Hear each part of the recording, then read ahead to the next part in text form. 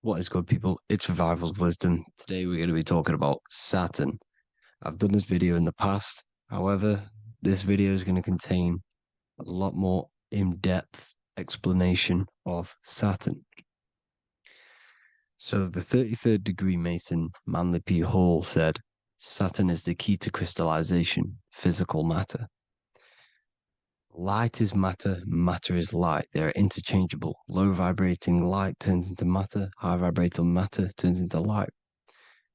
And Saturn is the god of this world, this physical world. He crystallizes light into matter.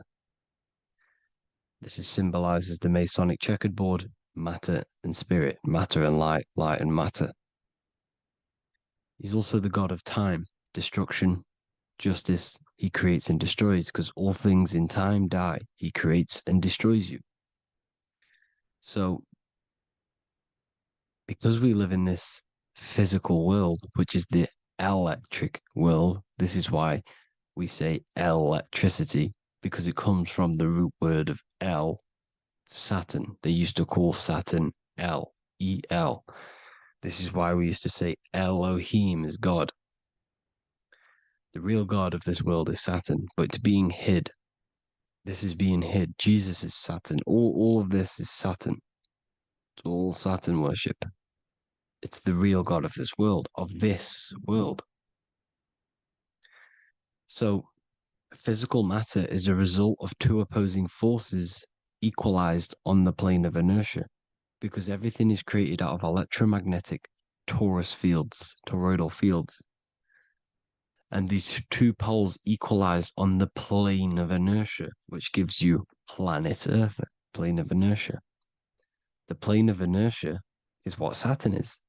It's the ring around the center of the plane of inertia.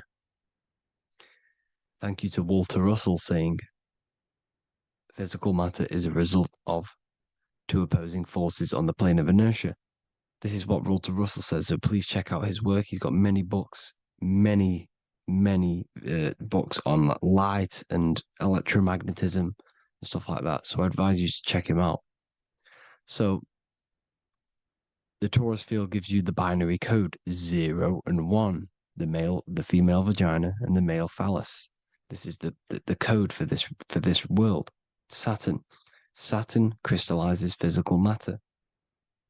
Now, Saturn is the most outermost layer of the 7 layers of heaven, where it says in the Quran, it says, Allah, it is He who created the 7 layers of heaven. Saturn is the outermost layer. He's the top. He's the most high. So when we say the most high, we're referring to Saturn. He's the most high before the firmament, before the stars. So Saturn is the god of this world. He's the Lord of the Rings. He wears the crown. The crown is the rings. Crown, Kronos.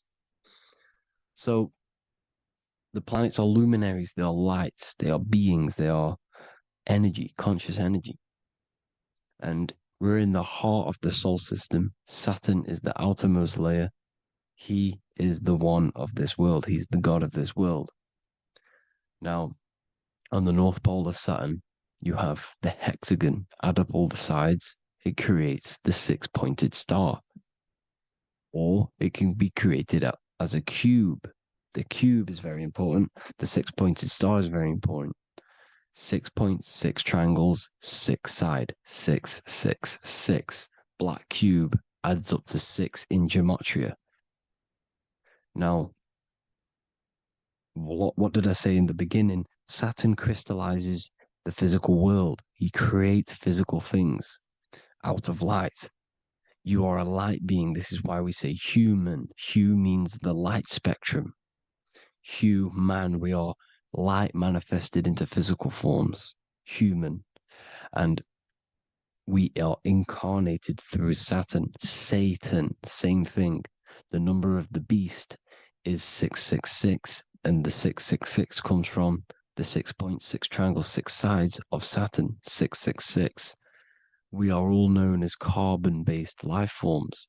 Carbon The atomic structure of carbon is 666, 6 protons, 6 electrons, 6 neutrons. We are materialized into our physical bodies through Saturn, through the number of the beast. These bodies are the beast, it's the animal. The divine, the Christ, is the consciousness within, because you are a physical, spiritual being combined into one, hexed into one. Hexagram. This is a hexagram. You're hexed into physical matter, spirit and matter, light and dark, combined into one. Now you contain of the mark of the beast, the mark of your body. Your body's the beast. It says in the Bible, Satan, who is the god of this world. This world. There are many different worlds, but this world is run by Saturn, and it says that in the Bible. Saturn is Satan. It's the same thing. And look at the crown of thorns wrapped around the heart. The soul is in the heart. The mind is in the brain. The soul is wrapped around the rings of Saturn. You're wrapped in physical matter. This is what it's showing you. This is symbolizing the rings of Saturn wrapping you. And the cross on top is the cross of the cube. The cube, the black cube of Saturn, unfolds into a cross. So Satan, who is the god of this world, Corinthians 4:4 in the Bible, Satan, who is the god of this world, has blinded the minds of those who don't believe. Saturn blinds your mind because the god of this world materializes you and he blinds your mind when you incarnate into physical matter. When you enter this soul system, not the solar system, you hit Saturn first. He materializes you. And look at the symbol for Saturn. This is the symbol for Saturn. All of the planet symbols are created out of the Holy Trinity. The Earth, Moon, and Sun. Body, mind, and soul. The sun is your soul, the moon is your mind, the earth is your body. Your body's made out of the 5 elements. The sun is your soul because the sun is life force, gives life to everything. Your sun is a soul. Your soul is the sun of your body. The moon is the mind. The moon is the moon of your body, the mind of your body. Intelligence. So all of the symbol of the planets are created out of these. The Saturn symbol is created out of the Earth cross, matter, and the moon crescent, moon, mind, matter over mind. This is why Satan, who is the god of this world, has blinded the minds of those who don't believe. He blinds your mind. Look at the symbol, it's showing you. The Saturn symbol is matter over mind when it should be mind over matter. So we descend into a soul system, into our 666 Saturn carbon suit bodies, and we are matter over mind. Then we have to move up the spine to go back up to spirit, to mind over matter, where you manipulate your own reality. Now look at this. It creates the number 5. 5 is the number of change. You're moving from this side of the number sequence over to the right side. You're moving from the spiritual into the physical world. You're incarnating into the 5 elements, the 5 senses. So the cube, the black cube of Saturn, is another major symbol. Very important symbol. Here you see the cube, and the color black is associated with Saturn because Saturn's associated with death. He creates and destroys, light and dark. Death is associated with black, spirit, because you can't see spirit, which is blackness. So the black cube is black because Saturn rules the nighttime, which is dark, blackness, and he rules the winter, which is death, blackness. So Saturn is the black cube. Cubes have 6 sides: up, down, right, left, back, and forward. Cubes are 6-sided. Everything is 6-sided inside of this creation because you're incarnating, you're materializing, crystallizing into the cube, the world of the cube. Everything's a cube. Everything's got 6 sides. Here's Leonardo da Vinci showing you that you're in the cube. Leonardo da Vinci did this famous painting. You're in the cube, you're hexed into physical matter, where you're incarnated into the third dimension, the three-dimensional world, which is a cube, 3D.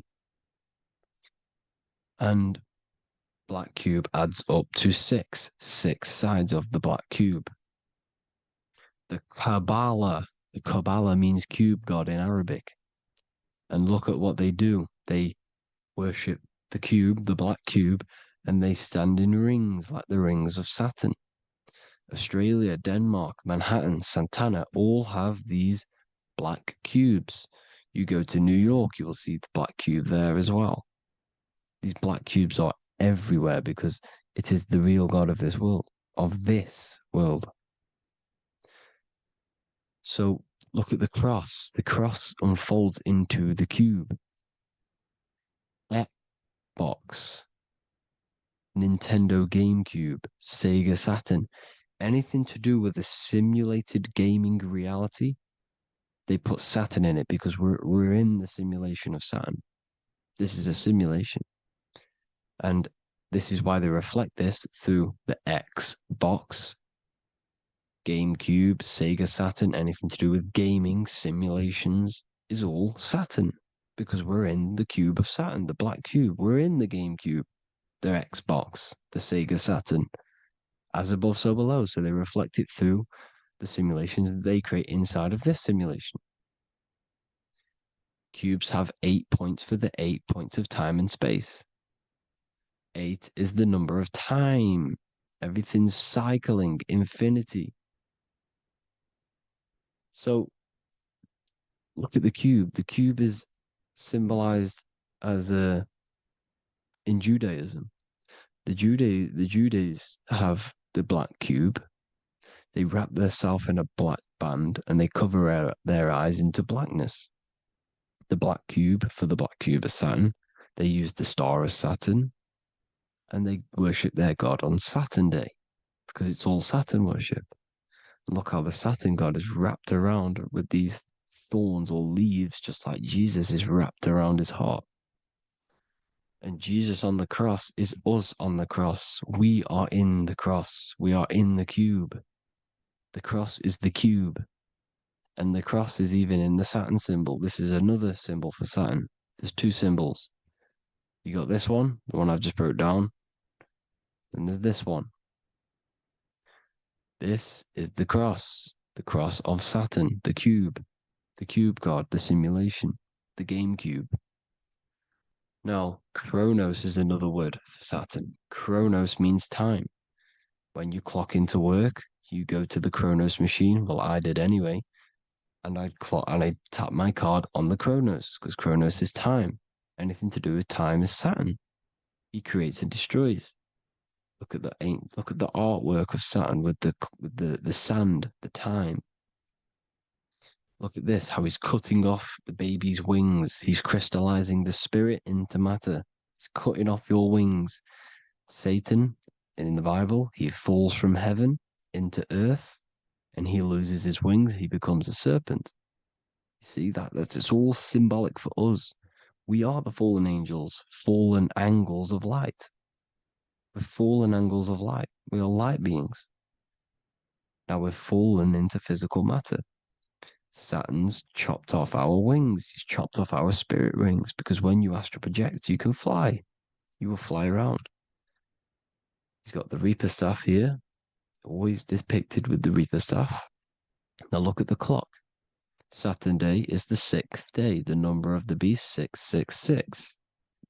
Look at the clock. 6 take away 12. 12 take away 6 equals 6. 7 take away 1 equals 6. 8 take away 2 equals 6.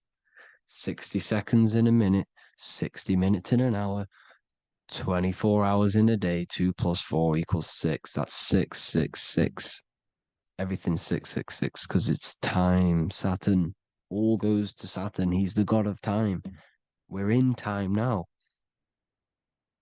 We're in time. We're in the time, which is God, the god of this world, the god of time. Now look at this. The Reaper is also depicted as the Reaper with the staff, the black cloak, Black symbolizing death, spirit. Judges wear black because Saturn is the law. He's the god of this world. He's the law. This is why they wear black cloaks. When you graduate from university, you wear a black cloak and a black cube on your head. You've been hexed. Funerals, you wear black because it's all to do with Saturn, father time, father crystallization. Now, Saturn, here's another one of him cutting off the wings of a child because he cuts off the wings. He creates and destroys your body. We're in the electrical world. Everything that is electrical vibrates. All vibrations have to come back to a standstill point, which is death. This is why your body dies. Your atoms stop vibrating. Corona. Look at the crown. The crown is the corona. Corona means crown. And look at this is an alcohol brand for beer. You can see the staff of Saturn in the symbol with the moon crescent. Corona, which is the crown, Saturn, the crown on Saturn, the rings. And then you've got the staff. It's all Saturn worship.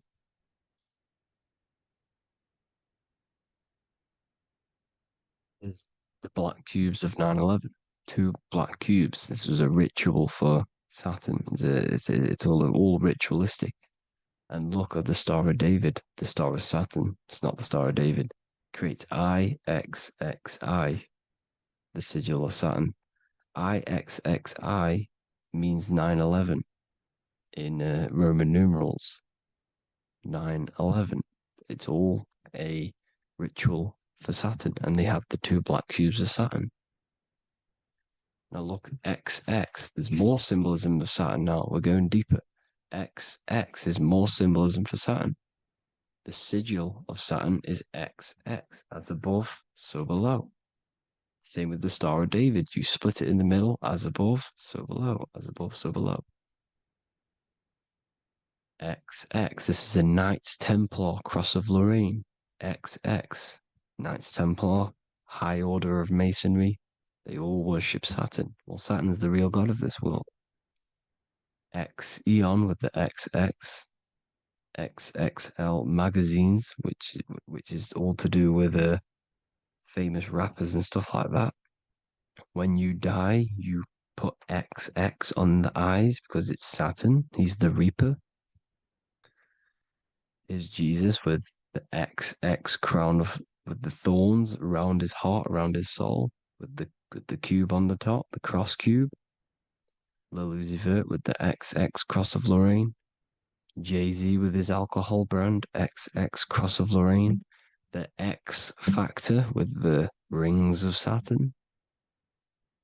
All Saturn worship. The seal of Melchizedek is also Saturn. This is the cube. This symbolizes the cube with the 8 points for the 8 points of space and time. And this is the cube. It's another ancient symbol for Saturn. Here you see the star of Saturn with the Melchizedek symbol around it, which is all to do with Saturn. Here you see an altar, the Holy Grail, the Melchizedek symbol on it, and they're worshipping it. This is why we wear rings, wedding rings for the rings of Saturn. It all goes back to Saturn. Earrings. The 8-pointed star of the ancient Sumerians is all Saturn. It's all Saturn. So the ancients, the symbols of Saturn goes on forever. It's in all of the major corporations. You can see it everywhere, the rings of Saturn. Toyota is an obvious one. Internet, Nike, Target, Sega, Saturn. It's all Saturn worship. All Saturn worship. Because he is the real god of this world. Here's Kanye West's album with a Saturn here. Here's Michael Jackson's album saying X escape. There's the X again. The X escape. You have to escape this reality. Maybe that's what he's pointing at. Here you see it on the dollar bill, the star of Saturn. Here you see it again on the dollar bill. So that is it for today's people. I hope you all gain some insight on Saturn. Please like, comment, and share if you can. Subscribe if you like the channel. Please have an amazing day. God bless.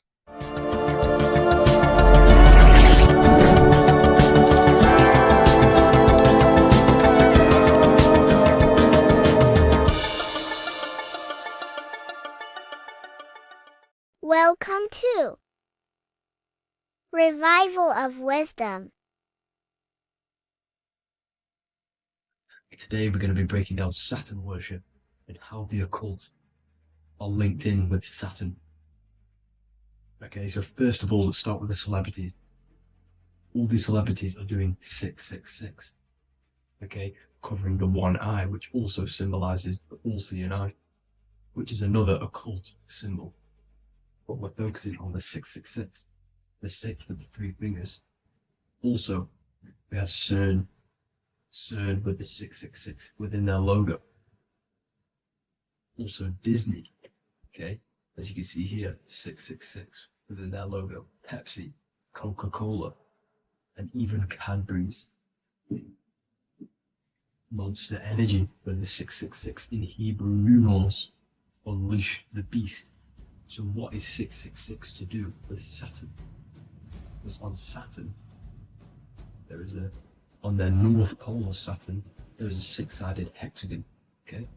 So Saturday is named after Saturn Day, the 6th planet. It is also the 6th day of the week and has a 6-sided polygon on its north pole, 666. Not only that, when you create a star out of the hexagon, you will create a 6-pointed star, okay, with 6 triangles within the star and a 6-sided hexagon, which all adds up to 666. Okay, so this is why all these symbols contain 666. So why do they worship 666? Saturn. Because Saturn is the god of time and death, okay, and order and lessons. Okay, Saturn is a very cold and dry being. That is the 6th planet from the sun. Okay, Saturn represents the winter, which symbolizes death. Okay, because all nature dies within winter because the sun's not there. So it represents darkness and death. It rules the zodiac sign of Capricorn. Okay, so in the celestial cycle, Saturn is always opposite the sun. So it's the opposite of the sun. So they're worshipping this energy which is death-like. Okay, this god which is death and does not bring life. Okay, also is the god of time. Okay, also in the Roman and in Greek it's called Chronos. Okay, which is just a translation for time. It's also known as the Father Time, aka the Grim Reaper. Okay, the Grim Reaper. Keep that in mind. We'll come back to this. Here are some more logos for the Saturn. Okay, NAG, Internet, Wi-Fi. Okay, all these occult logos all worship Saturn. They are a satanic occult. They worship this death god, this evil god. Okay, this is where the cube now comes in. Okay, because what color is associated with Saturn? It's black, because it's the absence of light. It's opposite the sun. So black is the color associated with Saturn. Each planet has its own color associated with it. Okay, so when you make the cube, okay, as you can see here, the cube out of the polygon, it creates what? A black cube. Okay, and the Kabbalah, okay, Kabbalah means cube, Allah means the god, the cube god. These religions are secretly worshipping this cube god, the god of death, Saturn, Satan. It's the same entity behind it all. Okay, so also we have these black cubes in Australia, Denmark, all around the world, these black cubes, because This occult is worldwide. Saturn, Satan taking over this realm. Okay. Also, with this black cube, they walk around it like the rings of Saturn. It's around the black cube of Saturn with the rings, they walk around in circles. What are circles? Cycles. What is a cycle? Time. The time god. This is why it has a ring around it, because it represents time, cycles. Okay? And this is another depiction of Saturn, always depicted with this Reaper staff. Okay? Keep in mind this staff, just like we associated with aka the Grim Reaper. The Grim Reaper also wears a black robe, representing Saturn with the same staff. Can you see it? This is where it comes in. Okay? The same thing, look, the same staff with the black robe, black representing Saturn, the god of death. Okay, the Grim Reaper, Satan. Okay. Also, when you graduate from university, what do? You wear a cube on your head, a black cube with a black robe. This is Saturn worship. See, this is how Saturn, Satan, has tricked the world into worshipping him, not God, the sun, which represents God. So what is a corona? Because a corona is a crown, a circle, okay? A set of concentric circles of light seen around a luminous body. So Saturn. So this is why they used to worship Saturn by wearing crowns in ancient days. And we still do to this day. The king or queen has a crown, a corona. Also, corona, the drink. Corona adds up to 666, just like Saturn is 666. But like you see in the corona, you see the staff. You see this staff, just like the staff of Saturn, the Saturn god, like the Grim Reaper, with the black robe and the staff, just like the Saturn god. What is the Grim Reaper? It's a killer, it represents death, just like Saturn, the god of death and time. So all these occults and secret societies all worship the 666 god, which is Saturn, Satan.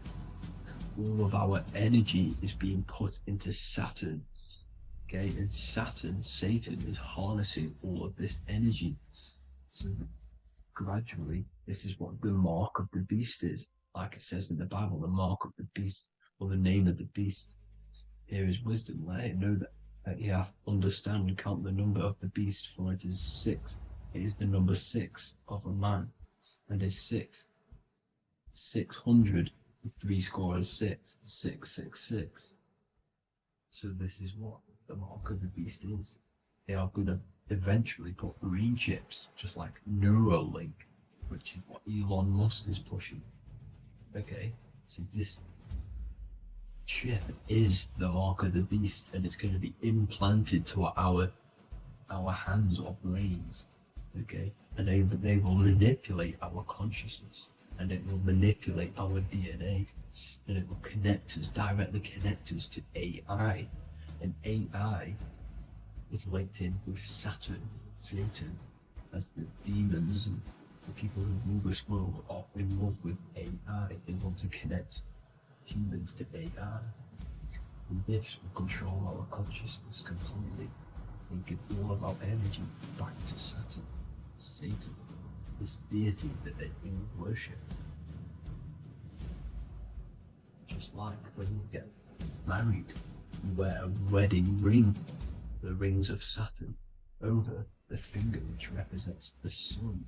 So you're basically seeing Saturn over the sun. The sun is the son of God. It represents the sun, represents God. So you are putting Saturn over the sun.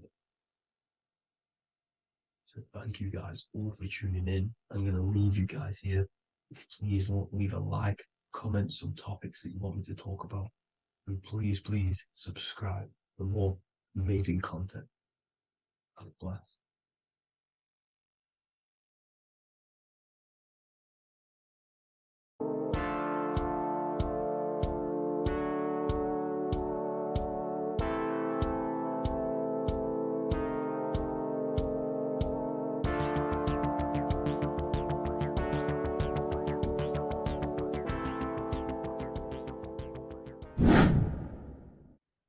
How are we all doing, people? It's Revival of Wisdom from the Wisdom Academy. Today, we're going to be breaking down God, consciousness, and the higher and the lower self, and how to overcome the lower self. Now, the first thing you need to understand is that you are the invisible intelligence within the brain, within the body. This invisible intelligence is known as the mind. But you are not the mind. You are the observer of the mind, which is the soul, the invisible entity. The mind is your intellect, your intelligence. Now, the mind is, it's hard to put this in words, but the mind is something that gives you the ability to explore the universe. And this inner self is the I am. It's the quiet, the inner self, the voice you see in you hear in your head.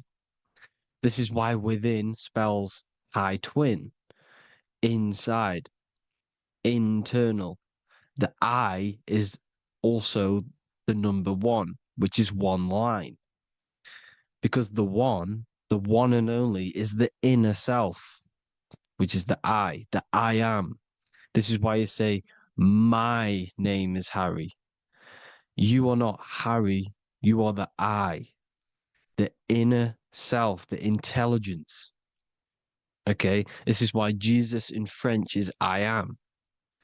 You look with the two eyes and you see with the inner eye, I and I, the same thing.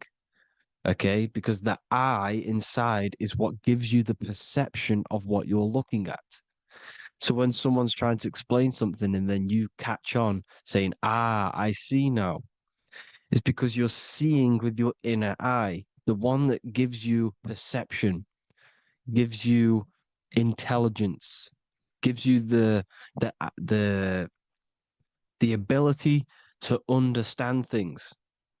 This is the internal eye, the invisible self, which the physical body is nowhere near as complicated as this inner self. Is in infinite potential, infinite potential. God, God, generator, operator, destroyer, soul, mind, and body. Brahma, Vishnu, Shiva, the Father, the Holy Spirit, and the Son. They're all the reason why you see God is always a triad is because it represents yourself. Your invisible intelligence is God. Me and you are the same invisible intelligence. We are the invisible intelligence experiencing the program being ran by the central nervous system and the brain. I always say this in my videos, but I have to, in order for you to understand the things that I'm going to say later on in the video, you need to understand this concept, is that you are the consciousness experiencing the nervous system, the tree of knowledge of good and evil, which is you here. You would be in this invisible intelligence right here in the center of the brain. Now, this is why the ancient Christians show God is in the brain. This is the brain stem. This is the brain. This is also the brain stem and the brain. The brain stem and the brain. It's all depictions of the brain because the brain's the computer, the electrical, electromagnetic computer, which decodes the demands created by the invisible intelligence, the I, the inner self, you, your true self. The person moving, if you observe what someone moving, this is going to sound, but if you observe someone walking, it's not the body. The body is moving, but the thing telling it to move is the invisible intelligence. Before you kick a football, a decision is made within your invisible intelligence, your mind. And this consciousness, this invisible intelligence, is either stuck between the lower self and the higher self. Okay? When the invisible intelligence, meaning the true self, identifies itself with the physical body, it will trap its mind within physicality. This consciousness that we have is either operating in the lower self or the higher self. It's either feeding the material body or it's feeding the spirit. Okay? But because we are physical and spiritual, we need to be even. We don't want to be meditating all day long because we do have a physical body as well whilst we are here. We are playing a game in physical matter. Okay? Now, the reason that you incarnated here is to learn a lesson because the mind can manifest anything it wants within the astral planes, within the world of imagination. It can manifest anything it likes, but it incarnates into matter, into this game, so we can understand labor, because anything in matter you have to labor to manifest. But in the astral, you can manifest at the click of a finger. You come here to learn the knowledge of good and evil. And your consciousness, I came out a bit off topic there, but your consciousness is experiencing the lower or higher self. The lower self is manifested in the lower parts of the body: sex, food, and power, the lower three energy centers. These centers are like mini brains. You are literally thinking with these centers. And when your mind is stuck within these lower centers, you'll think. Have you ever heard the term of thinking with your penis or thinking with your, you know what, as a man? Even females, maybe. But mainly, this is a boy saying, you're thinking with your penis. This is a truth. It's truth in plain sight. You think with these energy centers. When you're living off the lower three centers, all you care about is sex, food, and power, eating, sleeping, and greed. Power's kind of like greed. Now, when we move up to the higher parts of the body, when we live our life within the higher parts of the body, this is considered heaven: love, expression, intuition, and wisdom. This is what we need to be aiming to do, moving out of the lower half of the body and living our life within the higher self, the higher parts of the body, thinking with the higher energy centers, thinking with love, expression, intuition, and wisdom, spreading love, expression, intuition, and wisdom to others. Heaven is even. This is why Jesus is pointing at the heart chakra, always pointing at the heart. Earth rearranged his heart because in Earth you're manifested as a physical being. You're in the heart, good and bad. You need to be balanced between the good and bad. Because love can be a demon too. That's a whole nother video, but love can be a demon.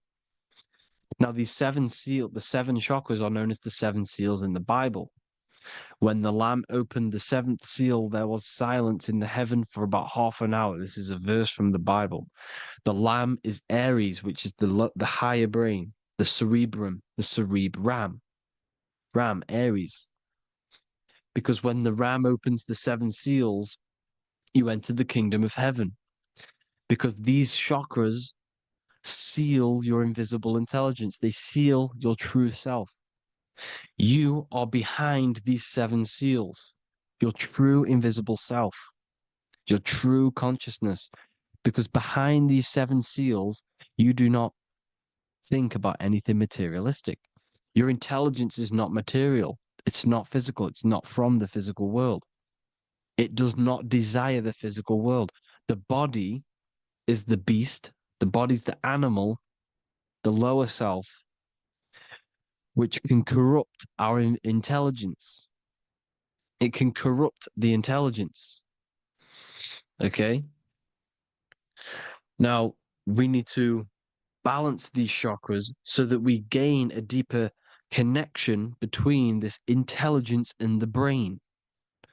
Because when there's a strong connection between the brain and the intelligence, your body and the intelligence, you have a strong connection. Therefore, you can manifest what the intelligence is saying at all times. Meaning, when, for example, your higher self, this is intelligence, the higher intelligence is always speaking to you. It's always guiding you. It's always telling you the right thing to do.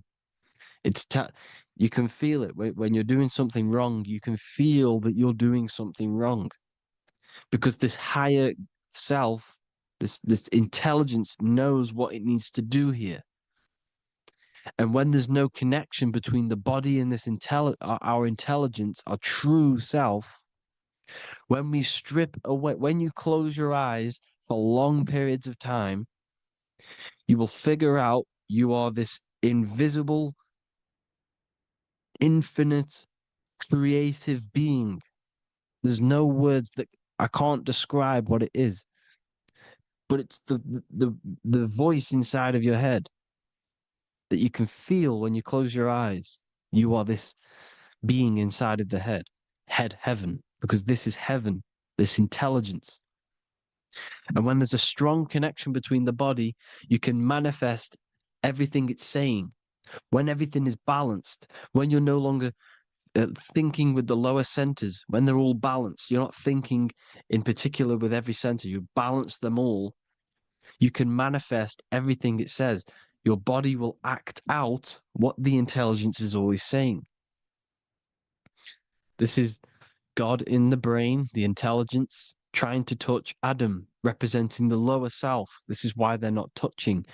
Notice how Adam is resting, but the intelligence is always reaching out, stretching, symbolizing metaphorically saying it's guiding. I'm always reaching out. The intelligence, your intelligence is always guiding you. It's always reaching out to you. But Adam is ignorant of it. The lower self is ignorant of it. And that's why he's so relaxed and God is so stretching out. Because at our highest self, that when you think of when you want to better your life, that highest true version of yourself is God. When you're manifesting this, your highest self, this is God. Your truest form, your most perfect form, that is God. Your highest version of yourself, that is God. Emotions. Emotions are not what you've been taught. Emotions are not something that should be reactive, okay?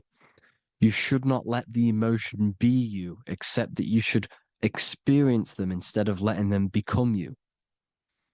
You need to understand there's a separation in our consciousness. You have the soul, which is the person who is observing your thoughts. When you think a thought, who's the one observing that thought? The soul, you, the I am, the I, the inner self, the one and only. And inside of every single body, inside of me, inside of you watching this video, there is this same intelligence that is inside of me, inside of you. And it's the exact same intelligence, experiencing a different body. And this is what we mean by the universe is mental. We are all sharing the same ball of consciousness in a different body. The animals, the fish, the cells, all expressing this one consciousness. Me and you are the same. This is why the golden rule is treat others like others should be treated, because I am you and you are me in a different body. Now, going back, you need to identify that there's different levels of consciousness: soul, mind, emotion, and body. Okay? Your emotions are on a separate layer than the body, the mind, and the soul. So when you identify there's a difference between all of these, you do not let them become you. You do not let your mind rule you, because your mind can be corrupted. Your soul is the one that is pure good, pure love, but your mind can be corrupted. Okay, your emotions can be corrupted, the body can be corrupted, but the soul can never be corrupted, only layered on top. You can only throw piles of programs within the subconscious, layering the soul down, but deep down inside of it, every single one of you, there is a loving being. Because the love comes from the heart. Love is the universal emotion, expression. Now, your thoughts can become bondage, your emotions can become bondage. Now, what do I mean by bondage? By conquering the lower self, we need to conquer our own mind, because the mind is what's manifesting the lower self. When you're thinking with the lower half of the body, when you're becoming your emotions, you need to experience the emotion, not become the emotion. Do not let the emotion become you. Do not let your thoughts become you, because your thoughts are tools that you can manifest. Your thoughts are the idea. Your emotion is the energy that you can use to manifest that thought. Your emotion is energy in motion, emotion. You use emotion to manifest, to feel as if you already have the thought. Therefore, you become that vibration. Therefore, your emotions are actually a creational force that is given to you to manifest things, because you're a human, a manifester. You're here to manifest things. You're a creator. You are a god. Your inner self, your intelligence, your I am, the one and only inside of you, the inner self, the quiet one, the one that's deep down, the invisible intelligence, is it's creating things all the time. All the time. Speak no evil, see no evil, hear no evil. This is the astronauts, they're Freemasons, but they understand this, because thinking, seeing, and hearing can corrupt your mind. And when you have a corrupted mind, you'll have a corrupted subconscious. The subconscious will manifest into the body, because 90% of your behavior comes from the subconscious mind. So you got to speak, see, and hear no evil. But sin, what is a sin? To overcome our lower self, to overcome our lower self, the seven deadly sins are not something that goes against an external God. A sin is something that goes against your inner guide, your inner conscience, the inner self that is always speaking to you. It's always telling you the right thing to do. A sin is something that goes against this inner guide. And this is why you can feel something where you can feel you're doing something wrong, because the inner guide is speaking constantly. And when you commit these seven deadly sins, which are seven internal states which keep your invisible intelligence bound to your physical body. Because evil, right? Evil love bondage. This is why they stay in this realm and they control this realm, because they love the bondage of the body. They like matter. They want to stay in matter for eternal life. They don't want to ascend back into the heavenly realms where you do not have a physical body. You can explore the universe within the astral planes. They stay bounded to the body, bounded to the 3D construct of the physical world. They have greed, lust, envy, gluttony, wrath, sloth, pride. They want all of this. And if you want that, that's okay. But deep down, you don't want that, because your soul is always telling you the right thing to do. Your soul knows what to do to get out of here. It needs to detach from the external world, detach from all of these seven internal states which bound you to your lower self, your lower centers. That's what a sin is. You know, you have a left and right brain. The left brain is always analytic. The right brain is metaphorical. So the right brain is producing a holistic view of reality. Now, what do I mean? And not view, perception. When you see, because your eyes are parts of the brain, sorry, when you look at something and you look, that image is produced in the back of the brain in the visual cortex. And then the right brain produces a perception, a holistic, it breaks down what you're seeing into a holistic image, a holistic perception. So, for example, if you're in a woods, the right brain sees the whole woods as one big woods. The left brain is breaking that perception down into individual trees, branches, and leaves. So the left brain's to do with duality, the right brain's to do with wholeness, unified. The left brain's dualistic, analytic. This is necessary so that we can pick things up and manipulate them and break things down. We need the left brain, we need the right brain. I'm not saying any of them's bad, but the left brain, sinister in Latin, means left. Because when you're left brained, you see everything in dualistic. You see everything is dual, when everything's actually one. We need to be focusing and strengthening our right hemisphere. I'm not saying sit in the right hemisphere all the time, but we need to be strengthening our hemisphere. And this is why left is sin and right is right. Because when you focus on the right hemisphere, you see the holistic perception of creation. The right hemisphere sees humanity as one unified consciousness. The left hemisphere sees everyone as individual persons and egos, because the left hemisphere is dualistic. And this is why the Bible says, cast the net onto the right side of the ship and ye shall find. John 21:6. What does that mean? Cast your energy, cast your perception into the right hemisphere of the brain, and ye shall find unified consciousness. You shall find your higher self, the one and only.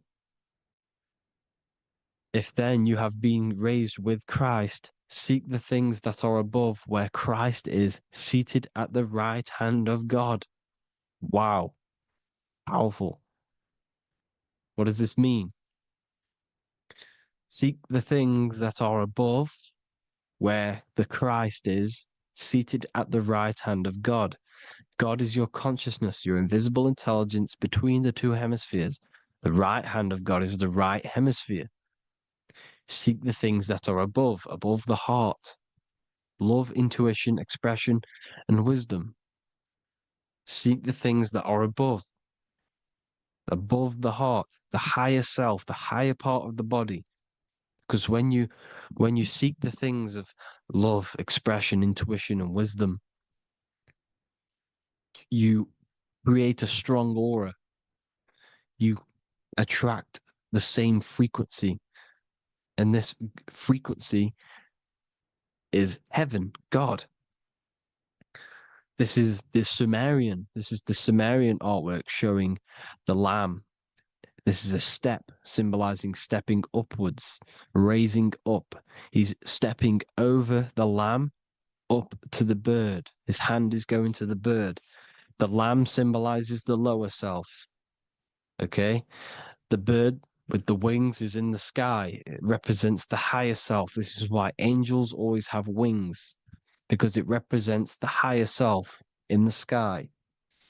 The lamb is a ground animal, symbolizing the lower self. He's stepping over the lamb to the bird, his higher self, his invisible intelligence. Horus and Set, Jesus and Satan. Look, Horus has an evil brother, Set, just like Jesus and Satan. Horus is a bird, higher self. Set is a ground animal, lower self, which is the devil and the angel on your shoulder. You see? The right and the left hemisphere, the two wings. So the devil and angels always speaking to you. The higher and the lower self. It's the battle between the higher and the lower self, between the invisible intelligence in the physical body, because the body's the one that wants the sugar, it wants the pleasure, it wants the sex, it wants the porn, it wants all of the materialistic things, it wants the seven deadly things. Okay, it wants this.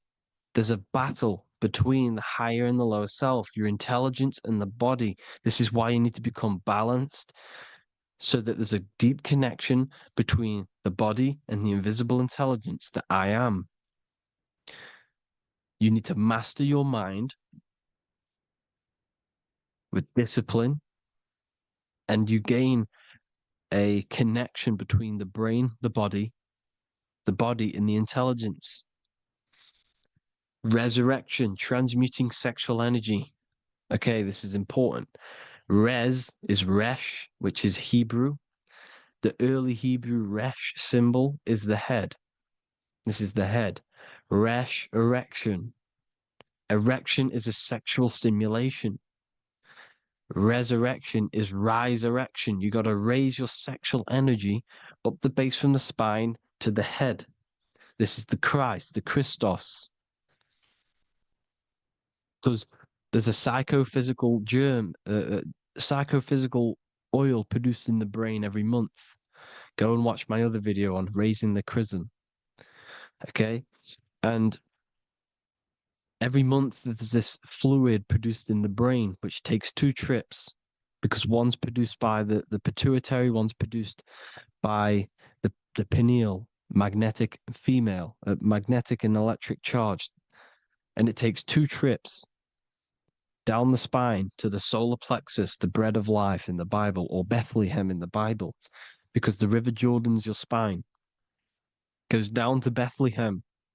It gets born in Bethlehem, just like Jesus. Because when this oil travels to the solar plexus, it creates the seed, the seed of life, and it feeds the body, all the central nervous system, all the cells. It regulates the blood, does all sorts of good things for the body, this oil. Now, when you save your sexual energy and you raise your resurrection, you awake the Christ, you raise it from the solar plexus or the sacrum bone up to the brain, you activate 100% of the brain, and this is the true resurrection of Christ. Instead of wasting the energy and giving away your sexual fluids, because behind the fluids is the energy. So when you release that fluid, the energy is out there. You've released the energy. Your sexual energy is the most potent emotional force a human could possibly feel. Same with any animal or anything. The sexual urge, the sexual emotion is the most powerful, potent emotion that you can feel. It takes over the whole body. When you feel sexually aroused, it takes over everything because it's so potent.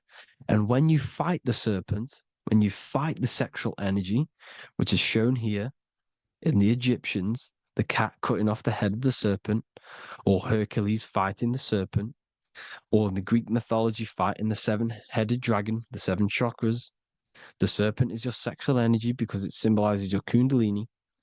When you fight it and you transmute this energy, instead of releasing it, instead of acting sexually on it, you can transmute the energy, transfer it from the solar plexus up to the brain. You can do this with other tasks. Instead of releasing it, instead of raising it from the solar plexus to the brain, you can use it for other things. So, for example, you want to think critically. You can use it for critical thinking. You can use it for going to do exercise. You can transmute sexual energy into anything, but you can do this. You can raise the sexual energy, and you can use this energy to push the cerebrospinal fluid from the solar plexus up through the spine, up the 33 vertebrae to the brain, and it'll activate 100% of the brain. And this is the resurrection of Christ. Jesus was never dead. Jesus was never rose from the dead. It symbolizes the Christ, Jesus Christ. Christ is Christos, which means oil in Greek. The resurrection of the Christ, the Christos, the oil. And when it activates 100% of the brain when it's raised, and it can regulate all the systems, it can regulate all the blood, it can regenerate the body. And this is the true Antichrist. They don't want us doing this process. The Antichrist is not against Jesus, it's against the fluid in our body that makes us live hundreds and hundreds of years and makes us live as gods. This is the true resurrection. And when you fight the serpent, you fight your sexual urges, your sexual emotion, the most strong emotion that you could ever feel. You can do this process. And this is the true secret of transmuting sexual energy. Because when you transmute the sexual energy, you can become a god. And this is why Hercules is fighting the serpent. Notice how the serpent is low. He's reaching down to it. It represents the lower self. Because the lower self wants the lust. It desires sex. The body desires sex. There's a fight between the higher and the lower self. But when there's balance, there's even. Heaven is even. When there's evenness between these, this is the kingdom of heaven. This is when heaven is on earth. So at our highest levels of ourselves, the highest level of our intelligence, this is God.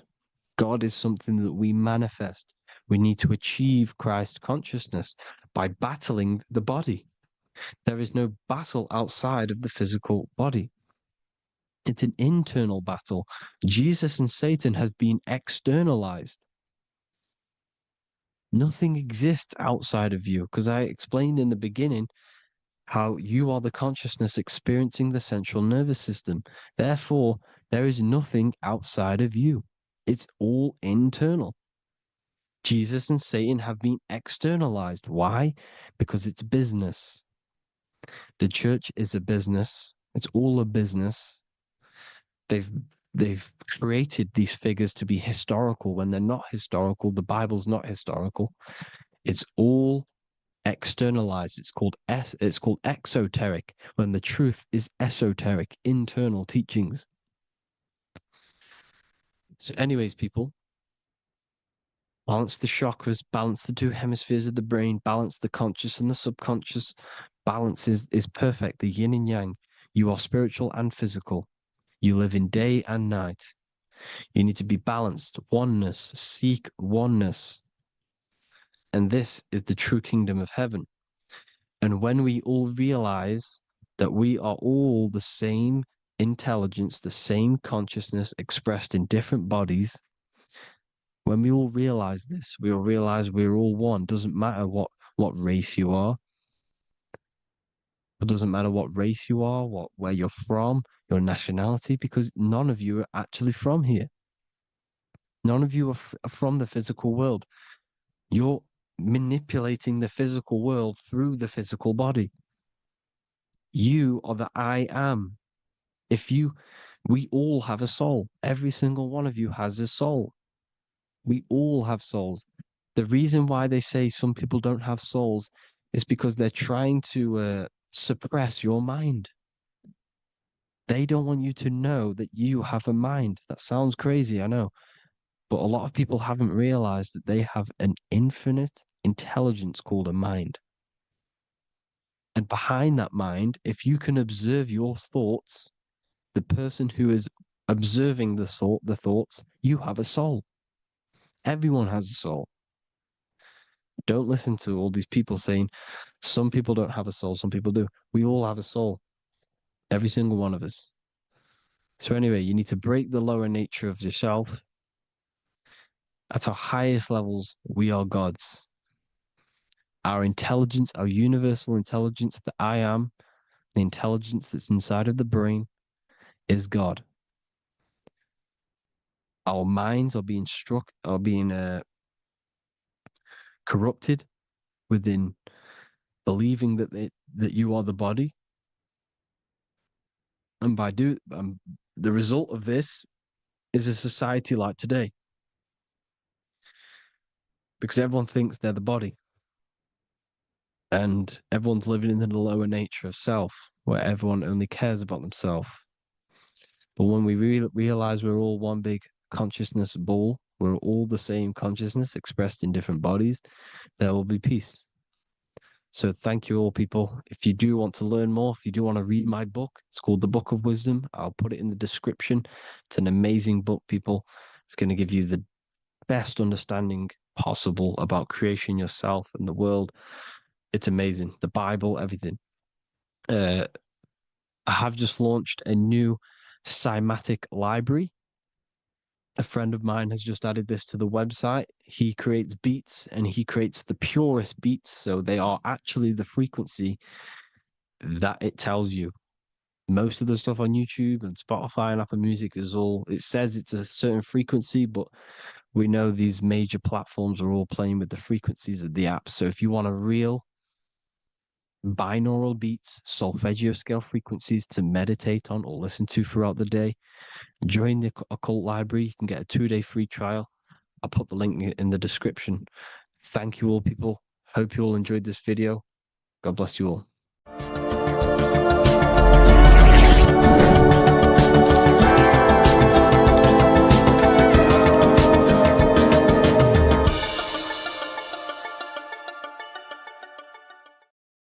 Hello, everyone, and welcome to another lecture inside Ethereal University.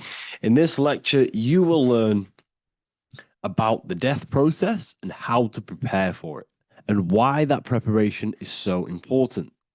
So let's get straight into this. You must understand, as a spiritual creature that you are, you have a visible nature and an invisible nature. You never truly die. You are an eternal soul experiencing a temporary physical world. The inner world of thought and emotion is eternal, while the outer world of matter is mortal. Everything that is seen is mortal. Everything that is unseen by the eyes is immortal. When you die, your external physical world will be stripped away, leaving only your pure consciousness in its raw form, drifting within the astral plane. So here you see your physical external body and your internal world. And your internal world is your state of consciousness. It's your state of consciousness. Your thought and emotion is one overall state. Okay? So you must understand these planes. You have the physical body, the etheric double, an astral body, a mental body, and the Buddhic body. When you die, you leave the physical plane. Then you will more than likely leave the etheric plane, because the ether acts as like a portal. Everything comes out of the ether and returns back to the ether. I can break that down in another video in electromagnetism. But electromagnetism is ether, energy coming in and out of the ether. You will, every single day you die, every single day. There's a cycle of life and death occurring all the time. Every single day, you go to sleep, you go back, your consciousness slips back through the ether. And then when you wake up, your consciousness comes back through the ether into the physical plane. Death is just a bigger macrocosm of the microcosm cycle of life and death.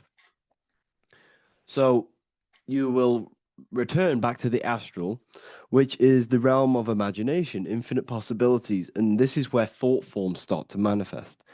Okay, so depending on how advanced you actually are mentally and emotionally, will depend how long you stay in the astral.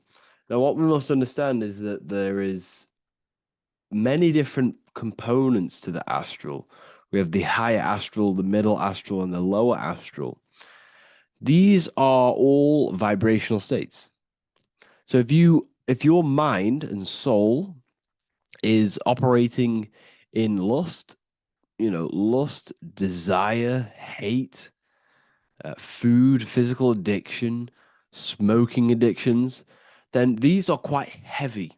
These are quite heavy attachments to your consciousness, and they're quite low level desire, which means they have a low vibration. You will manifest in the lower astral when you're stripped from your physical body. The lower astral is not inherently evil. However, there's just low vibrating things going on there. Low vibration does not mean evil. Okay. So just like bad doesn't mean evil. Okay. In the lower astral, you are going to see lower astral beings. You're going to see spirits, souls with low level desire. Okay. People who are attached to the physical plane, people that lust, people that do these things.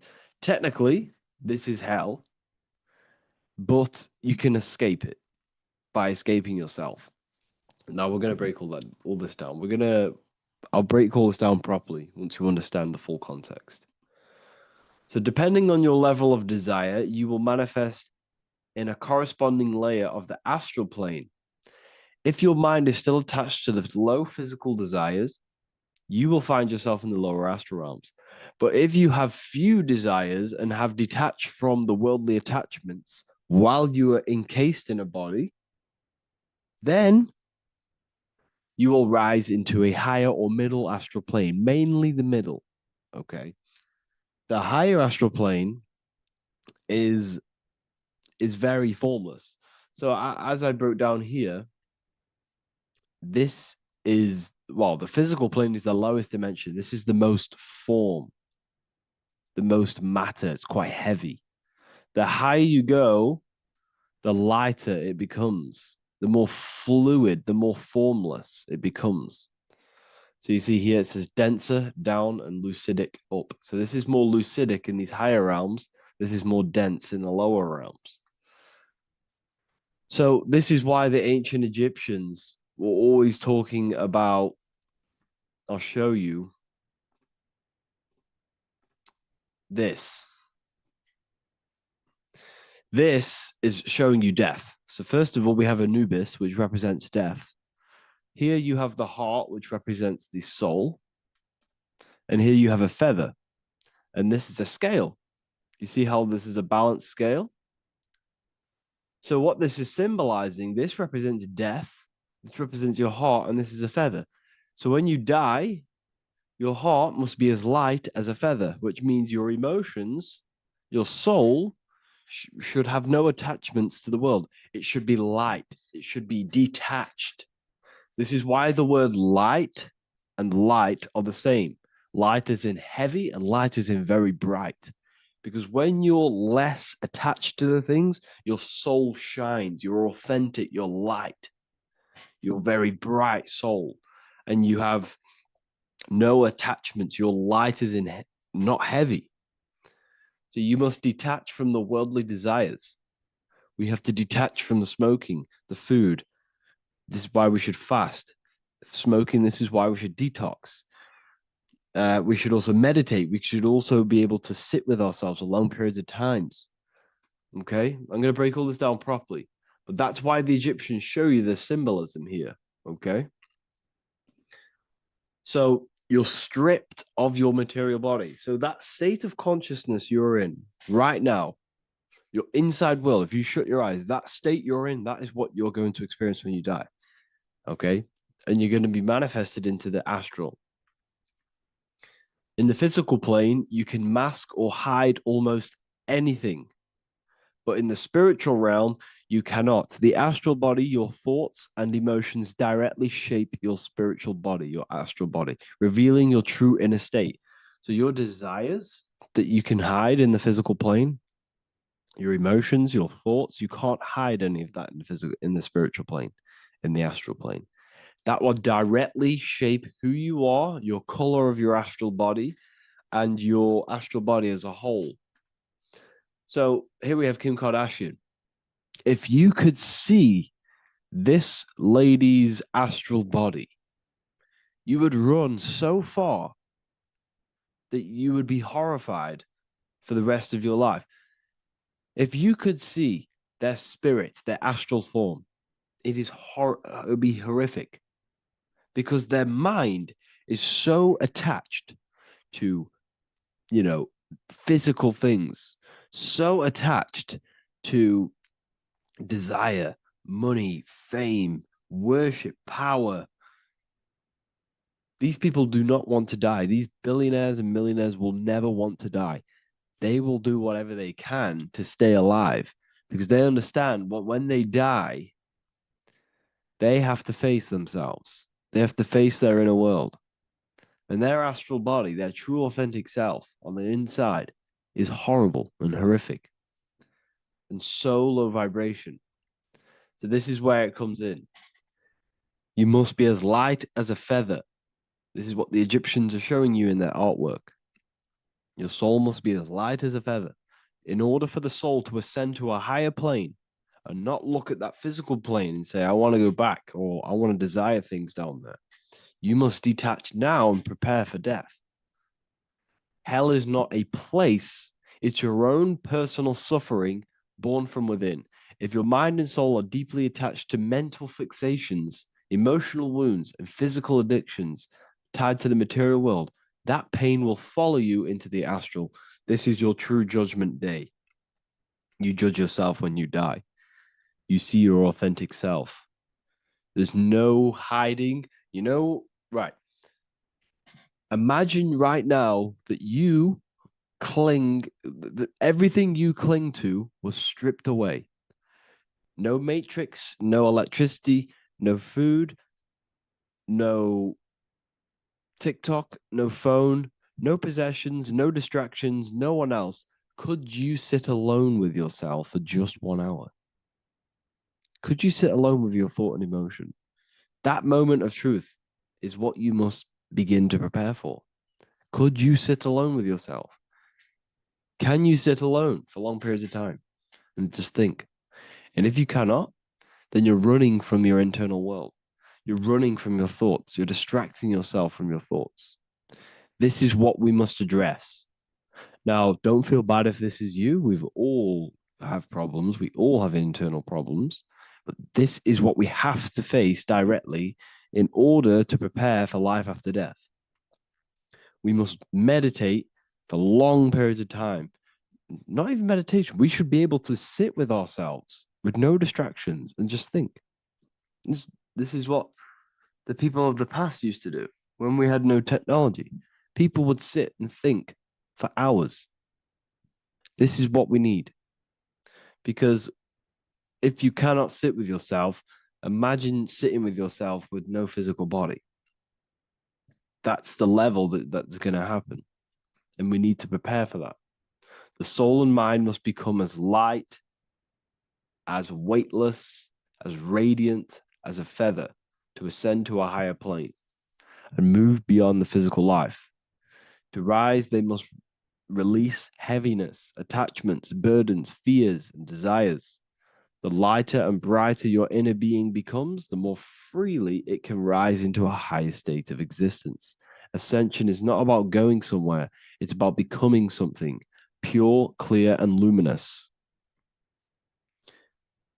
Okay, this is very important. Very, very important. We must detach from the worldly things.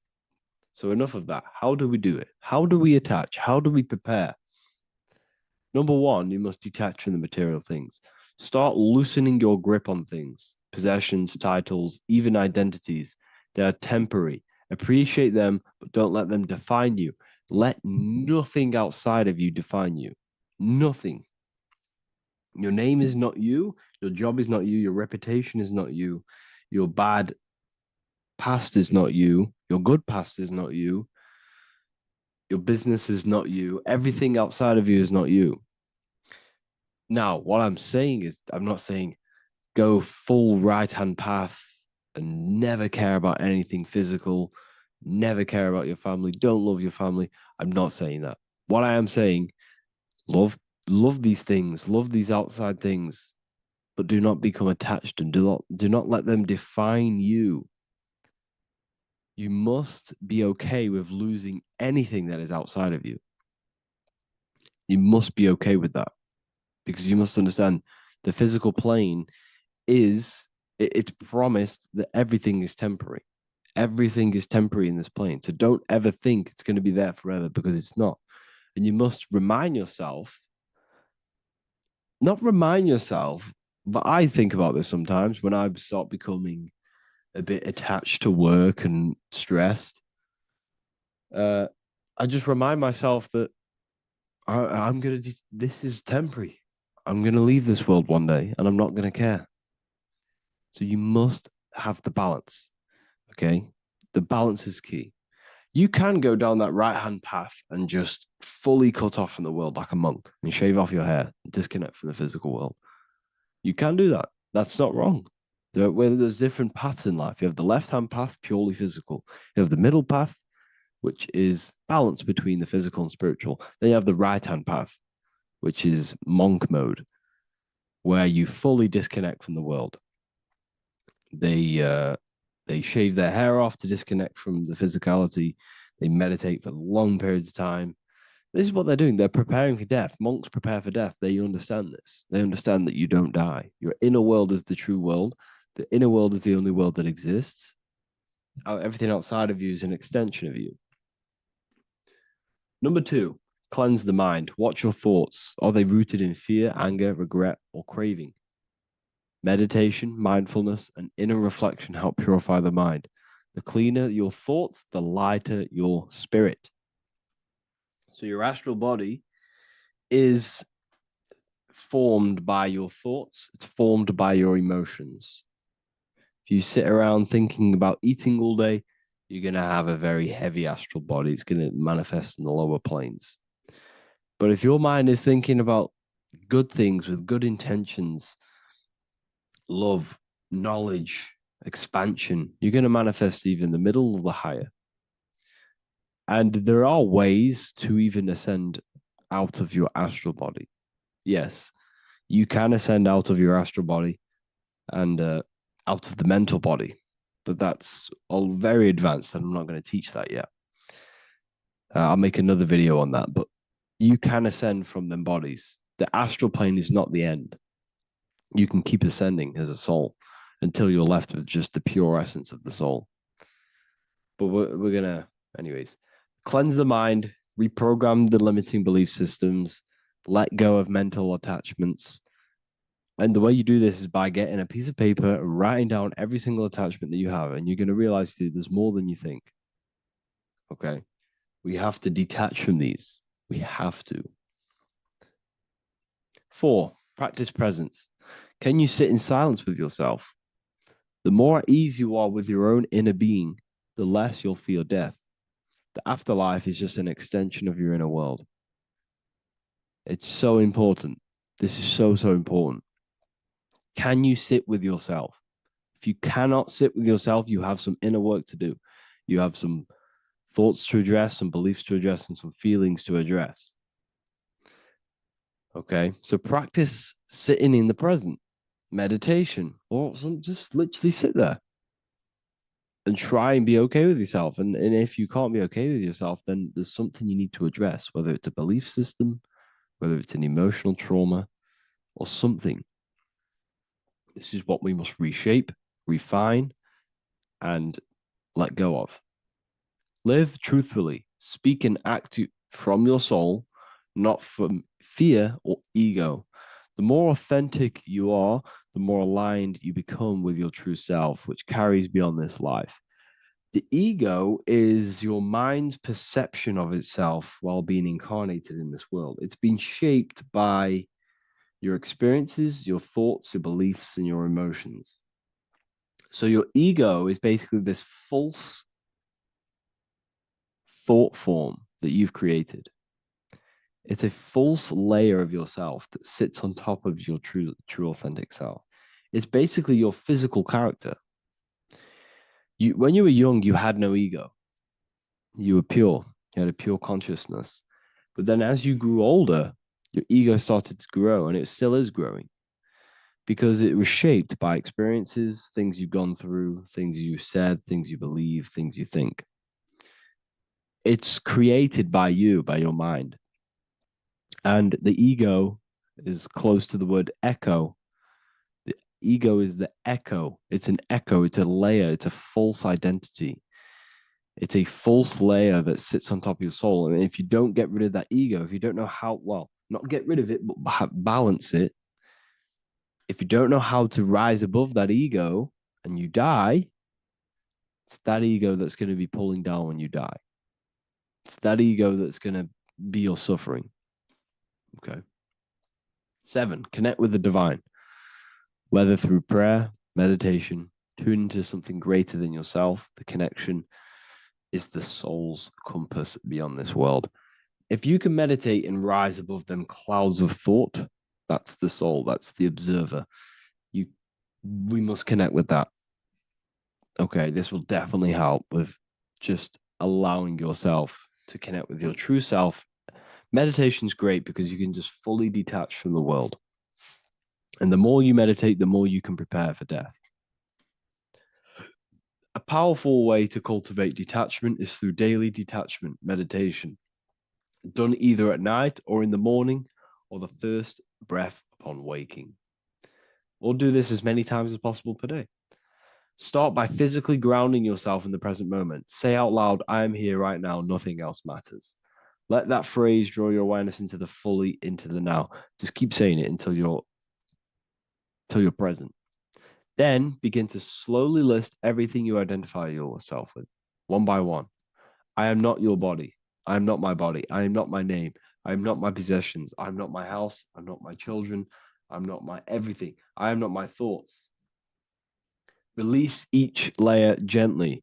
Imagine, if you want to, if you have a good imagination, imagine placing these things into a big box. Placing your body, placing your name, placing your possessions, placing your house, your car, your thoughts, your beliefs into a box, and then shut that box. If you have a good imagination, do that. That can help. And you'll be left with yourself. And you're not even that. It goes even deeper. Eventually, you'll reach the mind itself. Detach from the language that the mind is even using. Now, that's very difficult. And not many people have ever thought about that, and they've ever even been there. Detach from the language that the mind is using. Think about that for a second. Your mind is not what you actually think. It goes very deeper. Your mind is not that little voice. It's that voice that the language is using. So even the language is a spell on your mind. Okay, it's an attachment. Eventually, you'll reach the mind itself, detached from the language it uses, the voice in your head, the need to define. What remains is something beyond thought and beyond words. I can't even describe what's left, because words, once the language is gone, it's purely metaphysical. All I can say is pure awareness, and it's symbolized. This is why symbols are so amazing, because they can symbolize things that are beyond words. A flame, it's just a flame, and you won't be able to understand that until you've been there. It's just a flame. It's pure cause. Words can't describe it. You'd have to experience it. Connect with this essence daily. This is truly who you are. So this is a great way to detach. We can do these detachments every single day during meditation. This will definitely help over long periods of time. Of course, you're not going to be ready tomorrow for death, but just try and prepare for these things. This is the whole reason people used to meditate. It's the whole reason why people do these spiritual practices, because they understood that this plane is temporary and your soul moves on from this plane. And you'll never truly believe in the soul until you experience it. So I can show you these things, but you must go out and experience it. The soul is real, but you won't understand unless you cast off everything else. Okay. So I hope this video helps. It's a very deep video. I'm going to be making more of these stuff, of more self-mastery. And of course, we've made the self-mastery section now. So I'm going to start filling up this place with lectures. And I think it's a great time to start this, because a lot of people have been asking on how to master yourself, prepare to death. So hope this video helps. See you in the next one. Welcome to Revival of Wisdom. Welcome people, we're back with another video, and this video is about Freemasonry and their connection to the Illuminati. Please, as always, to make sure to hit that like and the subscribe button and turn on the notifications to never miss a video. On May the 1st, 1776, the founder of the Illuminati, Adam Weishaupt, founded this secret organization, and this date can be found in Roman numerals underneath the all-seeing eye pyramid on the $1 bill. This $1 bill also says Anno Coptus Novus Ordo Secularum. This is Latin for announcing the birth of the New World Order. This New World Order will be headed by Lucifer, the all-seeing eye, and followed by the 13 layers of bricks for the 13 elite bloodlines. So your Orsini's, Rockefellers, Rothschilds, Soroses, and the other 9 elite families.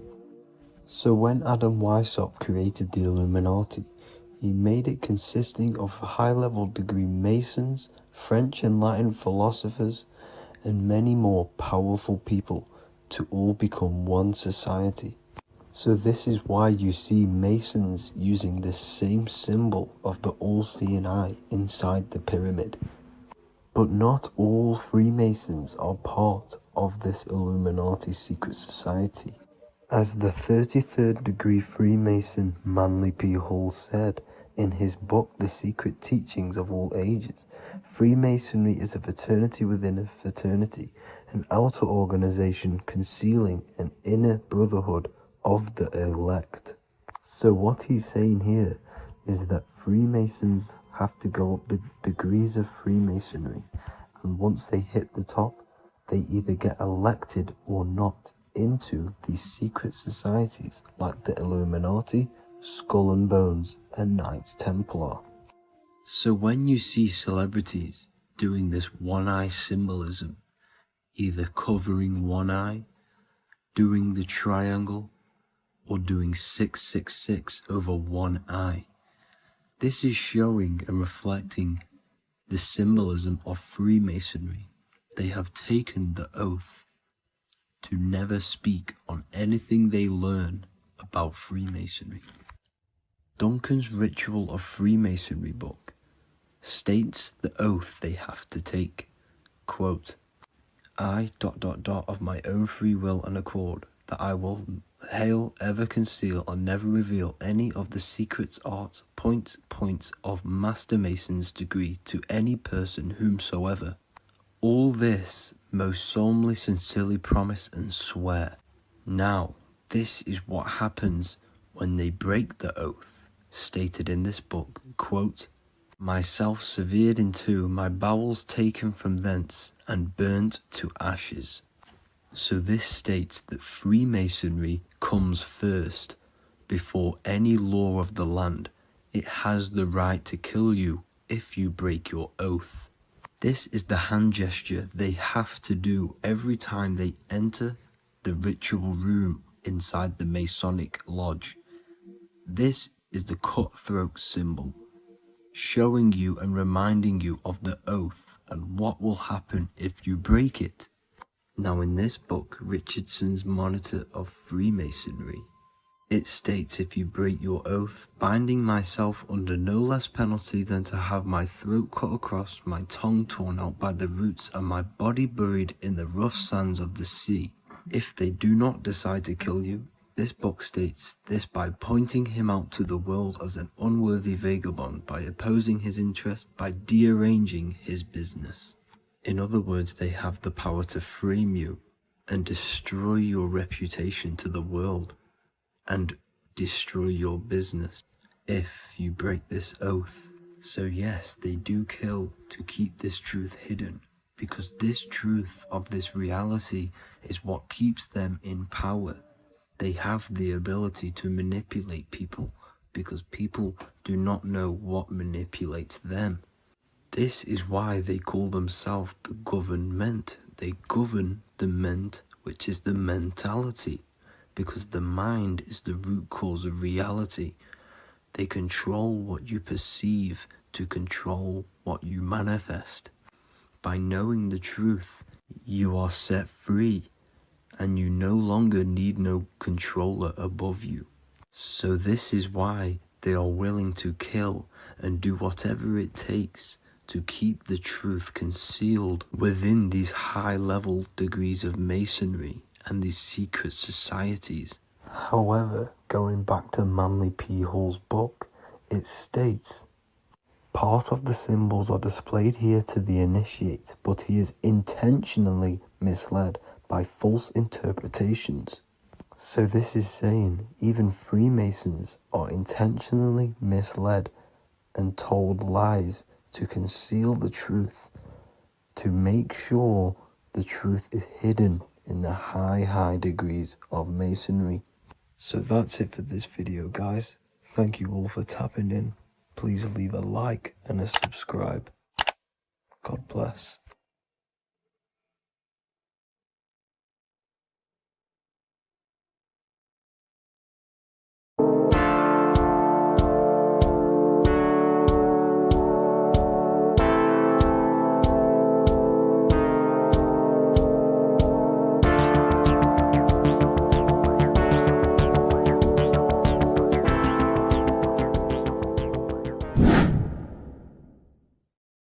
What is good, people? We're back with another video, and this is going to be talking about the connection between the micro and the macro. You know, you are the universe, everything is inside of you. So the first thing you need to understand is that the law of mentalism, we are a thought in the creator's mind, everything's being thought into existence. We have a spark of this mind, this same mind of the creator, and everything is a state of mind. Particles or atoms, whatever you want to call them, are a mental thing. They're a product of the mind. Everything's thought into existence. Thoughts influence everything. Thoughts are energetic effects which send out waves into the quantum field around you. And your consciousness is actually the universe experiencing itself, expressing itself, and viewing itself. So we are the creator, but viewing itself in separate bodies. And this is why they call the material world the world of illusions, because everything's separate here, but we all forget that we're not all one. We've all been brainwashed to think we're all separate, but we're all one. We're all the same mind, the same consciousness, everything. So everything's created out of toroidal fields. God created the toroidal field. That's the only thing that exists because the atoms are toroidal fields. And it's the basis behind all creation. As you can see it in the owl's eyes. It creates the infinity symbol. And this was the apple. That apple is a toroidal field. And the toroidal field is made out of dielectricity, which is ether. Ether is black light, and this is counter space. This is another realm. This is what creates God to be omnipresent, to be everywhere at one place at all times. He is everywhere because ether is everywhere. Ether is infinite potential. It connects everything together, and that's what energy moves through. It moves through the ether, and that's black light. Everything is light, as it says in John 4:2. God is light. Everything's a vibrational state of light. So the torus field is made out of dielectricity, ether, black light, magnetism, which is white light, which is the center of the toroidal field. And magnetism radiates, it has no vibration. And then when white light splits, it turns into electricity, which is physical material, and that has a vibration. This is the Holy Trinity, the sun, the moon, Saturn. Saturn, the god of materialism. If you've watched my videos on Saturn, you know that Saturn is crystallizing everything into physical matter. And that's why his old name was El. The ancients called him El. And this is why we get L electricity. This is where L electricity comes from. Because L electricity is only a product of the physical world, which is redshift, blueshift, Adam and Eve. And this is what creates the redshift, blueshift is what is a product of magnetism. When magnetism, white light splits. And this gives us vibration. And this what creates the toroidal field, which is the basis of all physical creation. The sine wave is created out of the magnetic wave and the electric wave. The electric wave is the blue wave, and the magnetic wave is the straight wave, which is radiation.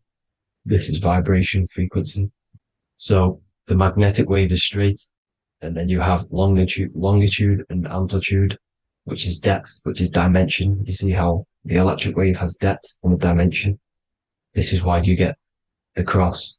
This is the cross of Earth. This is the symbol of Earth, of bondage, of physical matter, because it consists of magnetic wave and depth, which is electric wave. And this is where you get the sun cross or the earth cross, whatever you want to call it. It's the cross of physical matter, and the ancients knew this. This is why they used that symbol. Red shift, blue shift, which is the toroidal field, is the basis of all creation, physical creation. And this is why you have the police siren is red and blue. The Matrix movie, red pill, blue pill. You have red blood and blue blood in your body. The Democrat and Republic, the two parties, red and blue. Like your taps on your taps, you have a red and blue tap. One's generative and one's destruction. Fire, destruction, water, generative. So this is the basis of all things. And electric wave has dimension, like I've already said, depth, material, and it's measured in hertz.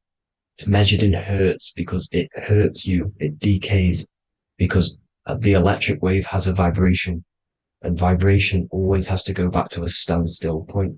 This wave cannot go forever, but the magnetic wave will go forever. It's radiation. Magnetic is radiation. It radiates forever. It pulses. But the electric wave will at some point come back to a standstill point, and that's why it hurts. It decays. That's why our physical body decays, because we contain of electricity. This body is an electric body, and it will return back to stillness like a guitar string. If you vibrate a guitar string, you pull it, it will vibrate, make a sound, and then go back to a standstill point. It's the exact same with every single toroidal field within the body. It will decay, and this is why our bodies decay, and everything in creation decays. So we're born into sin, the sin of Eve. The sin of Eve is us biting into the tree of knowledge of good and evil, which is the systems in the body. And the sin of Eve is biting into the sine wave. We bit into the sine wave. The sun moves in a sine wave. Our DNA is a sine wave. Time is a sine wave. Everything in this creation is a sine wave. This is why the dollar bill is a sine wave. Magnetism and electric waves in one. And this is the sun doing its sine wave, which creates, when you go bowling, it kind of creates that pin that you hit over. That's the pin of the sun. The zodiac sign is a sine wave because the zodiac sign is an expression of the toroidal field, because magnetism unfolds into 12ness. And that's why you have 12 zodiac signs, 12 systems in your body, 12 cranial nerves in your head, in your brain. So if you can imagine this, see where my pointer is. Always starts with Aries. Aries is the head. It's the first thing that's created in the womb. And this is Aries, the ram. And this is why it's called a cerebrum in your brain, which is the first thing that creates when you're in the womb. And what's the element of Aries is fire. Fire is the first element.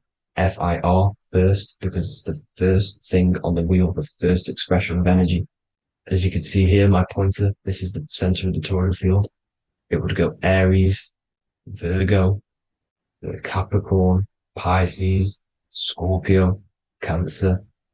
Then we go back to Libra. Libra would be center. But you see how the toroidal field is the expression of the 12 energies. That's what the constellations are, the energy expressions of the toroidal field. So it would go outwards, starting from Aries here, all the way back to Pisces, which is beyond the bottom half. But Libra would be the center. That's why Libra is the equinox. It's the equinox. Libra is when it goes from summer over to autumn. It's the equal. It starts to transition into the winter side. Equinox, equal, which is Libra. And that's why Libra has the two scales. It's symbolized with the two scales. That's because of, the sun moving over. It's being judged. It's equal now, but then it's going to tip over into the winter. That's why Libra is here, the center of the sine wave. And like I said before, magnetic energy unfolds into 12ness. Magnesium is number 12 on the periodic table. It's the sacred number. And this is why the scientists are trying to, NASA is trying to bring in another constellation to destroy the holy science of astrology. So Aries rules the head, which is Mars. Taurus rules the neck, the lower head. Gemini, the two twins, which is your lungs, your two twins, your arms, two twins. Cancer, the breasts, or the chest area. Leo, the heart, which is the sun, which is fire, the center of the toroidal field. Virgo, the belly, which is the intestines, Libra, the kidneys, the two scales, the kidneys, balancing out everything. Scorpio, the sex organs. Sagittarius, hips and thighs. Capricorn, I've missed that out, which is the kneecaps. Capricorn, kneecap. Aries, which is the ram, which is the cerebrum in your brain. And then Aquarius, the calves and the ankles. And the Pisces, the two fish, the 2 feet. So everything corresponds, as you can see here. This is an ancient way of depicting it, of the folded human. And this is everything. Each constellation rules that part of the body, gives energy to that part of the body, makes you do certain things. So magnetic energy unfolds into 12ness, electricity unfolds into 7s. That's why when you get electric, the light spectrum that we see, it consists of 7 colors. Why we have 7 planets. The 7 planets give us our 7 metals and the 7 solfeggio scale frequencies. So the rotor, this is the rotor. And rotor is an anagram for Torah, the Torah, which is I think it's the Hebrew Bible. Don't quote me on that, but it's one of the holy books, which is the Torah, the Taurus. Everything goes back to the Taurus field because it's the basis of all creation. So the chief cornerstone, it says in the Bible that the builders rejected the chief cornerstone. The chief cornerstone, you are the builder. You decided to incarnate into the physical world, into the electric world, El, the world of El, Saturn. When you are created in the womb, it takes you 9 months for you to be created. So, for example, if your parents, if you went into the womb here, it'd take you 9 months. So let's say you're born in Scorpio. So you'd go back 9 months, 1, 2, 3, 4, 5, 6, 7, 8, 9. You consist of all of these 9 energies because it takes 9 months or however long you took to be born. Some people are born earlier. You'd have to find out how many months you were in the womb for. But you consist of these 9 energies, and each constellation has a cell salt associated with it. And these cell salts are vital for your health, and your cells are the optimal health of your body.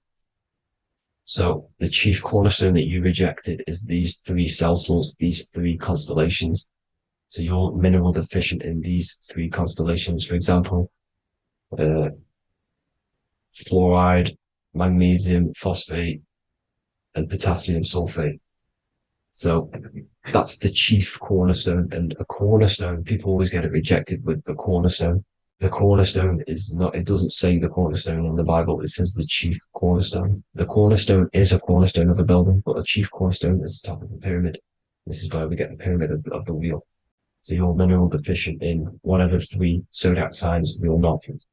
You were not in the womb for. This is the chief cornerstone you rejected. So the human body is the micro. It is the universe in a physical form. It consists of everything in the universe. Just like your consciousness is the universe watching itself, experiencing itself. Your body is the whole universe. 12 systems in the body, 12 zodiac signs, 7 chakras are the 7 planets. The Holy Trinity of you is your Temple of Solomon, the soul and the mind, the sun and the moon. You know, everything is in you. You consist of everything, all the energies, everything. Heaven and hell. Heaven and hell is a mind state. It's a state of the mind. Head, H-E-A, which is heaven, and the heel, the bottom of your foot, is hell. And the bottom of your foot is the soul. So they're basically saying, well, it's wordplay. They're saying that your soul is in hell because, you know, with the elites being in control. So they call the bottom of your foot the soul, trying to say that you're in hell. The Christ is in you. And this Christ is Greek for what? Christos. Christos is Greek for the oil, and this oil is produced in the cerebrum, the Aries, the ram, the cerebrum, it goes down the pineal, the pineal and the pituitary are underneath the cerebrum, goes down the pingala and the ida, the pingala being the positive charge connected to the pineal gland, pin, and the ida connected to the pituitary. And this is the 2 serpents going down the spinal column. And this is why Jesus goes from Nazareth to Bethlehem, and then Joseph and Mary are waiting for Jesus in Nazareth. Joseph and Mary are the pineal and the pituitary gland waiting for Jesus to come back up the River Jordan, your spinal column. So this is the oil. This is the story of Santa as well. Santa comes from the North Pole. Why? because the North Pole of the Earth is the center of the toroidal field, and the North Pole of you is your spinal column, which is the North Pole of the toroidal field. The North Pole, he comes from the North Pole. This is the North Pole. This is the South Pole of the toroidal field. Comes from the North Pole, which is your mind. And he goes down the chimney and then back up the chimney. This is the chimney. And he drops off the present, which is the Christos, the oil. And this is why Jesus is crucified at 33, because he crosses over the vagus nerve at the top of your spine. When this oil comes back up the 33 vertebrae, these are your vertebrae here. When it goes up the 33 vertebrae, it gets crucified at 33 because it crosses the vagus nerve, and he's crucified on a cross at 33. This is the story behind Jesus and Santa. The Ark of the Covenant in the Bible is the two hemispheres which cover the vital parts of your mind, the brain side, which is the cerebrum, the pineal, the pituitary, etc. So the two hemispheres are the two angels, the Ark of the Covenant. This is the Ark of the Covenant covering the two vital parts of your brain. So these are the optic thalamus is another part, and it protects the Christ oil, which is inside at the center of the brain. See, the Bible is all a massive metaphor about yourself, because you are the universe. You are a microcosm of the universe. Your consciousness is experiencing itself, and the universe experiencing, and your body is the whole universe. Your head's heaven. So Moses crosses the Red Sea. These are the two hemispheres of your brain. This is the corpus callosum, the Red Sea. So he's pretty much saying that he's uniting the two hemispheres of your brain, because most people in this generation are stuck in the left brain, which is just logic, reasoning, science and maths, writing. You know, this is what school teaches you to do. It keeps you stuck in your left brain. And you want to cross over to you want to cross the Red Sea, which is the corpus callosum, to the right brain, which is awareness, art awareness, creativity, imagination, intuition, insight, you know, using the higher mind, creativity, imagination. If you don't have intuition, then you can't read energy, you can't pick up on bad things. This is what Moses is symbolizing by crossing the Red Sea. And it's also the upper room where Jesus met the 12 disciples. 12 disciples are the 12 cranial nerves in your brain. It doesn't just represent the 12 zodiac signs, the 12 disciples. It symbolizes many different things. It's like I said, energy the universe consists of 12ness. So you have 12 cranial nerves in your brain, and that's the 12 disciples as well. And they want you stuck in your left brain, which is the five senses, materialism. So they say in the Bible that Satan blinds the mind. Satan is Saturn. If you've watched my videos, Satan is Saturn. And you consist of the Holy Trinity, which is the sun, moon, and earth, the soul, moon, the soul being your sun, the solar, the moon being your mind, the earth, your physical body. And Satan blinds the mind. Why? Because we enter a soul system. This is a soul system, not a solar system. And Saturn is the Lord of the Rings, which is the outer ring. When your soul enters the soul system, your soul starts to materialize. It hits Saturn. Why? Because Saturn starts to materialize you. You take on the 7 virtues, which are the 7 planets, which are your 7 chakras. And to get out of this soul system, you must get out of your lower nature, your animal nature, which is lust, desire, greed. You know, the number of the beast, 666, which is Saturn, Satan. So you enter the soul system, you take on the 7 energies, which you turn into physical matter. And this is your descension from heaven to all who say hell. And then you must raise back up from matter to spirit. They say Satan blinds the mind. Why? Because your mind gets materialized. Your soul and mind get materialized. And when you get materialized, it's an intense experience. You lose the divinity within you. You forget the divinity. So Satan, which is the first planet, the first energy you take on, the material body, he blinds the mind. He makes you forget everything, your divinity.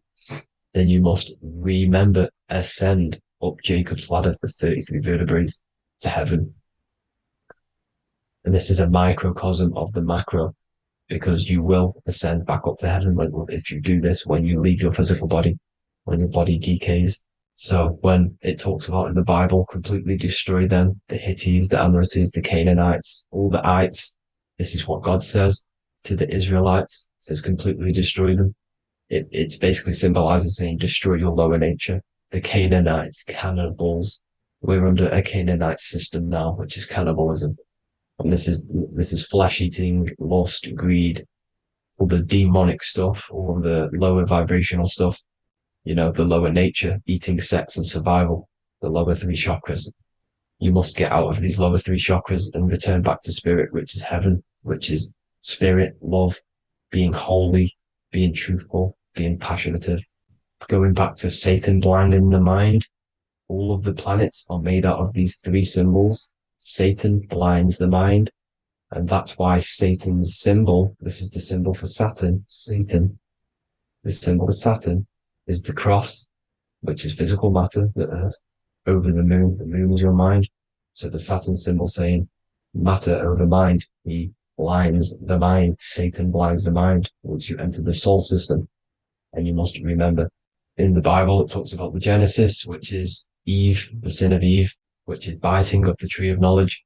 The serpent, which wraps around the tree. It says the serpent placed himself on the tree. Well, the serpent is the spinal column. It's the serpent telling you eat from the tree of knowledge of good and evil, which is your nervous system. And eating from the tree of knowledge of good and evil is doing bad things. For example, over-sexualized, overeating, eating the wrong food. That's eating from your nervous system. It's decaying you, and it's preventing you from achieving the God self, the God consciousness. This is the symbolism of, the tree on the serpent, telling you to eat from the left brain, with the left brain being the sinister. Sinister is Latin for left.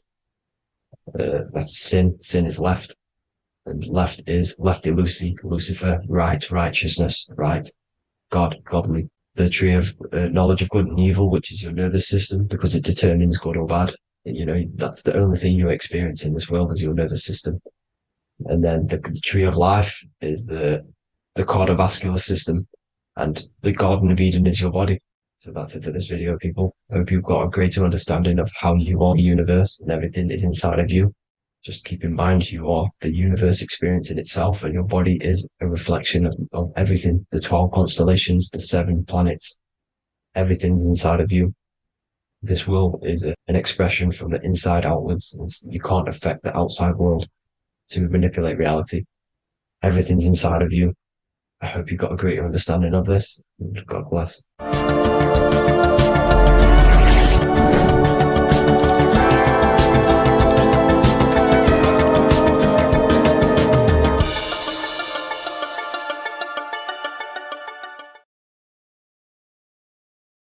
Hello, people. Today we're going to be talking about the secrets of the human heart. Everything they told you about the heart is a complete lie. There are secrets behind it, and you're going to find out why. And it's very important that you understand that the heart is not a pump. It's not a pump. They lied about this. The lungs is a pump. The lungs is what pumps the blood around the body. It's the oxygen. Oxygen is reacting on the blood. Now, what do you use to use a pump? You use air to pump things up. That's what your lungs are. They use air, oxygen. Now, oxygen carries magnetism. If you pour liquid oxygen between two magnetic magnets, you find an attraction, as you can see here.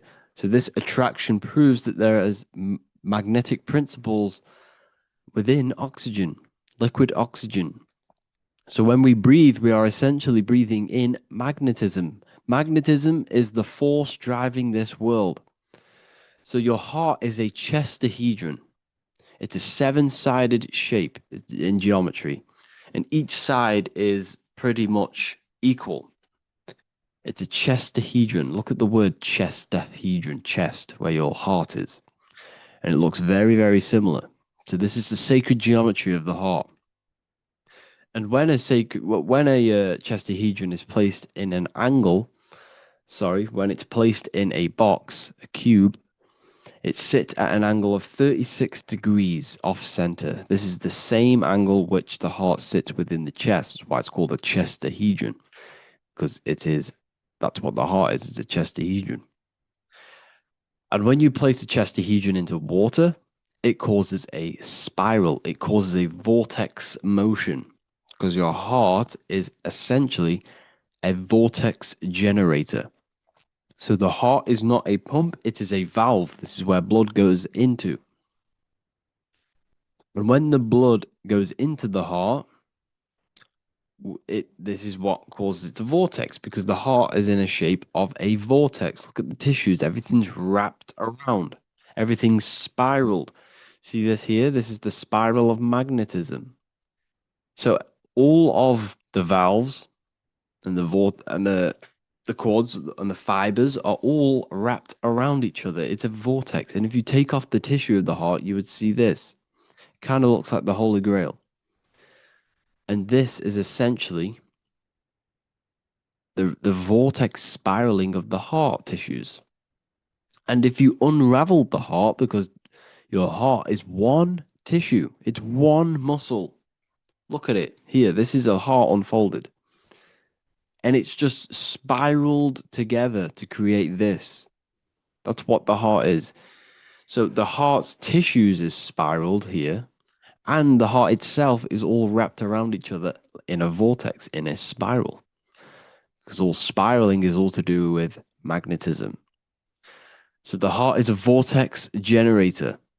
The heart takes blood, so blood enters the heart. The heart charges this blood. It reacts with the heart. The blood is turned into the heart moves through the blood moves through a vortex motion within the heart and then goes back out of the heart. So there is something going on inside of the heart which is very, very crucial that we might be missing. So the heart is spiraling blood, and there's a reason why it's doing this. When you spiral something, it gives it more energy. It gives it more frequency, more energy, more force behind it. So by spiraling the blood, it's turning blood into plasma. That's what the heart is doing. It reacts with the heart, it turns it into a vortex and turns the blood into the fourth state of liquid, or fourth state of matter, which is plasma. Okay? Plasma is proved to be in the blood. Plasma is a part of the blood that carries platelets and red blood cells and white blood cells around the body. Plasma makes up approximately 55% of the blood. So plasma is a state of matter, which they'll never tell you about because they try and hide plasma as much as possible. It's ionized gas. And that's what's going on in the heart. The heart is a vortex energy generator for the blood. And the body is being fed by plasma. Plasma energy, the fourth state of matter. And if you go and read the Emerald Tablets will tell you this exact same thing. Emerald Tablets of Thoth. They're supposedly thousands of years old, or it was supposedly written by M. Doriel, who was an occultist. Apparently, he translated them. Either way, he was an occultist. So it's either written by an occultist or it's actually 100,000 years old. In the physical are these channels, the blood which moves through the vortical motion, reacting on the heart to continue its beating. So what is that telling you? The blood moves in vortical motion. It's a vortex. Reacting on the heart. What's it reacting with? There's something in the heart that turns blood into plasma. It reacts with the blood, reacts with the heart. Then it says magnetism, which moves through the nerves paths, carrier of energy to all the cells and tissues. So your body's being fed by magnetism, people. They'll never ever teach you this in school. That your whole body is running off magnetism and plasma. You're literally you are an energy being. When you understand this, you are made of energy. You're running off spiritual, etheric energy that you cannot see. They just teach you in school that, oh, you're running off blood and oxygen. It's way deeper than this. We're being run by magnetism. Magnetism is the driving force of all creation. Magnetism, which moves through the nerve paths and carrier of energies to the cells and tissues. Akasa, which flows through the channels, subtle yet physical, completing the channels. Personally, I think Akasa is plasma. Okay, plasma is Akasa. Completing the channels. Each one of the three attuned with each other, each affecting the life of the body. So all of these three things, okay, the heart, magnetism, and Akasa they're all working together to create the body, to create the life. Form they the skeletal framework through which the subtle ether flows. So it's telling you ether is real. Ether is the substance that connects the physical and the astral. It's your etheric body is where your chakras are. So your chakras are your etheric energy body. And these energies, these 7 energies, is what gives life to the physical form. They feed energy into the physical form. So the ether, subtle yet physical, is charging the body through the skeletal framework.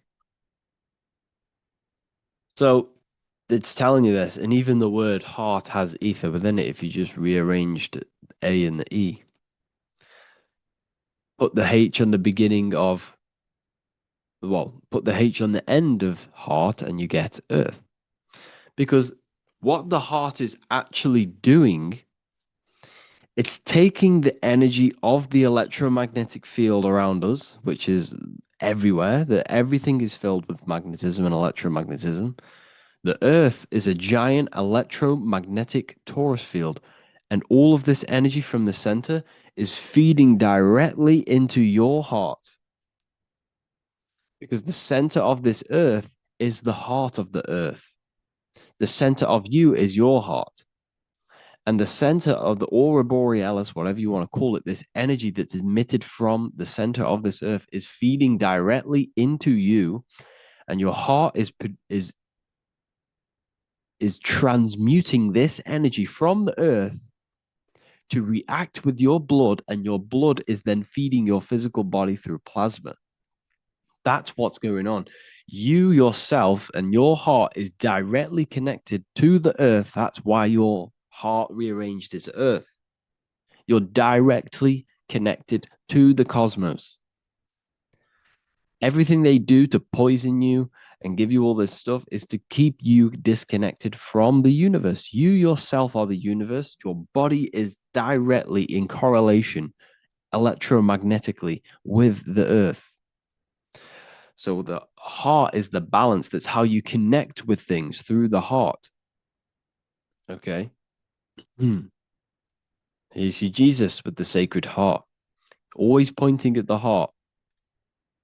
Matthew 6:21, for where your treasure is, there your heart will be also. What's that telling you?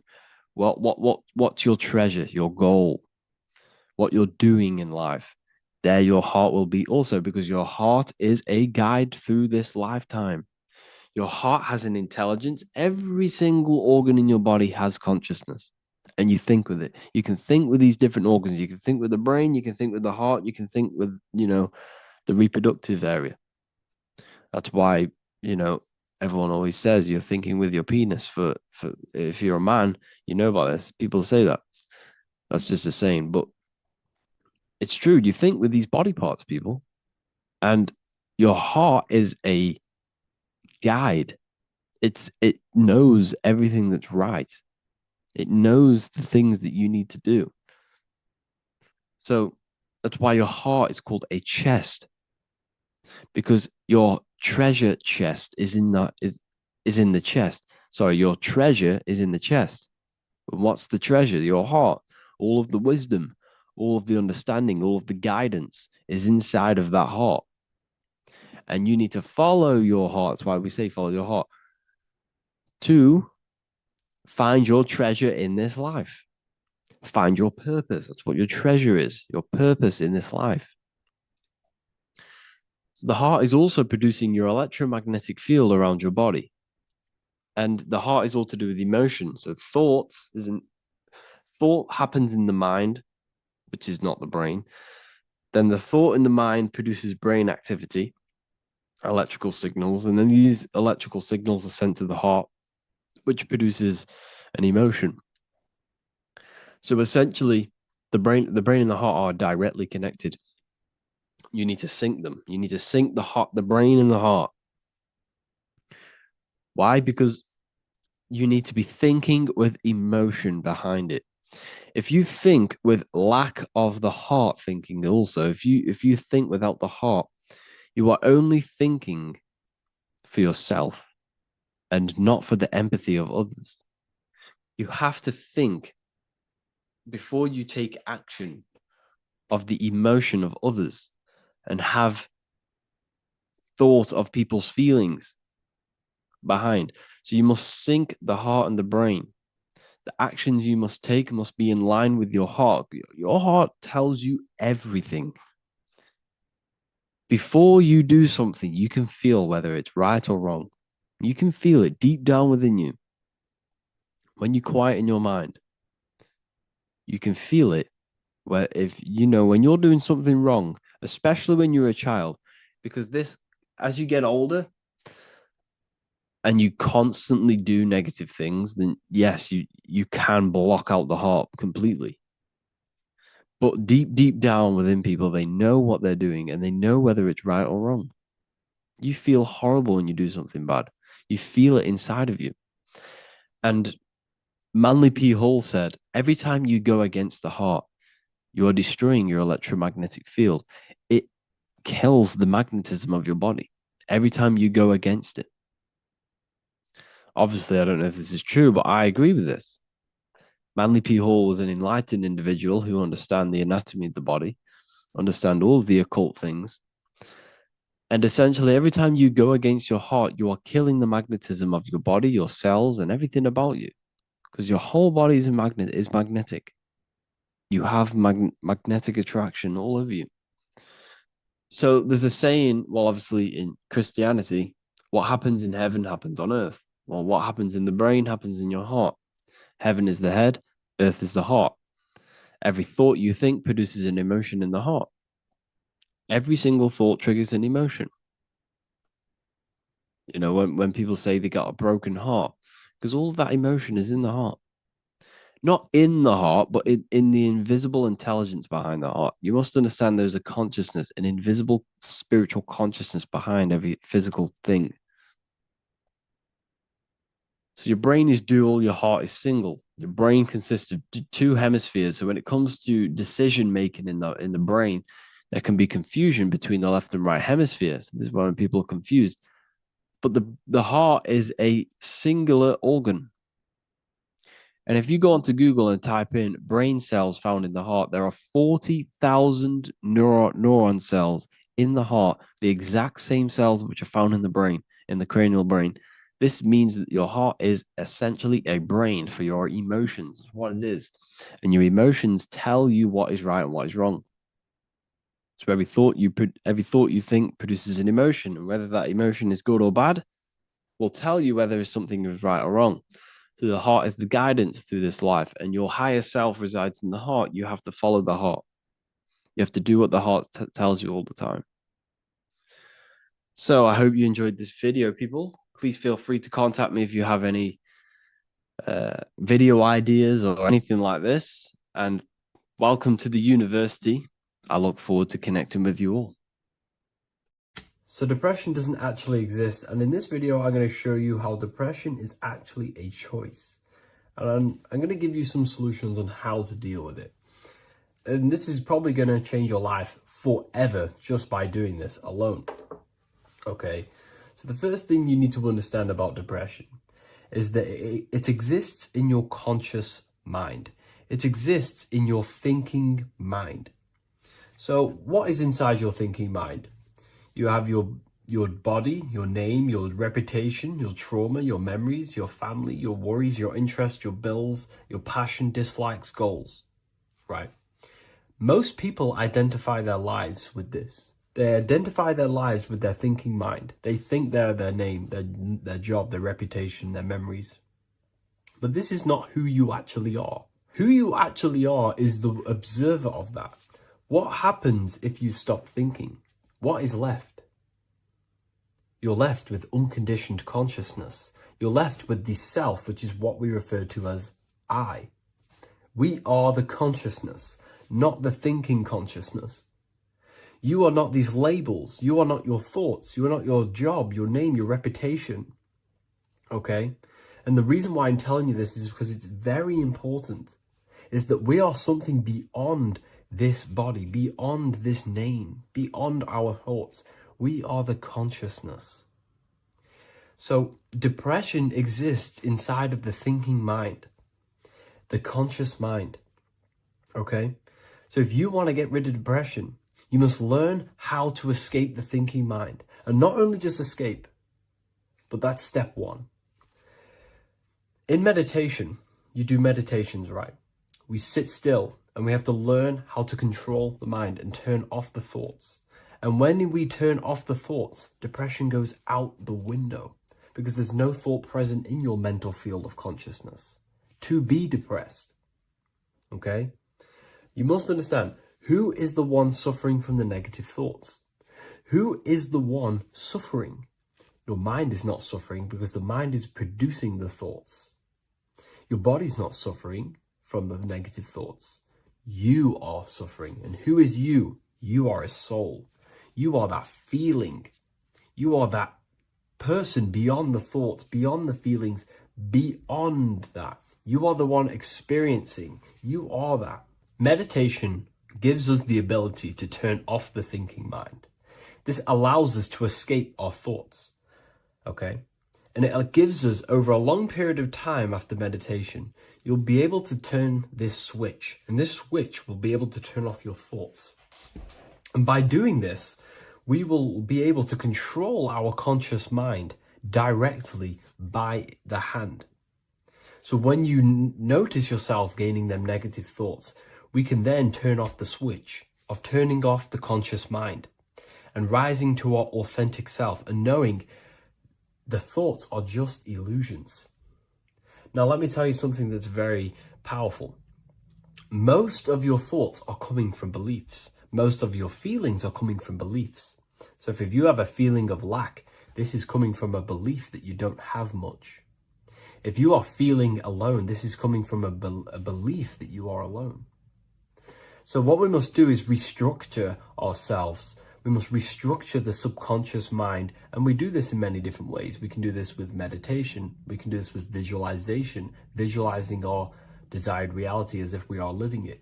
We can do this with affirmation. Now, a lot of people think, oh, I'm trying to speak something into existence with affirmation. No, you're not using vibration to try and change reality with what a lot of these new age people will teach you. Vibration, your words will not have much an impact on reality. That's the truth. But what they do have an impact on is reprogramming and recrafting and refining your mind. If you repeat, I am wealthy all day long, your subconscious mind, that word will be lingering inside your subconscious and you will start to mold that into your conscious. You'll start to be consciously thinking about this. Most of your thoughts are coming from your subconscious. So if you want to get rid of depression, you got to figure out the trigger. What are you depressed about? What are you feeling? What are the beliefs that are making you feeling and thinking this way? And that's what you must restructure. You must restructure your subconscious mind through visualization, meditation, and affirmation. You do these all the time. You do these every single day, and you will slowly, if not surely, restructure your subconscious mind. While by doing the practice of meditation, you'll gain the off switch as well. Sometimes depression comes from not living in your authentic self. You're not doing the things that your soul is telling you to do. We all know what we should be doing at all times. I don't care what you have on. We all know we should be doing something. We all know that we have these there's a higher aspect of our mind that tells us, oh, we need to be doing this, but I'm actually sat here on my phone. Oh, I shouldn't be eating this, but I'm doing it anyway. There's always that higher voice. And that is the voice that has to be connected to. And when that voice, when your body's not acting out the voice of the soul, then the soul becomes sadder, sadder, and suffers more and more and more. There has to be a connection between the soul, the mind, and the body. They have to work in unison. Okay? So I hope this video helps with depression, with whatever you're going through mentally. Geometry. This is the study of nature, of the codes, the mathematical codes behind physical reality. So today we're going to be going deep into geometry and the true esoteric internal geometry, the geometry that no one really talks about, and how geometry relates to human consciousness. So essentially, what we must understand when it comes to geometry, the basics of geometry is everything is vibration. And this vibration is vibrating on a certain frequency. And this certain frequency creates a geometric shape, which is why in nature we see all of these different geometric shapes. All matter takes form in shapes. So if we put sand on a plate and we vibrate the plate on a specific frequency, we see that the sand goes into specific geometric shapes and patterns. So essentially, matter is energy condensed. It's energy vibrating on a low frequency, vibrating at a certain frequency. So matter is condensed energy. And each geometric shape is manifesting and showing a specific energy. Some shapes carry more energies than others. For example, the cube is what traps energy. A square is what traps energy. So geometry and the flowers are basically how energy manifests itself into physical matter. We are in a world made out of energy or light. Light is energy. So everything is vibration, everything is frequency, and everything is energy. Even the words, each atom in our body, everything. So everything in nature has these mathematical energetic codes. So geometry is basically the study of nature and the shapes that are in nature and their energetic principles. Because like I said, matter is energy. So this is what we call cymatics, when we place water in a petri dish and we shine light on top and we vibrate the water. And we can capture, this creates certain patterns. Each frequency, like you see here, has its own pattern. So what we are seeing here in the physical plane is essentially energy condensed into physical reality. We see it in the turtle. We see it in every single form in nature. Now, external geometry and normal geometry, we normally get taught that this is God's way of creating physical reality, which is essentially true. However, it's far more deeper than that. Far, far, far more deeper. Okay, so what geometry truly is, it's not God's codes to reality. What we must understand is what the brain truly is. And what we must understand is that we are not in the world. We are not in the universe. The universe is us ourselves. And the world is produced by our brain itself. Okay? So the way you must understand how the brain works, so what you visually see, so geometry is to do with what we visually see. And what we visually see is heavily connected with our eyes, which are an extension of the brain. The eyes are the brain. And essentially how we see is energy enters the eyes, and each eye goes to the optic nerve.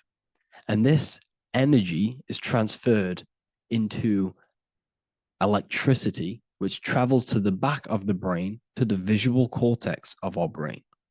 And this is where the image is produced, what we see. Therefore, the world outside of us is truly inside of us.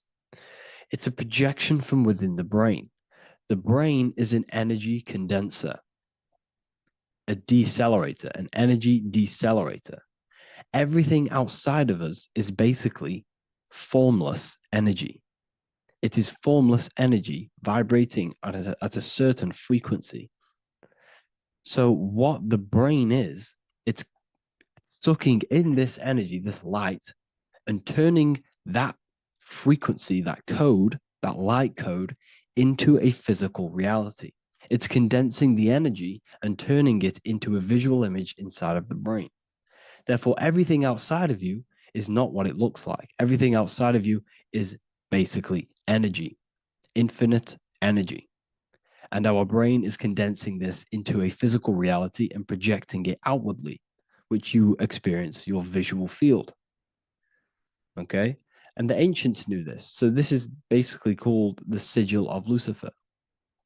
Lucifer is known as the light bringer. Lucifer in Latin means to bring the light. This is the sigil of Lucifer, which shows the visual field and the brain. We also see this in the Google Play symbol. It's a powerful symbol showing you the visual field, which is basically a symbol that tells you that reality is inside of the brain. The brain is what produces reality, but consciousness is not produced in the brain. The brain is essentially a consciousness downloader. It's a computer, and it's a reality simulator. The body is a simulation of physical reality. You are inside of the body experiencing the body simulation. The body produces this reality. It's a piece of technology. So Lucifer is to bring the light. Lucifer is the light being produced in our brains. Okay? So this is why they say Lucifer can tempt you. Lucifer can be the devil because it represents physicality.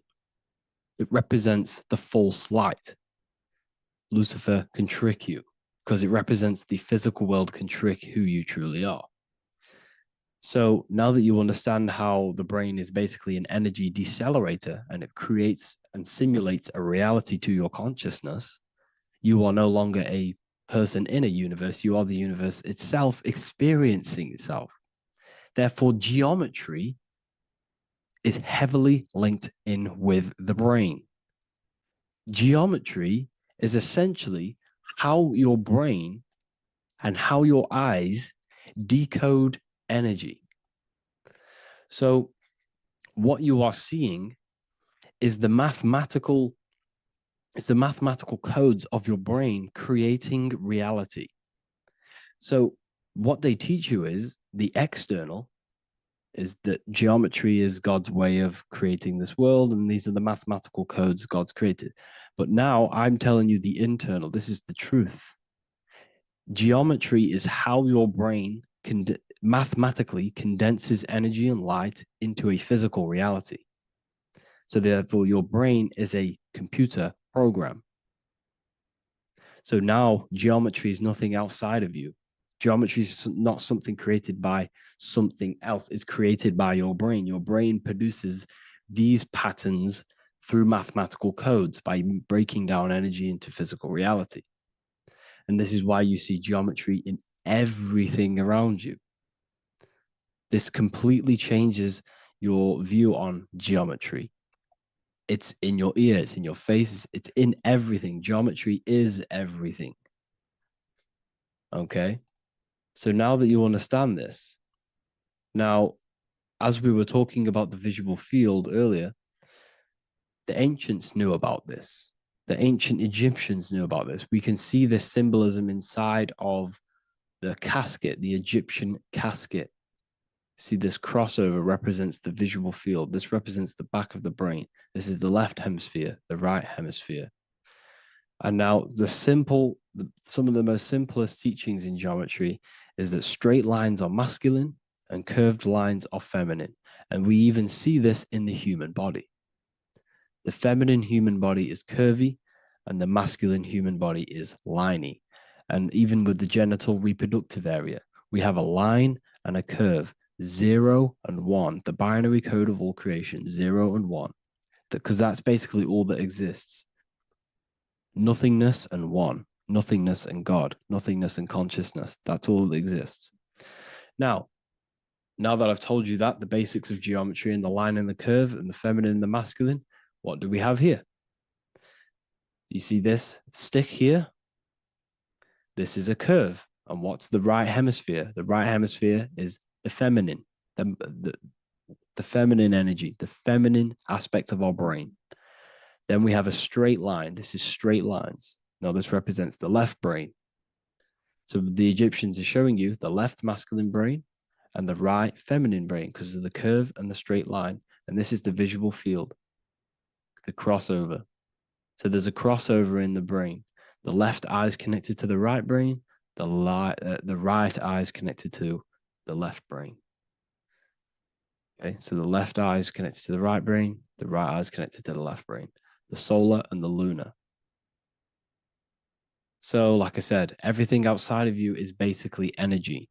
Your body is basically a holographic avatar, condensed energy produced by your brain. There's nothing actually outside of you. Your 5 senses are electrical threads of light.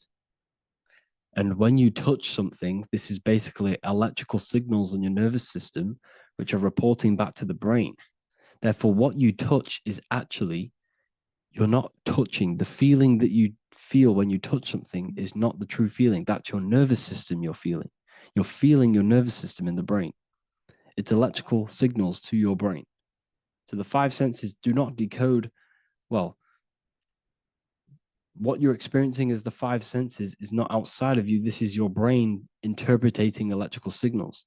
You don't experience the world, you experience your nervous system and your brain. The nervous system is an extension of the brain.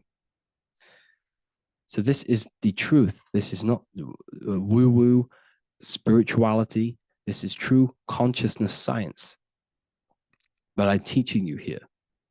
Okay? So nothing is truly outside of you. It is a universe. You yourself are the universe, the fabric of the universe itself. The only thing that exists outside of you is essentially energy. That is it. And your body and your brain condenses this energy into reality. So when we look into architecture, why is architecture, the ancient architecture, so important? Because what did I tell you at the beginning? Shapes and physical matter is condensed energy. Each shape holds specific energy. Some shapes hold more energy, emit more energy. Some shapes condense energy. Some shapes transfer energy. Each shape, each geometric shape has an energetic principle because matter is essentially energy. So when we look into cathedrals and the ancient buildings, they were filled with geometric patterns, geometric shapes, because they understood the energy principle. Architecture is basically solid energy. It's physical energy. If we create this pattern here is an energy code. And if you stand next to it, you're going to gain that energy. It's going to be imprinted on your body.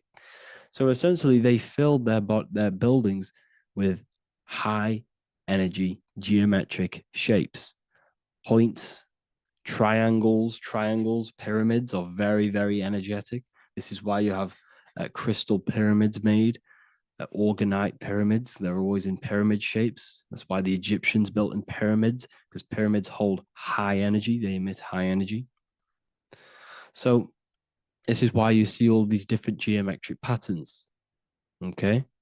So in the real reality, in the energetic plane, this building would basically look like this: lines and grids of energy. Okay. This is what it would look like in the energetic plane, a blueprint of the energy body. So as you see here, these are the different frequencies in a petri dish, of water in a petri dish. And you can see they are specifically aligned up with these specific patterns. You can see geometry even within geometry. It's fractal. So essentially, when you would stand inside of these buildings, they would imprint the energy of the building in your body because your body is healed through energy. You have an electromagnetic field around your body. So by creating buildings with geometric patterns, we are essentially increasing the energy of the building because the building itself is energy. Okay. So when we fill it with geometric patterns, we're increasing the energy. We're giving it a certain energetic imprint. So when you stand inside of that building, you're being imprinted with that energy. Okay. So especially with these windows, these stained glass windows. Well, why are they stained glass? Well, color is frequency. So when you have all of these different colors, and not only were they just painted, some of these colors are specific gemstones, crystals, natural stones, which all hold energetic principles. Each crystal is vibrating on a certain frequency. Wood has its own frequency, metal has its own frequency. What you must understand is that everything in nature is not just a piece of matter. It's vibrating. The atoms of wood are vibrating on a certain level, which give it a certain energetic principle. Each crystal is vibrating. The atoms of the crystal are vibrating on a certain frequency, which give it a certain energetic principle, quality. So each thing, this is why the ancients were obsessed with natural stones, natural things, crystals, natural metals, and they wore different metals, different things like copper on their bodies because they understood the atoms of these natural things are vibrating, which give certain qualities to you if you wear them. So you're not wearing it, you're basically putting that frequency onto your body because they understood this is energy. If I put copper on my body, I'm not putting copper on the body. I'm putting the frequency and the energy of the atoms onto my skin. And that frequency of them atoms are going to vibrate my skin, that frequency, and heal my body. So this is why this is so important. So each building is an energetic code. Okay. So when you stand in these buildings, it can heal your body. This is why when people walk into these ancient churches, they feel like they've met God. They feel a certain way. They feel so amazing when they enter these churches. They feel holy, for example. It's not because God's there. It's not because these man in the sky dwells in these holy places. It's because the energy of these buildings affect our consciousness. They increase your energy. They raise your vibration. They heal your body. They heal your cells. They imprint the water in your body, especially with these stained glass windows. Like I went a bit on a tangent there, but these stained glass windows were encoded. Well, they use different gemstones, different lights, different colors. And when the sun would shine through this window, well, what's the sun? The sun is light. Light is energy. The sun's light would go through this filter of the window of the crystals and the different gemstones and the different colors, and the sun's light would be encoded, imprinted with these crystals, with these colors and these natural glasses, which have healing energetic principles. And when you are inside that building, the sun's encoded energy of the window would be imprinted into your body, into your energy field, and it will heal your energy field, and it would heal your body, your cells on a cellular level. Because your body is what? 60 to 70 to 80, some people say 80% water. And water is encoded with vibration. If you say certain things into water, it gives it a specific geometric pattern, like I broke down in the beginning. If you say love to a water and then freeze it, it will go to this. If you say hate, it will go to a distorted pattern. So when you are in these buildings, you're being imprinted by the energetic codes of these buildings, the energetic principles of the windows, of the structure itself. The ancients never used to build in squares. Their buildings, their insides were never square rooms because they understood squares trap energy. They always had pointed roofs so energy can escape. So there's many little things that we need to look into geometry. For example, when you see magicians, when you look at ancient magic, why do they stand in circles with different geometric patterns? They use different geometric shapes. Why? Because shapes are energy. They hold specific energy. So when the magician stands in a circle with a pentacle, they're working with the energy of that pentacle. You can work with different energies based upon the different geometric shapes that you draw. And you can use this in your structure, in your architecture, in your work, and it can influence everything. So this is the true geometry. I hope you gained a deeper understanding on geometry and how it relates with you and your consciousness. Like I said earlier, your brain produces geometry. It's basically how your brain decodes energy. It's not God, how God creates this reality. And no, you're in this reality. You are the reality itself. Your body produces the reality. Therefore, geometry is one with you. So therefore, if I play with the geometry of the buildings, for example, like the government have, everything's in squares. If you look outside, everything's a square, everything's a rectangle. You go to a city, every window is a rectangle, every building is a rectangle. You live in a box room, everything is boxed and squared off in this reality, in this modern society. Why? Because they're trapping energy.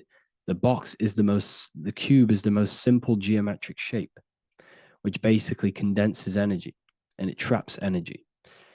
And if you subconsciously see squares all the time, your phone's a square, your TV screen, everything's a square, your keyboard, your desk. Go and look at the ancients. They never used to build in squares and cubes. And if you go into nature, you'll never see squares and cubes. Nature doesn't create squares and cubes.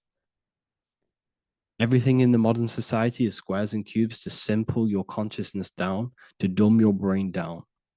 So the ancients built very, very complex structures. Why? Because they understood what we see affects our brains, because our brains decodes reality and creates reality.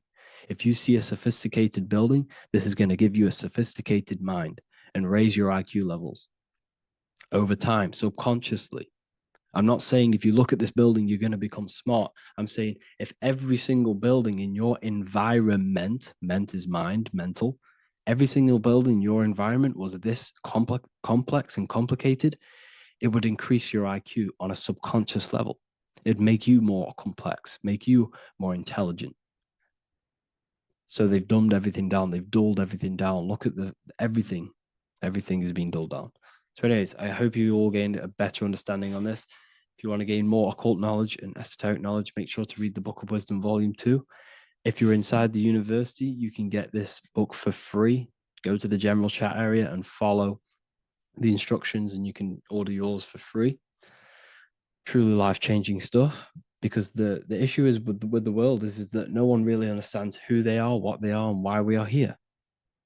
That is the issue for people's depression, for people's wrongdoings. They don't understand who they are, what their emotions are, what their mind is, what their body is, what reality is.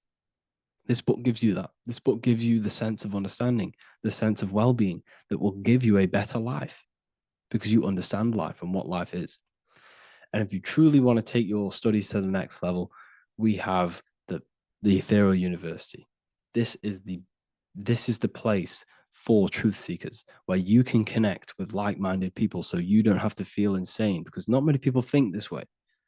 I've been there when people, when you wake up and not many people around you are thinking the same way and you start to feel a bit insane and you can't really talk to people about these things. That's why I created this, so you can connect with people and learn at the same time and become the best version of yourself by understanding truth and knowledge. We do. If you join, you'll gain access to free live calls every single week, every single Saturday morning. We do live calls. You can ask me questions and all sorts. So make sure to leave a like and a comment. And thank you all for tapping in.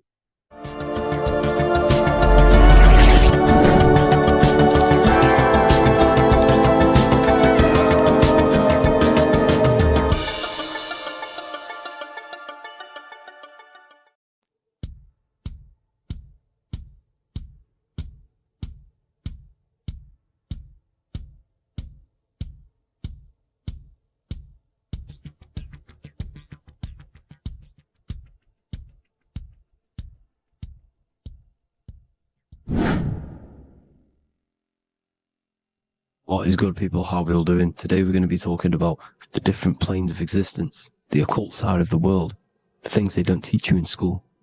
And of course, you can only find that on this channel, so welcome. So you need to understand is that your consciousness moves through these different planes of existence, these different states of consciousness, which make up all of you. Okay? They are all interlocked planes. They are all interpenetrated into each other. They are all one. They melt into the plane above and below. You see, each plane is a product of each plane. As above, so below. Now, the higher you go, the more fluid, the more dreamy, the less dense it becomes. The lower you go, the more denser it becomes, the more solid it becomes. The lowest plane is the physical plane, which you are obviously aware of. You are inside of the physical plane now.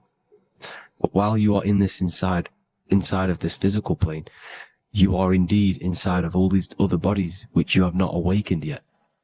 You have to awaken these different bodies. You have these bodies. Okay? It's like a ripple effect. And the center is the most dense, the most solid. This is Earth, heart, the heart of the ripple. And the further you go out from the center, the more dreamy, the less fluid, the more fluid, the more less dense it gets until you're one with the all. You see? And this is what it's like. This is what this system is. It's like a ripple effect. Now, let's jump straight into the planes.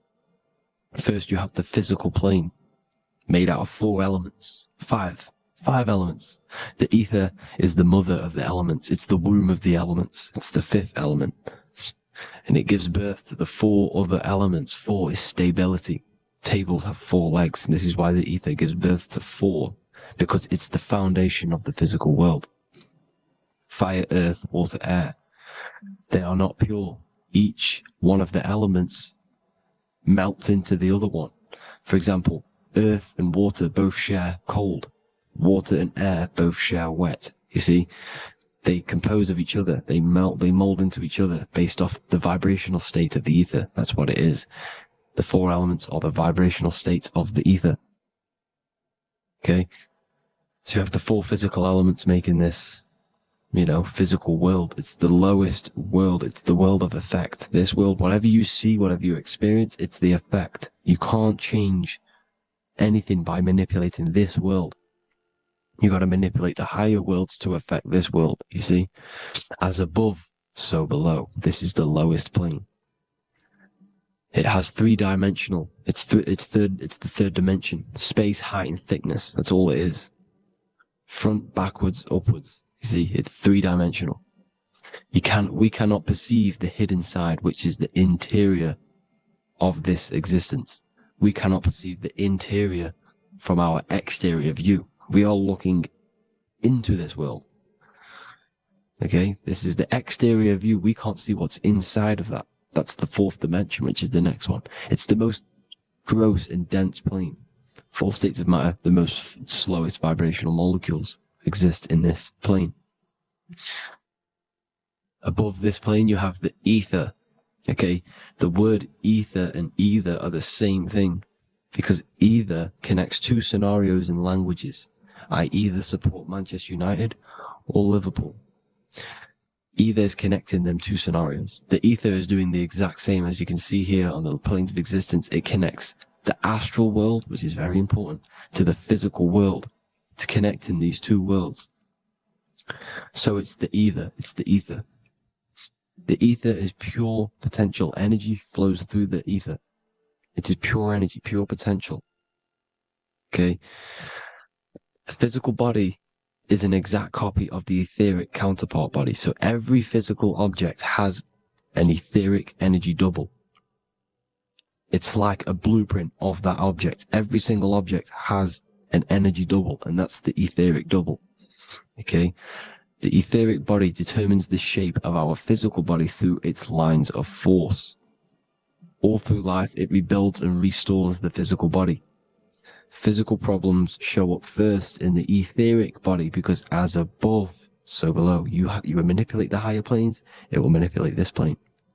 And this is why sorcery works. contact with astral plane entities. We'll get into that a bit later. So the reason why we can't see this plane, this energy world, which is all around us, which we are inside of right now as we speak, is that the molecules that compose it are further apart than those of the physical plane, making it invisible to the two eyes. That we can't perceive it. Our eyes cannot physically suck in that sort of information, and our brain cannot decode it.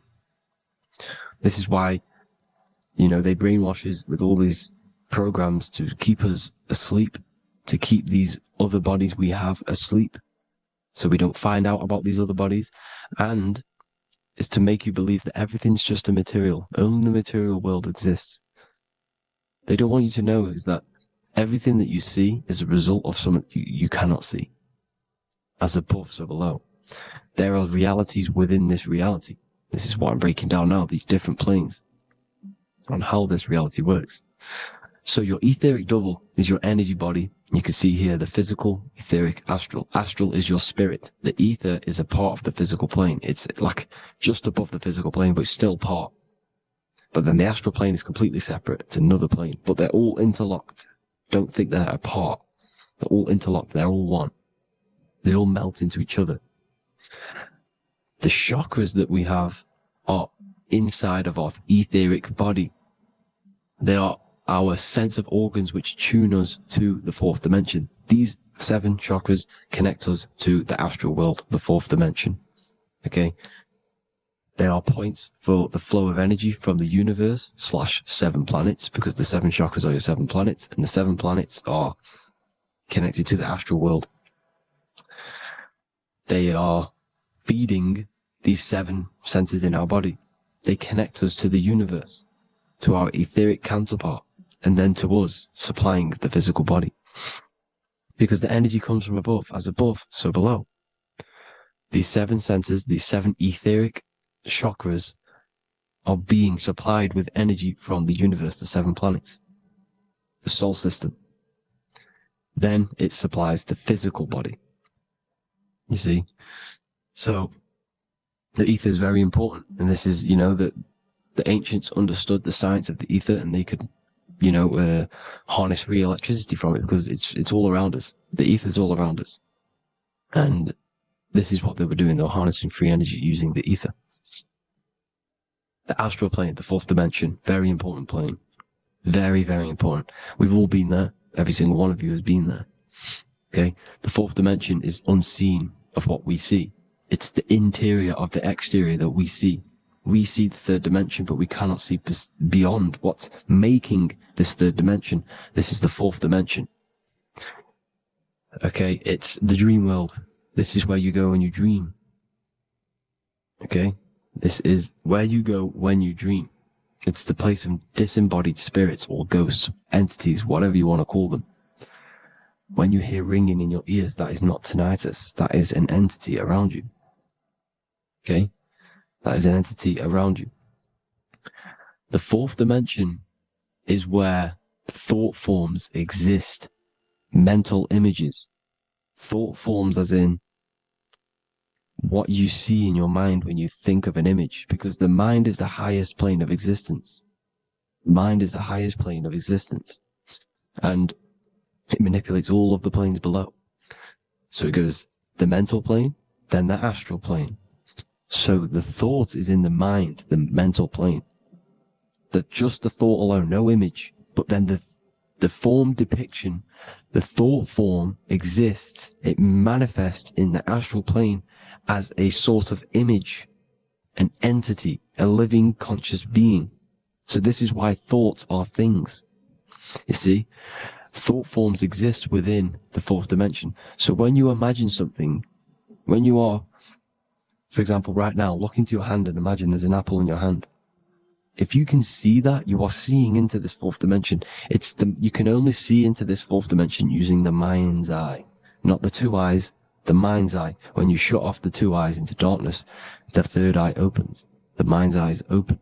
And you can see, this is astral travel. You got to work on astral travel. And you will see this astral plane, this fourth dimension. And there are 3 different sections to this astral plane. Higher, middle, or lower. So yes, there is a kind of a heaven and hell, and a mid-God. Heaven being the higher vibrational entities manifesting higher vibrational thought forms existing there, the lower vibrational thought forms existing in the astral plane. But these thought forms are beings. You can create these beings. They're called elementals. Okay? If you entertain specific thoughts for long enough, this will plant a seed and it will grow. If you keep, so for example, you have a bad feeling or whatever, what's a good example? Unforgiving someone, you keep that energy inside of you for long enough, it will manifest in the fourth dimension. You entertain that thought long enough, it will manifest, and it will create an etheric body, and it will be an entity which will harm you, that will feed off you this low vibrational energy. Your mind is so powerful. It creates thought forms, and these thought forms can take consciousness, can take bodies, etheric bodies.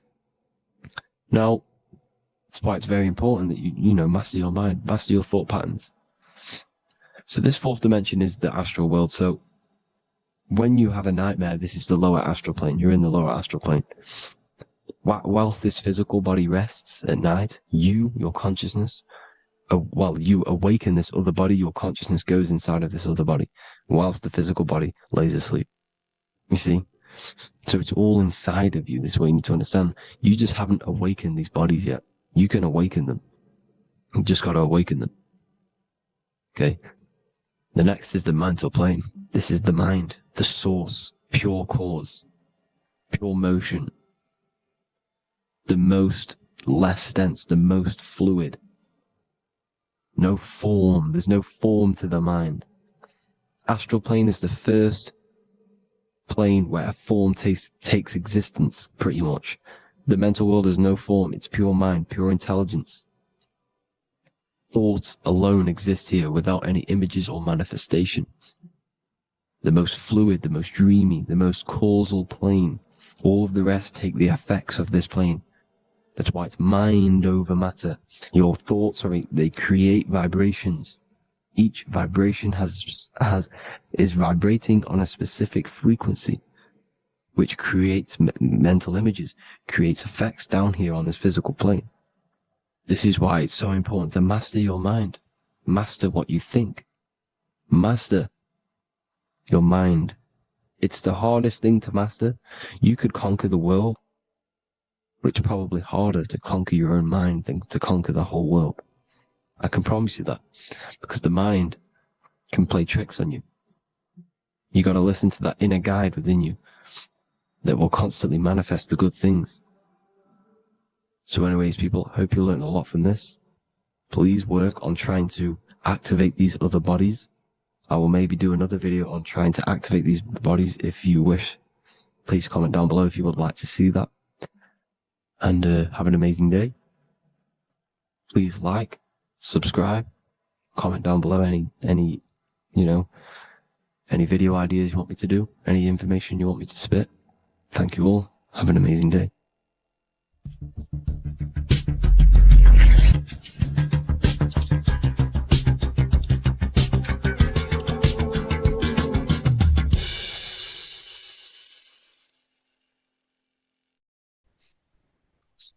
Matthew 21:1, Jesus went into the temple of God. Corinthians 3:16, do you not know that you are the temple of God? Now what is this telling you? That God is within you. Hence why in Luke 21:12 it tells you the kingdom of God is within you. And the side of your head region is called a temple for a reason. Because the brain encapsulates the mind. The brain is a physical manifestation of the mind. The heart is a physical manifestation of emotion. So we have these different layers of our consciousness. We have an intellectual, communicative aspect of our consciousness, which we would call the mind. We have an emotional aspect of our consciousness, which is the heart. And to communicate with the divine, it's all to do with the mind. Hence why the ancients always symbolize the mind. the mind being God. This is why Michelangelo always placed God inside of the brain on top of Sistine Chapel in the middle of the Vatican. He understood that God is in the brain. God is within you, not outside of you. The church tells you that God is in the sky because they are creating a externalization of the truth to create a business and a distraction so that you don't find the divinity within you, so that you don't find your power. Now you have Adam, the physical man, the physical body, the ego, the lower self. And he is resting. He's not trying to reach to God, but God is reaching because the higher consciousness within you is always trying to communicate with you. It's always trying to wake you up to your divinity. But the lower mind, the lower self, Adam, the physical self, is always in ignorance of truth, always in ignorance, and stays in a materialistic way of thinking, which is the lower animal self. And this is what we call a sleep or an NPC. This is the lower mind of man. But all you have to do is to move your finger to touch God. You have to look within yourself, within the brain, meditate, and you can find God. This is why in the Bible we see many references to the human body and anatomy to truly connect with God. Kings 6:8, the door to the middle chamber was in the right side of the house, which is the right hemisphere of the brain. The middle chamber is the pineal gland, where the seat of your consciousness is, where the seat of your higher consciousness is, the mind. And they went up the winding stairs, which is your spinal column, into the middle chamber, and out of the middle chamber into the third. So they went up the winding stairs. This represents raising your consciousness up the winding stairs. Your spinal column acts as a stairway of consciousness. Depending on what sort of consciousness you are operating in, depends on what part of the spinal column you are using. Because the spinal column ascends and descends consciousness. What do I mean? If you are in a reproductive way of thinking and you're always thinking about sex, you're jerking off all the time and you're always eating, all of your brain's power and your mind's power is being descended into the lower aspects of the spinal column, which represents hell, the physical state of man, Adam, the ignorant state. We're basically living off low-level pleasures like an animal. And the stairway to heaven is your spinal column. They went up the winding stairs into the middle chamber, which is your mind, your pineal gland, and out of the middle into the third stage of consciousness, physical, etheric, astral. When you meditate and you start to raise your consciousness during meditation, you enter the astral plane when you turn off thought. But this is the middle chamber inside of the brain. Here we see another painting inside of Sistine's Chapel of God inside of the brain. This is the brainstem. This is the brain. This is the frontal lobe. This is the back lobe. This is the back lobe. This is the cerebellum. Here's the reptilian brainstem. Here's the claustrum. This is what we are seeing here. Anatomy. Here is another one in Sistine's Chapel in the middle of the Vatican. This is depicting the brainstem. God's neck looks exactly like the brainstem. Here we see a real brain compared to God's neck, because the neck is just below the brainstem. And this is what they are symbolizing, because they knew that God is within you. God is a part of the human body. God is inside of the body, because the body is a vessel for consciousness, for universal consciousness. Inside of you, inside of me is the same spark of consciousness. And this same consciousness is spread out into every living essence, because everything comes from the one source, the one God, the one consciousness. Matthew 6:22-23. The light of the body is the eye. If therefore thine eye be single, thy whole body shall be full of light. practicing the single eye. What is this? This is meditation. This is entering within yourself. So the Bible's telling you to practice the single eye. But if thine eye be evil, thy whole body shall be full of darkness. What does this mean? If your consciousness is in an evil way of thinking, if your mind is filled with an evil, negative mind space, then your body shall be filled with darkness, with evil, with negativity. Because negative thoughts destruct the body. Positive thoughts heal and regenerate the body. So he tells you to be, the light of the body is the eye, your consciousness, the inner eye of consciousness, the eye that lets you see. And what do I mean? You look with your two physical eyes, but you see with the inner eye. What you see is perception.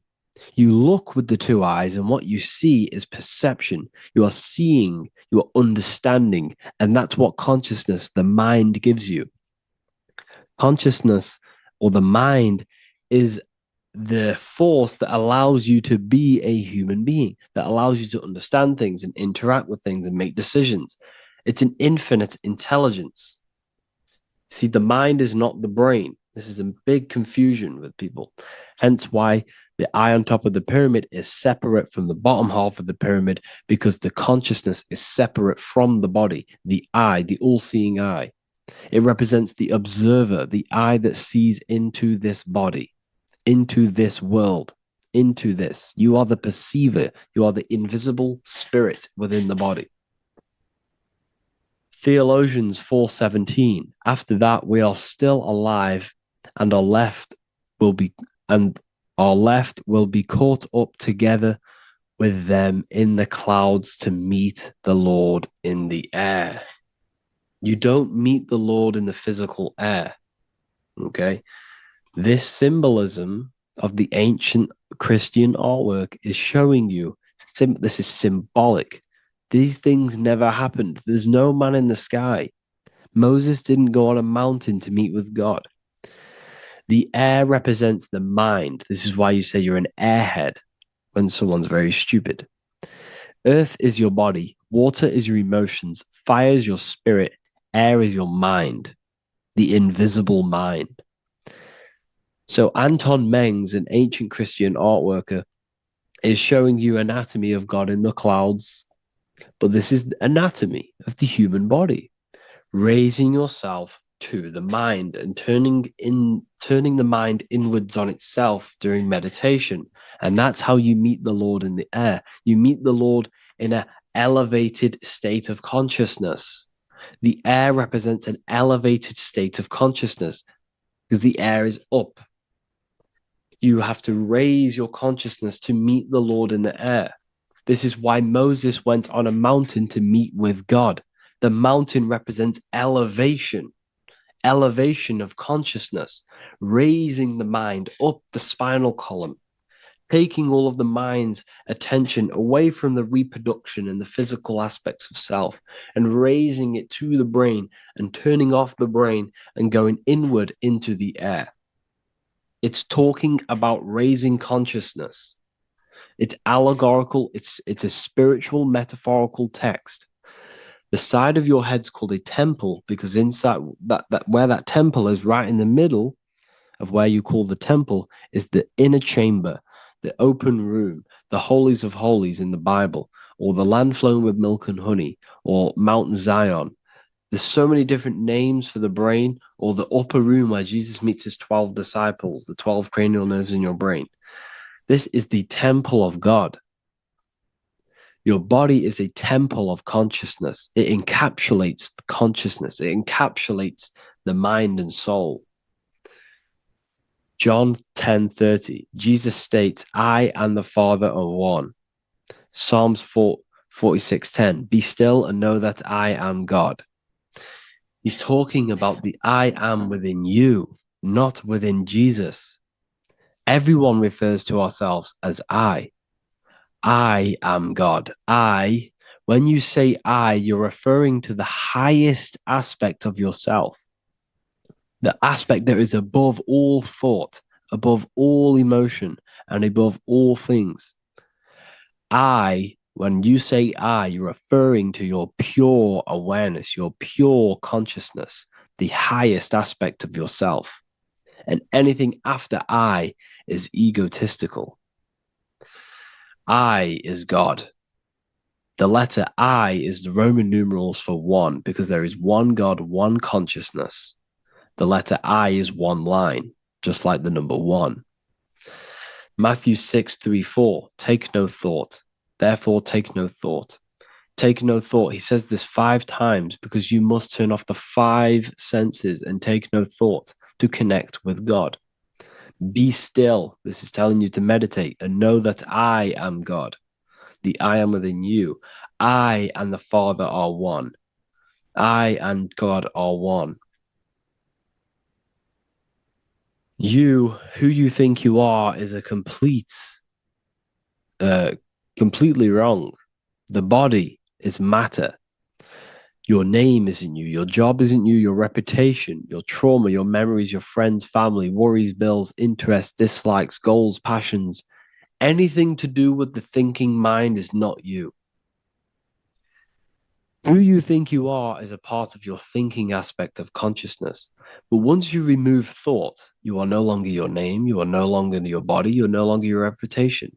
You are the I. You are pure awareness, pure consciousness. Pure consciousness. And this pure consciousness has latched on to this name, this job, the body, and your traumas. Your pure consciousness has attached itself to this character who you're playing in the physical world. And this is essentially who you think you are, but you are not. You are the I, you are the self, you are pure awareness. So, in order for you to detach from these things, you must learn how to detach from your name, your job, your reputation. And you do this through meditation by turning off the thinking mind. Turning off the thinking mind allows other aspects of your consciousness to open up. What do I mean? Your whole life you've been thinking, and all of these thoughts has attached you to this physical body. You haven't allowed your consciousness to open up. And you can only do this by taking no thought. That's why Jesus tells you, take no thought. When you turn off the thinking mind, other aspects of your consciousness starts to open up. Other aspects of your being can open up. And this is how you have astral project. This is how you do all these mystical things and things to do with consciousness. It's taking no thought. Imagination, emotions, thought, and memory are all to do with consciousness. These things are not physical. You can't touch thought. You can't touch emotions. You can't touch these things because they are not a physical thing. So you must turn off these things for other aspects of your consciousness to open up. Okay? So essentially, the Bible is a metaphorical, astrological, numerological, metaphysical, spiritual, encoded text that talks about human anatomy, spirituality, and the true nature of the human experience. Everything they teach you in school is to make you think that you are this body. Everything they teach you in church is the externalization of the true teachings of Jesus. Jesus was telling you to meditate. Jesus was telling you to practice the single eye. Jesus was telling you to look within yourself and find God. He wasn't telling you to pray to him. Mark 16:19, he was taken up to heaven and sat at the right hand of God, the right hemisphere of your brain. John 21:6, cast the net onto the right hand side of the boat and ye shall find fish. Fish is understanding. The boat is your body, your brain.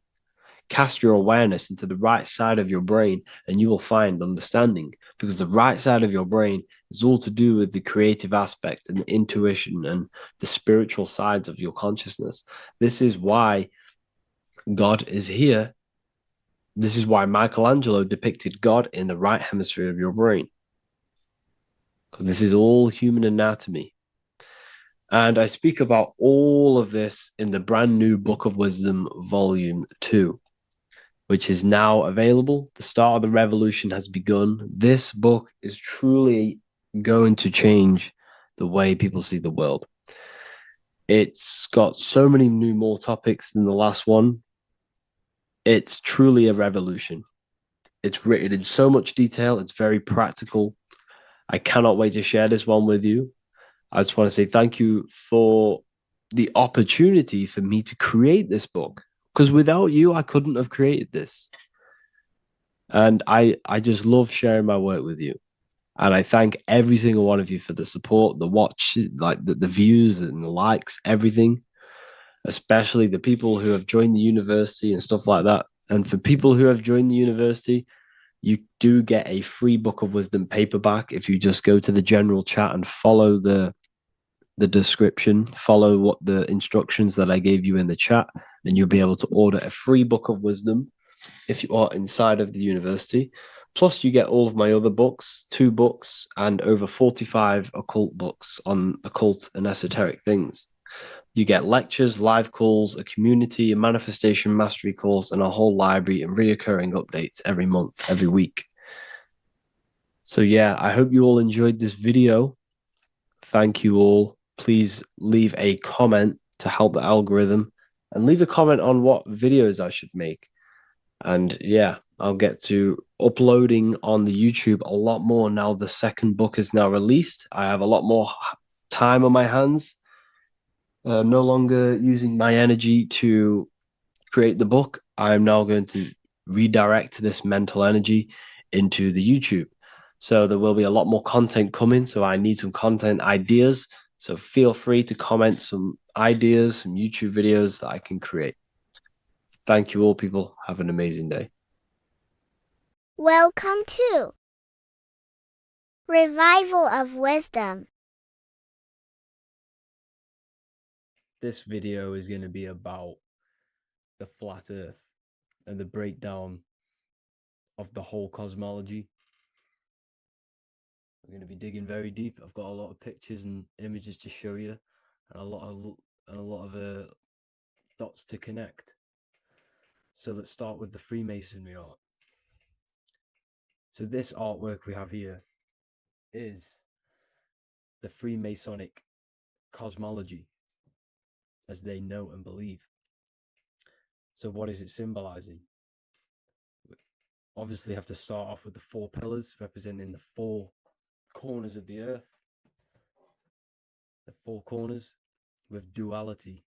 You see, there's everything on earth. There's good and evil. Good, evil, positive, negative. Good, bad. This is the checkerboard. This is what it symbolizes. Okay. Obviously, we have the sun, the moon. The sun gives you energy. It's the anode. The moon is the cathode. It's the opposite. It takes your energy. So therefore, you become sleepy when the moon comes out. You see, everything on Earth, everything in the universe is balanced. There's complete balance symbolized by duality. There's always 2 opposites. We have the all-seeing eye, and obviously 7 stars representing the 7 planets, but not planets as in we know planets. They're not physical spinning balls of gas. They are energies. They are lights emitting from the realm above this realm. They are lights through the firmament, through the electromagnetic field. So let's go through that again. The 4 corners, duality, positive and negative, cold, dry. Everyone on Earth has an opposite. Everyone, there's 2. Okay, and then we have the sun, the moon, the 7 planets with a 5-pointed star. What's the 5-pointed star? Of course, it's the 5 elements: spirit, water, earth, fire, and air. Okay, that's what the 5-pointed stars symbolizing, the 5 elements of Earth. And then, most importantly, we have the compass. The compass is very, very important, hence why it's in the center.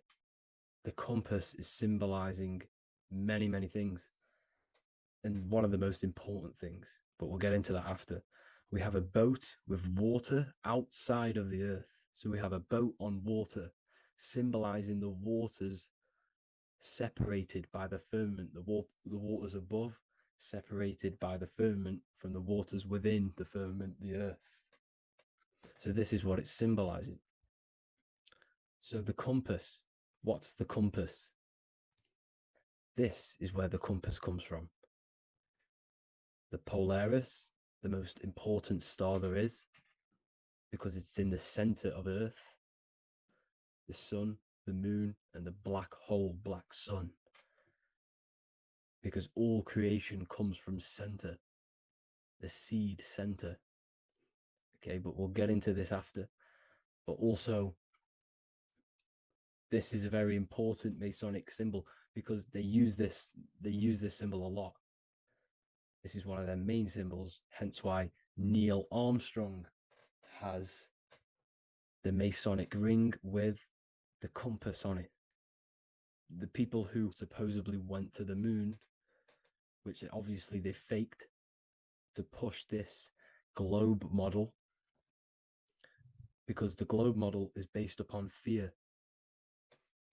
Because the globe model, if they can sell you the globe model, they can sell you anything then. You don't know where you actually are. The globe model is to push fear upon the masses, because the globe model means there's not enough resources. There's also risks of asteroids hitting the planet. There's also risks of space extraterrestrial invasions, global warming, asteroids. You see, this is all the fear that they can gain of selling you the globe model. Okay, because they don't want you to know that this is an intelligent design. And also, they're hiding God, the creator, the source. This is why they are satanic. They are opposites. They are lefty, Lucifer, right, righteous, godly. Hence why they do the symbolism on their eyes. 666. This is another famous, famous astrologer. Astronaut. This is another famous astronaut doing 666, showing that he's in the alliance of the occult. But even look at their 10th anniversary stamps. They have a Masonic compass on there. Also, the Order Out of Chaos. Order Out of Chaos, double-headed eagle. Okay, the Order Out of Chaos ring, which they wear. So all of these astronauts are in the occult. They are lying to you. They are in with this order, this Masonic New World Order, whatever you want to call it. So let's break this compass down a lot more. Because as I showed you here, the center, okay, this is what the compass is symbolizing. Let's go into the North Pole map. This is from 1595. This is a rough estimate of where this map came from. It's from around the 1500s to the 1600s, maybe 1400s. There's not an actual set date on this map because obviously our history has been tampered with. But let's break down this map and the symbolism that they use towards this map, because this map is the map of the North Pole. Okay, so in the center, we have the black rock symbolizing the tower, the pole, North Pole. And what's on top of the North Pole? Obviously, it's Polaris. North Pole and Polaris. Okay, with the 4 islands around the center. Okay, 4 islands around the center. And this is what blew my mind, right? They say that Santa sounds similar.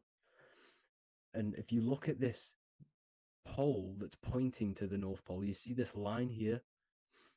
So this is obviously from the 1600s. What color is Santa? He's red and white. Just like this map pointing to the center is red and white, and Santa comes from the North Pole. So it's not a coincidence that they use red and white. They're mocking this map because obviously they took over after the 1500s, 1600s. They took over around the 1800s. So they're mocking this map with Santa coming from the North Pole with this red and white line to the North Pole. Notice the 4 islands, okay, like windows, their symbol. They obviously, in the occult, they're part of the New World Order, is symbolizing these 4 islands with the blue behind it for the water. Okay, so this is another occult logo. They're symbolizing this center because the center is so important. Okay, we'll get into that. Also, we have the Mayan cosmology. This is the Mayan cosmology. This is what they created. This is their artwork, with also 4 major lands around the center. You see this 4 with green in between them all. 4 major lands with the underworld. You see this underworld is also symbolized by the Masons with the coffin of the skull and bones, the deceased, the dead. Okay, so this is also mentioned in the book of Enoch. Okay, and it's called Sheol. Sheol, the underworld. Okay, and in the book of Enoch, it says all spirits of the dead go to these hollow places, that they are wait until their appointed time of judgment. And it also says in the book of Enoch, there are 4 hollow places underneath. 4 as above, so below, representing the 4 islands. As above, so below. That's where that could link in. Okay. The book of Enoch is very important because it was found in a cave thousands of years ago and has a lot of truths about this realm and about this world we live in. So let's go back to the Mayan cosmology.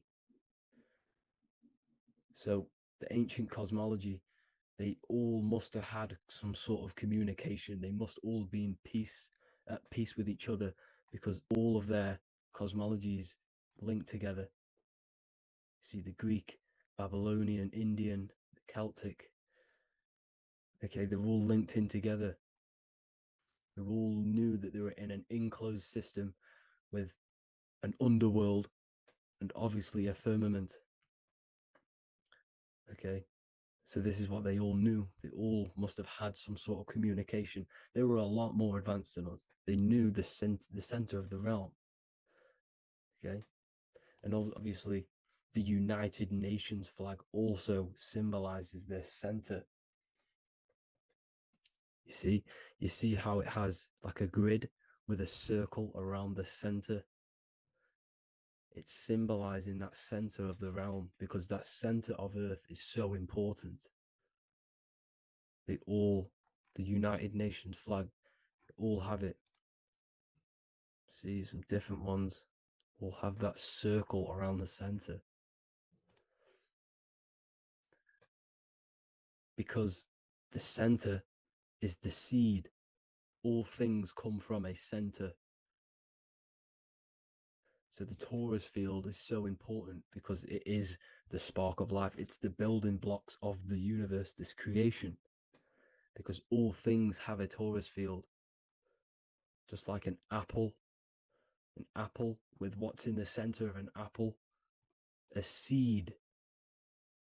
Because the center is where the energies hold, is where the energies meet. And it creates that spark of life. Just like your heart is the center of your body. And it has an electromagnetic field. because the center, all things come from the center. So this is why the North Pole is so important, because this is why it's so important, because this is where the creation sparked from, the center. This is where the most electromagnetic energy is stored. So this is why the northern lights come from the center. It's electromagnetic energy. This is what the northern lights are. It's being emitted from this black hole in the center. Okay? And obviously, what else is on the center? Polaris. Polaris is the center star. Okay? So the center star is what sits on top of this North Pole, Polaris, because it's a pole of electromagnetic energy, symbolized as a black rock, a black hole, pole. You see, because all creation comes from void. Light is born from darkness. Without light, darkness can't be born from light. You see, but light can be born from darkness. This is why darkness is so important. And this is why there's a black hole in the center of our realm, like the black sun. The black sun, the Polaris star, the North Star. You see, so this is this North Pole, Polaris. This is what they're talking about. And this is why compasses are an 8-pointed star, because Polaris is symbolized as an 8-pointed star. This is where a compass will point you to. It will point you to that center. So notice how a compass has this black hole in the middle, you see, and it will point you to this meeting point, the north, because in the center is the center of the torus field of the earth. This is where the most electromagnetic energy is. You see, everything gets sucked into the black hole. Okay, this whole reality is being projected from that center point, just like your eyes suck in light. It's a black hole. Your eyes suck in the light of this light being emitted from this center place, this electromagnetic energy at the center, which is the seed of everything, of everyone. You see, just like an apple has the seed in the center in darkness, because in the center of the apple, it's dark. It's black. It's pitch black. But that's where the seeds are. That's where the life is. But Polaris is so important because it's that center star which lines up. It is the pole. It's the top of the pole of the torus field. So Polaris would be here at the very, very top. And this is where the compasses point you to. And this is why the star of Ishtar, the 8-pointed star of the Sumerians, also talked about this 8-pointed star, and it's called the star of Ishtar. Okay, and who is Ishtar? Ishtar is the goddess. Okay, so she's not a male, she's a female, because every creation is brought through a female, a womb. Every single human on earth is brought through the womb, the sacred feminine energy, and the womb is pure darkness. There's no light in a womb, just like the center of our realm. There's no, it's a black hole. Okay, and guess what? She's the god of fertility and sexuality. She is responsible for all life.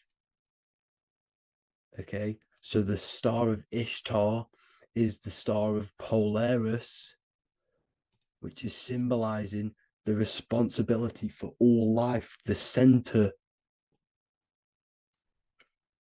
the center of our realm, the black sun, the black hole.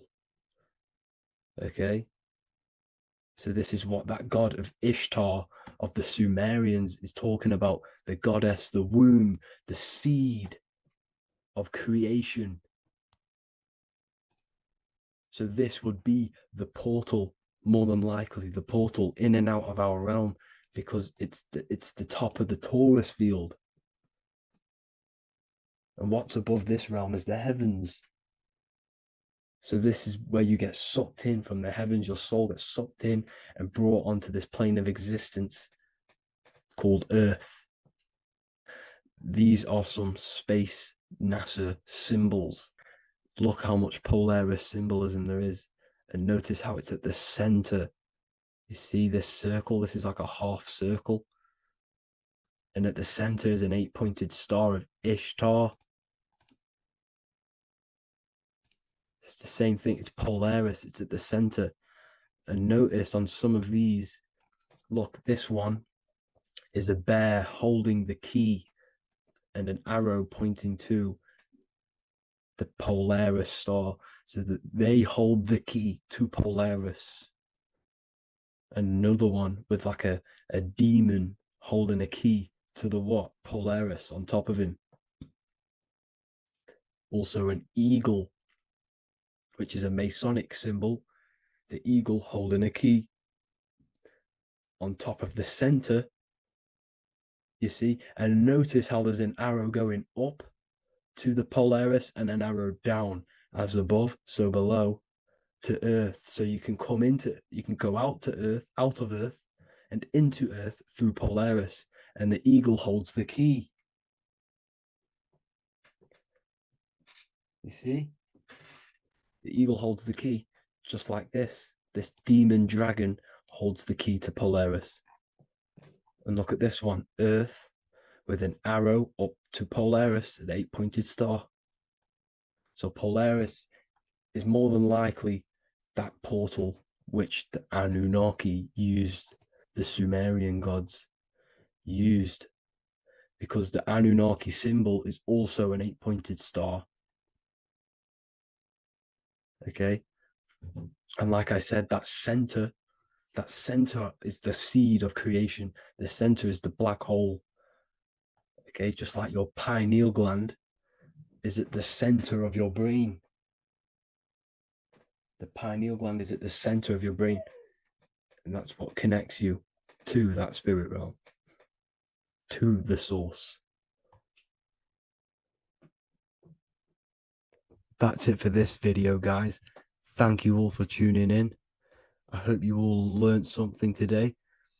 Please leave a like, a comment, and please subscribe to the channel for more content.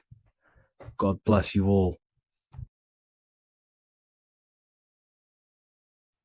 Hello, everyone. Today we're going to be discussing the esoteric and occult meaning behind the story inside of Genesis, the story of Adam and Eve. This is a widely known story, but not many people know the true esoteric meaning behind it.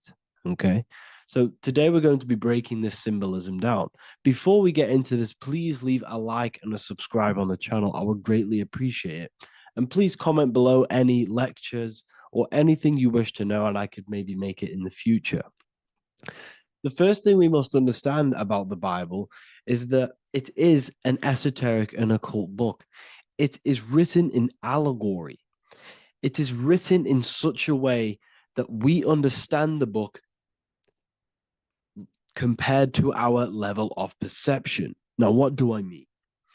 If a child read the Bible, they would gain a standard meaning and story behind it. They would gain a normal interpretation of the book, of being good, praise God, and be a good person. However, me, who have studied the occult and esoteric and symbolism for a very long time, when I read the Bible, I see a deeper meaning. I can read between the lines of the allegories, which means the Bible is written in such a genius way that it speaks to your level of intelligence. Depending on how advanced you are mentally and with knowledge, will depend on how you decipher this book and how the parables inside the book can speak to you in your personal life. Okay? So the Bible is the greatest psychological book ever written in history. This is why it's known as the greatest story ever told. It's a story. What we must understand with the Bible is that the Bible creates on the surface a logical way of thinking, which is what we call religion. We read the Bible and if we think logically and we take that book literally, then we gain a religion. But if we look beyond the surface, this is what we call esoteric, metaphorical, symbolic. You can read between the lines using our right hemisphere of the brain in deciphering this book and what it truly means to us and the evolution of our mind, body, and soul. What this book actually reveals between the lines is instructions and stories which teach you how to level up your consciousness, how you can sync the mind, body, and spirit and the soul all together so you can live like a god. This is what the esoteric is. It's the purification of consciousness. Now, when it comes to Adam and Eve, okay, what we must understand is that this is the beginning of creation. This represents the beginning of your life in an esoteric way. This is symbolic for the beginning of your incarnation into this physical world, okay? And we have Adam, masculine, Eve representing feminine. These are the two masculine and feminine energies which create the whole material universe. Okay. And as we are born with a pure consciousness. We are born with pure consciousness. Well, now, what do I mean? As a baby, we have no knowledge. We are pure essence of the soul. You know, we don't gain the knowledge of good and evil. We are pure. Yes, we're not happy all the time as a baby, and we're not sad all the time, but we have no ego. This is what I mean. Our consciousness is not split. As a baby, you are whole. You have a whole consciousness. You are yourself. You have no false identifications, no limiting belief systems, nothing. You are pure awareness and the pure soul and the pure mind. Now, this is what Genesis is representing. As we grow older, the more experiences we gain, the more thoughts we start to think, the more knowledge we gain of this world, the more impure our mind, our heart, our soul, our spirit becomes, the more impure our body becomes. As we grow older, we're infected with negative beliefs, negative thoughts, and society norms. This is a big one. As we grow older, we are molded by society. We shut off areas of ourself and we push them away so that we fit in with society. We all know this. We all did this in school. We pushed away parts of ourselves to act cool or to fit in, whatever it may be.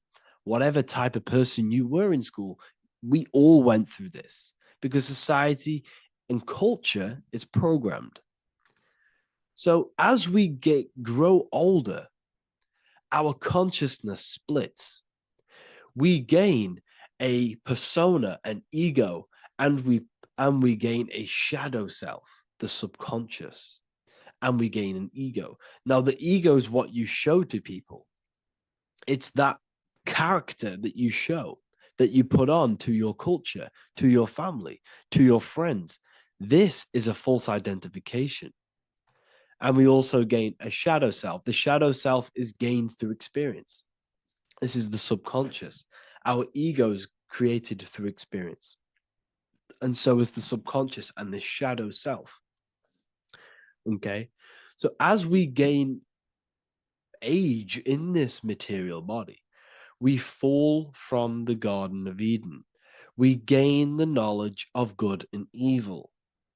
This is what the symbolism represents of us leaving the garden, us eating from the fruit. Now, the fruit represents the knowledge, it represents the insight, the experience, which splits our pure consciousness. Our soul splits. Okay? We lose connection with the divine. We lose connection with our pure self through material experiences. We may lose ourselves in material experiences. We may lose ourselves in lust and material gain, wealth, and all of these lovely things that the material world offers. We lose ourselves in this. Okay? And not only that, there's another symbolic thing that we're missing with being a child. There's another symbolic meaning behind this tree in this story of Adam and Eve. And this is sexual energy. Okay? As we are a baby, we have no ability to create another human life. We have no sexual urges. We have no desire for the material things as a baby. Nothing. As we grow older, our sexual energy cultivates around the age of, it's like 10, maybe earlier for some people or later for some people. This is what we call puberty, when our sexual energy activates. This is when the masculine and feminine energies are present within the body. And we are now given the ability to create human life. We're now given the ability to bring in a soul into the material world. Now, this is what we believe and know in the esoteric world. That is what sex is. You're bringing a soul from the astral into the physical. Okay? So, as you grow older, you gain this ability to use the power of creation. You gain this force within you that allows you to open a portal in the astral and bring in a soul to the material. Now, this power can be misused. This power is very powerful and should not be misused. In occult and esoteric teachings, we teach and learn sexual transmutation, how we transmute sexual energy into different areas of our life so we can grow and create. Because sexual energy is creative energy. It creates a whole new human being. So if we retain it, we can transmute it into creativity. So this energy is kind of corrupting us as well. And now I'm not saying growing up is evil, all this thing is evil. This is a natural cycle that we must go through. The soul of us must go through this cycle so that we learn, so that we overcome it, so that we gain mastery of ourselves, so that we expand ourselves. I recommend you watch the Evolution of Consciousness lecture that I did on my YouTube. An amazing lecture. Talks about the evolution of consciousness and how we're on a never-ending cycle of life and death and expansion. So leaving the Garden of Eden is symbolic. You see, Eve represents emotion. She's feminine. Adam represents action. That's why he bit the apple. You see, Eve takes the apple and tempts Adam because she's the emotion. She's the sexual desire. And Adam eats it. He releases, he misuses the power of his creation. He misuses his consciousness because of material illusions and material desires. This is natural, okay? As we grow older in this life, our soul has to experience sin. We have to experience negativity. We have to experience evil, okay? And we have to misuse this power within us to learn about it so we can overcome it and gain control over it. Now, this is why the Bible says in Genesis 3:6, "For God doth know that in the day ye eat thereof, then your eyes shall be opened. Ye shall be as gods, knowing good and evil." This is very, very, very symbolic. We come into this world to experience a dualistic way of reality. We come into this world to challenge ourselves so the soul can grow, because the soul comes from pure love from God. But we come into this world so the soul may know what it's like to be evil. You see, we are like a seed. Our soul's like a seed. And when that seed grows, okay, and it's planted, them roots must grow to hell in order for the top of the tree and the roots to grow to heaven. In order for the soul to reach the highest states, it must descend down into the lowest states. Good and evil. This is the story of good and evil, okay? And this is the story, a psychological story of how the human mind has functioned in this life. This is what this story is representing of how our soul and mind is functioning, how our consciousness is splitting and growing up and evoluting. Okay. Like I said, snakes represent sexual energy. They represent, snake, when you've been snaked. This is why we say you've been snaked, because it represents a temptation of sexual energy. This is why the Kundalini is symbolized as a snake. This is the serpent within us that we can rise to activate dormant brain cells in our brain. Now that's called the Kundalini awakening. I'm not going to get into that into this video, but this is what it symbolizes, the tree and the knowledge of good and evil, because our body is the tree. Our central nervous system is the tree. The snake is our sexual urges and this false temptation that tempts us to interact with sin, the material world, okay, and go against our higher divine self. This is what it represents. Now, it's very, very symbolic. Not everyone is going to agree with this, but this is my interpretation of Genesis based on my research of occultism, symbolism, metaphors, and me studying the Bible. This is my interpretation, and I hope it resonates with you. It might not resonate with you, but this is what makes sense to me, and this is what has made sense to many other occult researchers who are in this space as well. Okay. So please leave a like, leave a comment, leave a subscribe. I'd greatly appreciate if you could, just give me some support on this channel. We're nearly at 100,000 subscribers, which is insane. I just want to say thank you all. And yeah, I will see you inside the university. If you join, I'll look forward to mentoring you, connecting with you on the live calls. There's a new symbolism course, which is going to be available very, very soon. And yeah, if you join the university, you also get a 30% discount on all of my products, astrology readings, one-on-one calls, all of my books. Yeah, so I hope you gain some insight on this video, and I'll see you in the next video, and I'll see you inside the university. Have an amazing day. What if the word Yahweh is proof that God is embedded in our very own being? Stay with me, because what I'm about to show you might change the way you see yourself forever. Today's topic is decoding the mystery name of Yahweh, the sacred name of God from the Hebrews.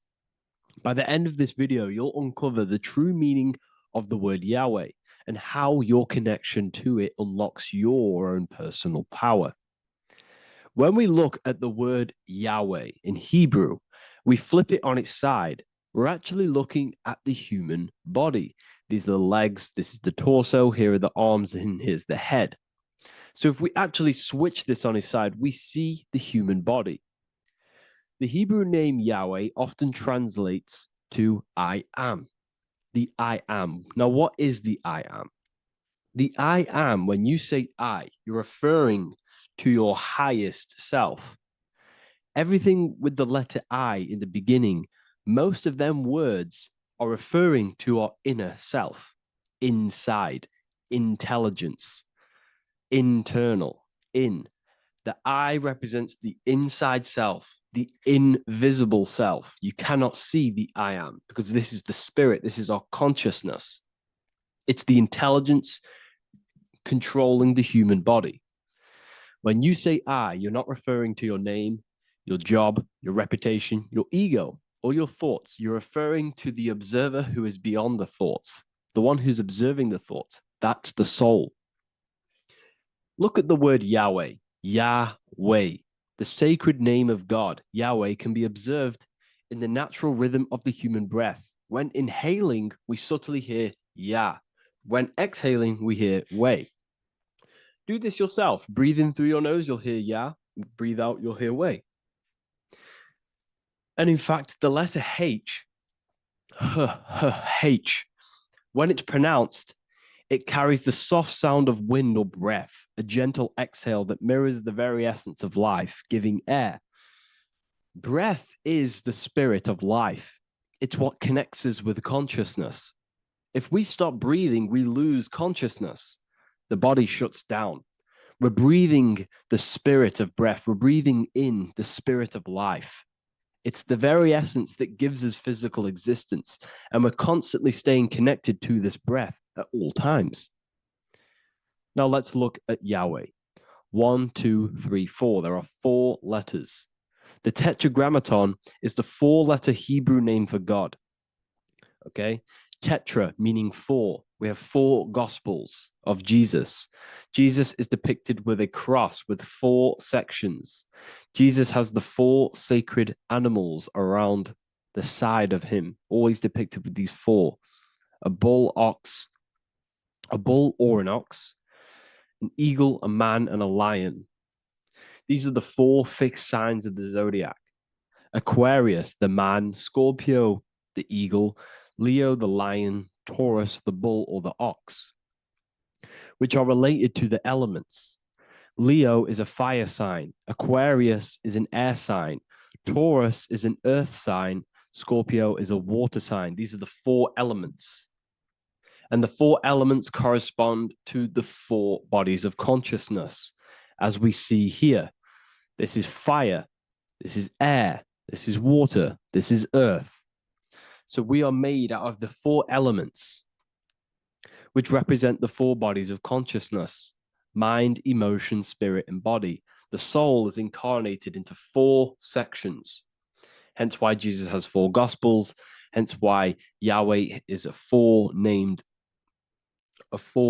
word, because we are tetraform. We have 4 bodies of consciousness. There are 4 pillars to reality: the mind, emotion, spirit, and the body.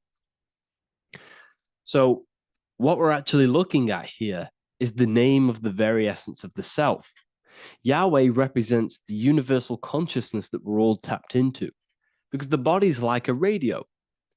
The body is basically a radio antenna, which is picking up this stream of consciousness, and we're all the same consciousness, just experiencing it in a different body. And Yahweh is the name for this intelligence that we're all acting out, that we're all manifestations of. So now let's look at the word Yahweh, where we read it this way in Hebrew, which is 10565. 10565 in the Hebrew letters and the numerical values. And the DNA is made up of 4 bases. These 4 things which create the DNA. This basis is the genetic code for all living things. Each DNA strand is held together by sulfur bridges that appear in a repeating pattern of 10565. This pattern matches the numerical value of the Hebrew letters of Yahweh, Yod, He, Vah, He, which are 10565. This means the structure of DNA, the code of life, follows the same number sequence as the sacred name of God, Yahweh. This is a factual observation. So we're looking at 10565. So let's look over this one more time. Yahweh represents the breath, Yahweh, inhale, exhale. It translates to I am. It's written in our DNA. The word Yahweh on its side looks like the human body. Now, this is where things get a little bit deeper. 10565 adds up to 26. The number God, well, the word God adds up to 26. Allah adds up to 26. There are 206 bones in the human body, 26. 26 adds up to 8. 8 is the number of infinity. We are all the infinite consciousness. Consciousness will never die. It's immortal. It's infinite. We are all infinite. We are not these skeletal structures. We are Yahweh, the universal consciousness. The creator of all things is our essence. We're all God with individual identities, but the highest versions of ourselves is God. The ego is our own personal experience of God. Does this make sense? So, in conclusion, Yahweh is not the name of a separate God from us, but rather the reflection of the divine consciousness manifesting through the human form. The human body is like a receiver acting as an antenna that tunes into the infinite intelligence and life force we call consciousness or God. This means that rather than being external, the divine presence is within us, expressed through our very existence. It's very interesting when we look into this, and what religion has done has flipped all of this knowledge. All of this sacred knowledge has been externalized. They've externalized God so that we worship God and we view God as something separate from the human experience. They do this so that we don't find the God within us, so that we don't find that we have the power of creation. The mind is the creative force of God. The body is the will to act out that thought. They don't want us to figure out that we are creators and we're all creating our own earthly experience. We're all projecting this reality. And they don't want us connecting with the divine intelligence within us because they want to be the creators. They want to keep this knowledge. They don't want the masses to wake up to this powerful knowledge. So what they've done is that they've taken the scriptures, they've externalized it so that we start worshiping and giving away our power to these external things. And when God is external, we start to fear God because we start to think that God has power over us. He can send us to hell or heaven. So this is what's going on. They've been externalizing this for thousands of years to keep us in a suppressed state. Okay? Humans are very advanced because we possess self-awareness. We possess the ability to move our awareness and our thoughts outside of the instinctual nature. For example, a cat or a dog. These things can only live in their instinct. They live based on instinct. They smell, they eat. That's pretty much what they do. But humans, we have the ability to rise above that nature and turn to our infinite selves, our higher selves. We can move beyond our instinctual nature and create very advanced things. That's why humans are made in the image of Yahweh. We are literally God in human form. So this is what we all need to realize. And I hope this video has helped. Please leave a like, a comment on inside of the description. I'll have some links to my books and my university. The people who have read them have just absolutely changed their lives. You could probably see that in the comment sections if someone leaves a review of the book. We also have Trustpilot. But yeah, I thank you all. And I'll see you in the next one.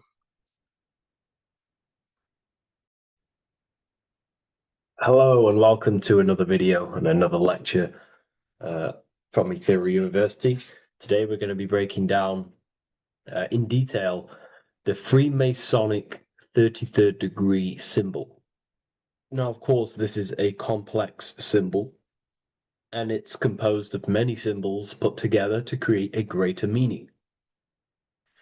So, as you should know from my previous videos, a bit of context behind Freemasonry, what it particularly is, and I will give you a brief overview before we go into this.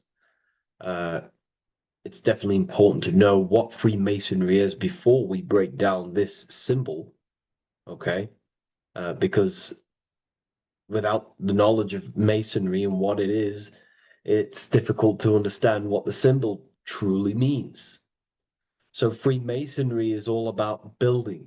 The word Mason means to build. And we're either building with light or we're building with darkness. So that we have good Freemasonry, we have good Masons, people who want to spread the truth, people who want to help people awaken their mind and liberate them and bring them up to higher consciousness. Or we have Masons who want to divide keep the knowledge to themselves, create walls, build walls in people's minds, construct illusions in people's minds for their own personal gain. Okay? So we're either building with light or you're building with darkness. You're either building with light or bricks, spirit or matter. God and the devil, same thing. You're either uplifting people or dividing people. Each and every single one of you is a Freemason. Well, a Mason. Not a Freemason, but a Mason. You are a builder. And you're either constructing division in you and other people, or you're either creating oneness. Everyone is doing this. Everyone is building. Everyone is contributing towards the world and building our reality. So Masonry is a craft, and that craft is to craft a better mind and heart, a higher consciousness, a higher understanding of the self, building a higher perception of yourself, getting to know who you actually are, why you are here. Every action, behind every single action, behind every single cause is choice. You chose to be here. Whether you know why you are here or whether you do not know. You chose to be here in this time, in this period of life on the earth, on this physical dimension. You chose, the mind of yours chose to be here in this body at this specific time. You are playing a role, you are building in this world at this specific time. So Masonry is all about getting to know the self, to know what you actually are through gnosis. Gnosis is direct knowledge obtained and extracted from direct experience.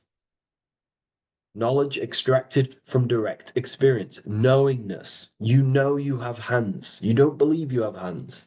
You know you have hands. That's what knowing thyself truly means. To go within the self. To dwell in meditation for long periods of time. Not even meditation. To dwell, closing your eyes and thinking internally. Not thinking externally about anything outside you, but thinking and questioning internally, and you shall find answers. Seek and you shall find. If your heart is truly set on knowing, on getting to know true knowledge and knowing yourself, then you will find it. Okay, so because that's what the heart is. The heart is where we find our treasure. That's why it's inside of our chest. Our chest holds the treasure. What is your treasure? Your treasure is your physical manifestation. And whatever you act, whatever your heart cares about, your body follows. Your body takes action towards what you care about in life. This is why we say follow your heart, because your body follows the heart, what you care about. If you do not care about something, you do not take actions towards it. Whatever your heart loves and has that love energy for, the body follows.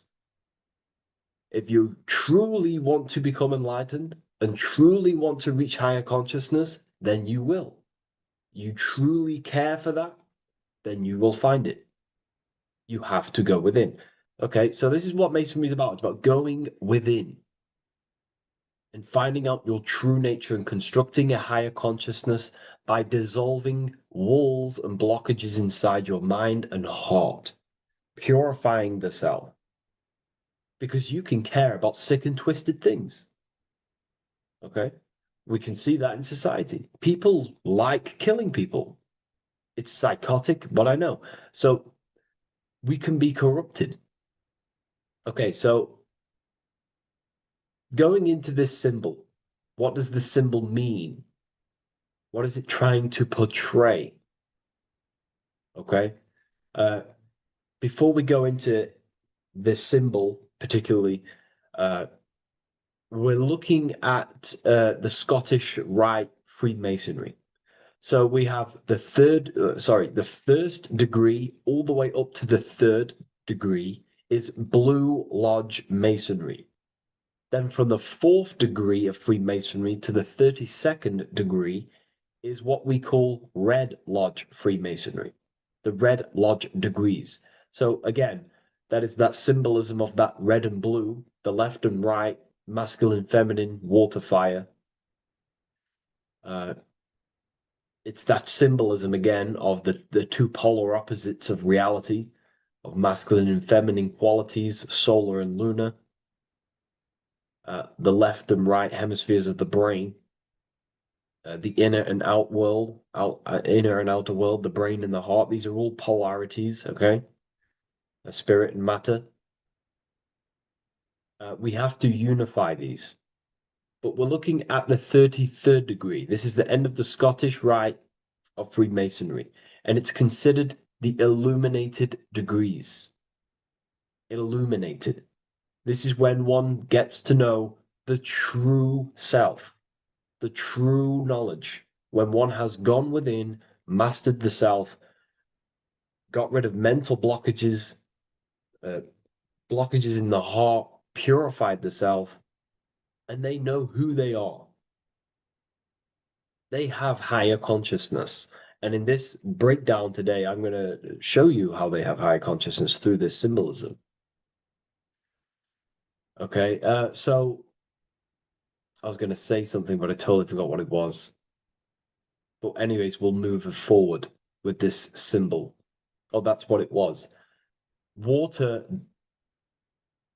melts, well, ice melts at 33 degrees, symbolizing ice represents solid matter, ego, the physical body, left brain thinking, physical reality identification, identifying self with the ego, the name, the job, the reputation. That's the ice, that's solid, that's ego thinking, left brain thinking. When we identify ourselves with the body, our ego, our name, our job, our reputation, our family, that is ego. That is pure earthly survival base level consciousness. This is the degree, this is the level of state of mind that we need to rise out from and figure out what we are, what you actually are inside you. When you turn off your thoughts, what are you then? If you do not think, you are not your name, your job, your reputation, your family, your beliefs. Because when the mind is turned off, there is still something left. That is you. And that is the substance that we have to get to know through gnosis, through going within and thinking internally and dwelling within. Okay.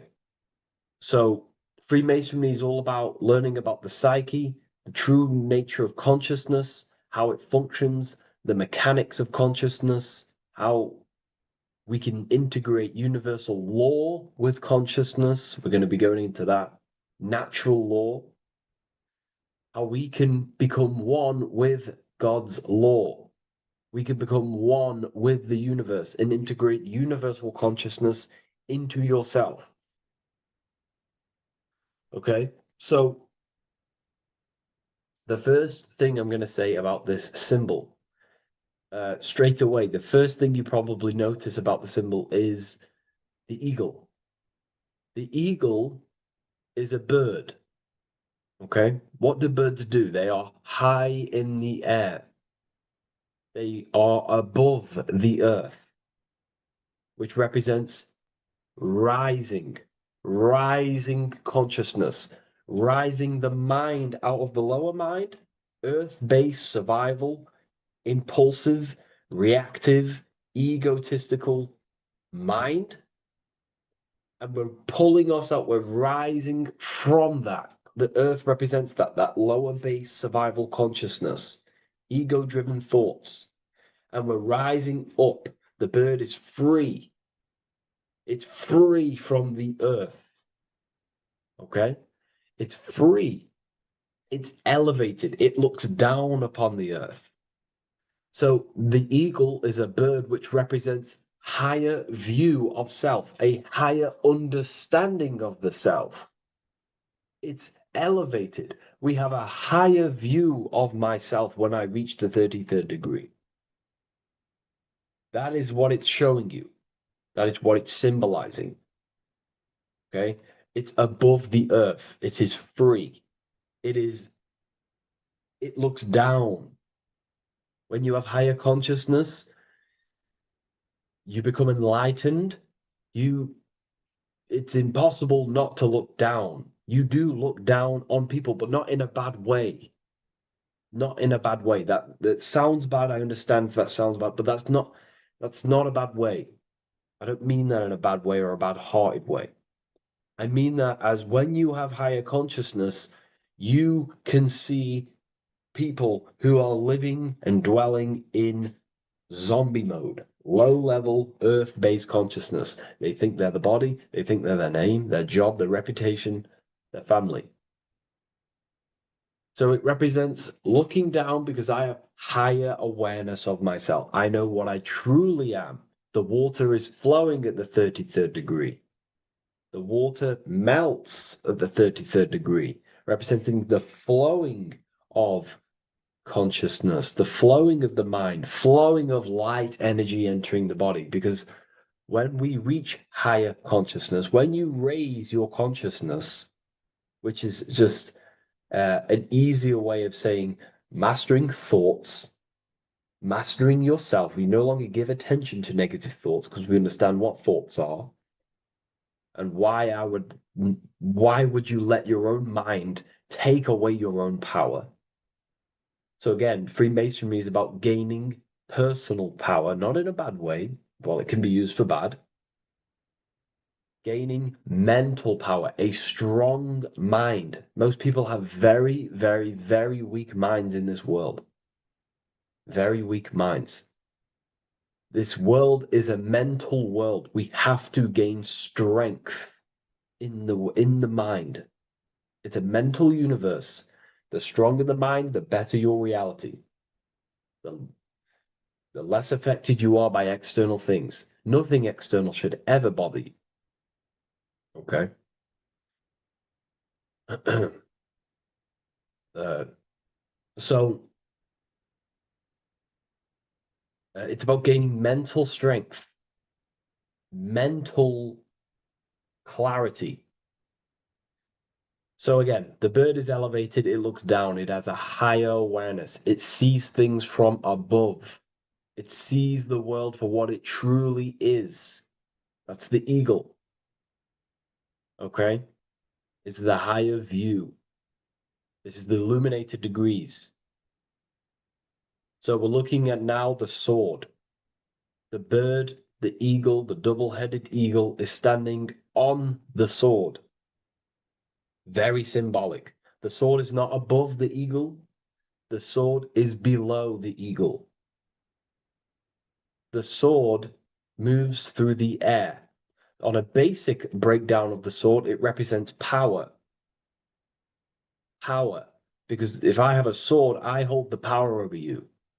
That's what it symbolizes. In war, you have a weapon bigger than someone else and more destructive than someone else, you hold the power. So it's a power symbol.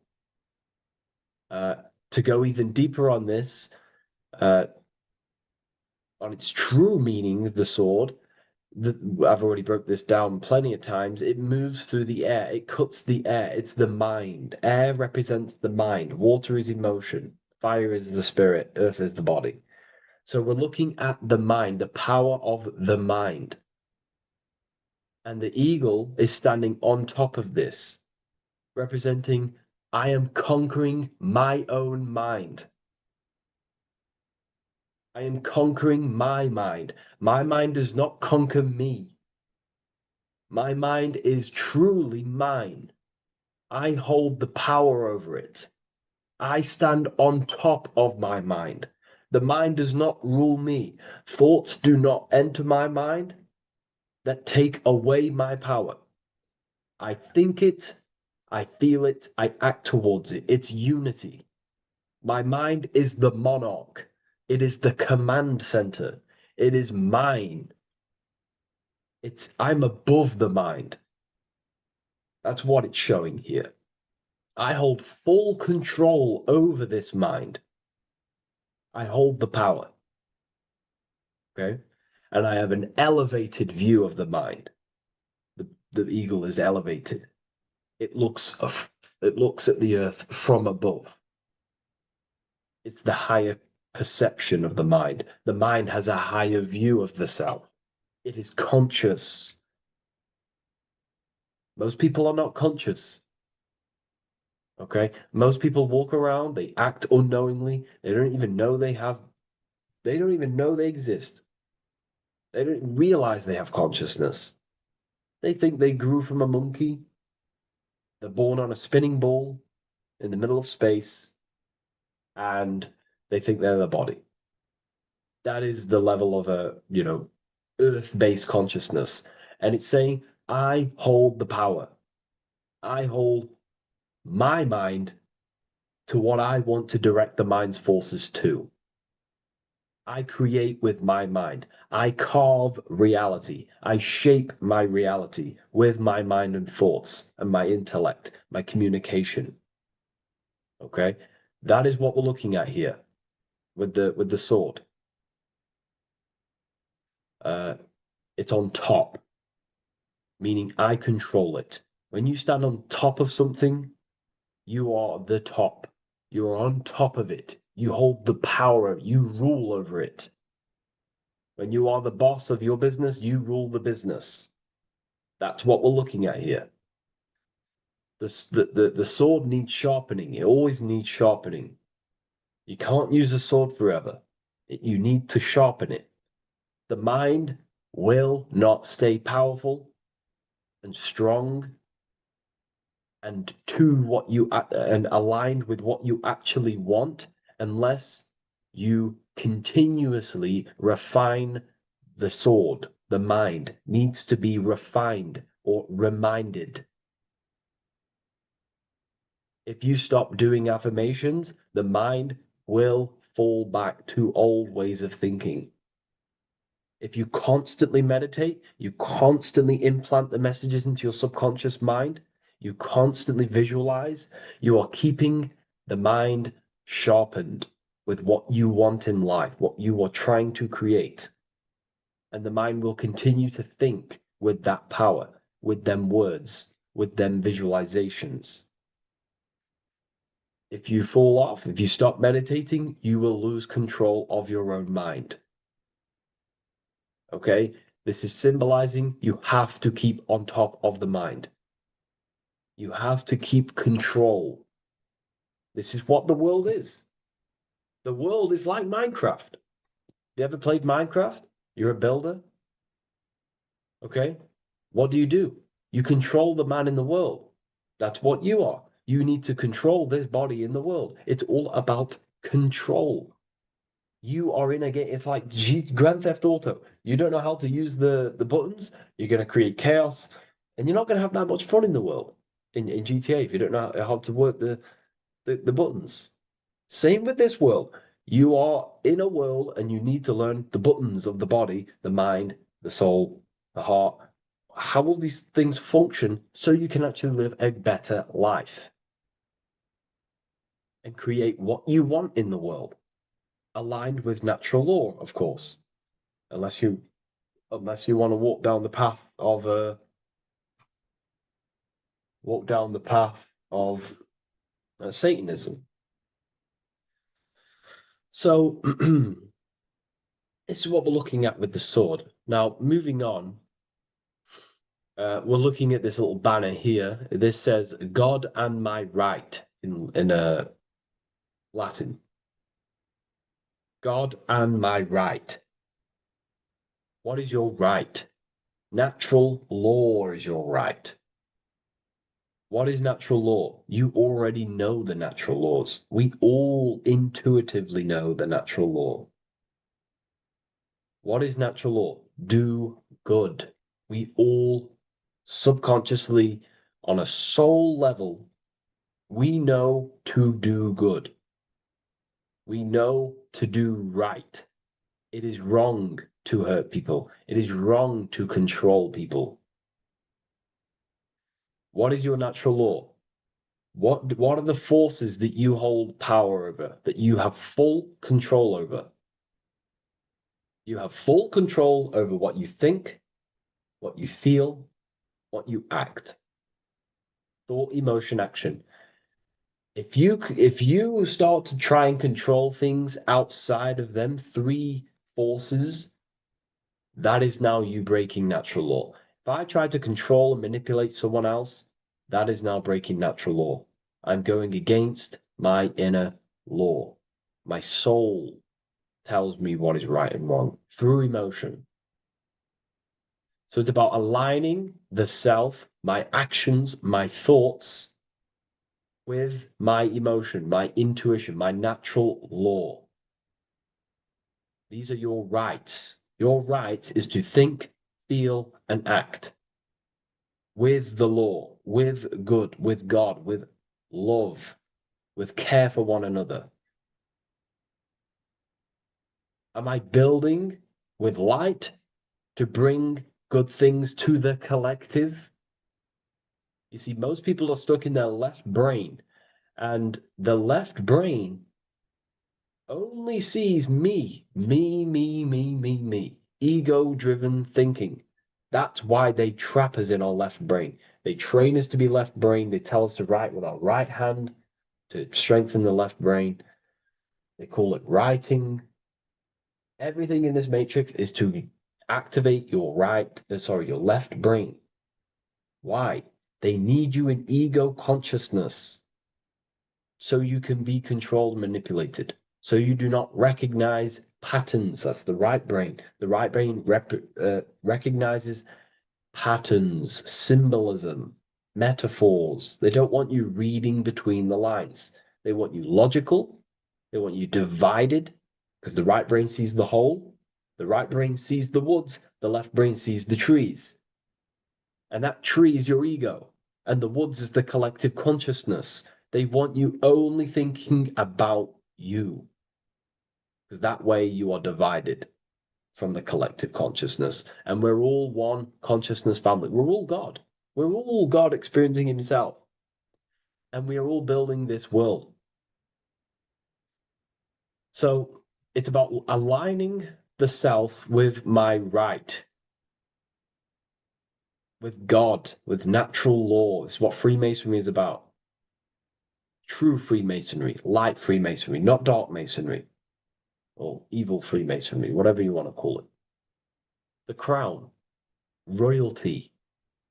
Royalty wear crowns. And what do the royalty have?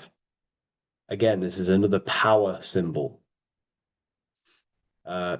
They hold control. Yes, royalty hold control. And that's why this crown is at the top of the image, not at the bottom of the image. It's at the top, representing I control the left, I control the right. I control my left brain and my right brain, the two eagle heads, the two views. The eagle has one eye on each side. It's looking, it's seeing. And that's symbolic of the left and right brain. We see, not physically see, but I mean perceive. We perceive reality with the left brain and we perceive reality with the right brain. And it's about unifying these two brains so we can see and perceive reality from a true lens. Because if we see reality only from the left brain, and a left brain dominated brain, we see everything as divided. But if we see everything from a right brain perspective, we see everything as whole. When everything is in the middle, you need to see reality from the middle. Yes, I have my own personal consciousness, and yes, there is a collective consciousness. So I need to balance between that. I need to see reality between the line, between the left and right brain, and align this worldview, and align my thoughts, align my actions with this. Because if you're left-brained, dominated, you're only going to take action on ego. You're only going to take action on me. You're only going to think about me, me, me. But if you're right hemisphere brained, you're only going to take action for the collective, which is, yes, that's good, but you also need to think about yourself. Why did you come here? Your life has a meaning as well. It's not just about the collective, it's about you as well. But we need to balance this. You see? This is what we're looking at. The crown is in the middle, representing the balance, the power over the two. Okay? It's the balance, it's mastery, it's control. Royalty hold control over society, royal families. So it's about controlling the self. It's control over the ego, control over the sword, over the mind. It's about personal power we're looking at here. Self-control. Now we're looking at a upright triangle, which represents the element of fire, which is masculine. Masculine is all to do with action. Action, the physical body. We're looking at fire, which represents spirit or transformation. Fire is a very transformative element. It transforms things. Okay, so we're looking at self-transformation through action. This is what we're looking at here. Fire is a very, very masculine force. A very penetrating and transformative force. So we're looking at transforming the self, not through knowledge, but through action. We have transformed the self, 33rd degree. I've reached the 33rd degree and I have now fully transformed. Now, there are higher degrees than 33rd degree, but we're just breaking down the symbol. That's a whole of a lecture. But this represents full transformation.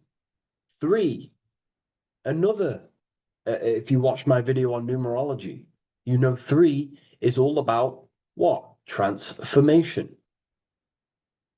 Thoughts, emotions, actions. These are the transformative forces that turn and create reality.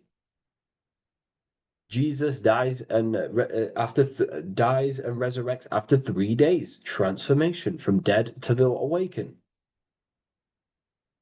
Brahma, Vishnu, Shiva. God is threefold. 3, 3, 3, 3, 3, 3. Electricity, magnetism, dielectricity. The 3 forces that pretty much create physical matter. Transformation is 3. So we're looking at transformation through action. Action is a very transformative force. There's no point learning this knowledge if you're not going to act upon the knowledge. A lot of people join the university, they learn a lot, but they leave because they don't want to take the action. They don't want to do the hard part. They don't want to act towards higher consciousness. They want to dwell in their lower mind. That's fine. That's your path. That's their path.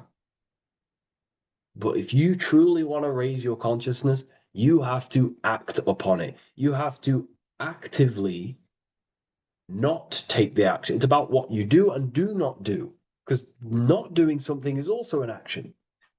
If you are not participating in the low level pleasures like sex, casual sex,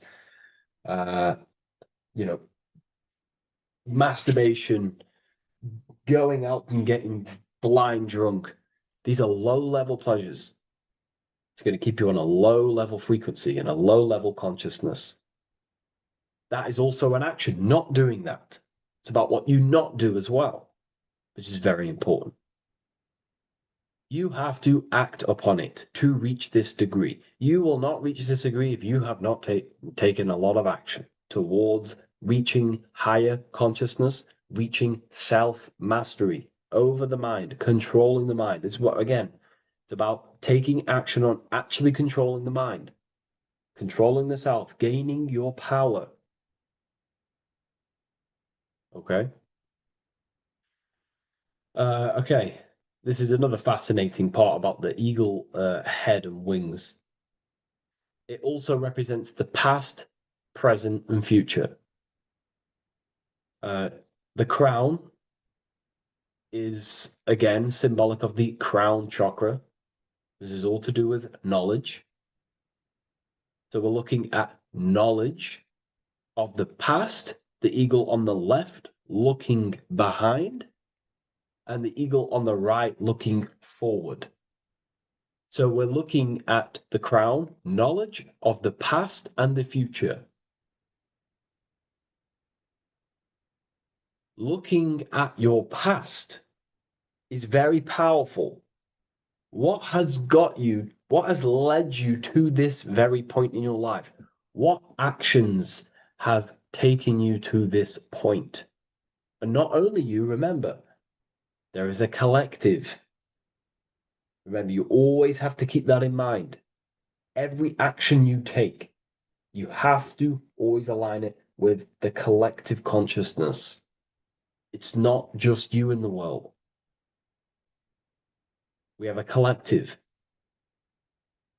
So, how did you and how did the collective get to this point in life, in this present? How did we get here? How did we get into this mess? Humanity is in a mess, a straight up chaotic mess. And if you think everything is perfect and everything's divine and everything's just, there's some people out there in the spiritual community saying, everything's divine, everything's meant for this purpose. No, there are people actively manipulating and using mind control methods to control this reality. How have we got into this mess?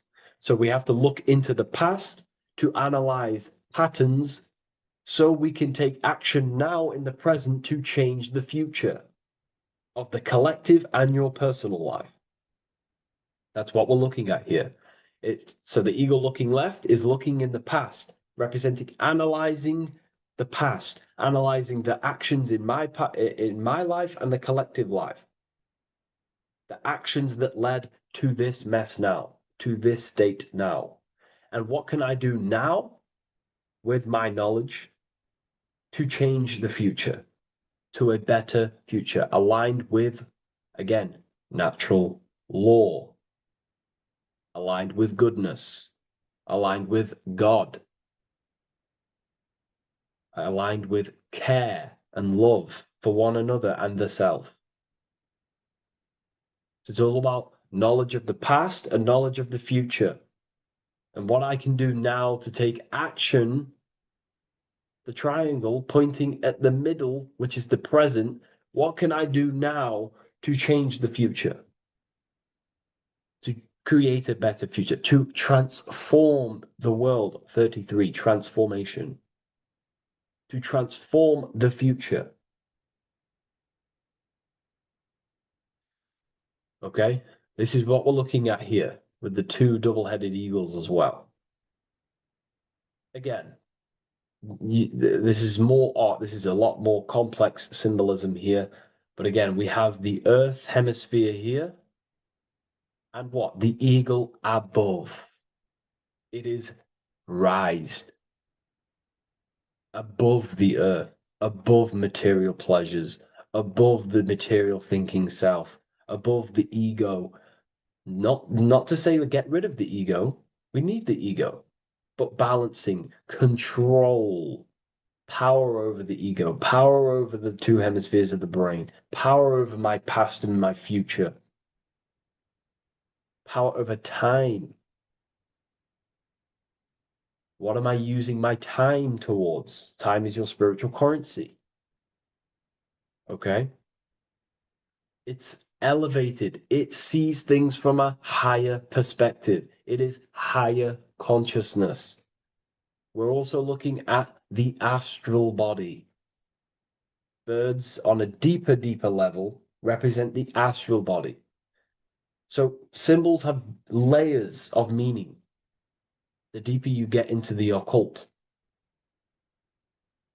So when you join the first degree, you get, a good interpretation, and the higher degree you go, the more deeper the symbol reveals, as the more deeper you know yourself.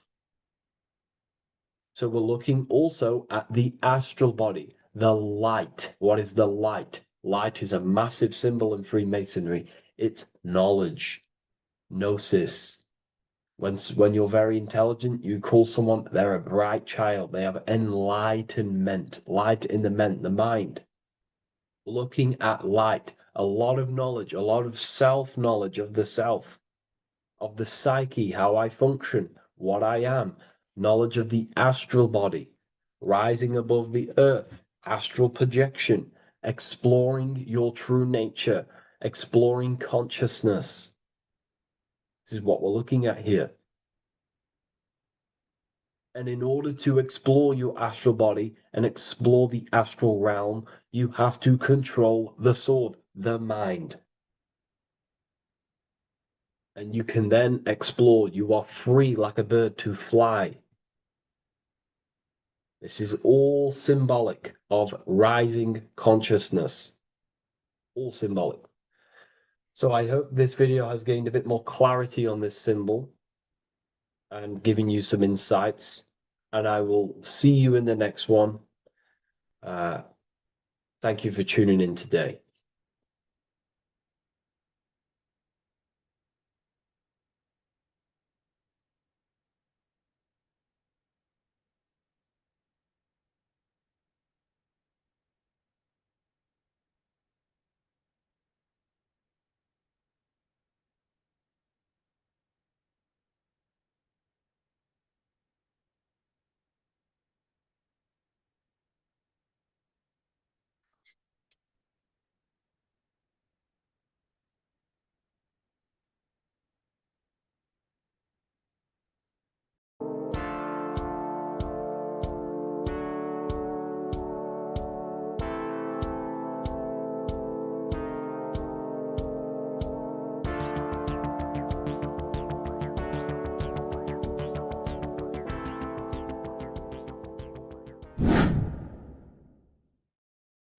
What is up, people? How are we all doing?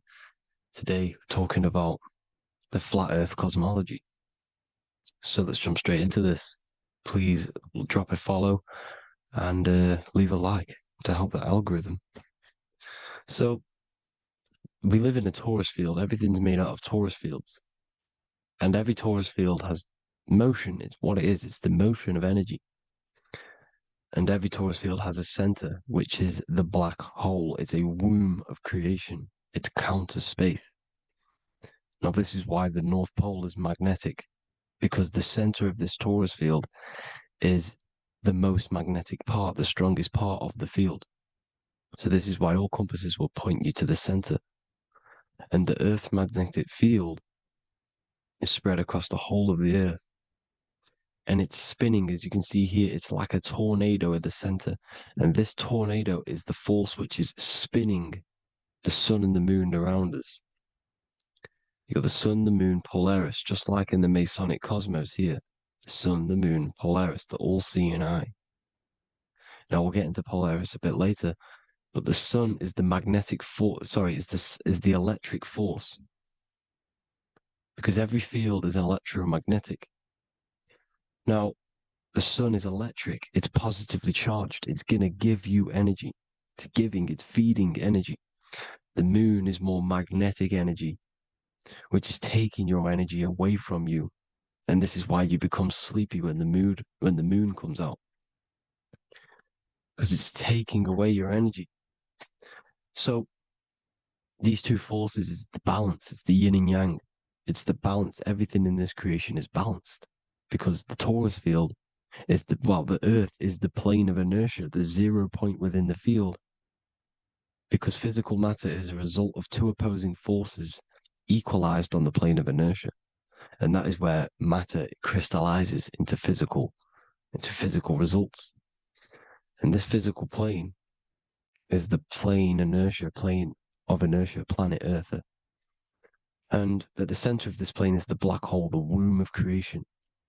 And outside of this black hole Black hole gives birth to light. So the torus field is constantly rotating, going into counter space, the black hole, and then out of counter space gives birth to the white hole, white light. You see? So it's going around, black hole, birth again, black hole, birth again. And it just keeps going around. It's an infinite cycle of energy. And this is where the infinity sign comes from. This is the motion, this is the force which is creating everything to spin inside of this cycle, circle. Okay? And it's making the stars spin. It's making the sun and moon spin around us, around this center point. Now here you see Horus and Set. Horus and Set putting their feet inside of this dome. This is the royal arch, the arch of the dome above us. It's like you see in the Masonic cosmos, the royal arch of Freemasonry. This is the dome above us, the firmament that the Bible talks about. You see, they're putting their feet in because Set symbolizes the moon and Horus is the sun. Horizon, Horus. Horus is rising, the sun. So they're both putting their feet around this center magnetic pole, which is the pole, North Pole. And above the North Pole, you have Polaris, the pole of electromagnetic energy. You see? And this is how we get the sun and the seasons. Because the sun, for us, when it becomes summer, it's on the Tropic of Cancer. Then it spirals outwards, going out and out and out, then goes to the Tropic of Cancer, Capricorn. That's winter for us. Then it comes back in and creates summer again. So it's constantly spiraling around this center magnetic North Pole. You see? So this roof above our heads is the firmament, and this is what they've taken off of us. They haven't physically taken it, but mentally they have taken this away from you. It's a female energy, and this is what the Egyptians called Nut, the sky god Nut. And this is the womb. We are inside God's creation, God's womb, and the woman's womb when she has a baby is a microcosm of this, because everything inside of this creation is micro, macro. It's a reflection of the bigger things, as above, so below. So the dome above our heads is the dome we are in when we are a baby. And you can see the sacred geometry of it is the exact same. It's the dome. And when we are inside of the womb, the woman, the sacred maker, which is the M, the Masonic M, this is the Gmail symbol. The Masonic M is maker, mason, matter, male. She delivers the male, you see? She delivers the male because it's the maker, the female, the magnetic. The woman is magnetic in nature, the male is electric in nature. So when we are in this womb, the female, we are being fed by the center umbilical cord, by the center of the mother's stomach. We're connected to the center of the woman's stomach, just like we are when we are in the earth. The center is where the aurora borealis is being emitted from, the electromagnetic aurora borealis, the northern lights. This is our spiritual umbilical cord connecting us to counter space, connecting us to the realms beyond this world. Because at the center of every torus field is counter space. And at the center of the earth is our spiritual umbilical cord. And this is the earth's belly button, as you see. As above, so below. We had a physical umbilical cord. We have a spiritual umbilical cord. And this gets cut when we die, when we're cut away from the physical reality. You see, here's the ancient Egyptian tablet showing this female. You can see the hair, it's a female above us because the female energy is nurturing, helping, looking after. And that's exactly what the dome is. It's protecting us. It's the Ark of the Covenant, the Ark covering us. You see? And this is what they've taken away from us. By you believing in space, it completely destroys the idea of this being a sacred creation. They've taken the roof off your head, whether if you believe in space, you believe that there's chaos, there's planets, there's asteroids that could kill us at any moment. But this isn't true. They've made you fear your own creation that you're inside of. They've made you fear what's above you. You see, and it's to hide the power of astrology, the power of the lights in the firmament, which are constantly flowing through the ether. These powers which are above us are sending rays down to the earth, which are influencing our psychology and how we behave.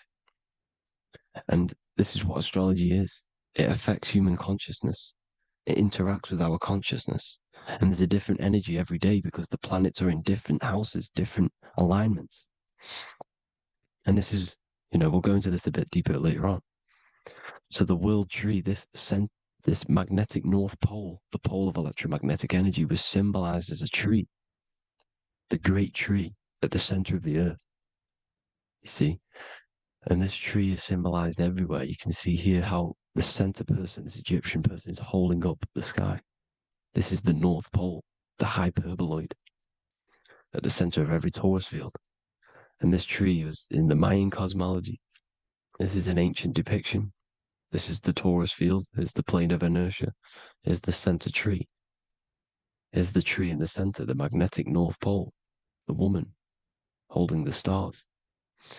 Here's the Hindu with the two birds symbolizing the sun and the moon revolving around this center tree. The Mayan tree, his Horus and Set around the North Pole. They all knew this flat earth cosmology. They knew these secrets. It's so sacred you understand the creation that you're inside of. Because if you don't, you'll be led astray. You don't know where you are. You're lost. You see? And here's the Masonic art with the rays of the stars coming down with the tree in the center. So it was personified as a tree. And we are in Asgard, Midgard, the middle garden, where there's good and evil. So the 7 layers of heaven, which is talked about in the Quran. Each planet has a different layer of the firmament, and this is the 7 layers of heaven, and these are our 7 layers of the energy centers in our body. So we start in the stars, so we are stars in a physical body. And this is why we say Mr., sister, fraudster, sinister. Stir is star, and we are in the stars, and our star descends into the soul system, not solar system. And as we descend into the soul system, we enter Satan's kingdom, Satan's world. As it says in the Bible, Satan is the god of this world. Well, if you've been into my research for a while, you know Satan is Saturn. Saturn's world, because Saturn's the outermost ring. He's the Lord of the Rings. And you enter his kingdom, the kingdom of time. And this is why Saturn's the time god. As soon as you go past the rings of Saturn, you're now in the soul system. You're now in time. You're now bound by space and time. And you're bound to the earth plane, the heart. Earth is heart. It's a rearrangement, it's an anagram for heart. And the heart of the electromagnetic color spectrum is green, and that's why the earth is green. And above green is blue, and this is why the sky is blue. In order to go to heaven on the macro scale, you have to go through the blue sky, through the 7 layers of heaven. In order to reach heaven in your body, whilst you're here, you have to go through the blue chakra to your head, which is heaven. It's micro, macro. Everything is micro, macro inside of this creation. It's an ancient, I think this is a French image, piece of art from the ancient French, with obviously the 7 layers of heaven, which they all depict. And notice how it's like a dome. We'll go into this dome symbolization, the Royal Arch of Masonry, which is next. But these 7 layers of heaven give us the 7 metals, the 7 days of the week, the 7 diatonic tones, the 7 chakras, the 7 everything. It's God's favorite number. And this is why the Masons use the G inside of the compass, because the G is the 7th letter, and God starts with G. You see? So it's 7. God is 7. Here's another depiction of the heart, the soul system, the 7 layers of heaven. La Fermenta. You see, La Firmament, with the stars on the outermost layer. Here are the 7 planets. Jupiter, Mars. La Sophie, the sun. La Luna, the moon. So, Saturn. So we are in the heart of this soul system. In order to ascend, we need to ascend up our chakra system, reach 144,000 hertz, God consciousness, the God man, You have to unfold God, man. Master of the mind. Mastery of the mind. So, what are the stars? The stars make everything unique.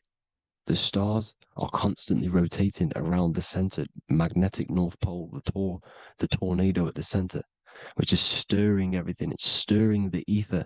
The center is the ether, and the four elements are born out of this ether. There's five elements: ether, spirit, water, air, and earth.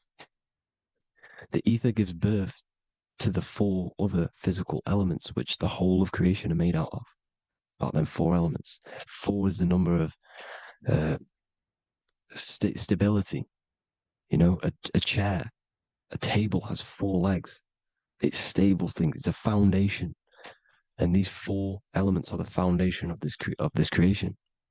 You see, and this magnetic North Pole is stirring this, and the four vibrational states of the ether are the four elements. Now let me get back to the stars. I just wanted to give you that. The stars are being stirred around this center point, center. It's stirring everything, and they're always in different alignments. Every millisecond, they're moving in different placements of the stars. And the planets are called the seven wanderers because they're not fixed. The stars are fixed, but the planets are called the seven wanderers, the seven layers of heaven, because they move faster and slower than each other. Each planet is slower and faster, has a different rate of speed it's moving. So these alignments are mixing in with the energies of the different 12 constellations. And this is why you have a unique characteristic. You have a unique look, a unique energy, a unique personality.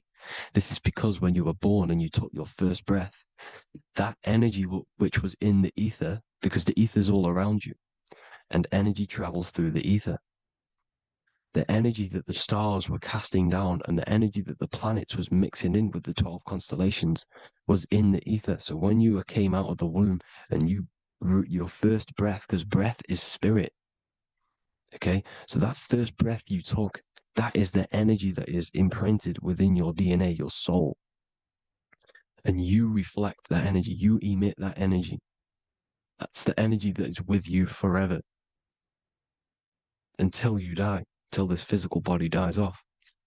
And that's what the stars are. The stars are giving a unique energy, characteristic, personality to every living thing.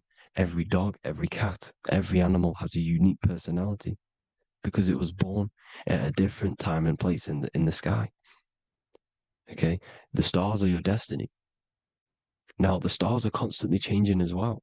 If you look at stars through a telescope, they're constantly changing and forming different forms. You can see here, it looks like water. It looks like light through water because it's the ether above us, a sea of ether. And this light is being emitted through it, and it's just constantly changing, giving different energies, each star. So this is what the zodiac is. It's the expression of energy. It's the expression of the stars. And each constellation has many different personality, different energies, different traits. Each planet has different traits, depending where your planets are, depending what energies you hold. No two person have the same energy. There's no one. It could be similar, but no one's the exact same. It's because of the stars. The stars are never in the exact same split place. The planets are always in different houses. So here's some Royal Arch symbolism. Here's the Royal Arch of Masonry, as it says here. The sun and the moon, the constellations. Here's Cancer, the seven planets, the seven stars. Here's the Royal Arch. This is the firmament. Here's the duality. Black and white, duality, good and evil, rest and motion, dielectricity, magnetism. See? So this is what the Royal Arch is. It's symbolizing the cosmic dome above us. The womb we're in. We're inside God's womb. And here's George Washington, the Freemason, inside of the Royal Arch. You see? With the G, the Masonic G, God, 7. Here you see another depiction of George Washington with the stars in the dome above his head, his Polaris, the sky vault, Polaris. We'll get into that later. Go inside of all of your ancient churches, you will see the dome. Go to the Vatican, you'll see the dome. All of your ancient churches have this dome because it's the dome above your head. The ancients knew this. This was known. We did not live in space. It was known back then. They all knew.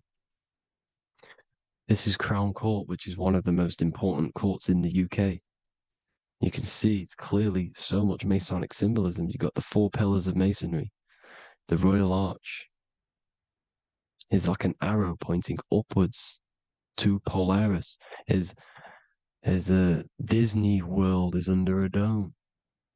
In his Polaris, the Sky Vault. You see? And also 666 in the symbol. There's more. 7 layers of heaven. Here's an ancient depiction. The firmament. Here's the astral plane outside of the firmament. The Royal Arch. You see? It's everywhere. Here's Polaris, the 8-pointed star. Polaris is in between the sun and the moon. It's at the center of the Taurus field. And Polaris corresponds with the pineal gland as well because it's the all-seeing eye. See? So, is Polaris, the 8-pointed star, which is at the very top. It's the very center. It's on top of the North Pole. And it's an 8-pointed star that's always symbolized as an 8-pointed star. Here you see the Vatican. The Vatican is a giant key with an 8-pointed star. See, it's a key. Here's the dome. Here's the Space Delta, the USA Space Delta logos. Here you see the Egyptian god looking from the center of the North Pole, looking upward to an 8-pointed star, Polaris. An arrow pointing up to Polaris. Here's another, the bear holding a key with an arrow up to Polaris. 7 holds the key to Polaris. Here's an eagle holding a key above the North Pole to Polaris. Polaris, and here's another one. There's another bird, like a dragon, holding a key to Polaris. Because Polaris is definitely something to do with leaving this creation. Okay, maybe, I can't say for sure, but maybe it's to do with ascension, and this is why the Vatican hold the key to the 8-pointed star.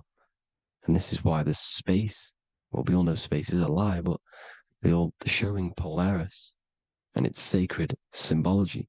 Maybe it's to do with something leaving this creation, going to another. Here's some North Pole symbolism. As above, so below. You see the four seasons of the Big Dipper constellation going around Polaris. This is Polaris, this is the Big Dipper constellation, and this is the swastika. This image gives us the swastika, because all the symbols we use are created in nature. They're created somehow in nature. This is how we get them. As above, so below. This is the map of the North Pole with the 4 rivers looking like the Big Dipper constellation. It's the Masonic, here's the ancient cosmology with the 4, you see the 4 islands, Mayan cosmology, 4 islands. This is the alchemical symbol for Earth, 4 sections. The windows, because the center of the North Pole is a window to another dimension. The 4 lucky 4-leaf clover, which is supposed to be lucky. It's just, it's truth in plain sight. And here's Hitler looking at 2 flat Earth maps. So this swastika has been used for thousands of years, thousands and thousands of years. And it's symbolic for the most sacred land on this plane, the North Pole. Shambhala. Do some research on Shambhala, people. It's a it's a Hindu mythology about the sacred lands at the center of the earth. And it's known to be full of enlightened beings. And it's all symbolized at the center. You can see their paintings of Shambhala. It's all at the center, the North Pole. And it's known to be the most godly place ever, because it takes you to a portal to the higher places. And maybe this is something to do with Polaris, connecting you to this sacred land at the very center. But anyways, people, thank you all for tapping in. Hope you all learned something. Have an amazing day. Please follow, subscribe, like. All the links in the description for the courses, the PDF. Please have an amazing day. God bless.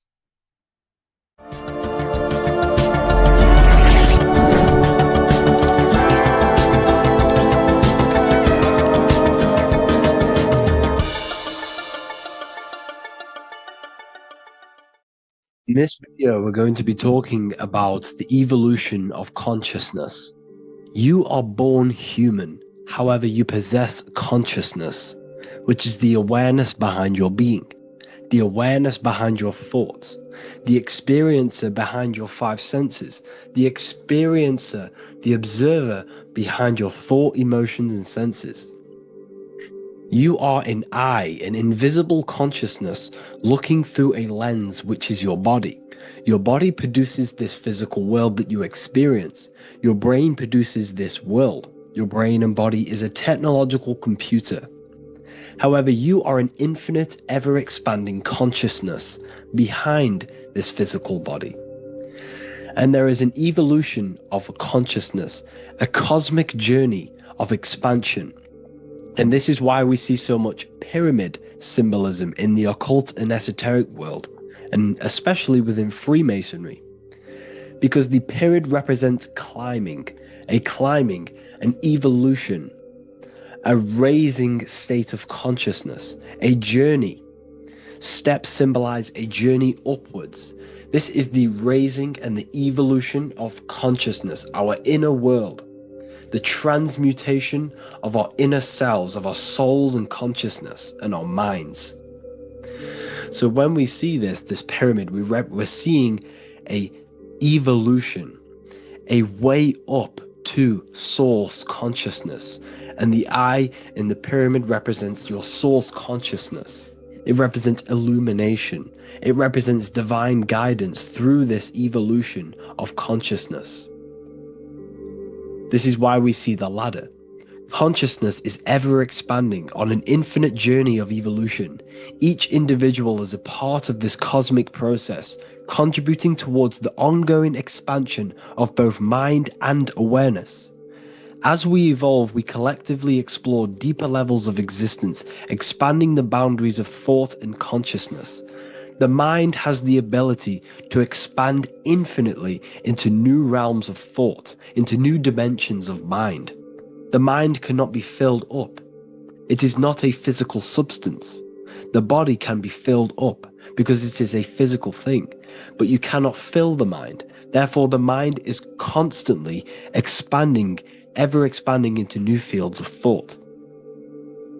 So what we see in Freemasonry, the ladder, is again a journey, an elevation of consciousness.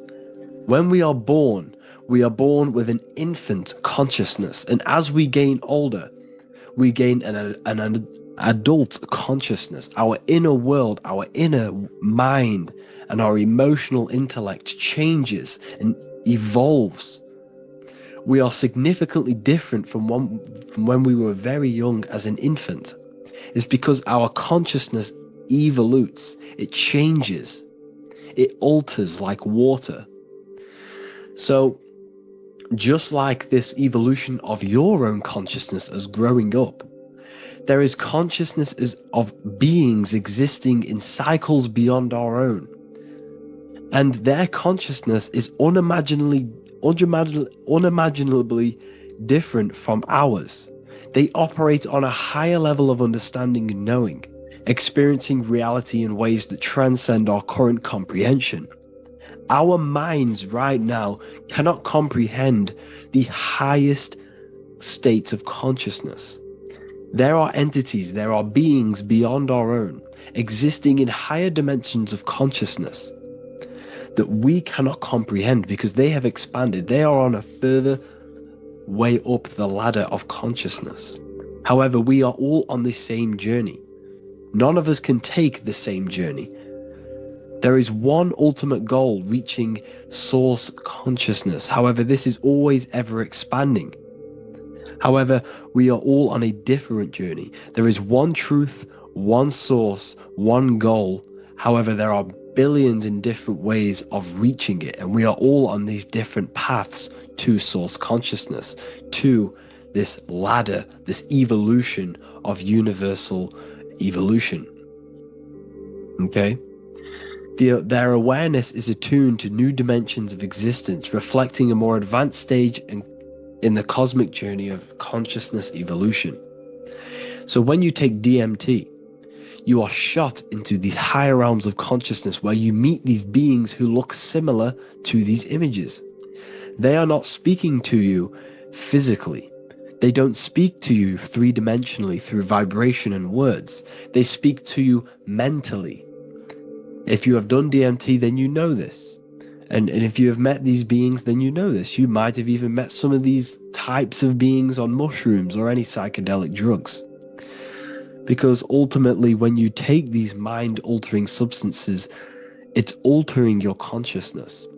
It's merging your consciousness with the spirit of that substance. And you are essentially attuning your mind to higher dimensions of consciousness. That's why we say we're getting high when we take these substances. Therefore, when you meet these beings on DMT, you are essentially meeting beings who are attuned to higher dimensions of consciousness, and they speak to you mentally. They speak to you telepathically through thought, because the universe is mental. Everything exists within the mind. The way you are now, your physical existence, is a state of mind. Mind, thought creates matter. Spirit and matter are two opposing ways of thinking. If we have a very spiritual mind, we have an expanded mind, we are a spiritual person through the mind. However, if we have a very low state of consciousness where we think about food, sex, lust, and all physical things, then we have a physical consciousness. Matter and spirit are two opposing forces, two ways of thinking. The mind attunes itself to different levels of understanding in different dimensions. So, essentially, this is what we're looking at. The body is a vessel for the fluidic, formless consciousness, a temple that houses the essence of our awareness. While the five senses are limited to perceiving only the physical plane, the mind transcends these limitations, capable of perceiving the full scope of reality. It is through the mind that we access deeper truths beyond the material, tapping into boundless nature of existence. Physical existence is a thin band, a thin layer of reality. It's like 0.001% of reality. And your five senses are only tuned into this layer of reality. But the five senses are, by design, only allowed to perceive physicality. But the mind has the power to expand beyond this physical five sense state.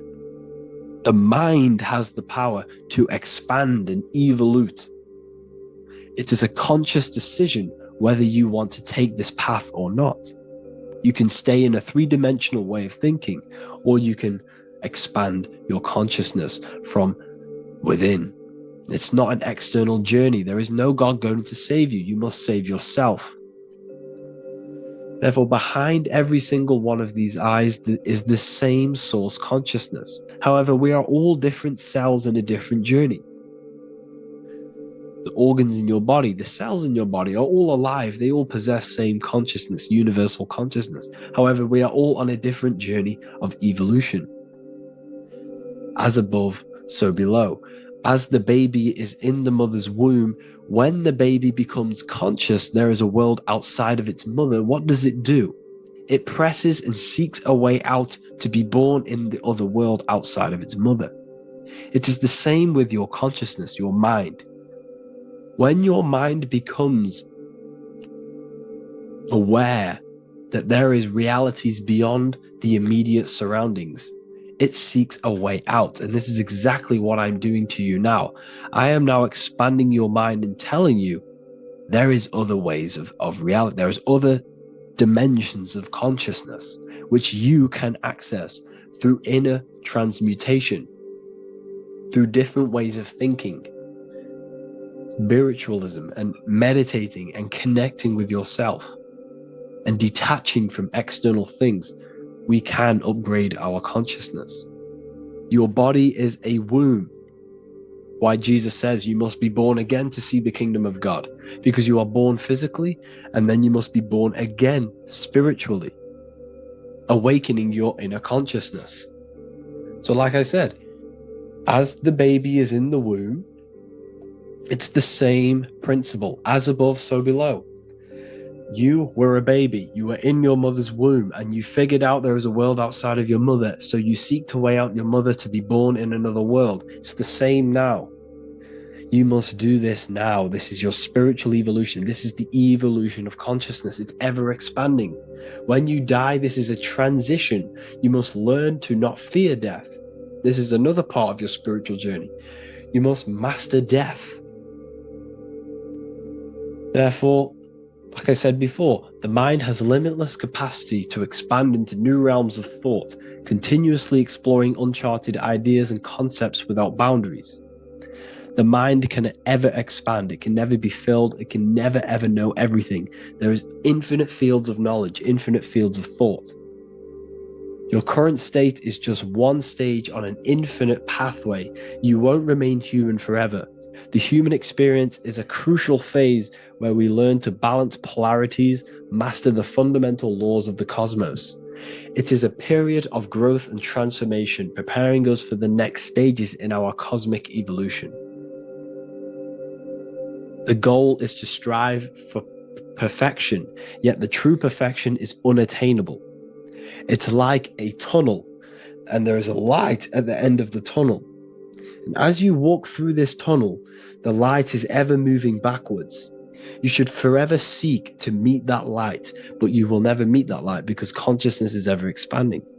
You should strive for perfection, yet knowing that perfection is forever unattainable. The journey is endless, with each step revealing deeper layers of understanding and experience. The pursuit of growth and expansion is itself the essence of our evolution. You can find all of this knowledge in the amazing book that I have read for years. I have read this book, The Emerald Tablets of Thoth, the Atlantean, by M. Dorial, translated by M. Dorial. I'm telling you now, this book, now that I've told you this, you have some context on the book. The whole book is about evolution of consciousness. He's talking about higher dimensions beings. He's talking about how you can transcend this physical plane. It is truly the most amazing book you will probably read. One of the best spiritual texts you'll see. It's hard to understand, so you must read it over and over again. And the more your mind progresses, like for me, I read this every couple months. And the more I learn about consciousness, the more I expand my own consciousness. And every time I read this book, I pick out something new that just completely blows my mind. Because you can only understand this book to your level of consciousness, to your level of understanding. So now that I've told you all this information, go and read this book and it will absolutely blow your mind. And so will the Book of Wisdom Volume 2, which is now available. I released it the other day. I'm just going to read a page out now. This page is called Spirit and Matter. The Earth is not merely a dense, lifeless rock drifting through space. It possesses spirit, a living essence that animates its form. But what do we mean by spirit? Spirit in esoteric terms refers to the energy, the life force, animating the principles infused in matter. So essentially, what this page is talking about is how everything has spirit, consciousness within it. You are the middle, you are spirit and matter. You have the ability to expand your mind to the God self and raise above our animal instinct, our material self, and know the divine and expand. Animals cannot do this.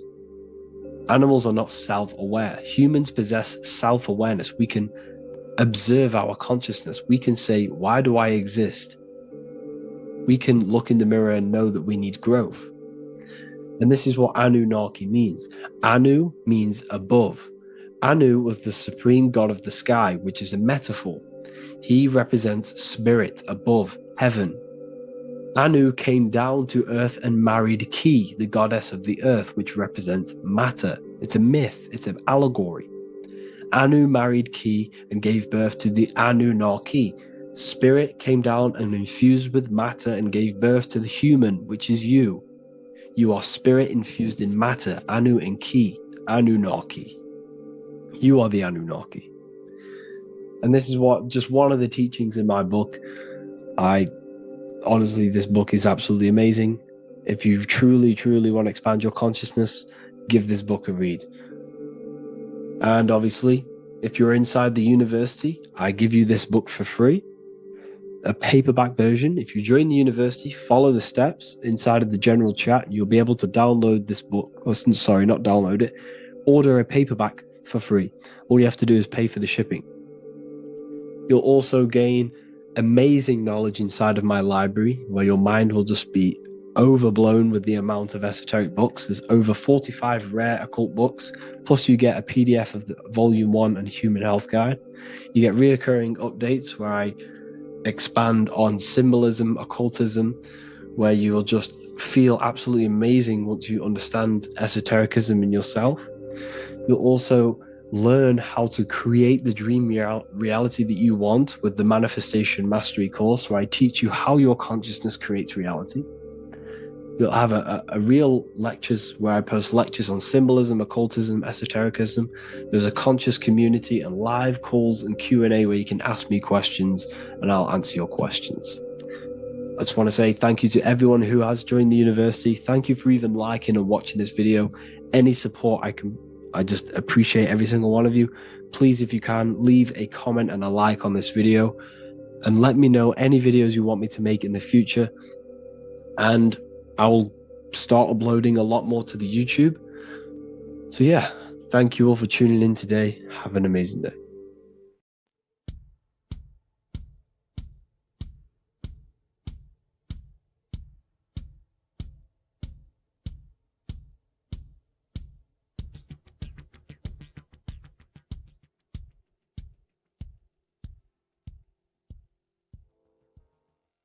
Welcome people, we're back with another video. I will now be keeping track of my YouTube and trying to upload every week. In this video, we'll be talking about the chakras. The chakras are the 7 attributes of God, and they are the 7 planets.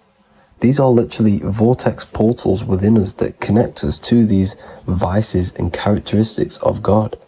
Each one of these energy centers are a spinning wheel of energy which controls the cells and organs in that particular area of the body. For example, it's literally a mini brain for that area of the body. Each chakra has a vice which you need to turn to a virtue in order to climb up through the system. They work like a stairway system. You have to go through each chakra in order to unlock the one above. This process is turning matter into spirit as you descended from spirit to matter. Saturn is Satan, that's why it's the lowest chakra, and that's why the devil is red, because red is the lowest vibrational color. When you are in these lower states of consciousness, you are in your animal nature. This is your physical side of your nature, and you are mainly being driven by your animal instincts, or your ego. Moving back to your higher self, or your spirit self, is not an easy process. It takes a while. However, with discipline, consistency, and motivation, you can achieve this, and this is what the ancients called Christ consciousness. Once you have achieved this, it is basically a state of mastery of the mind. You no longer lust for the lower animal nature things. Now, let's start with the root chakra. This is located at the base of your spine, and you can feel this chakra by tensing your anus.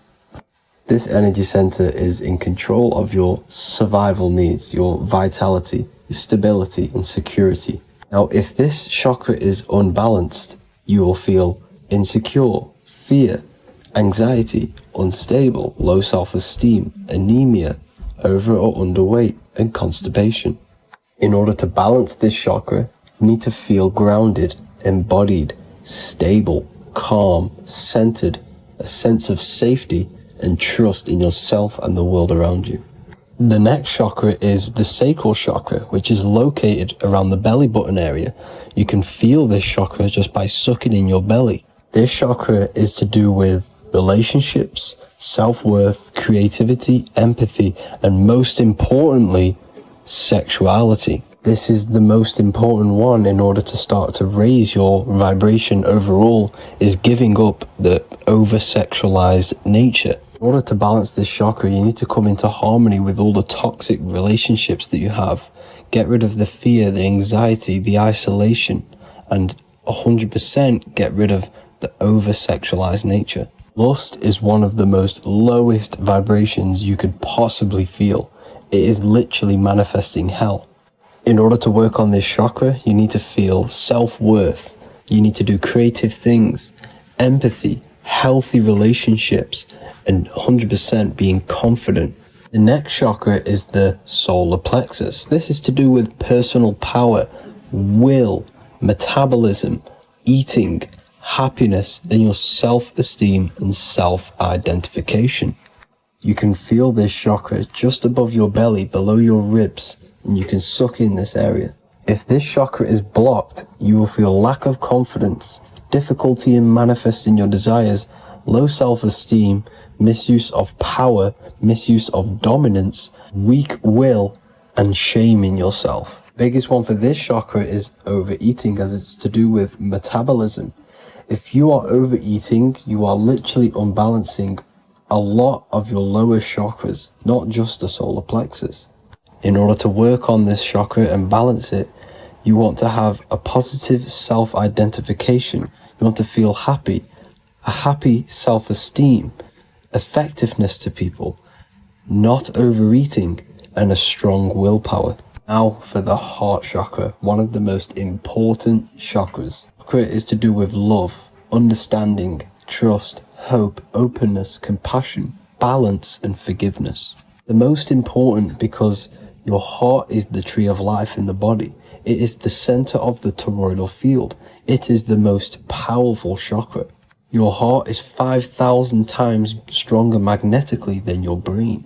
Once you have hit the heart chakra and you start surpassing the heart chakra, you are now turning matter into spirit, as the lower three chakras are dense and physical, and the above the heart chakra are turning to spirit. As you can see already, this is a hard and long process of working on yourself physically and internally. The symptoms of a blocked heart chakra would be lack of love or too much love, difficulty to accepting or giving love, lack of compassion, loneliness, and lack of emotional fulfillment. Finally, a lack of connection with a divine or to nature. In order to balance this chakra, the most important thing and the most powerful thing you can do is loving people, accepting and giving lots of love. Second most important thing to balance the heart chakra is balance. You need a balanced life. You need balance in all aspects of your life. Now for the throat chakra. This is a very important chakra as it's to do with communication. A symptom of this being unbalanced is a lack of self-expression and putting on a front all the time, acting with the ego. In order to balance this chakra, you need to constantly self-express yourself. You can't be putting on a front. That voice inside your head, you have to let it come outward. Don't just block it off with a wall. Self-expression will lead to you gaining friends who actually like you for being you, and not these fake friends that you have to put on an ego for. In order to balance this chakra, you need to express yourself, express the word that's within you. Don't be lying to people, don't deceive or be deceptive. The next chakra is the third eye chakra. This is starting to get very advanced and you are coming very close to spirit. Just before we head on, I want to announce the PDF is now available, containing all the presentations I've ever made, all into a condensed 38-page PDF. The link will be below this video for you to access. And if you want to learn how to create reality using your mind, how to attract your desires, how to get out of the situation you are in, the link will also be there for the Manifestation Mastery course. Now for the third eye chakra. The third eye chakra controls the pineal gland, which is your first eye. It's to do with your psychic abilities, channeling, telepathy, astral travel, visions, and connection to the higher self. You need all of the chakras aligned to get the full potential out of your third eye or pineal gland chakra. For example, if you're astral traveling and you fear something, you will be instantly shot back to your body.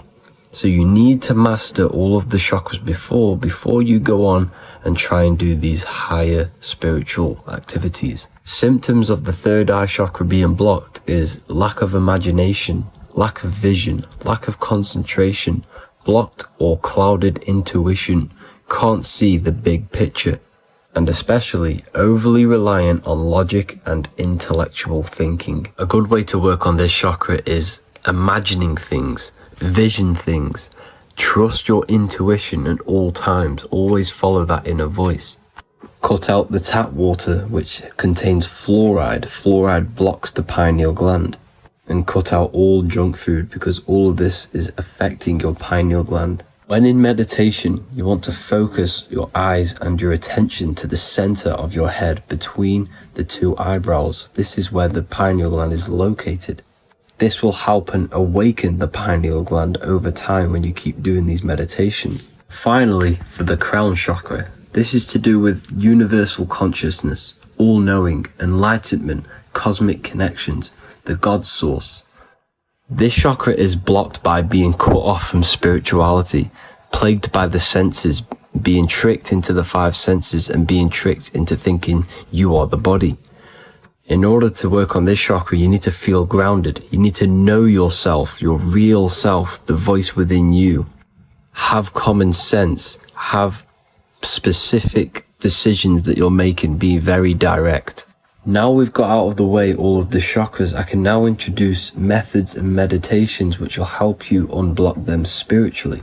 When meditating, you want to get into the present moment in a nice, comfortable position. Bring yourself to the present moment by saying, I am here right now, nothing else matters. Keep repeating this over and over with your eyes open or closed. After a couple minutes of bringing your attention to the present moment, you can now start to breathe in through the nose deeply and breathe out through the mouth slower than you breathed in. Place your attention on the chakra that you want to balance. Think of a high vibrational emotion like love, and think of this while placing your attention on that chakra. You can do this exercise every day for 10 to 20 to 30 minutes.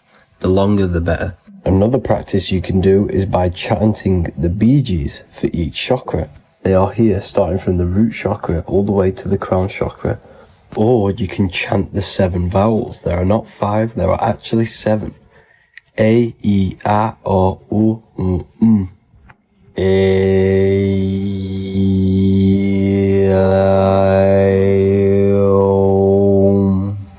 This is the proper way of pronouncing the 7 vowels. These are so powerful because these are the only things that exist. It is literally the sound of God.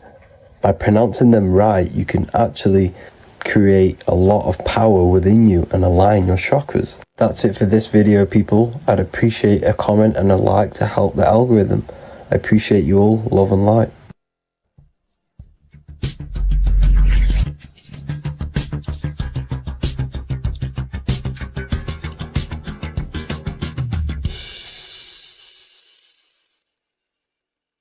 Neo is plugged into the matrix on the back of his neck. And if we look at the human brain, the back of the neck is the reptilian brain stem. And when one operates their life out of the reptilian brain stem, they are unaware, unconscious. They are consciously dead because the reptilian brain does not really critically think. It acts on instinct, fight or flight mode. This is considered in the occult spiritually dead. When one is taking actions without intention, simply very reactive to life. They're not living, they're simply experiencing. When you're walking down the street and you see someone, and in your mind you think me versus them versus me, that is an animalistic way of thinking. I used to be trapped in this way of thinking, always thinking of fight or flight, always judging people, always reacting to the world, never consciously creating and commanding with intention in the world. This could be considered the matrix. When one lives lives unconsciously, simply surviving in the world. Another symptom of living in the reptilian brain could be obsession, a constant need to assert your power over others to feel safe or superior. Views relationships as power hierarchies, not as mutual connections. It could be a conquest for sex, lust, seeking validation through sexual activity. Sex becomes a tool for dominance, escape, and self-worth. Intimacy is avoided. Pleasure is pursued without emotional depth. Seeking pleasure all the time. This is all to do with the reptilian brain. Seeking safety. It could be compulsive eating or food hoarding, driven by craving and not actual hunger. Eats to soothe fear or emotional discomfort, often unconsciously. This is the unconscious. Fear-based decision-making. Every choice is shaped by perceived threat or insecurity or fear within the subconscious mind. Long-term vision is sacrificed for immediate safety and gratification. All the reptilian brain. Territorial behavior overacts when personal space, possessions, or status is threatened. Acts as though survival depends on ownership or status. Addiction repeats patterns to feel safe, even if they are harmful. Avoids anything unfamiliar or unpredictable. Low empathy. No empathy or emotional care for one another and for fellow beings in the world. Sees people as threats, tools, or competitors. This is all to do with the reptilian brain. Intense jealousy or possessiveness. Sees others as rivals or objects to control. Cannot tolerate perceived threats to loyalty or status. Quick to be angry. Slow to reflect. Reacts with rage, withdrawal when challenged. Lacks emotional regulation or deep self-awareness. So this is considered, this brain could be considered the matrix, hence why Neo is plugged into this brain. He's operating the life out of this brain,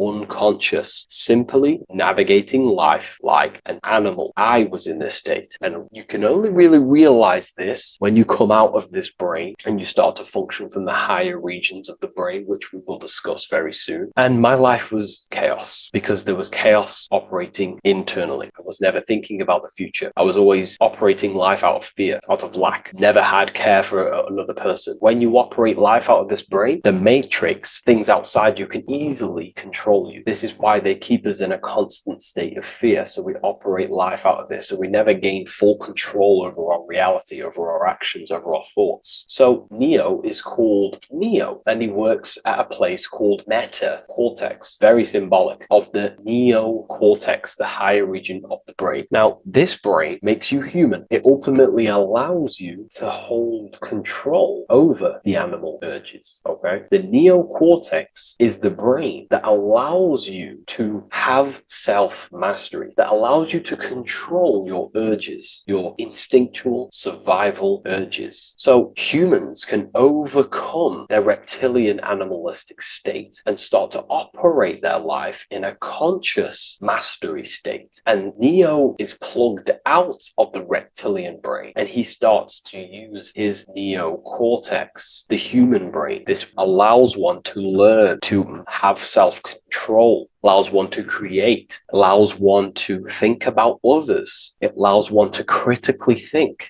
deeply. It allows one to be self-aware. Who am I? Where did I come from? And where am I going? This is ultimately the brain that has shaped the world. We look at humans. We built technology. We built all of these amazing things. They all come from the neocortex. This is the higher region of the brain that allows consciousness to function on a higher degree. It allows you to truly become a creator and have self-control instead of living in a reactive animal state. You see, animals are only aware of their five senses. They're only aware of surviving. If you notice, look at animals, they're always looking around. Even in their home, they're always looking around, sniffing around. That's because they operate in an animalistic brain. Humans have the neocortex. This is a higher region of the brain, which if you wish to master yourself, this is the brain that you will be using. This allows you to operate life on a higher degree. We see this reptilian brain symbolized everywhere. See it as reptiles. Reptiles are symbols of this brain. We see the Egyptian god Osiris with the green skin representing a reptile, a crocodile. Sometimes we see Osiris depicted in Egyptian artwork with crocodiles or reptiles, if you do a little bit of research on that. And also, if we look at the overall symbolism of Osiris and his story, we notice that he is the god of the dead or the underworld. This is not literal, but the dead or the god of the death,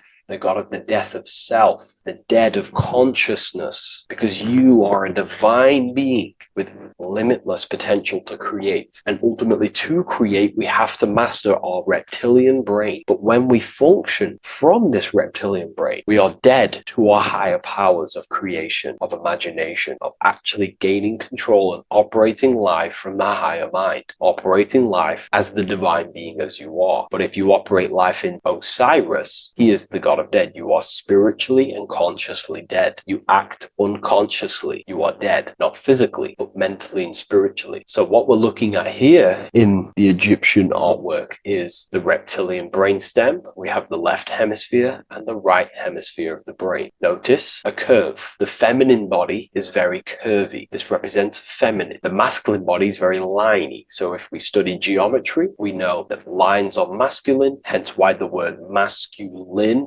line, and the feminine body is, in geometry, feminine is represented as curves. So this is the left masculine brain on the left side, and this is the right feminine brain on the right side, with Osiris, the reptilian brainstem, in the middle. So we're going to go deeper into some Mesopotamian artwork now. Now let's have a look at this. We're looking at the reptile on the very bottom. We see the left brain and the right brain, the Eye of Ra and the Eye of Horus on the left and right. In Freemasonry, we still see the symbolism of the two pillars. Yakin and Boaz in Freemasonry, with the two pillars symbolizing masculine, feminine forces of consciousness, also representing the masculine left brain and the feminine right brain, with the reptile down here. But if we have a little look here, right, we have a little look at these reptiles. This person is standing on top of the reptiles. When you are on top of something, you have power over the below. You are standing atop of something. You have mastery over it. You have control over it, symbolizing gaining control over the reptilian brain, the reactive actions, the sexual urges, the addictions, the territorial behavior, the fear-based decisions, constant internal tension, never being able to focus. It's symbolizing gaining control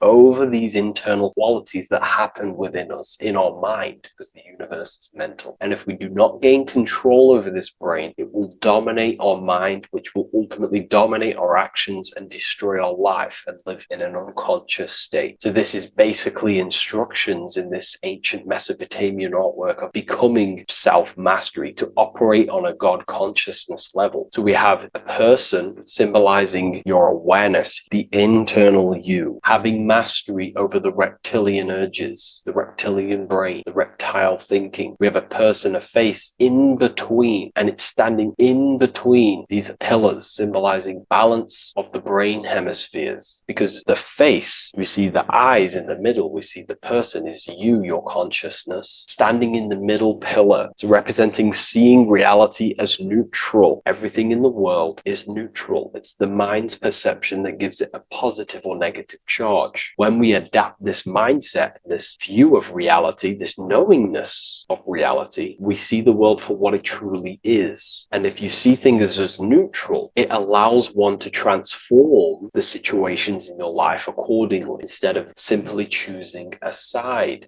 This is a major problem in society, and this was a problem within myself also. We like to choose sides, and choosing sides can keep your consciousness locked in a certain mindset, in a certain belief. And belief is what is ultimately destroying humanity. It's about knowingness, and knowingness is in the middle. We want to seek to know things. Knowing things allows you to go out there, directly experience it, and know it for yourself. For example, I know I'm not on a spinning global ball flying through space. Why? Because my senses tell me I'm not doing that. My senses tell me I'm not going 1,000 miles per hour and 360,000 miles per hour through space while while spinning around the sun. I know that because I know myself. I know I'm not my body because I've had direct mystical experiences beyond the physical body. So we should seek to know things, and that's what we call gnosis. Direct knowledge obtained through direct experience, knowingness. And that is a middle pillar quality. So in Freemasonry, we see the middle pillar. The matrix is designed to give you two wings all the time. Democrats, Republicans, feminism,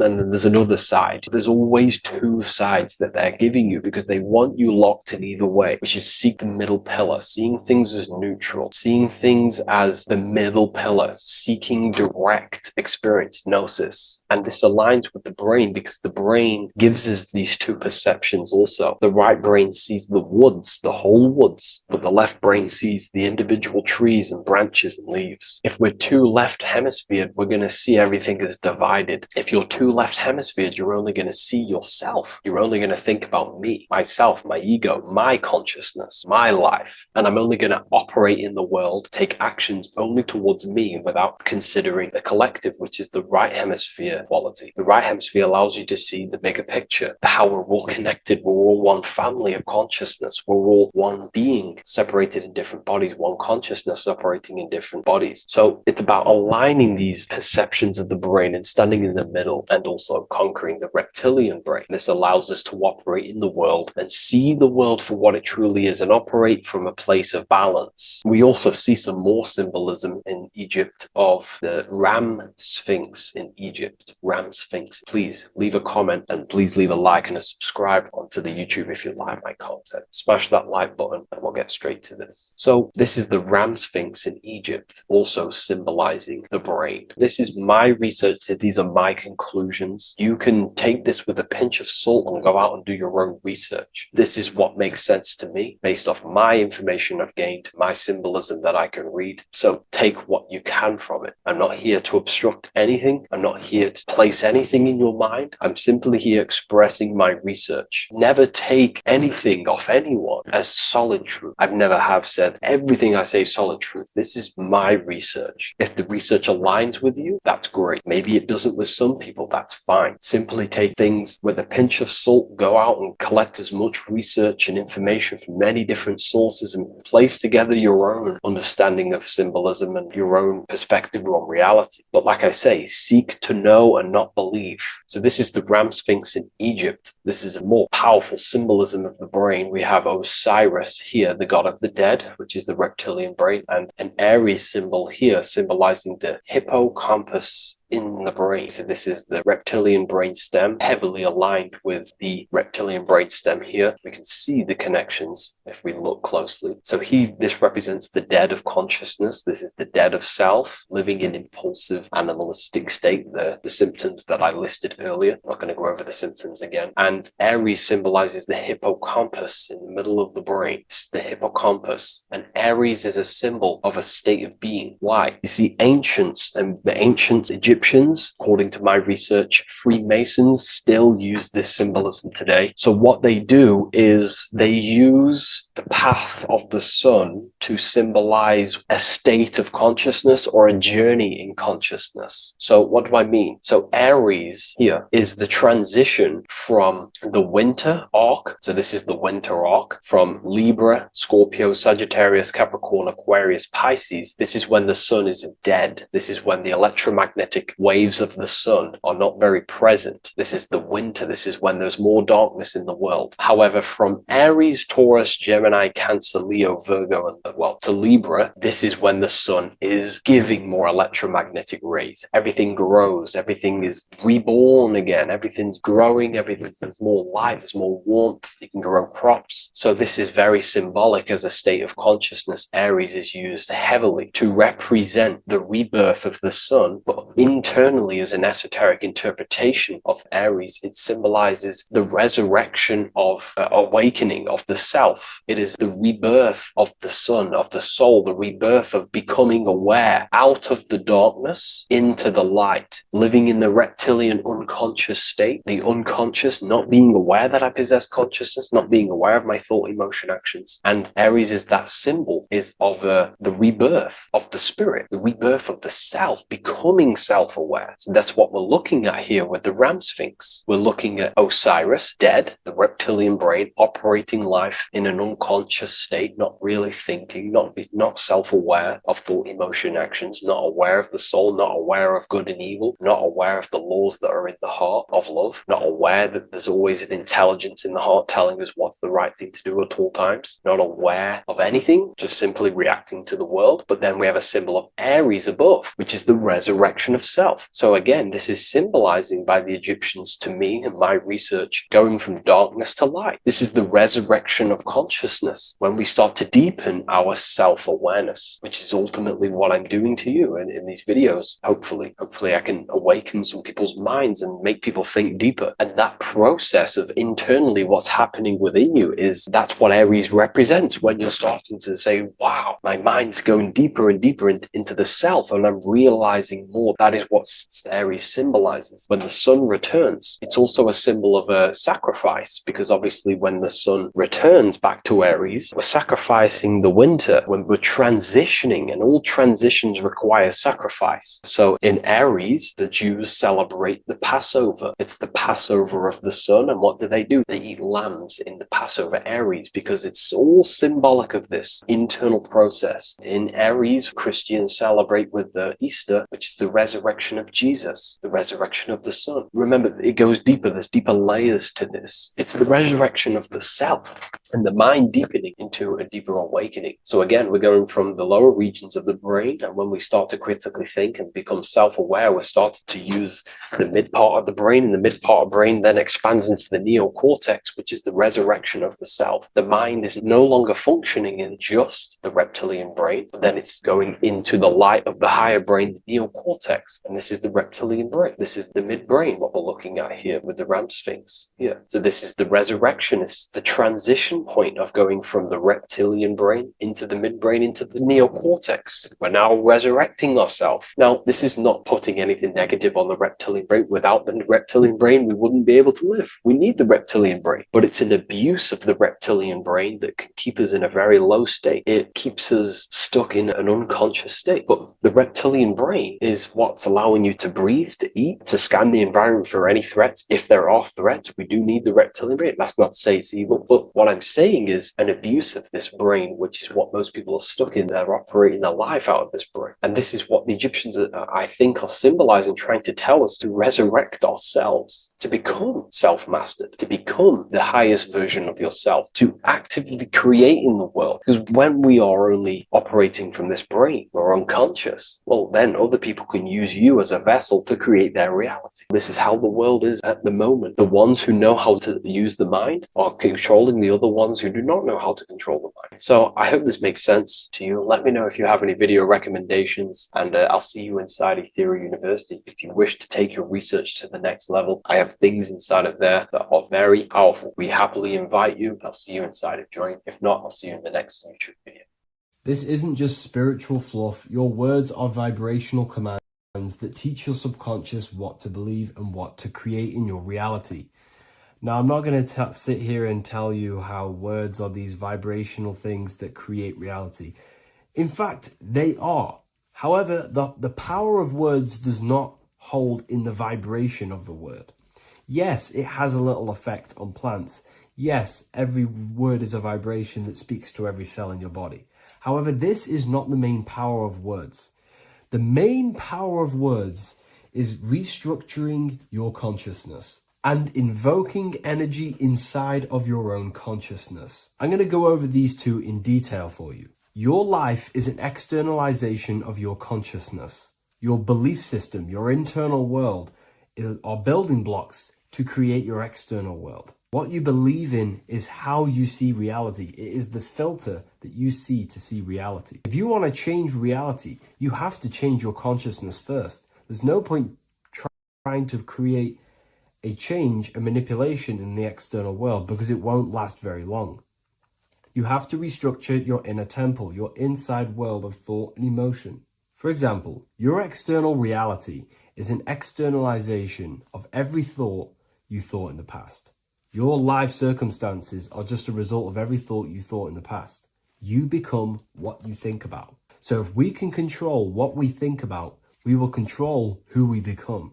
Words are a powerful way to restructure your subconscious mind, which will then restructure what you think about. For example, if I said the word chicken all day long, I'm going to be thinking about chicken all day long. The words we repeat enter our subconscious mind, and our subconscious mind molds our conscious mind of what we are consciously giving attention to and thinking about. And that becomes our emotion. Our emotion becomes the energy, the charge behind our action. And all of this creates who you are and your reality. If you want to create a change in your external world, you need to repeat the end result as in an affirmation. I am abundant. I am disciplined. For example, if you're trying to stop a certain addiction, don't say, I am going to stop smoking. Say, I am disciplined. By saying discipline, the subconscious mind accepts the word discipline and not the word smoking. If you repeat smoking, I am not smoking, your subconscious mind will just pick up smoking and then do more smoking. So if you are trying to create discipline in your life and trying to stop something, say, I am disciplined. The reason for this is powerful because you're conditioning your consciousness. You're conditioning your subconscious mind and filling it with the word discipline. And I'm not going to say do this a certain amount of times a day or do this in the mornings. I want you to do this as much as possible. I did this as much as possible. Whenever I had free time, whenever I had a free minute, I would say these words either physically or mentally, just to condition your consciousness. Words are the most powerful way to restructure your belief system and restructure your inner world, which will then mirror in your outer world. Words are also a powerful way to invoke energy. This is why when you see these magic occult rituals, you see people chanting and doing these things. It's because if you slowly chant a word, you can actually invoke the emotion. There are three aspects of creation: thought, emotion, action. Emotion is energy in motion. By repeating a word over and over again, you can actually begin to invoke that energy, that emotion inside your heart. And you can start to feel the reality as if you are already living it. And this is just another powerful way to condition your consciousness to become a certain thing before you have it. This is what magic is. Magic is all to do with reprogramming the subconscious mind, aligning the subconscious with a certain belief or reality, which will then produce an effect in our thoughts, our emotions, and our actions, which will then create that reality. So if you want to create something in your life, literally just repeat, I am something. I am is referring to your consciousness. I am is the highest aspect of you. It is the true self. Whatever you condition your consciousness will be mirrored in your external reality. I am abundant will condition your consciousness to feel and believe you are abundant, which will then seep into your thinking. And then you will start to act more on this because you are thinking about it, which will then change your external reality. Words are vibration, and vibration is powerful. However, if you truly want to change your reality, you have to change your inner world of consciousness. And words are the best way to invoke feelings to become the reality you want. And words are the best way to condition your consciousness to a certain belief or thought. And by doing this, you're actually creating a root cause. The cause is your consciousness, your mind, and you have to restructure the mind to create that reality. Words are a great way to restructure your consciousness and create reality. If you are struggling with the internal chaos, if you are struggling with emotional chaos, if you are struggling mastering your mind, or if you are isolated from your high intelligence, because intelligent people are not welcomed in our population today. I have created an amazing space, Ethereal University. Check it out. I'll leave all the links below. And I'll see you inside, where you can learn everything you could possibly imagine about occultism, esotericism. I'll see you inside.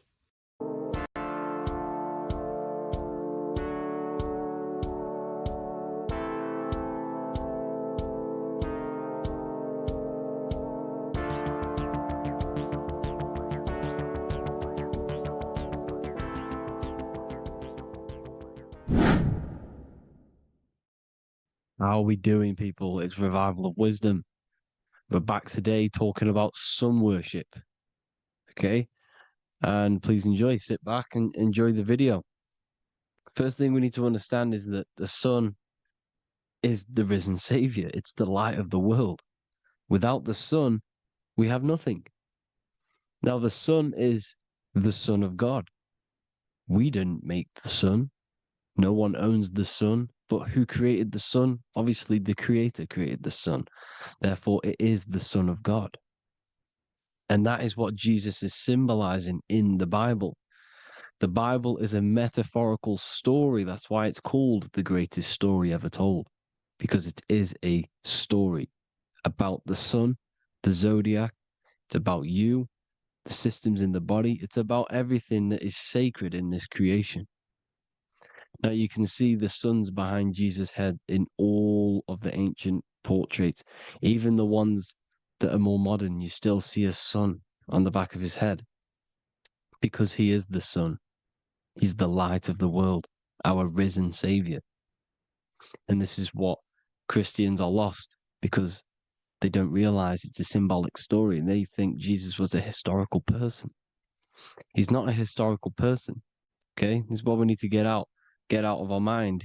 This wasn't a historical person. It's the Son, our risen Savior. The Son is the soul. It's the soul of this creation. Because what is a soul? A soul is pure life force, pure energy. Whatever a soul inhabits, it gives life to. Like our soul feeds our body. The sun feeds the earth because the sun is a soul, and that's why the ancients called it Sol. Because it's the soul and it's in you and it's the light of the world. It's the light of everything. It gives life to all things. Here's Jesus and his 12 disciples. The 12 disciples symbolize the 12 zodiac signs. Aries, it rules the head region because the 12 zodiac constellations rule specific regions of your body. Aries, the ram, you have a cerebrum in your head. This is Aries on the head of the table. His Gemini rules the arms and the lungs. The two twins, Gemini. He's holding up two hands for the two hands and arms. The twins. Cancer has a knife in his hand. It's not so clear, but he has a knife in his hand.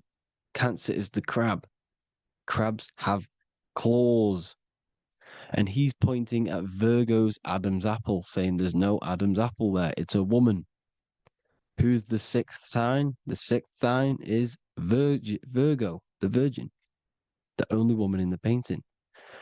Now notice how there are 3 people in 4 groups for the 4 seasons and for the 3 months and 3 zodiac signs in each season: spring, summer, fall, winter.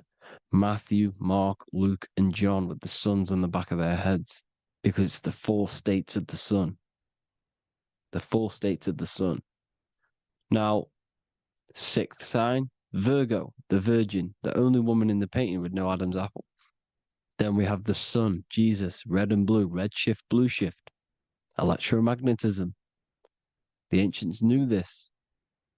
He's got one hand open, one hand down, because the sun gives and retrieves. The sun rises and it falls. It gives, then pulls away. That's what the sun does, and that's what he's doing. His arms are out, symbolizing the rays of the sun, casting down onto the earth, giving and then receiving. Libra, his 2 hands are equal, holding his arms out equally, because Libra is the 2 balanced scales. Libra is when the sun is balanced between the summer and the winter. It's being judged. The sun isn't balanced. That's what Libra is, the 2 scales. Capricorn is the goat. Goats have 2 horns, and you can see the 2 horns on his head here. See? So this is astrology. This what Leonardo da Vinci is depicting here. It's astrology. He knew the story of the Bible is all astrology. It's all based on astrology. The Son of God, the real Son. Now here are some Bible verses. I am the light of the world. Obviously, that's the sun. What other light is there that lights up the world? The moon can't do it. It's the sun, the one and only Son, our risen Savior. Because if the sun didn't rise, we'd all be dead. So it's our risen Savior. And it dies for our sins every night and then gets reborn every day. Now, Jesus calms the storm. Mark 4:35-41. The disciples are all on a boat and there's a heavy storm. But Jesus is asleep. The disciple says, Jesus is asleep. We need to awake him. They wake up Jesus, and Jesus got up and rebuked the wind and said to the waves, quiet, be still. Then the wind died down and it was completely calm. Well, when Jesus was asleep, this is the sun not being risen. It's not risen yet. Because in the night times, that's when the storms happen on the sea, in the ocean. And when they awake Jesus, Jesus rises because he's the sun. He rises and everything calms. Because when the sun comes, the storms go. You see? So it's the sun. It's all about the sun. Here's another, Luke 22:10. A disciple asked Jesus, when will we know it's the end times? And Jesus says, as you enter the city, a man carrying a jar of water will meet you. Follow him to the house that he enters. Well, this is clearly talking about astrology, the topic that Christians think is satanic, when they don't realize the whole thing's based on astrology. Because the end times is the end of Pisces, which is the two fish, which is the age we've just gone out of. And you can see all these ancient churches here with two fishes, because they knew it was the age of Pisces. There's an ancient photo, ancient artwork with the two fish, Pisces. And the end times, as it talks about in the Bible, and Christians think the world's going to end or something. But no, it's just the end of Pisces. As you enter the city, a man carrying a jar will meet you. Follow him to the house. The house is the zodiac sign that he enters. And the zodiac sign is Aquarius, because that's what it is, a man carrying the water. We know this is astrology because a woman, that is a woman's job in the ancient times. In the ancient times, the woman used to get the water. You would never see a man collecting water back then. That was the woman's job, whilst the man builds the houses, for example. You see, so we know it's talking about astrology because astrology is the man holding the bucket of water. It's the end of Pisces. Now we are in Aquarius. And of course, Luke 24:36, the risen Savior, the Son. Now, the Son is also born on the 25th of December, a virgin, just like Horus, Mithra, Buddha, Krishna, Hermes, and thousands of other gods, all born on the 25th of December. Well, it's because the sun moves 1 degree northward on the 25th of December. And on the 22nd to the 24th, it stays in the same degree because it's moving south. But then on the 22nd, it stays in the same degree on the Southern Crux constellation. And the ancients called this the sun dies on a cross, because the cross is the Crux constellation, the Southern Cross. And it stays on that same degree for 3 days on the cross. The sun dies on a cross, and then on the 25th, moves 1 degree northward, bringing back the summer, the light, the warmth, the growth of crops. And this is the sun being reborn again, a virgin, because it's pure. And here's Mithra, another sun god before Jesus was around, before Christianity. It was Mithraism, and Mithra, Ra is Ra, the sun god, Egypt. It's all about Ra, the sun. You can see the crown of thorns on Jesus' head, symbolizing the rays of the sun. And here are the rays of the sun on the back of Mithra's head. Krishna, the sun. Buddha, the sun. Horus, horizon. All born virgins, all did miracles, all resurrected. Dead for 3 days. Well, here he is, dead for 3 days on the cross. And resurrected, because it's the most ancient religion ever been on the face of the earth, the worship of the sun. And we should worship the sun, because without the sun we are nothing. The sun feeds us, feeds the earth, feeds everything. Without the sun we are nothing. It's been reversed, and now we're worshipping man. When we're worshipping a man called Jesus, was never real. It's all about the sun, the most high, the most powerful, potent, celestial body in the sky, the orb that feeds us every day. It dies for our sins and rises every day. It's the sun. Now, on the Holy Communion Day, It's the worship of the sun. They give out mini suns. Here's Jesus holding a sun. And they raise the sun on Sunday because they go to worship their sun god on Sunday. Not Saturn day, not Moon day, Monday, but on Sunday when the sun is exalting. And they hold suns up above their heads because the sun rises. They're symbolizing the sun rising above their heads as savior. It's the sun. It's the Holy Communion Day. And here's Jesus giving a piece of himself to the children. It's the sun, the light. Judas was known as a backbiter, a backstabber, because he stabbed Jesus in the back. He betrayed Jesus. Well, this is just another astrological story about the constellation Scorpio, because the Scorpio is the J, looks like a J.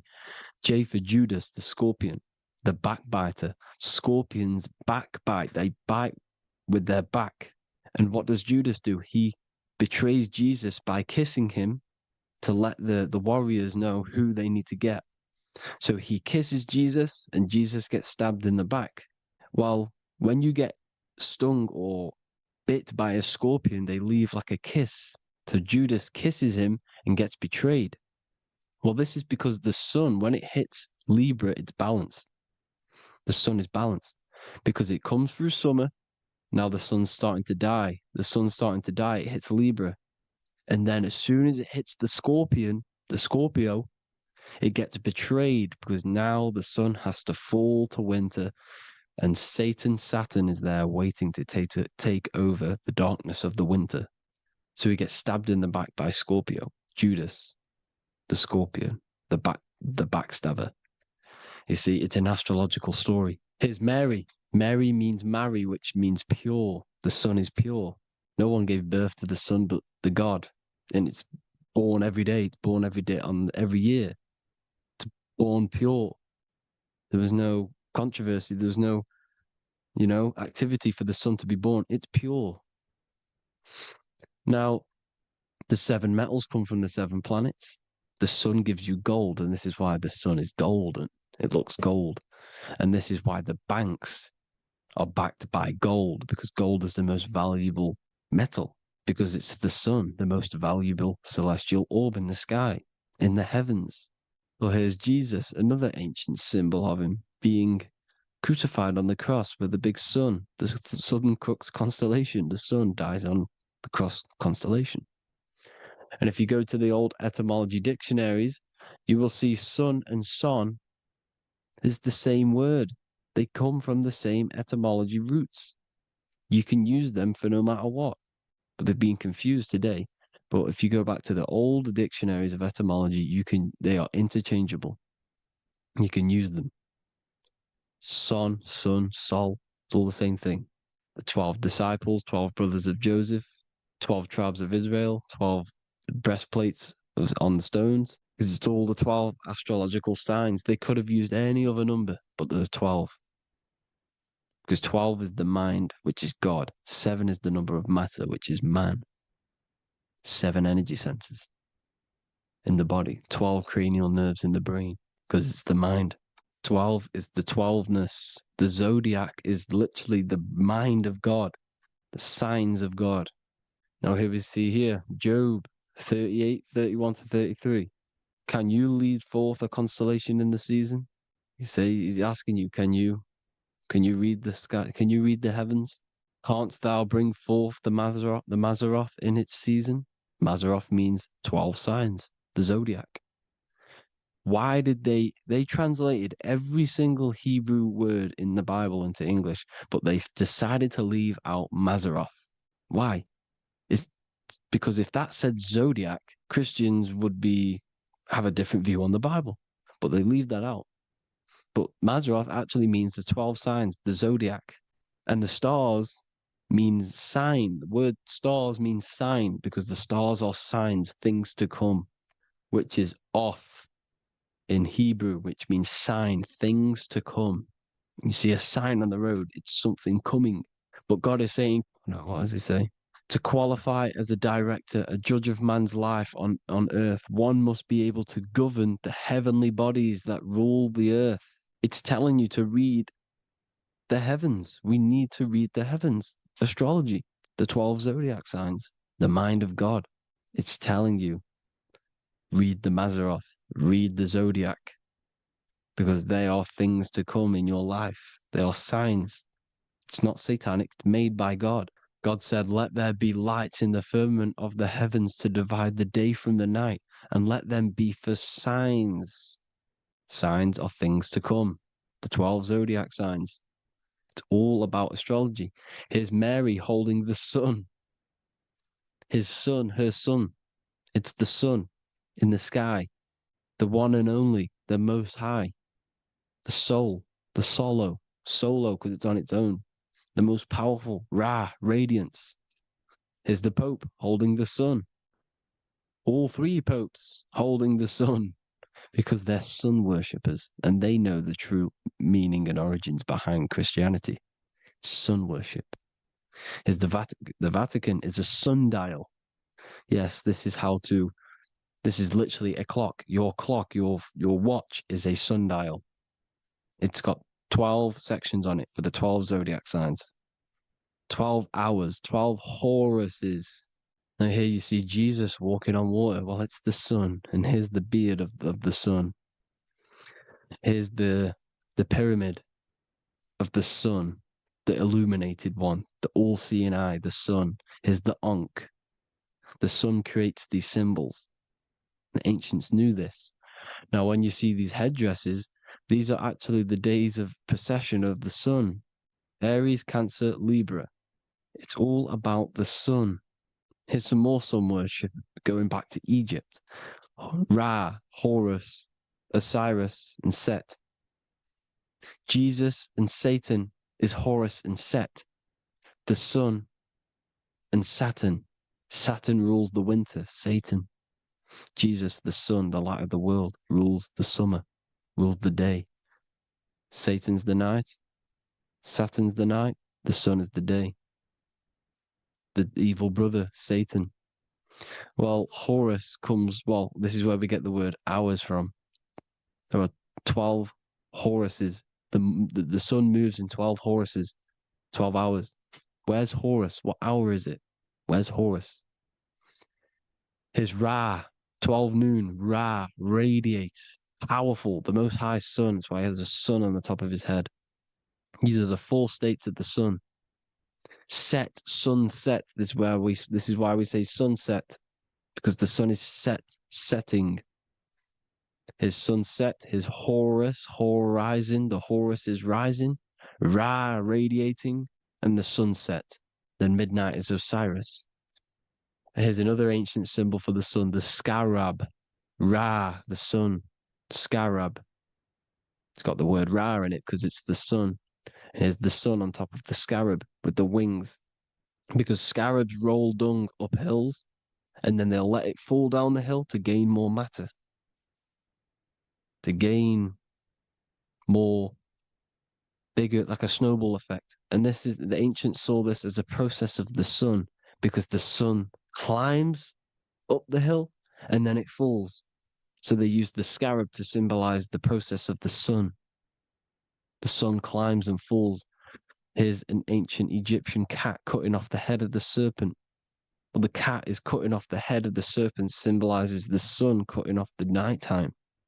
When the sun rises, it cuts off the nighttime. It cuts off the serpent. The serpents represent darkness or evil. Oh, there's some more symbology of the sun and the heavens, the arch, the royal arch, the firmament, the sun inside the firmament. These are all ancient churches, and they all depict the firmament with the sun inside. Is the ancient cosmology, you see, because it's all about the sun. Everything's about the sun because the sun is our orb made for us to sustain life in this inside of this creation, inside of this firmament, the royal arch of heaven. Here's the Freemasons depicting it. Here's the Masonic Royal Arch, but you can even see The zodiac signs, his Cancer, the checkered board. It's the royal arch of the firmament. Obviously, they don't want to tell you that. You live in space, apparently. Some more sun worship. Here's the beard of the sun on the water.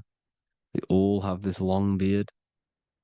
And why do they say amen? Amen at the end of every prayer.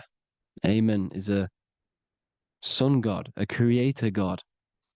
It's all about the sun. So thank you all, people. Hope you all enjoyed. Hope you all gained some knowledge and insight. Please give me a follow, drop a comment, drop a like. Have a good day. Love you all.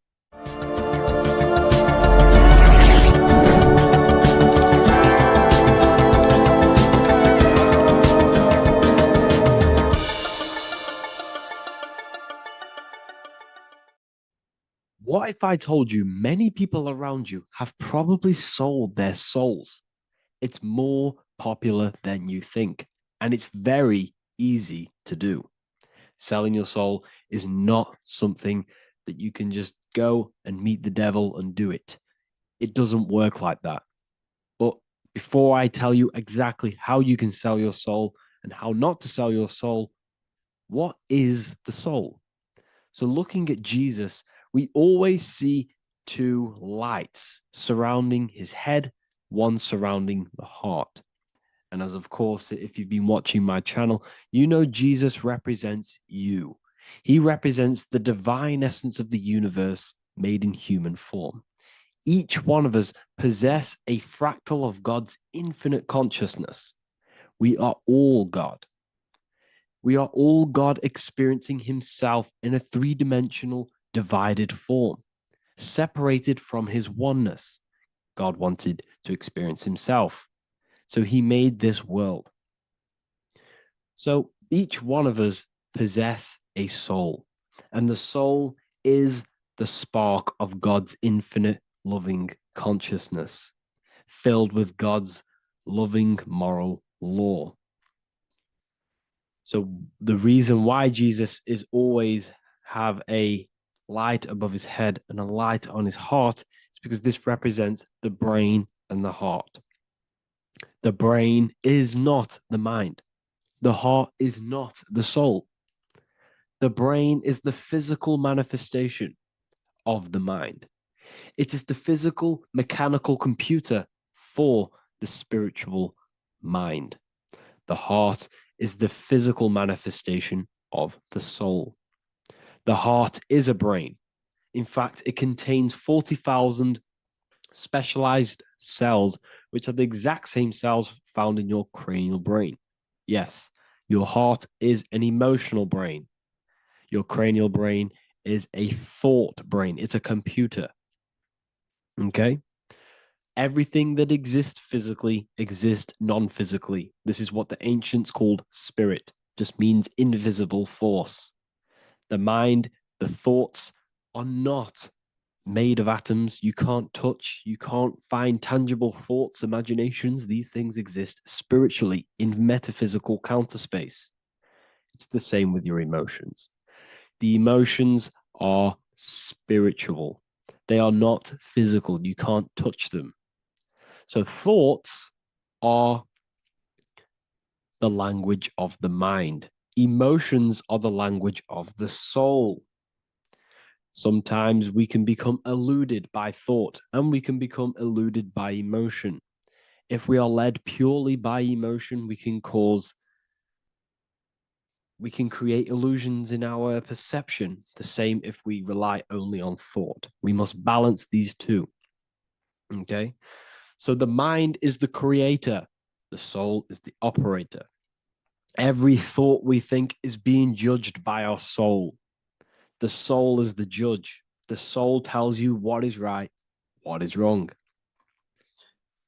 And even the Freemasons depict this spirit and matter in their black and white checkered boards. White is spirit, black is matter. Matter is dead, spirit is life. This is what this represents. Physical reality is not just physical. For every physical object, for every physical manifestation, there is a spiritual force bringing it into existence. Consciousness brings everything into existence. Before you kick a football, there is a change in your inner consciousness before you take that action of kicking the football. Everything exists in spirit before matter. You existed in spirit before you were physical. We also see this in alchemical Freemasonic artwork. This represents the clouds. This is the mind. This is the heavens. And then coming down into the heart, which represents the earth. The light entering the mind into the heart, because every thought we think is being judged by the heart. The heart speaks to you through emotion. The soul speaks to you through emotion. Every thought you think, your heart is telling you that is right, or it's telling you that is wrong. Why? Why is this? Emotions can guide us, okay? Emotions are the language of our soul. Our soul guides us to our soul purpose. Each one of us contains a purpose in this physical life. There is a reason you are alive. There is a reason why you came from spirit into a material reality. Your jealousy reveals where you need to be in life. If you are jealous of someone, this is your soul saying you need to be there. That's where you need to be. Your fear reveals your greatest growth in order for you to reach your life's purpose. If you fear something, this is your soul telling you you need to overcome this in order to reach your life purpose. This is the next obstacle. The soul, your life purpose is not found in your passion. It's found on the other side of your greatest fear. The soul's always seeking, it's always seeking truth. It's always seeking to expand, to learn. The soul must go through pain in order to overcome, in order to grow. That's why we are here, to grow and expand and create. We also see this in alchemical artwork. Again, the mind in the clouds, the heart and the soul. They must work in unity. Each one of us contains the spark of the divine, which is the soul. Okay? Which is the soul. This is the operator. G-O-D, generator, operator, destroyer. The generator is the mind. The operator is the soul. The destroyer is the body. Everything will generate, everything will operate, and everything will die. That's the Trinity, the Father, the Son, the Holy Spirit. There's always a Trinity, Brahma, Vishnu, Shiva. Okay, so each one of us contains God's law, and it's encoded within our consciousness, within our soul, within our heart. That is what's judging everything you do. Every time you hurt someone, you can feel it. If you've ever punched someone, you can feel it. You know it's wrong. If you've ever stole something from someone, it doesn't matter what you've learned in the past. If you steal something, you know deep down within your soul it's wrong. This is because each one of us are encoded with God's law of love and integrity. I don't care how tough you think you are and how hard you think you are and what you've done in your life. I don't care. You know what is right, what is wrong, because you are encoded with love. Does not matter how far your mind can take you away, how corrupt your mind can become. There is always a spark of love and empathy in your heart, in your soul. You know this when a child. When you're a child, you're not racist. You don't want to hurt anyone. You don't want to steal. As a child, you're pure love, you're pure awareness, you're pure. You would never think about being racist. It's the corruption of the mind that leads us to corruption. Our soul always wants to do good. So the soul is encoded with God's law. And when we go against this law, this destroys our body.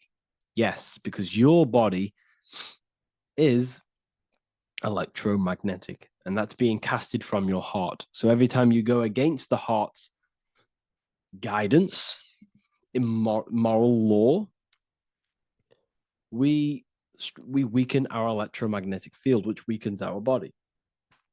If you've ever looked at someone who's very negative, You can see them. You can see that they are aging quicker. You look at Scrooge, for example. If you ever watched Scrooge, look at how corrupt he looks.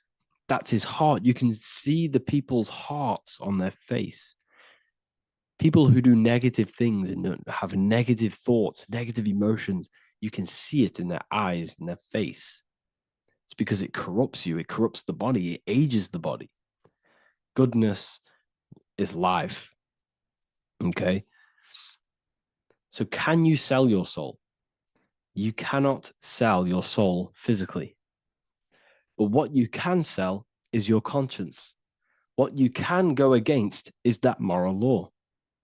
And you can exchange physical material things such as money, fame, cars, houses, business, in order for you can exchange that to go against your inner dialogue.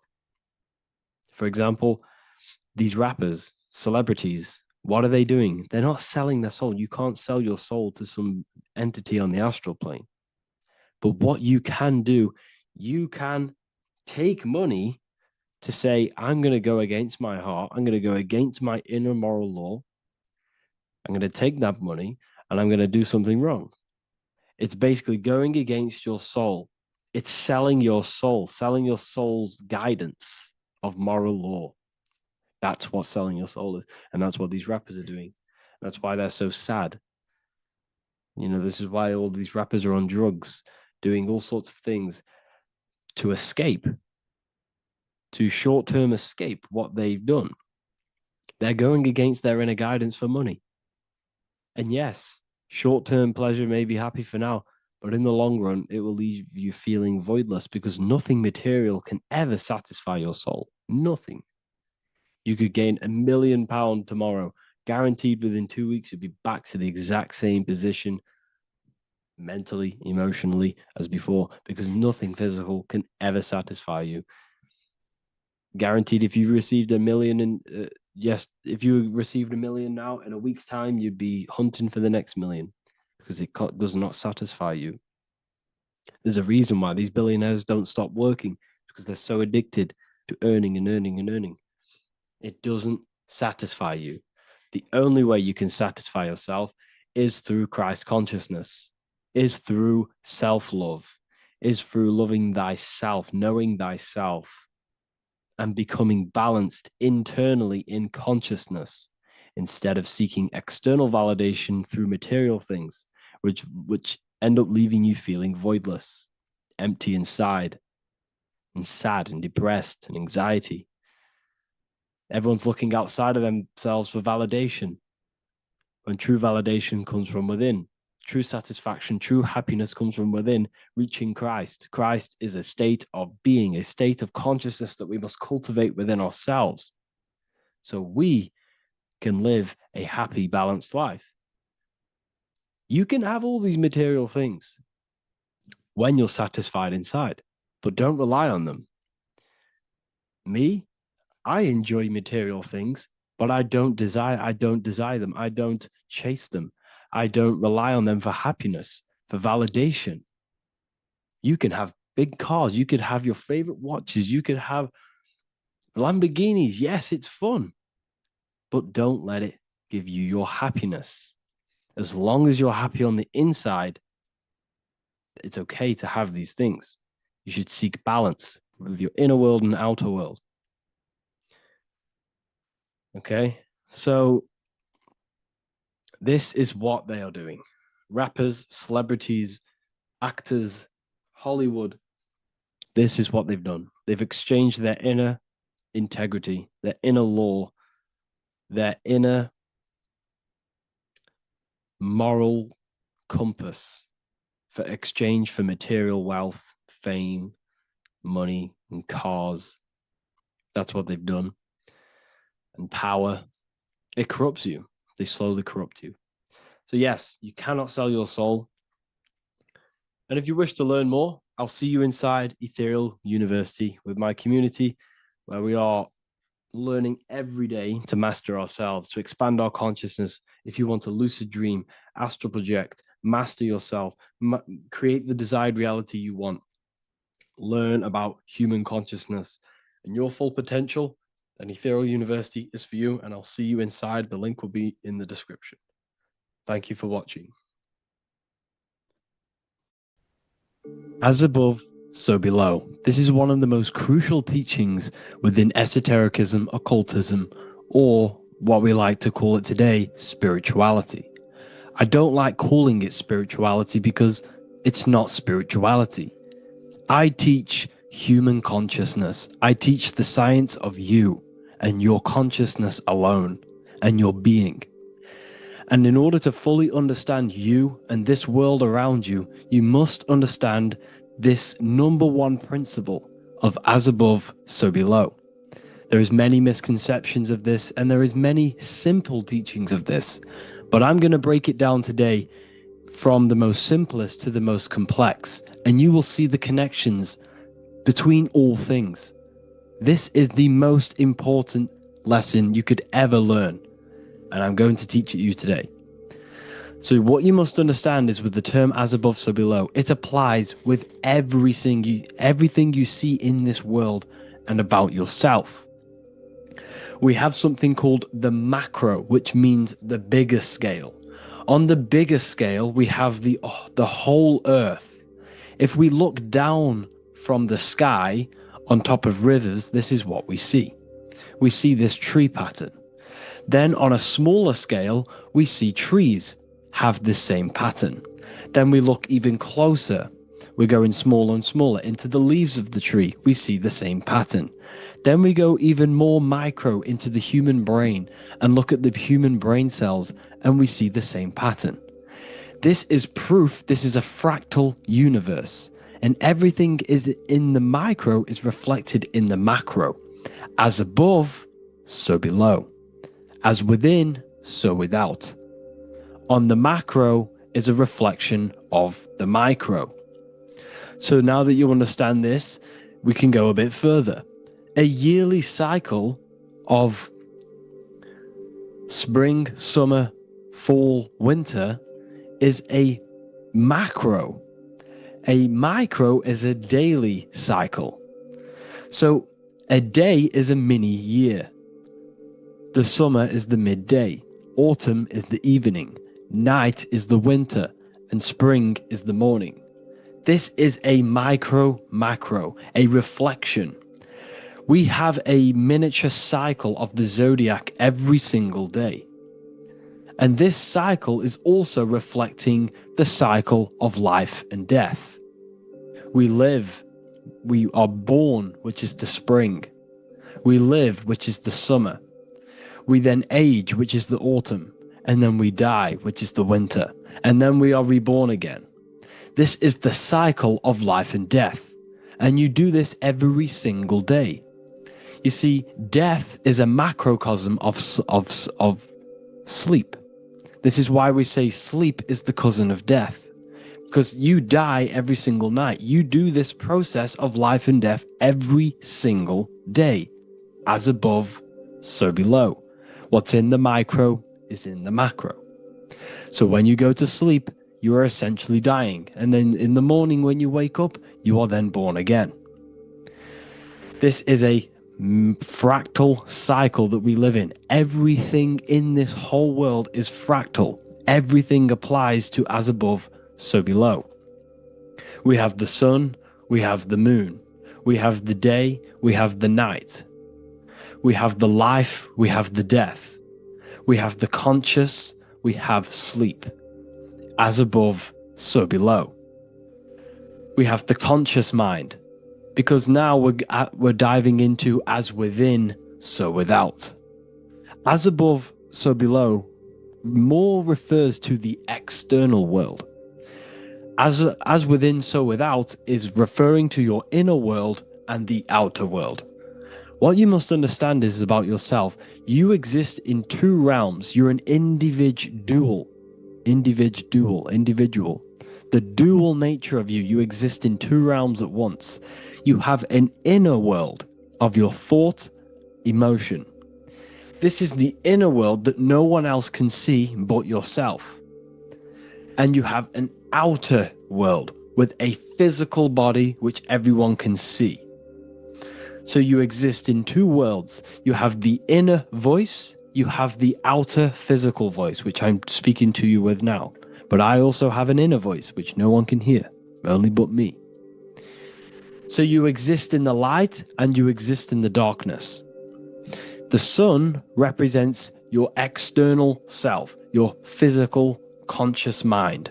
The moon represents your shadow self, the inner self, the psyche self, the spirit self.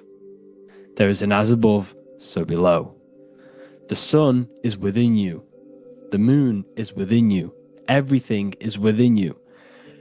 Now that you understand as above, so below, what is your body? Your body is a miniature earth. Let me repeat, your body is an earth. Your body is the earth. Okay? Because like I say many times in all of my videos, you are not in the world. The world is you. You are the universe. Your brain is a computer creating this reality. What you see with your eyes is produced in the back of the brain called the visual cortex. You don't look into the world, the brain produces the world. The body produces the world. When you touch something, you're not actually touching something. This is the electrical nervous system. When you touch something, what you feel is actually electrical signals on your nervous system reporting back to your brain. Therefore, when this body dies, you leave the earth because this body is the earth. Okay? As above, so below.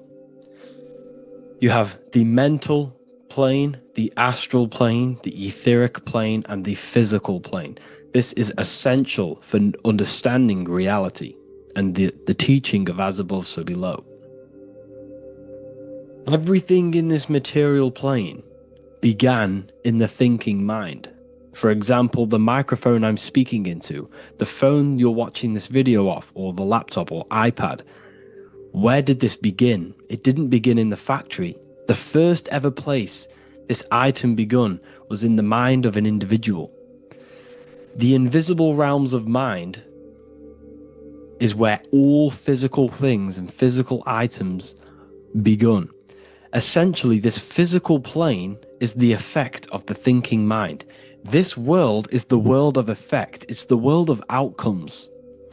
When you see something, it is already manifest. It is already being manifested. It is an effect. And in the effect of the cause, which is the thinking mind. Therefore, the mind creates thoughts, which is the mental plane. Then after thoughts creates imagination, which is the astral plane. These two are spiritual. They are non-physical. So spirit kind of means non-physical. Then you have the physical planes, the etheric and the physical plane. As above, so below. What happens in the mind is manifest on the physical plane. Like I said, the phone that you are holding, it was a thought, and then it brought down into a physical reality. As above, so below. You change the mind, you change your reality. Your environment, the word environment has ment in it because your environment is mental. So now that you understand this, so what is the world around you? The world around you was created by the mind of God. It was manifested through God's thought. So you are living in the mind of God. You are a thought in the mind of God. God thought you into existence. But like I said, we are all fractals. Everything is fractal. If God exists, this means that you are God, as above, so below. God created you through the thinking mind, and he gave you a thinking mind. So God created the macrocosm. God created the macro, the whole world. He designed the whole world, the sun, the stars, the moving. He designed this. But then he gave you the thinking mind to design your own life and create your own life in his world. You are a microcosm of God's macrocosm. Just like God thought you into existence and the whole world into existence, you are a microcosm thinking your world, your reality into existence. You see this now? Everything is a reflection, everything is a mirror, everything is fractal.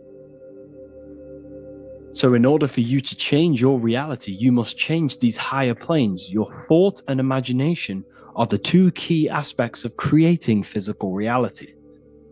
Every object you see around you was begun in these higher planes of the non-physical, and they were brought out of spirit into physical matter through the thinking mind and physical action. So now we're going to get a bit deeper. The brain is not the mind. Now that you understand, we have spirit and matter. As above, so below. You have a non-physical side of reality and a physical side of reality. The mind is the spiritual brain. The brain is a physical manifestation, a physical effect of the mind. The mind uses the brain to operate in the physical world. And it's the same with the heart. The soul manifests itself physically through the heart. The heart is a physical manifestation of the soul, of the emotion, thought and emotion, the mind and the soul, the brain and the heart, heaven and earth. So you have the inner world and the outer world, the spiritual, non-physical, and the physical. So we are all on this process of awakening, an expansion of our minds into new fields of thought, into new fields of awakening ourselves. Because essentially we are born into this world. But you are born many, many times. You can be born physically and you can be born spiritually. Like I said, everything is fractal. So just like when the baby finds out that there is a world outside of its mother, what does the baby do? The baby seeks a way out of its mother, and then the baby is now born into a new world, a world outside of its mother's womb. It's the same with you and your spiritual process. As your mind becomes aware that there are other realities beyond your physical body, it then seeks a way out. And this is why you are probably watching my YouTube, because you are now on the path. Something within you has guided you to this path of knowledge, truth, enlightenment, and expanding your consciousness. And it is your soul who brought you here. Your soul speaks through emotion, a guidance. Emotion is the language of the soul. When you feel very bad, this is your soul telling you you're not in the right place. You're doing the wrong things. Because the soul is always unfolding its purpose, which is expansion and learning. That is it. The mastery of the self and the learning of the mind is the only thing that counts in the end after this life. So you are on a journey of expansion, of learning, creating, and spiritual rebirth. As above, so below. What does this body tell you? When I see someone overweight, I don't see the overweight. I don't see the body. I see the mind. I see an undisciplined mind. I see a mind that lacks self-control. I see a mind that seeks external validation. That's what I see when I see an overweight person. I don't see his body. I see the result of his mind. Because what does the Bible tell you? You shall know them by their fruits. It's the same saying as above, so below. You shall know them by their fruit. The fruit is their manifestation. Your body is a direct correlation and manifestation of your mind. Your inner world projects your outer world. As within, so without. As above, so below. Now, what do you see when you see this man's body? I see discipline. I see strength. Mental strength, not physical strength. I see mental resilience of pain. Because all of this man's mental energy has been manifested physically within his muscle. This body is a direct manifestation of this man's mind's pain and suffering, and it shows discipline. This is why people instantly respect you if you are in shape. You walk into a room and you are in shape, people will instantly give you respect because they know that you are mentally disciplined. The body is a reflection of your inner world, and it's the same with your friends, your family, your connections with people. If you think about yourself very negatively all the time, and you don't have a good connection with yourself, you don't have a connection with your true self, this will manifest into every single relationship you have in your life. If you don't have a good relationship with your inner self, you don't have a good relationship with the people and the friends around you. Because as within, so without. If you think negative about yourself, you will only pick up the negative in other people. If I think very highly of myself and I think very happy and good things about myself, I will then see the good things in other people. Because it's as above, so below. As the inner world is, so is the outer world. It's the same with your life circumstances. Your life is a direct correlation of every thought you thought in the past. If you possess millions of pounds, millions of dollars, this is because you have thought this into physical reality. You live the life you are deserved. You live the life that you manifest through your thought. If you live a very poor life, this is a reflection of your mind. This is a reflection of what you have thought into physical existence. Because like I said, everything begins in the mind, as above, so below. And this is even present within the body.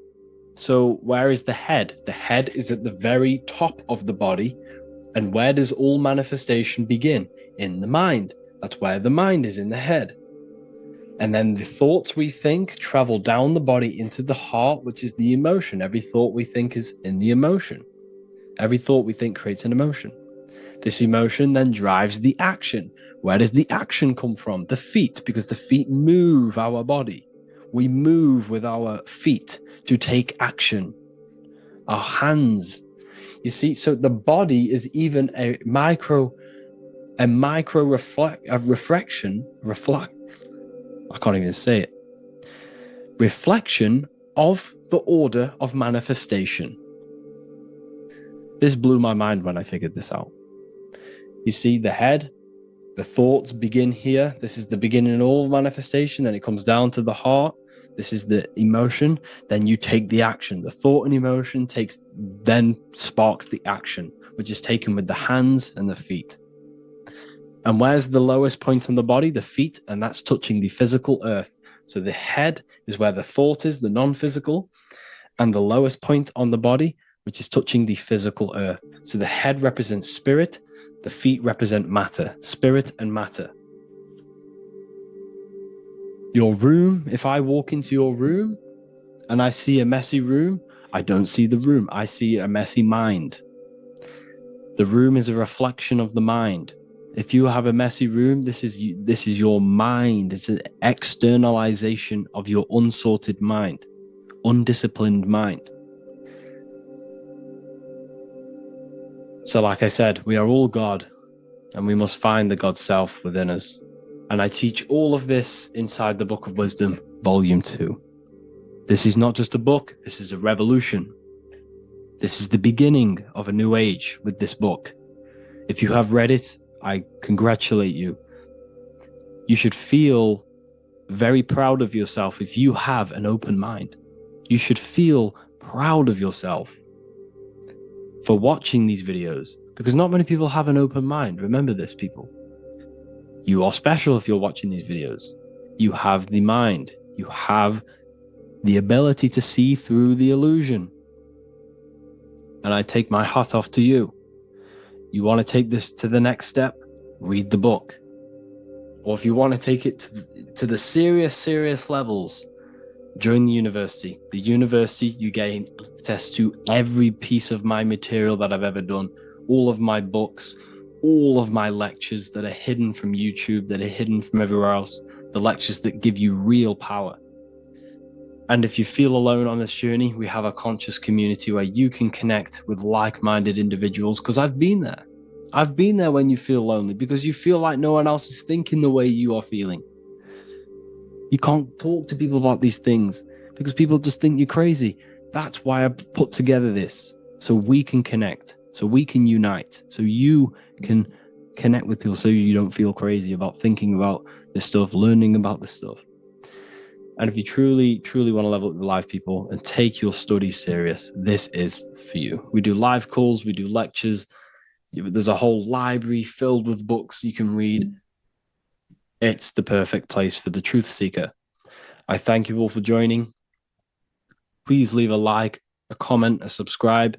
Let me know any future videos you want me to make in the comments. Thank you all. Have an amazing day.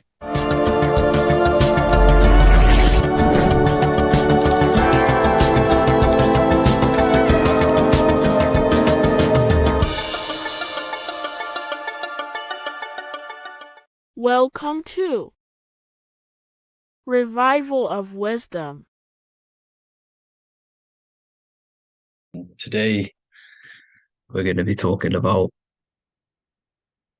portals, portal symbolism, what portals are, okay, and how they show them to us, because they have to tell you the truth, guys. This is the thing with the universal law. They have to tell you the truth. And they tell you through symbols, they tell you through movies, and different things like that. But let's jump straight into this. So first, I want to talk about the Freemasonry symbols. Okay, so first we got, obviously this is some Freemasonry art, but notice how you've got the ladder with a key. Okay, so this is ladder symbolism with a key. So maybe this is talking about ascending. Okay, because look, because this is ascending into the heavens, because it's a ladder with humans going up it with a key. In order to ascend, you must have the key. Okay, so what else do we have with a key? Well, the Netflix show Lock and Key, which is all about portals and keys. Because what the keys do, they open doors, gateways. Okay, so what's interesting about this is that they've got this key here, which represents the Kundalini energy rising up the spine. Okay, but we'll come back to this. But it's that same portal key symbolism. We've also got the Vatican. The Vatican is in the shape of a key.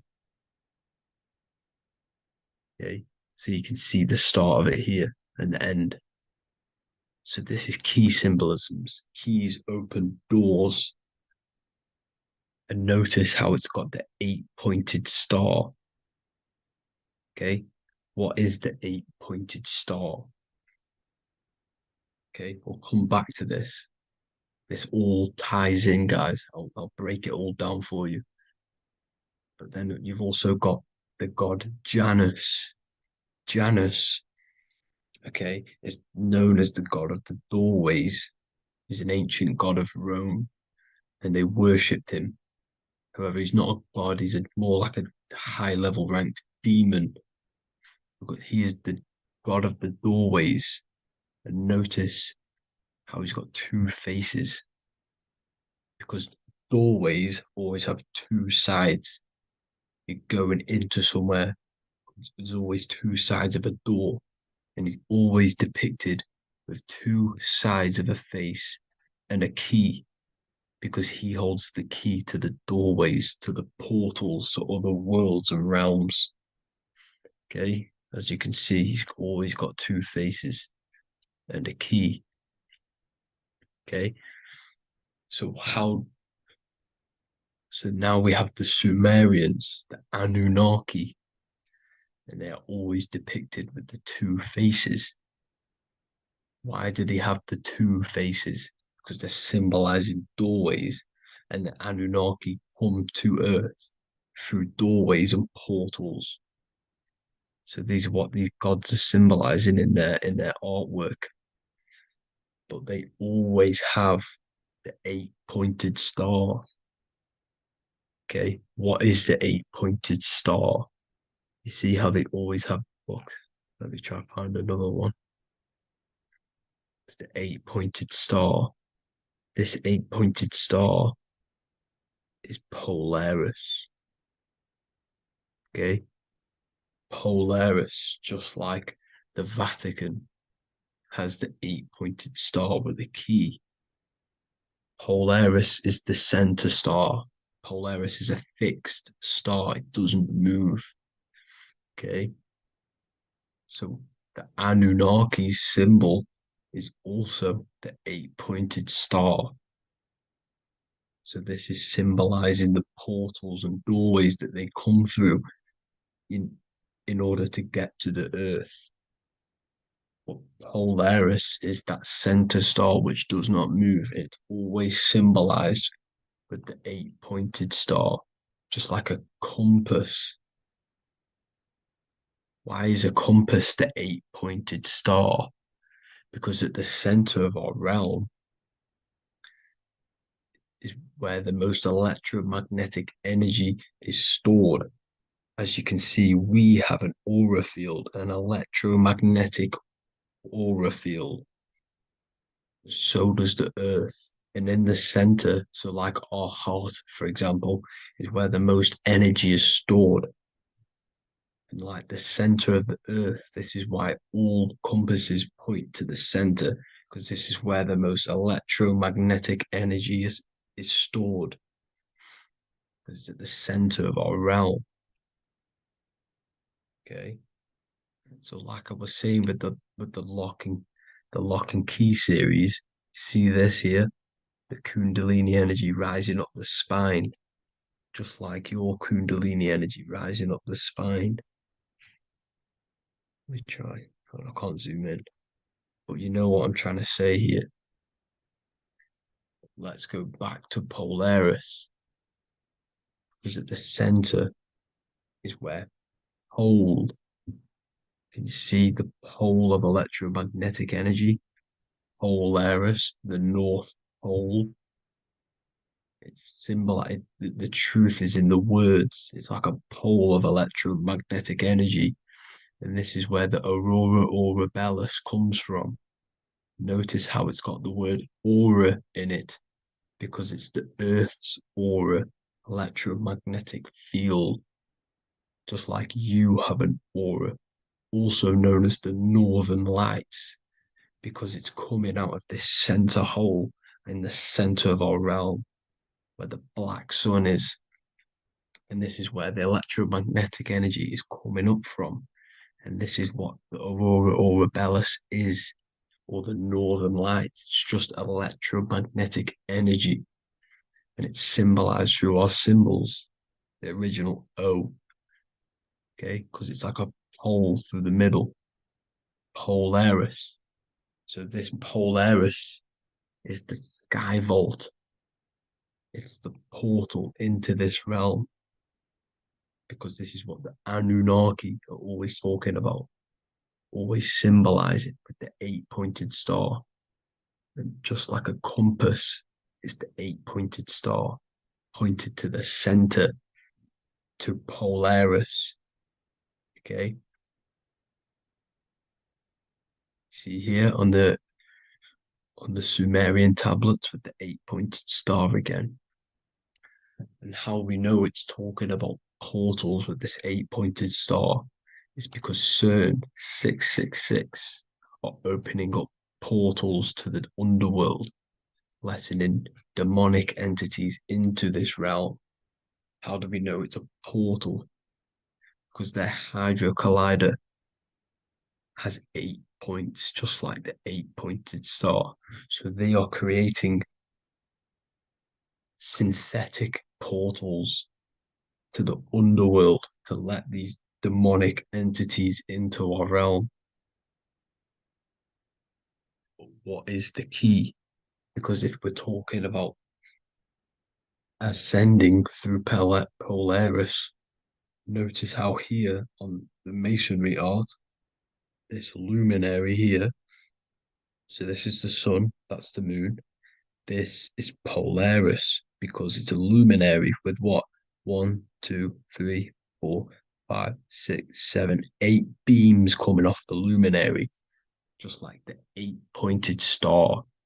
So you see the ladder with the key going up to Polaris. It's symbolizing ascending out of Earth. So what is this key that they're keeping from us? Because it's a human holding a key going up the ladder to Polaris. Well, chakras. We have 7 chakras. Okay, so this is what they are telling us in the lock and key symbolism. The Kundalini energy rising up the spine. Okay, just like they have 33 vertebrae on the back of your spine. Okay, this represents the Kundalini energy going up your 33 vertebrae, just like in masonry has 33rd degrees. Okay, so what is the key? Your chakras. Your chakras have to be unlocked. Okay, you have to unlock your chakras, and you can't unlock this one without going through this one. You have to go through them all. It's like a ladder, just like Jacob's ladder. You can't go from the bottom to the top. You have to unlock each one. Okay, just like you have 7 chakras, you have 7 layers of your aura. Okay, you have to unlock your chakras to the highest point in order to reach Christ consciousness. And this is the key that they're talking about. They're symbolizing the organic portal within each and every one of us to ascend out of this realm. Okay, so this is the key that they're talking about, and they're holding back this knowledge to keep us trapped in this 3D realm. Okay, so like I was saying with the 33 vertebrae and the Kundalini energy coming up the spine, 33 vertebrae, you can see this sort of symbolism going up to the light, because it's the light. You see here, your crown chakra turns on and becomes enlightened, just like the Illuminati symbol. Can you see it? But also, Jesus also died at 33. So this is symbolizing, okay, they're symbolizing the death of the ego, the body. So once you open up your chakras and reach Christ consciousness, which is your 33rd vertebrae, once your Kundalini energy goes up your 33rd vertebrae, your body technically, not physically, but spiritually dies, because you then become formless. You reach Christ consciousness. So then you can travel other worlds. Okay. This is what they're talking about with Vatican, 8-pointed star, and the key. Janus with the key. The Sumerians with the 8-pointed star. Anunnaki, the 8-pointed star.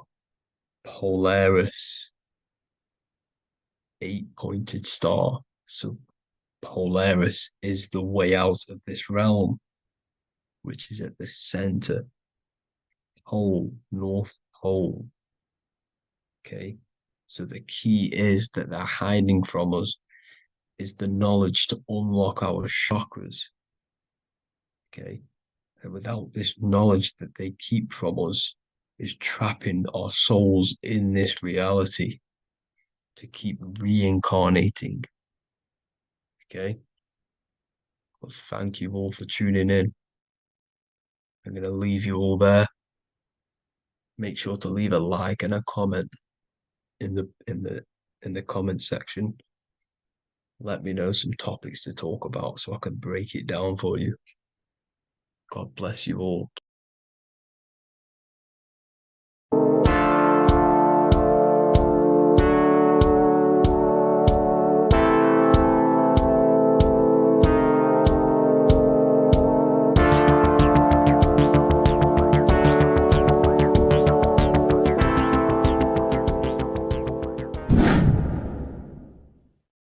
What is good, people? We're back with another video, and today we're talking about the chakras.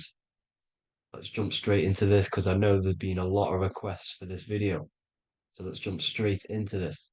So you have 7 chakras, right? 7 chakras, and these chakras are feeding off your electromagnetic field, known as your aura. This is both positive and a negative pole, male and female, right? This electromagnetic field is made out of electric and magnetism, and together they come as electromagnetic. Now, your chakras, the word chakra just means wheel, spinning wheel, because that's what they are. They're spinning wheels of energy. They do not exist on this physical plane. They exist on the etheric plane. Okay. Now, these energy centers are known to regulate your emotions, and each energy center controls the organs and cells in that particular area of the body. So, for example, your sacral chakra will control the cells and organs of your sexual reproduction area. Okay, the navel chakra or solar plexus will control the digestion in your body. Same with the heart, same with the throat, right? So they are like mini brains for each center of your body. They run along up the spine, but notice the crown chakra exists outside the body. It's just above the head. Now, this process of the chakras is obviously the 7 colors of the rainbow, starting from red, which is the lowest vibrational color, all the way to violet, which is the highest vibrational color. This, like I said, these energy centers are feeding off your electromagnetic field. So if these chakras are unbalanced, they are taking too much energy from your electromagnetic field, making it weaker. Now, this is the North Pole. As you all know, the Earth is flat, and we live inside of a giant torus field, and the North Pole is the Earth's heart chakra. And this is why the aurora borealis, or the northern lights, whatever you want to call them, that's why they are green, and they are being emitted from this center point of the Earth, because it's symbolizing the heart chakra, which is green, right? Now, you do work your way up to these. However, this is a torus field. You are a torus field. You have different layers of this torus field, right? And you need to balance all of these chakras, but you can't move up these chakras until you open the one below it. So it's like a stairway. You can't go to your solar plexus without going through your sacral. You see? So you have to work up these. However, you have to work up these and then live from the heart, because the heart is the center of the torus field. It's the balance between male and female poles, positive and negative poles. So you have to balance all of these chakras and then bring them all into one, which is the heart chakra. Now, they exist on the etheric plane. They exist on the etheric plane, and the etheric plane is a layer of the material plane. It's the one higher than the material plane. And then after the etheric plane, it melts into the astral plane. So they exist just between the physical and the astral aspect. Now, this is the yin and yang, matter, which is the lowest, root chakra, physical matter, and then to spirit, because high vibrational matter turns into spirit, low vibrational spirit turns into matter. So they're interchangeable. This is the yin and yang. Now, when you see ancient paintings with the halos, you see this is like a toroidal field coming out the top of his head, you see, with a halo. This was symbolizing in the old days, in the ancient days, that they've aligned their chakra, they've reached Christ consciousness, which is God consciousness, right? Now, this electromagnetic field is the apple that we bit out of in the Bible, because you see that apple is a torus field. So they were metaphorically or personifying the torus field. That's what the Bible is. It's a massive personification. It's all metaphors. You have to read it properly. It's got a greater meaning behind it. Now, when we bit from the apple, we ate from the tree of knowledge, which is good and evil. Our lower mind took over, so we materialized to feed our physical bodies. We materialized through Saturn. That's what Saturn does. Now, if you don't understand that, go and watch the video previous to this one called Occult Secrets of Saturn. And that will show you how Saturn is the materializer. Now, this is one of the secrets behind the Masonic compass, electric and magnetic, male and female, duality, positive and negative. Now, like I said, they teach you about the torus field, about a magnet in school, but they don't teach you about your electromagnetic field. Everything alive has a torus field. It is the building block of this creation.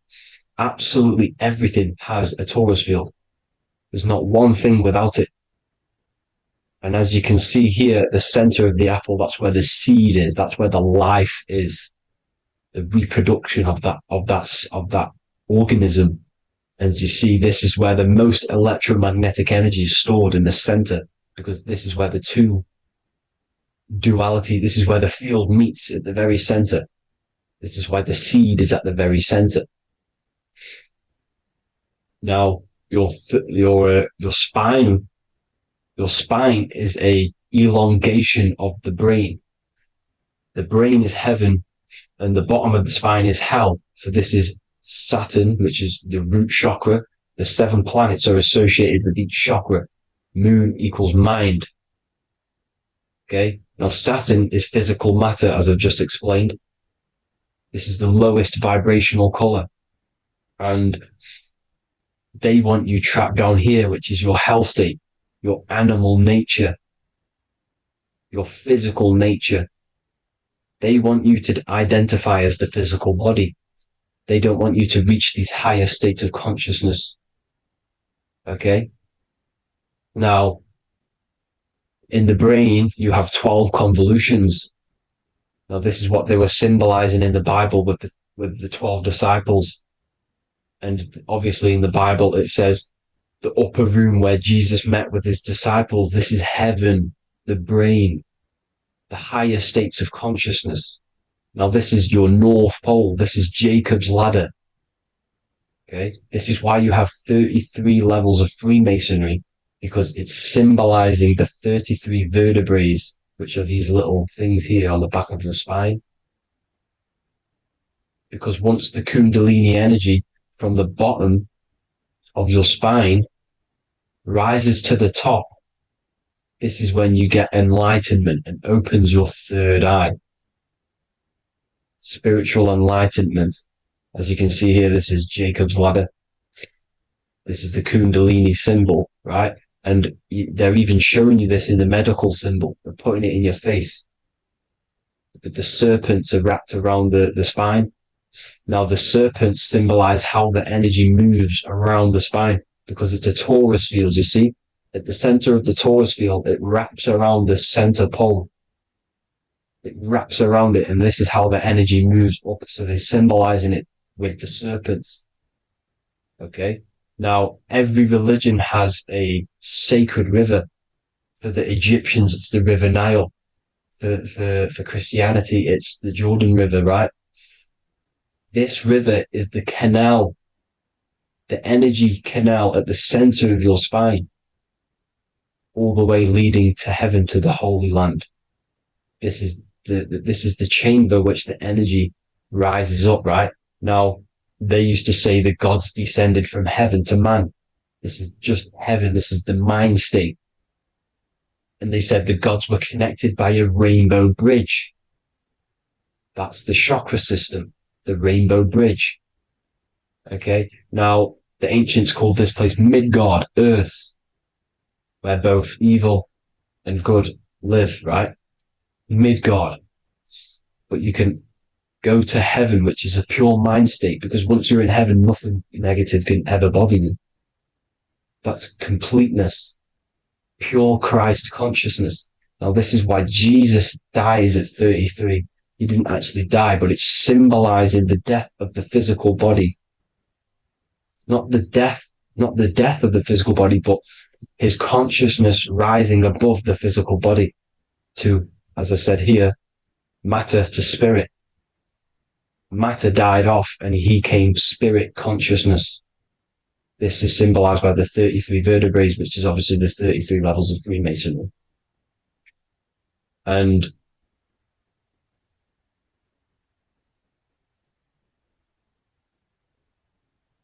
now the pineal gland, which is at the very top of this Jacob's ladder, or the River Jordan, the canal, your 33 vertebrae on your spine. This is where the pineal gland sits, right? At the very top, at the center of your brain. Now, there's multiple ways this was symbolized. The Eye of Ra, which is used by the Egyptians. Now, this pineal gland is the seat of consciousness. This is where your consciousness is stored, right?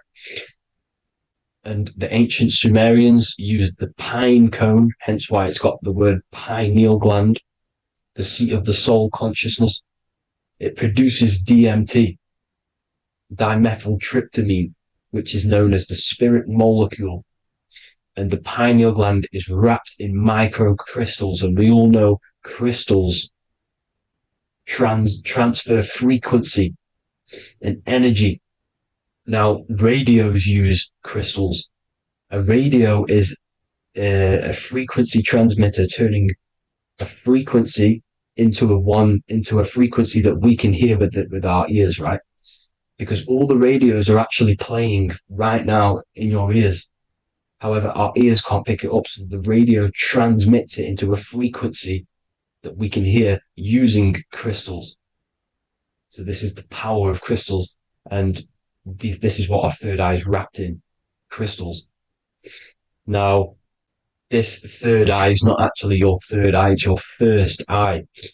When you're being materialized in your mother's womb, this is the first gland that is produced, and everything's built around it, because it is the consciousness. It is your consciousness. Your consciousness never dies, ever. It's an eternal essence. It lives forever. You never actually die. Only the mortal body dies. Now that's what we call life. Life is abided by time, and time is change.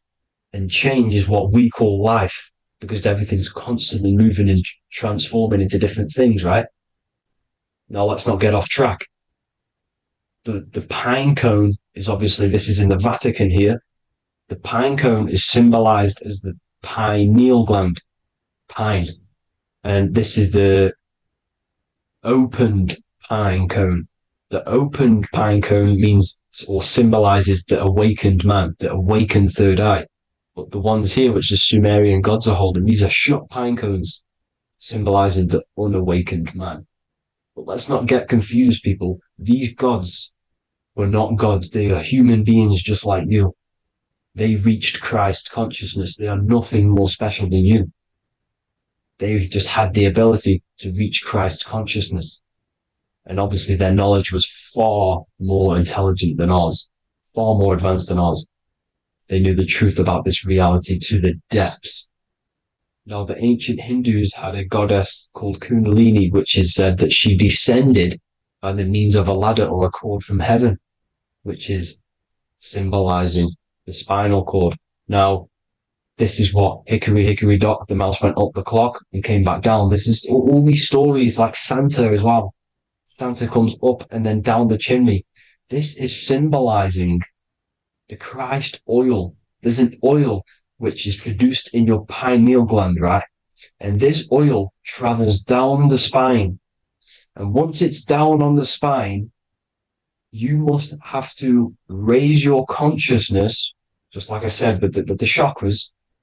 You have to raise your consciousness, raise your vibration to heat up this oil and turn it into a gas. And it travels back up the spine through like the serpents up the spine. And this awakens the third eye once it's coming back up the spine and hits the pineal gland. This is the secret behind Santa and hickory hickory dock, because Santa comes down and feeds the presents and goes back up the chimney. And he lives in the North Pole, the positive pole. This is the North Pole, people, and the presence is your sacred oil. This oil, your physical body is the furnace. It's the spiritual furnace, which you have to heat up this oil by raising your frequency and turning it into a gas to rise up this chamber, the River Jordan, to your third eye, right? Now, this is an alchemical process. Your body is the alchemical furnace. It says in the Bible, if therefore thine eye be single, thy whole body shall be filled with light. I shouldn't have cut that out, but that's what it says. The light of the body is thine eye. If therefore thine eye be single, thy eye shall be filled, their body shall be filled with light. This is symbolizing the pineal gland, enlightening the body, the spiritual body, filled with light. Now, as I said, they want you kept down here, which is the root chakra, which is your animal nature, which is obviously mind, matter over mind. This is the symbol of Saturn, right? As you say, we're built of body, mind, and spirit, the Holy Trinity. That is the sun, moon, and earth. The sun's your soul, solar. Moon is your mind. Earth, which is the cross, which is your physical body, the 5 elements, right? So body, mind, and spirit. So the Saturn symbol is actually made out of the cross on top, which is the earth, and the moon on the bottom, which is symbolizing matter over mind, because earth is physical matter. You don't want to be matter over mind. You need to be mind over matter. See, they want you identifying as your physical body. They don't want you to realize you're an eternal consciousness. You're an eternal essence of consciousness which never dies. They want you trapped in your animal nature. And this is why the Baphomet has a goat head, because it's symbolizing your animal nature, which is evil. Not evil, but you're more likely to do evil things, right? Which brings bad karma. That's your animal side. This is why the Baphomet has an animal goat head. As you can see here, he's got the Kundalini energy here. So when you see the inverted cross, the cross is your body, as you can see here. The inverted cross means your chakras downwards, down here. Your head's down here. Your mind is down here. But your mind needs to be up here, which is the upwards cross, which is Christ consciousness. And as we all know, 7 colors of the rainbow, 7 planets, 7 chakras. Red light is low frequency and long range. This is why Saturn is the slowest moving celestial body. And it's the lowest chakra, because it's low frequency, long range. The moon being the crown chakra, which is high frequency. This is why the moon moves around the quickest. The moon is your crown chakra, which moon in mind. See, so there are multiple ways of your chakras becoming blocked. Now, each chakra has a specific intelligence. It has a specific thing that it's doing for the body, right? Now, this can be overused. It can be abused. For example, masturbation. That keeps you down here in your sacral chakra, because you're abusing that energy center. You're abusing your sexual energy, which is then becoming unbalanced. So this is how energy, this is why these centers are pulling more energy out your electromagnetic field, because these centers are wheels. The chakras just mean spinning wheel, of energy. So when you're abusing these certain centers, you're pulling energy out of your electromagnetic field, which is making your field weaker, which is making your frequency lower, which makes you prone to diseases, prone to lower negative energy, right? So you need to align these chakras.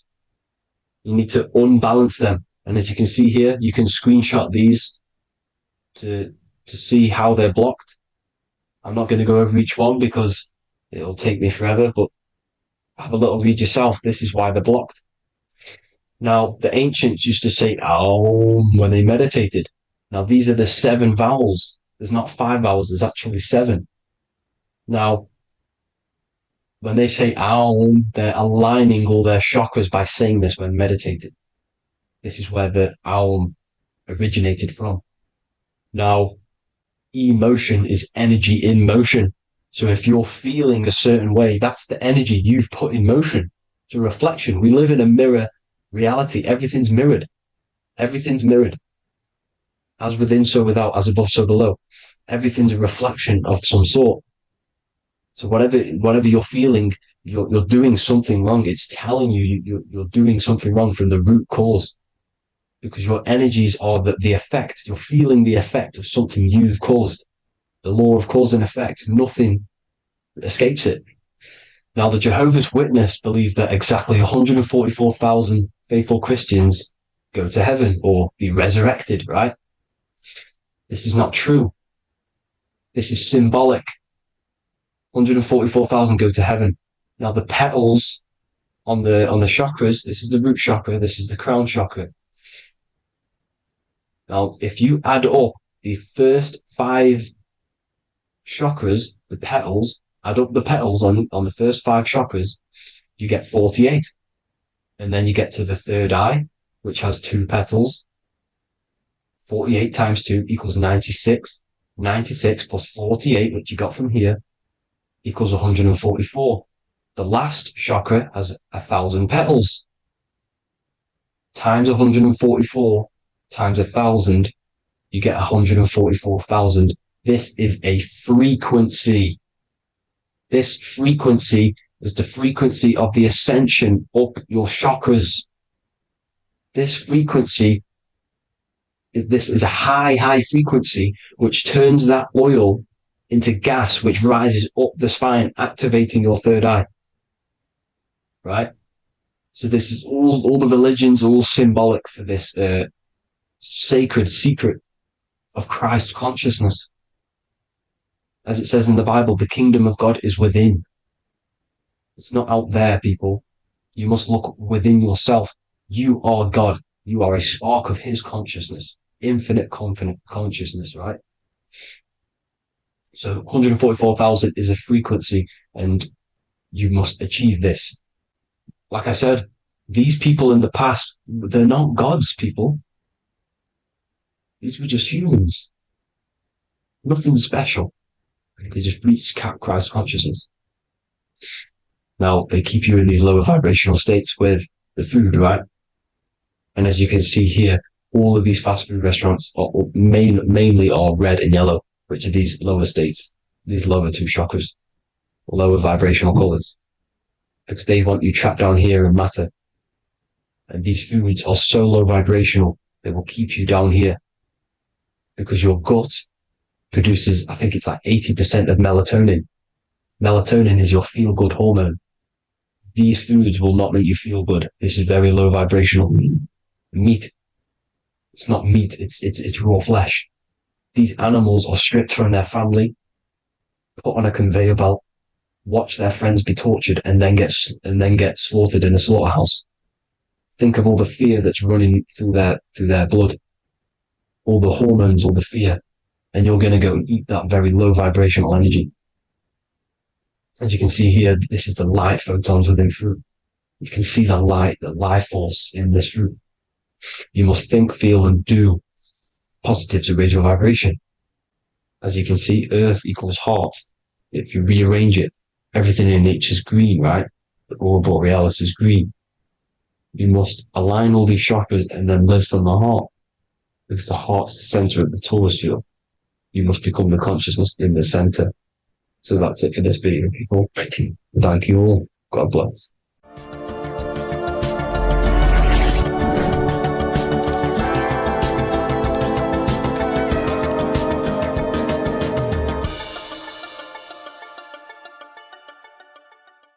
Mentalism, conscious and subconscious mind. You need to understand that the mind is the root and the cause of all reality. I am mind, you are mind. Every single living creature in this physical plane expresses and manifests mind. We are all the invisible substance of mind. We are all the source, which is God.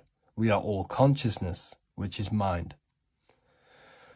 Before we manifest something physically, we manifest it within the realm of thought, which is the mind. Thought then manifests into astral imagination. This then gives energy within the etheric plane. Then we manifest it physically within the material effect world.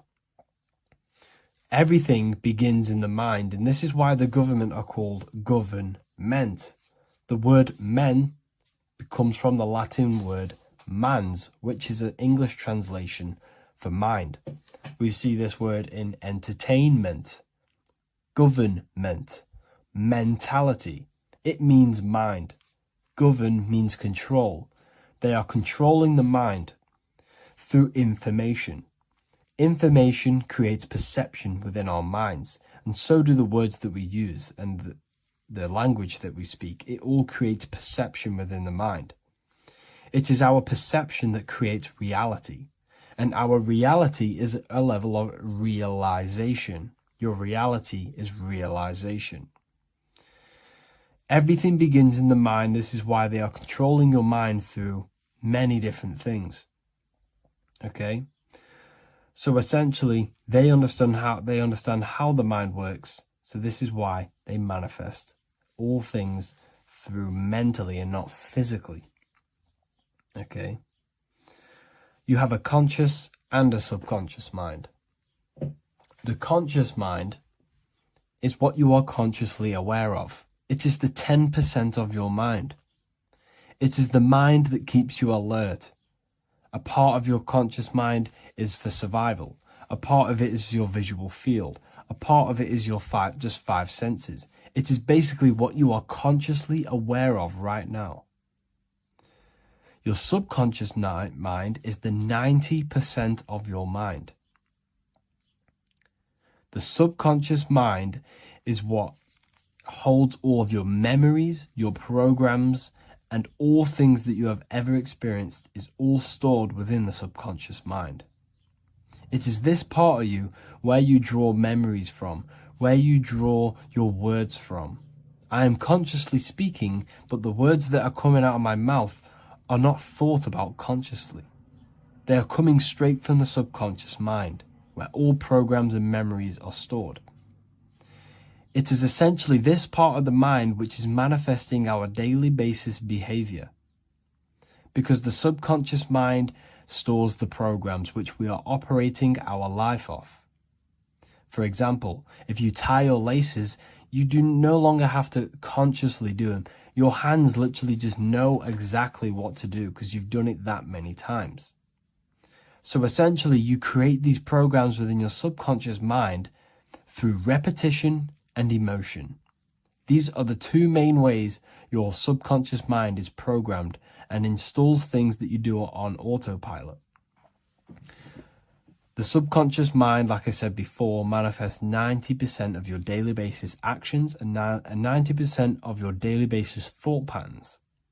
For example, if you were in a car crash 10 years ago and you had a very traumatic event, that car crash and that emotion that you felt in that time impressed your subconscious mind with a program. And even to this day, 10 years later, you are still wary about entering cars because of that program. Even though you may be not thinking about the car crash, you are still wary about entering cars because of that program, because of that emotion impressed upon the subconscious mind. You see, Everything you say, everything you think, and everything you feel is telling your subconscious mind, that is what I want. The subconscious mind takes everything literally.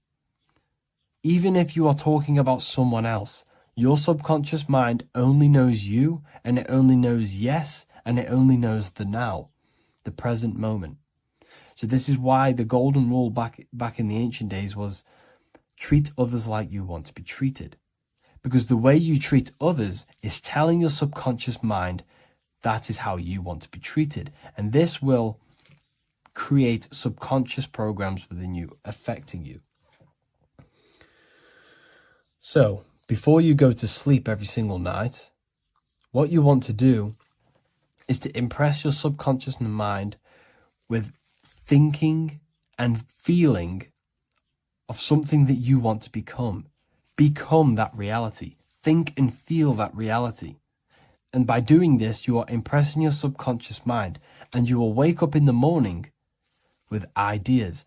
Because when you install a program within your subconscious mind, like I said before, it manifests into at least 50% of your thought patterns. So let's say I created a program within my subconscious mind of how to become financially free. Well, I created the program that I am financially free. My conscious mind will start to slowly think about that program and how I can achieve that program, because the conscious mind operates on survival. So if you create a subconscious program of I am financially free, your survival conscious mind will start to operate and think and act on this program subconsciously. You won't even know that you are doing it, but you are. And this is the power of the subconscious mind. You have to reprogram it properly. You have to be careful of the things you think, say, and feel, because all of this is contributing towards molding your subconscious mind, which essentially molds your reality. It draws things to you.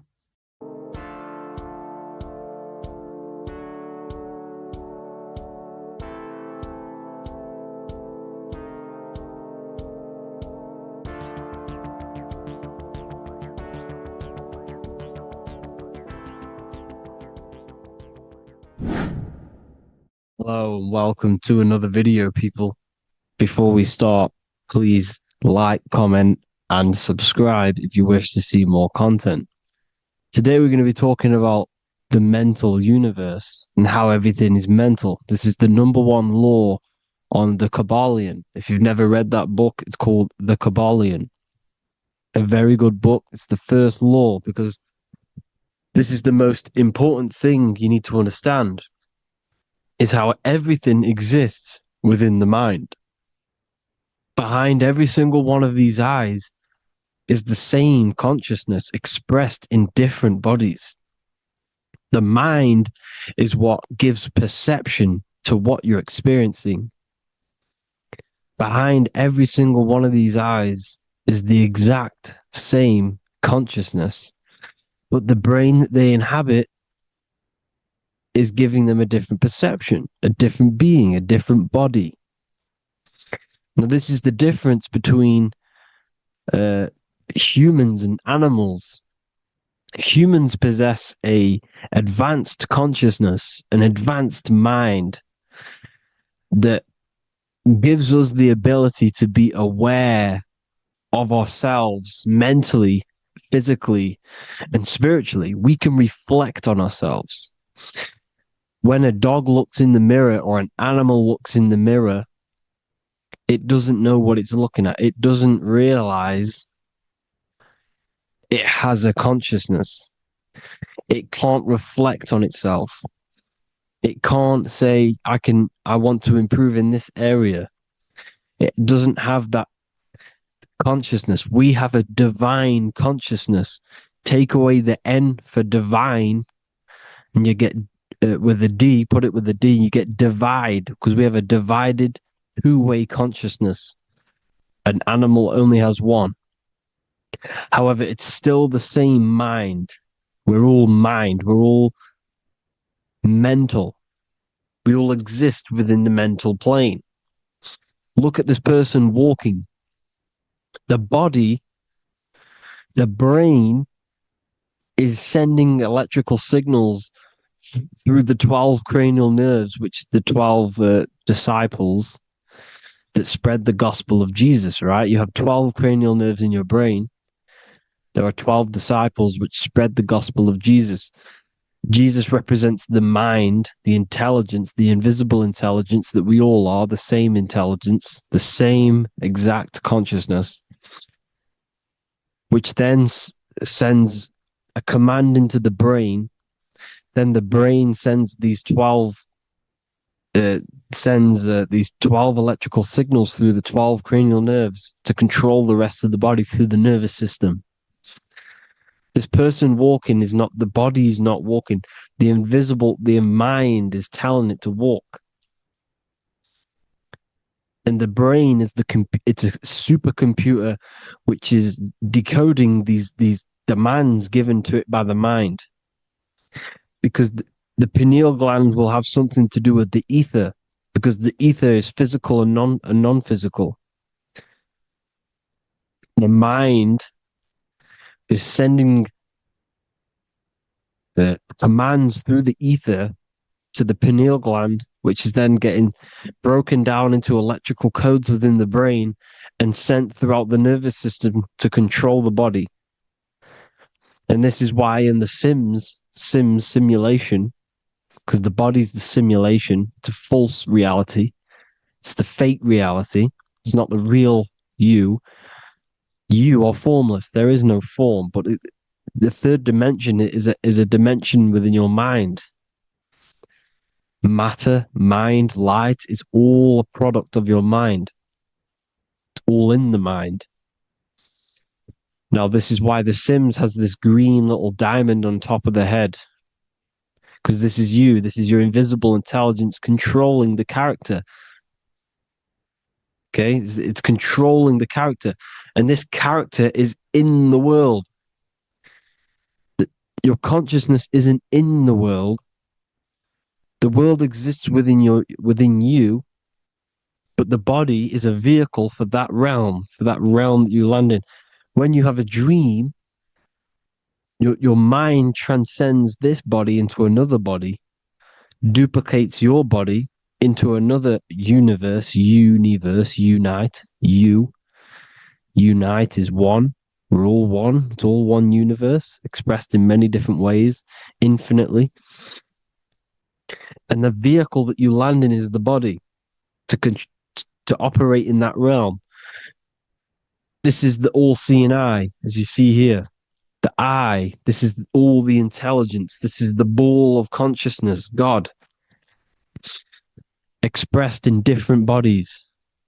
We're all this same one in different bodies, as you can see here. And this intelligence is expressing infinitely throughout the universe. An infinite universe. There's no beginning, no end. There was no beginning of the universe. There is no end. It's infinite. Always has and always will. But the mind is what gives you the ability to explore the universe, to make perception of it. We are God in disguise. We are God in disguise. We are God in flesh. But the body can become attached to the mind, can become attached to the body if the mind is not aware of itself. When the mind is that blinded by matter, and we lack knowledge and understanding of what we truly are, a formless, infinite being, a traveler. This is why Freemasons are called Freemasons. Mason means traveler. Free. You're a free traveler because your consciousness is a traveler of the universe. When we lack understanding, our mind bounds to the body because we don't separate the body with our different layers of consciousness.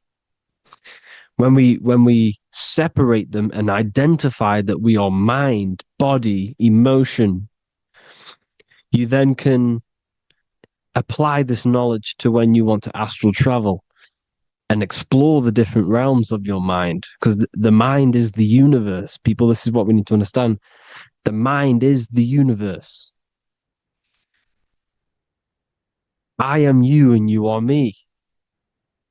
This is the Egyptians showing you this. The Ankh is the symbol of life. This is the one ball of consciousness, mind, giving it the Ankh life to all the different life forms. The cows, the birds, the snakes, and the big Ankh given to the humans, because the humans are the most intelligent. We have the most advanced consciousness. We have the most advanced consciousness. This is why the one is giving a big Ankh to the humans here. Here you see again, this is not the sun. This is also showing Ankh giving out its life to all things infinitely. And this is the Most High. We are the Most High in disguise. When we strip off the body, we strip off the desires for the physical world, we strip off all of these fake identities that the mind gets attached to. That is God. The universe. You are the universe experiencing itself. I and I. The letter I and the number 1 is just one line. The letter I is the number 1. Because your I am, when you refer to yourself as I, every single one of you who's watching this video refers to yourself as I, which is the one. We are all the one. We are all intelligence. We are all invisible. We are all the one. 1 is the only number. 1, 2, 3. Everything goes up in ones because there is only one. Doesn't matter how far you go down the line with numbers, all of their numbers are created by 1 because there is only one. It's me and you are the exact same consciousness expressed in different bodies. Mind. Cause. There is only one cause. There is only one mind. There is only one being. But because we lack understanding of this, we think we are the bodies. And this causes division because the physical world is the most illusionary world. It's an illusion. It's all an illusion. Now you see with the two, you look with the 2 eyes, but you see with the inner eye, the mind. Okay, the mind is the mental plane is a shared plane, and it gives perception to what you're looking at. The mind. I'm affecting you when I speak because the mental plane is shared. We all share mind. We all express mind. When I'm speaking to you, I'm affecting you because we are mind. So the words that I'm saying, which are being manifested from my mind, are being manifested through my body into vibration, is affecting you. I'm affecting you with what I'm saying.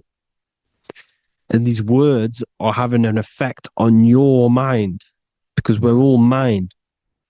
This is why you need to be careful what you're listening to, music and all sorts.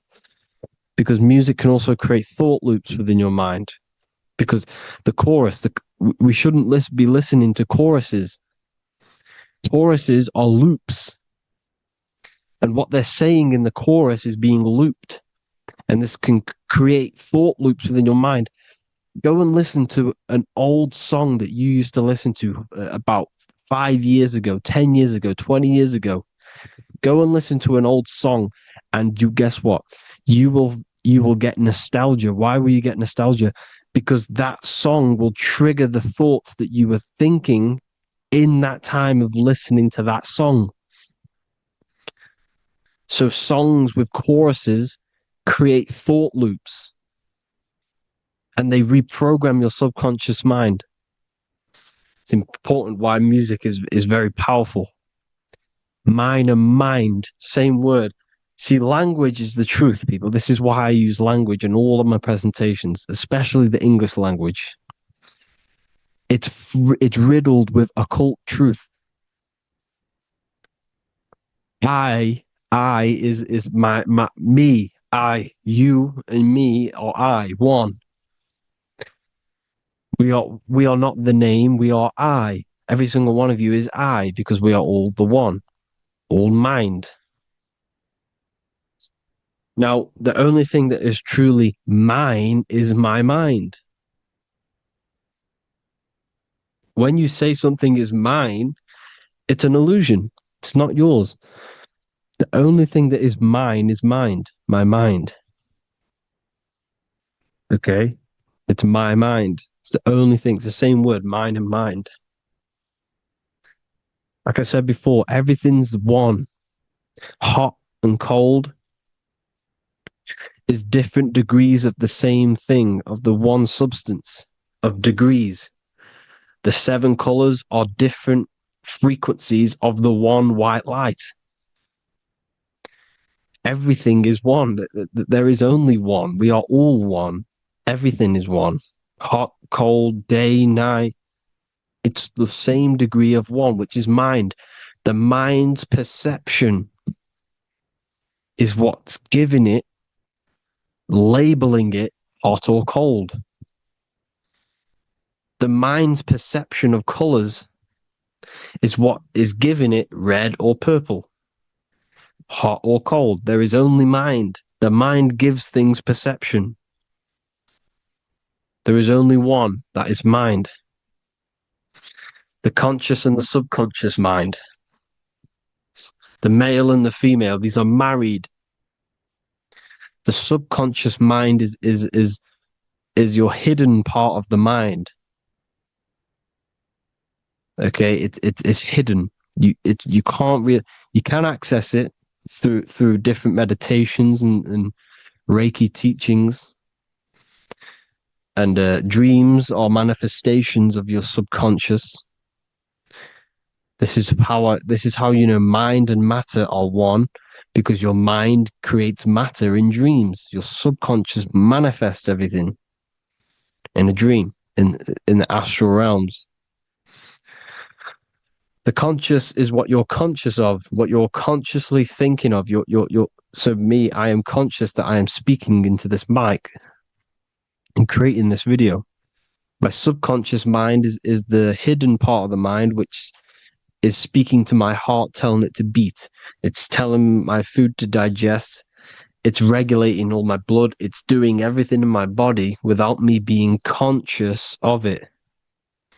Without me being conscious. The subconscious is the feminine. The conscious is the male. The Bible, of course. Proverbs 12:4. Helpful, not helpful, an excellent wife is the crown of her husband, but she who brings shame is like rottenness in his bones. In the same way, husbands should love their wives as their own bodies. He who loves his wife loves himself. You can take that physically, you can take that literally, or you can take it metaphysically. See, the Bible's written in such a way where you can take it as your level of realization. He who loves his wife loves himself. If you love your subconscious, if you love yourself, you speak good about yourself, because your subconscious takes everything literally. If you say, I hate you to someone, your subconscious does not know the difference between me and someone else, It only thinks me, me, me. Why? Because mind is the only thing that exists. You are mind, I am mind. If I say I hate you, you're saying that to yourself. Your subconscious picks that up and says, I hate myself. And that's telling your subconscious that's what you want. Because your subconscious manifests 90% of your behavior. The programs within your subconscious. Tying your shoelace is a program. You don't need to be conscious of it. You can just do it because it's a program. It's deeply interwoven in the subconscious. Driving your car, texting on your phone. You don't have to think about what letter. You just do it because you know where the letters are. It's a program. Therefore, if you look after your subconscious, they are a married couple.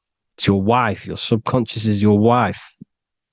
And it manifests 90% of your daily basis thought patterns, actions, behaviors, emotions, all the things that you all the trauma that you've experienced is stored within your subconscious, which is affecting you. So let's say you were in a car crash 10 years ago and you had a really traumatic event, you really hurt yourself, and you had a very, very, very strong emotion that you felt of pain. That will still affect you today. And why? Because it will manifest into your behavior. How? Well, you'll be cautious of what cars to go in and who. You'll be cautious because of that event that stored within your subconscious, because of that feeling you felt was so painful and so strong. It's still manifesting into your behavior today. For example, you won't go in certain cars, you won't go with certain drivers. The subconscious stores everything, all your memories, the programs, and everything. So if you trick your subconscious, that's how you manifest your life. If you trick the subconscious, you already have something. And therefore it will manifest into your life, into your behavior, thoughts, and actions. This is why the golden rule is to treat others like you want to be treated. Because I am you and you are me. We are all subconscious. We all have subconscious. Whatever I do to you, I do to me. Because my subconscious picks that up and thinks I'm speaking to me. Mind is very powerful. Whatever I do to you, I do to me. Treat others like you want to be treated. The golden rule. That is the only rule we need in this realm, in the universe. If everyone understood this rule and how the subconscious works and how karma works, we'd live in heaven on earth, the Garden of Eden, the golden age. As a man thinketh in his heart, so is he. Proverbs 23:7. Where your heart is, there will be your treasure. Your heart's the emotions. This is the storehouse of emotions. It is where you feel emotions. You have to let your emotions move through you, not become you. You can't let your emotions become you. Or except be like the sky and let them pass through you. Be like the clouds and the stars passing over. Let them pass through you. Do not let them become you. And this is how emotions can take over your mind. We are driven by, when a man is driven by emotions, he has no self to control. You must control the mind because the mind can be corrupted. Because your thoughts are electrical in the brain. Your thoughts come from the mental plane. So how the mind works is that you place your attentions on something in the mind and infinite information just flows in. Think about it. When you think of a certain topic, as soon as you think of that topic, information comes flying into your mind. Different ideas, ping, ping, ping. It's all connected. It's why we call it a mindset. Because your mind sets itself to frequencies. And when we think of something, We tap into that frequency, and just the universe, the mind, the mental plane just flows in information based on that frequency and that thought. The universe is just information. All of the information out there, nothing is new. It's all there. You just have to tap into it. You can tap into these different thoughts, and it's all there. Everything already exists within the mental plane. You don't think anything. You receive thoughts.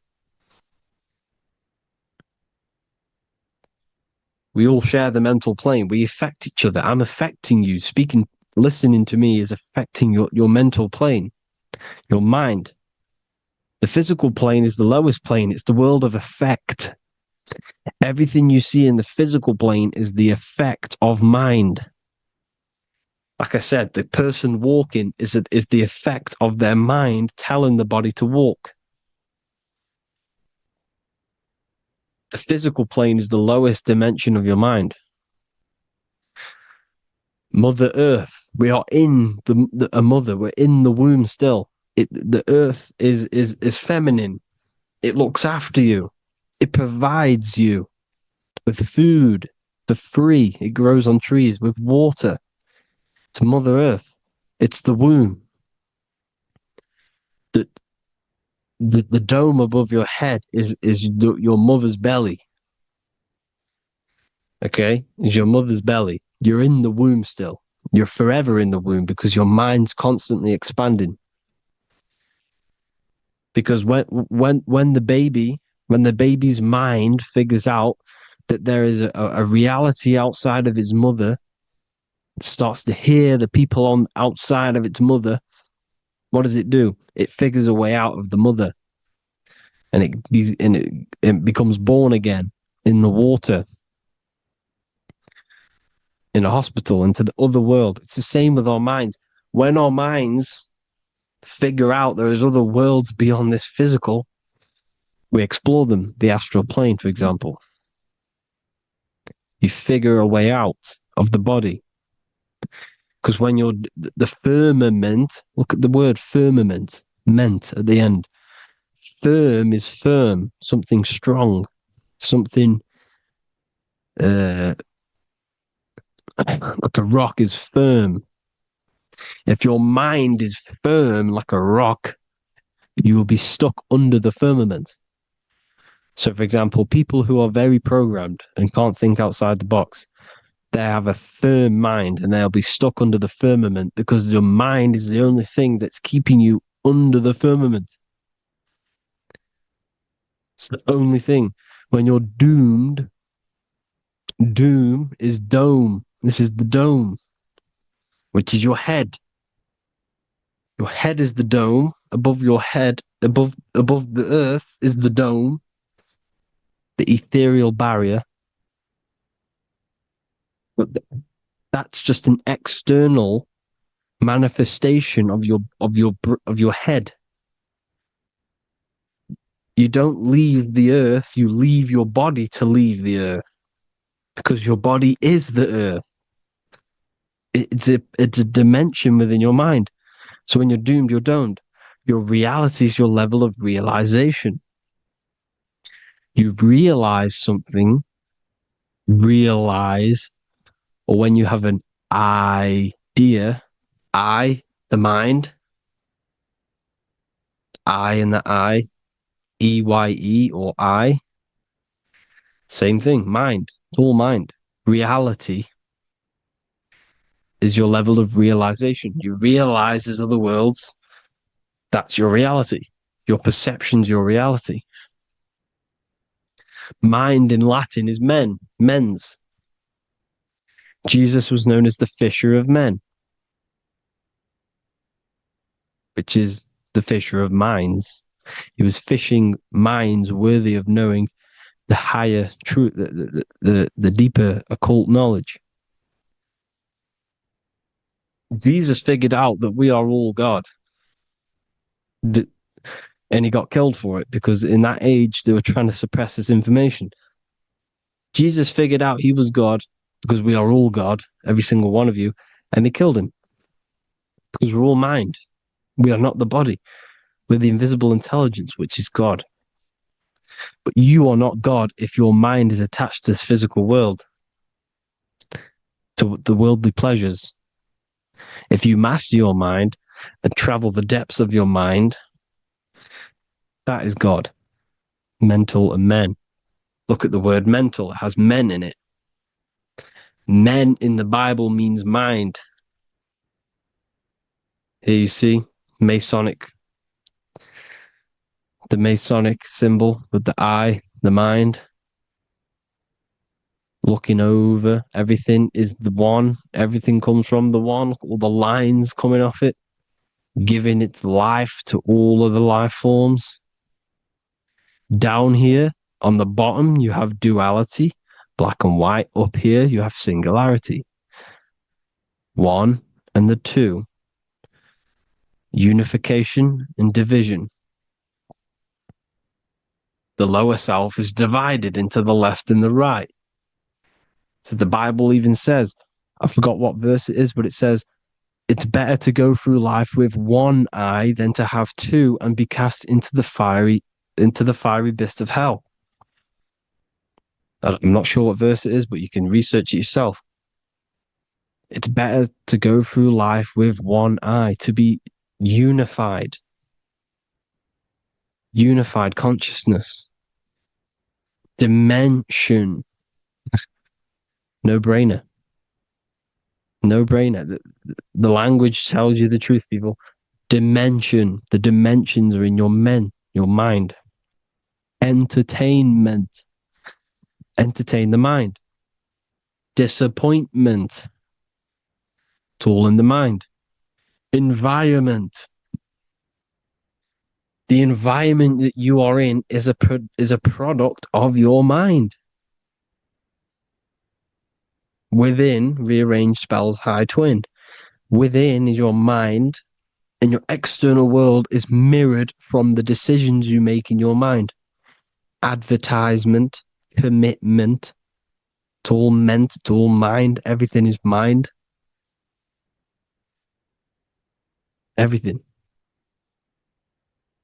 So, this is important. The collective thoughts and collective beliefs.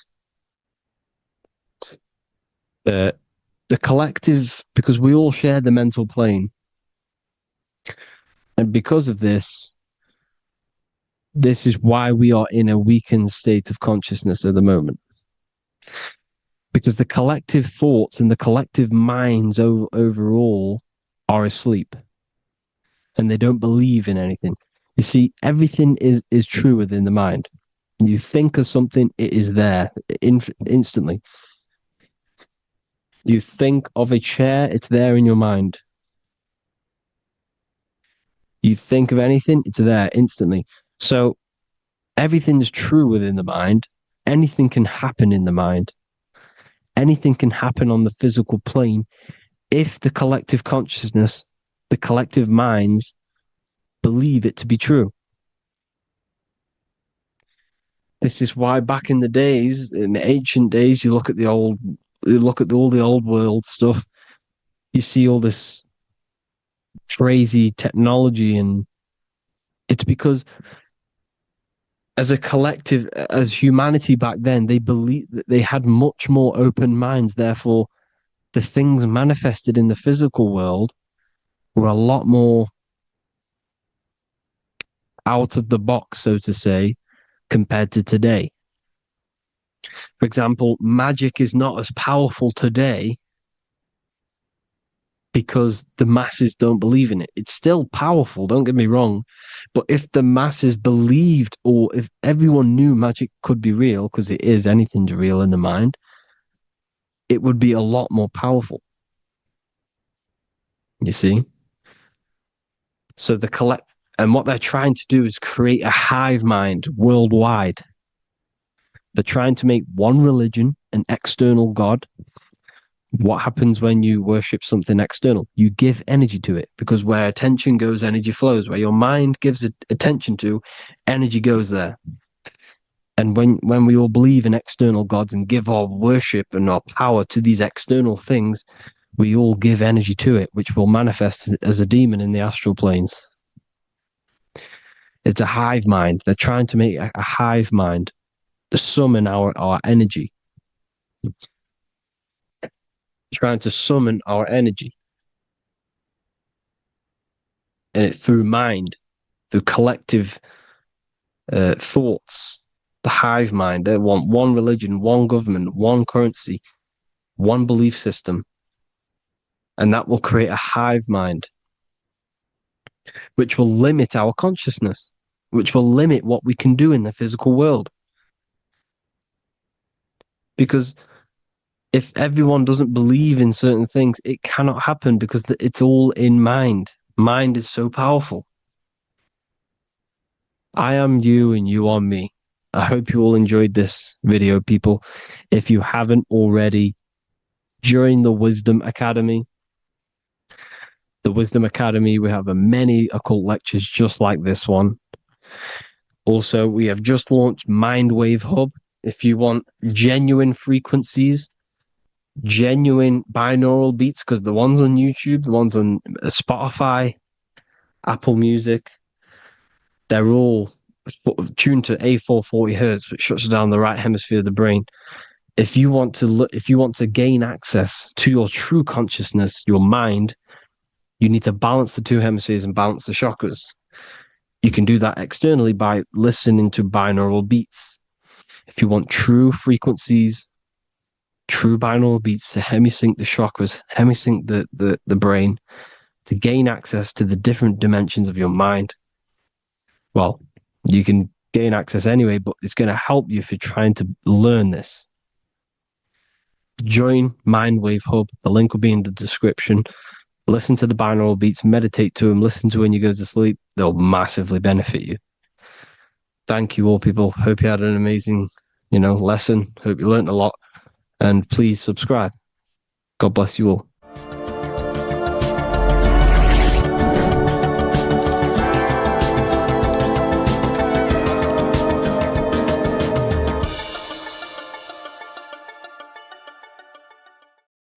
What if I told you that reincarnation is real and that there is a metaphysical, spiritual science behind this?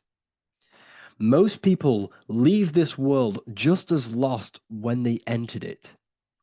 That they carry their fears, attachments, and addictions with them, only to be born again, trapped in the same cycle, repeating the patterns of lifetime after lifetime.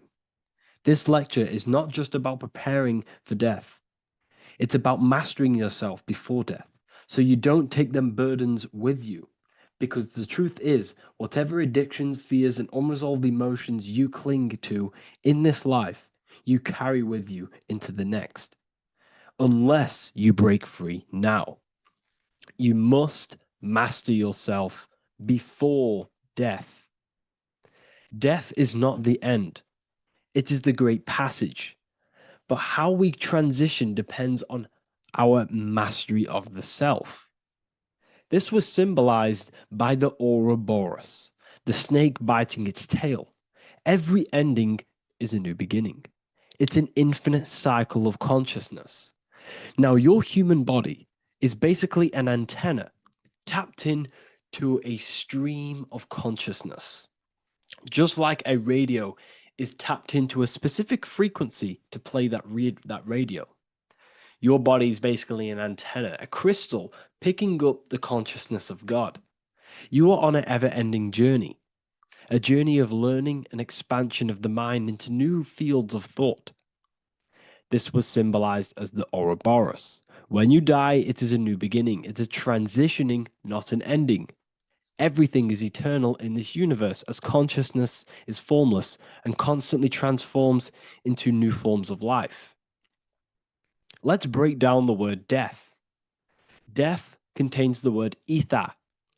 Now, the ether can be found in the word heart or earth. Ether. Everything in this plane comes from the etheric plane. The etheric plane is the barrier between the physical plane and the spiritual plane, the astral plane. The astral plane is the screen that you have in your mind that allows you to imagine a red apple, for example. This is the imaginative plane where thought forms start to take form. Everything begins as a thought, then the thought form becomes an imagination, then energy, then physical. Everything in the physical plane is a shadow of thought, all objects manifested as thought.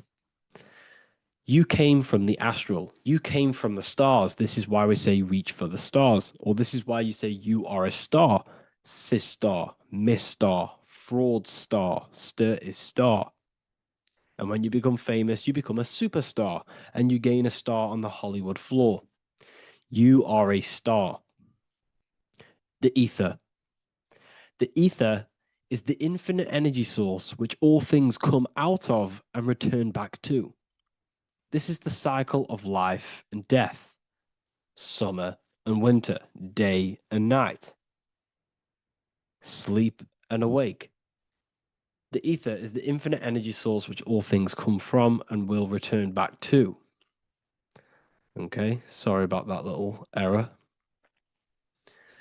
The ether is the boundless source of energy from which all things emerge, to which all things return to. We can see this in the cycle of the sun. The sun does this wave of creation. It rises and it falls. We have the day and the night. The daytime represents our conscious mind when we are alert. The nighttime represents our subconscious mind when we are inside the spiritual realms. The nighttime is spirit, the daytime is matter, spirit and matter, awake and asleep, conscious and subconscious. We see this in the yearly cycle. Summer is life, winter is death. Spring is the morning, summer is midday, autumn is evening, winter is the night. Everything is a macro and a micro cycle of being born out of the ether and returning back from life and death. Life and death is manifested within the cycles of the sun and everything outside of you, as within, so without. This is why we say sleep is the cousin of death. The macrocosm is death, the microcosm is sleep. Every time you go to sleep, you are essentially it's a miniature death. You're entering into spirit and then returning back into matter in the morning when the sun rises. Everything is a reflection of the macrocosm cycles. Preparation for death. The first thing we must do in order to prepare for death, for life after death, in order to stop being reincarnated in this cycle of materialism, in order to progress as a soul, because remember, you are a soul in a body. Just like the sun gives power and life to the earth, your soul gives power and life to your body. When you say I, you're referring to the soul. And your soul can be stuck underneath layers of false identifications. Who you believe yourself to be is merely a collection of subconscious programs running within your mind. Now that's very deep. That is very, very deep. Who you think you are is a part of your thinking mind. Your name, your job, your reputation, your family, your friends. These things are not you. They're all aspects of the thinking mind. What happens if you meditate and you turn off the mind? Then all these things do not exist. You're left with the pure soul, the pure awareness, the pure observation. If you turn off the thinking mind, you're no longer your body, you're no longer your reputation, you're no longer your friends, you're no longer your job and your labels. You are the soul. That's the true you, the observation of the mind, not the thinking mind. The ego is the echo. It's an echo of your true self. The ego is your mind's perception of itself, shaped by experiences, trauma, emotions, and beliefs. It is merely an echo of your true soul self. The ego is not you. Your mind is not you. You are the soul. And this is the true self that we must express within our life and we must connect with before we die. Because when we die under the echo, under these false layers of the emotions, the traumas, the experiences, the addictions, the emotional attachments, when we die underneath all of this, when we don't know our true self. The soul is still hidden. The true you is hidden underneath these layers of false identification. We must remove these layers of false identifications. We must remove them. We must destroy the echo. Remember, the ego, you never had an ego when you were a child. When you were a child, you were pure. You didn't, you didn't show off things. When you were a child, you were pure. You expressed yourself freely with you didn't hide anything. You didn't hide any aspect of yourself. You didn't suppress any aspect of yourself to fit in as a child, as a baby. Because the ego was not here when you came here. The ego grows with experience. The ego is a false perception of yourself while being incarnated in this material world. It's your mind's perception of itself and it's created through your experience. Remember, you are unconditioned consciousness, and your experiences, thoughts, traumas, emotions, and beliefs have conditioned your consciousness into believing you're only a physical body, but you are the soul. We have to remove these layers. How do we remove these layers? Like I said, the best thing, meditation. Meditation. There is a great meditation that you can do every single morning and every single nighttime. You can sit there and repeat over and over before you meditate. You can repeat that you are not this, you are not that, you are not this. You can label them one by one. Start with, I am not my body, I am not my job, I am not my name. And then detach from absolutely everything until you are left with nothingness. And when you start to meditate, detach from everything. Nothing matters. I am here right now. And what will be left? The only thing that will be left is the language that your mind is using. Now, this is very deep. Not many people will tell you this, but I've lingered in meditation many times. And I can tell you from experience that the only thing left once you detach from everything is the language that your mind is attached to. So whether that's English, Italian, French. Once you detach the language of the mind that that little voice in your head's using, you're left with the soul. Once the mind is switched off, you're left with the soul, and you have detached from all of these external things. You're left with the soul. That's you. That's the power. That's the source of all creation, where everything you've ever done has come from. Every thought, every idea has come from your soul. Number two, that's meant to say number two. Sorry about that. Mental addictions and emotional addictions. Okay. These two are very important. Mental addictions, this could be thought patterns. This could be the labels that we've just been talking about. Then you have emotional attachments, which is maybe you're too attached to an external thing. Maybe you're too attached to your phone. Maybe you're too attached to family. Maybe you're too attached to loved ones. Yes, I'm not saying don't love them, but what I'm saying is do not rely on anything in this world to make you happy, to fulfill your emotional needs. Everything is found within you. You must look within, and if you're looking without, if you're trying to find yourself in the outer world, you'll never find yourself. You'll constantly be looking around in loops. Because you cannot find yourself in the outer world. Nothing will give you long-term validation. Seeking validation in the outer world will leave you soulless, leave you feeling empty inside and sad and depressed. You have to find yourself within. You have to detach from everything you are relying on to give you emotional stableness. You have to detach from all.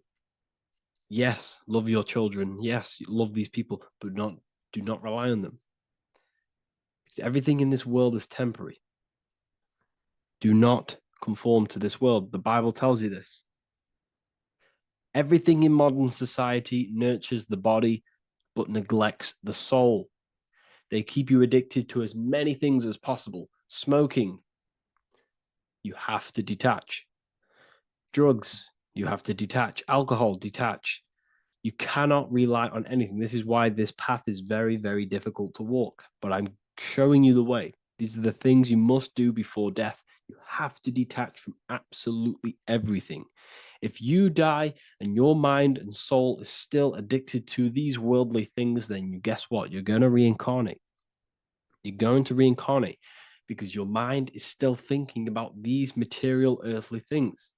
And if you are operating in that vibration, you're going to project that vibration and come back here. You have to detach. You have to master the soul and master the mind. Like I said, the Matrix is designed to keep you addicted to as many things as possible. Your phone, food, smoking, drugs, alcohol, clubbing, all of these things. Everything in society is made to trap your soul and reincarnate in this world. That's why it's very, very, very difficult to walk this path. Very difficult. Matrix, matter tricks. John 2:15 to 17. Do not love this world, nor the things it offers you. For when you love the world, you will lose God. Do not love this world, nor the things it offers you. Do not conform to the pattern of this world, but be transformed by the renewing of your mind. Great quote. Do not conform to the pattern of this world, but be transformed. Let this world transform you. Learn from this, expand from this. But do not be mentally and emotionally attached. Okay? What good will it be for someone to gain the whole world yet forfeit their soul? Like I said, everything in the Bible is telling you the truth. You just got to read it correctly. This is spirituality. This is spirituality. The Bible is spiritual. It's a spiritual text. We must disconnect from everything outside of us and connect with the true soul. Here we have the Egyptians showing you the soul leaving the body. Here we have the soul here. Here we have the Masons showing you the soul coming out. The soul is real. You are the soul. And when you leave this physical plane, you will go into the astral plane. That's where you came from. You came from the astral. You came from the stars. You incarnated into this physical body. Your consciousness fell into this material form to experience limitation, to experience a 3D world. So in order to ascend properly before we die, we have to let go of all the attachments. Every addiction you have, write them down. And one by one, tackle them. Before you die, you have to, or else you will reincarnate. This is the teachings of Egyptians. This is the teachings of Masonry. All of these addictions contribute towards life after death. Everything must be controlled. And we must be attached to the soul. I'm not saying I'm perfect. I'm not saying I'm perfect, people. We're all not perfect. We're all under psychological operation by the government. We're all in a very difficult situation with this awakening. I'm simply pointing out what I know from my journey and what I've been learning through occultism and research and reading lots of books and many different things. I'm on this journey just as you are. Maybe I'm further. Maybe you're ahead of me. We don't know. But this is what I'm sharing with the world. This is what I'm sharing with my research. And this is what makes sense. It's common sense. Look at everything around you. Everything's made to feed the body, not the soul. So my beautiful watchers and fans and supporters, I appreciate every single one of you, and I hope this video has supported your journey. If you're feeling lost in life, if you're searching for deeper answers, whether you're seeking clarity, looking to expand your studies, or ready for personalized mentoring, this is your chance to connect with me live and receive insights tailored just for you. Start your path to self-mastery and enlightenment inside the world's best esoteric school. Your journey starts now. Tap the link in the description if you want to join Ethereal University, or feel free to check out my books. I thank you all, and I really appreciate for 100,000 subscribers on YouTube. I love every single one of you. Make sure to drop a like, a comment, and subscribe to the channel if you're new. Let me know some ideas for, lectures, anything that you want to know. I can make lectures on them. Just drop it in the comments. I appreciate every single one of you. Take care.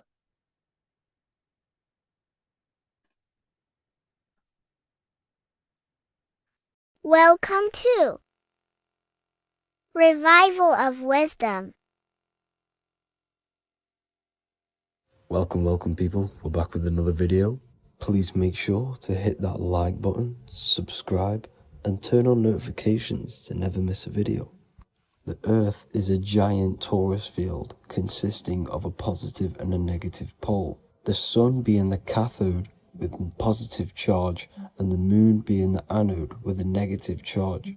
This is why the Sun rules over the day, giving you lots of energy, and the Moon taking your energy from you, making you go to sleep. Now, the plane that we live on is called the plane of inertia, and at the center of this plane of inertia is the North Pole. This is where the two electromagnetical energies meet. Now, this is where the most electromagnetic energy is stored. This is why all compasses will point north, because it's the most magnetic place in this reality. So the Sun and the Moon is spinning around this center point, which is stirring the ether of this reality and making everything move in circles, meaning this is a cycle. Everything's recycling itself. It's an organic simulation. The ancients also knew about this sacred land at the center of this reality, known as the North Pole. As you can see on this map from the 1500s of the North Pole, you can see 4 islands around this center black rock. Ancient civilizations like the Mayans, the Buddhists, and ancient Chinese also depict these 4 islands. The endless symbology of these sacred lands at the center has been going on for thousands of years. These sort of secrets are now kept by the elites, but as always they have to show the truth in plain sight, and this is what they are doing with the Windows symbol and also the Wizard of Oz. Now in the Wizard of Oz, as you can see, there's something called Munchkin Land. Munchkins are these unusually short people. Then on the ancient 1500s map it says Pygmy, and then the Pygmy people in mythology are also these unusually short people. Just like Santa and his elves, they come from the North Pole, and elves are these unusually short people. These stories that we are told about Santa and Munchkins are putting truth in plain sight about this sacred land. This sacred land at the center of the earth is where the aurora borealis comes from and is being emitted from this black hole in the center, also known as the black sun. The aurora borealis is the earth's aura, hence why it has the word aura inside of it. It is the life-giving essence to all life within this realm. As this dualistic reality we live in consists of both physical and spiritual, the black sun is like our sun for the spirit. It's our spiritual umbilical cord, connecting us to the spirit realm. And the rising sun is the opposite. It's our sun for our physical 666 carbon suits, known as our human body, our physical aspect. As it states in the 40,000-year-old emerald tablets, deep in Earth's heart lies the flower, the source of the spirit. The flower of life is as thine own place of spirit, and streams through the earth as thine flows through thy form, giving off life to the earth and its children. So the North Pole is the core of this spiritual reality, and the closer you get to it, the more spiritual and lucid it becomes. So the elites have covered this up in order for us to forget the true nature of this reality. And they did this cover up by introducing the globe model. Nicholas Copernicus was around in the 1400s, and he introduced the globe model. As you can see, he is a Freemason. He depicts himself with a globe and a Masonic compass in all of his paintings and portraits. Galileo was also a Freemason, as you could see in all of his portraits with a globe and a Masonic compass. He was also a massive part of introducing the globe model after Nicholas Copernicus. So yes, the globe model was a spiritual and political move to gain more control over the masses. After the globe model was then introduced, they introduced the theory of evolution by another Freemason, Charles Darwin. See how these two theories go hand in hand? They both degrade humanity and they make you confused of where we actually came from. By hiding the true form of this divine creation and hiding the true power of each and every one of us, they maintain control over the masses. Now this is order out of chaos, known to be the 33rd degree slogan of Freemasonry. Now this is the Masonic cosmology, and as you can see you have the checkered board for the duality, the 5-pointed star for the 5 elements, the 4 corners for the 4 pillars, the all-seeing eye, which is Polaris, the sun, the moon, and the 7 stars. So even Freemasons are taught the flat earth cosmology and the true form of this reality. Now the true nature of the sun, the moon, and the earth is shown and reflected through the Masonic compass. The Masonic compass is the sun, the moon, Polaris at the top, and the black sun at the bottom. It makes sense why all the scientists who introduced the globe model all used the compass and the globe together, because it's truth in plain sight. As I explained in my other video, all Freemasons have to take the oath, so it goes to show, why are we all learning these theories from Freemasons who can't talk about certain topics that they learn about? Why should we believe their theories when they're holding back the real truth about this reality? Now going on to NASA. NASA means to deceive in Hebrew, and they are also funded by the government. They are not a private company. The old owner of NASA, Werner von Braun, on his grave has the Bible verse Psalms 91. The heavens declare the glory of God, and the firmament showeth his handiwork.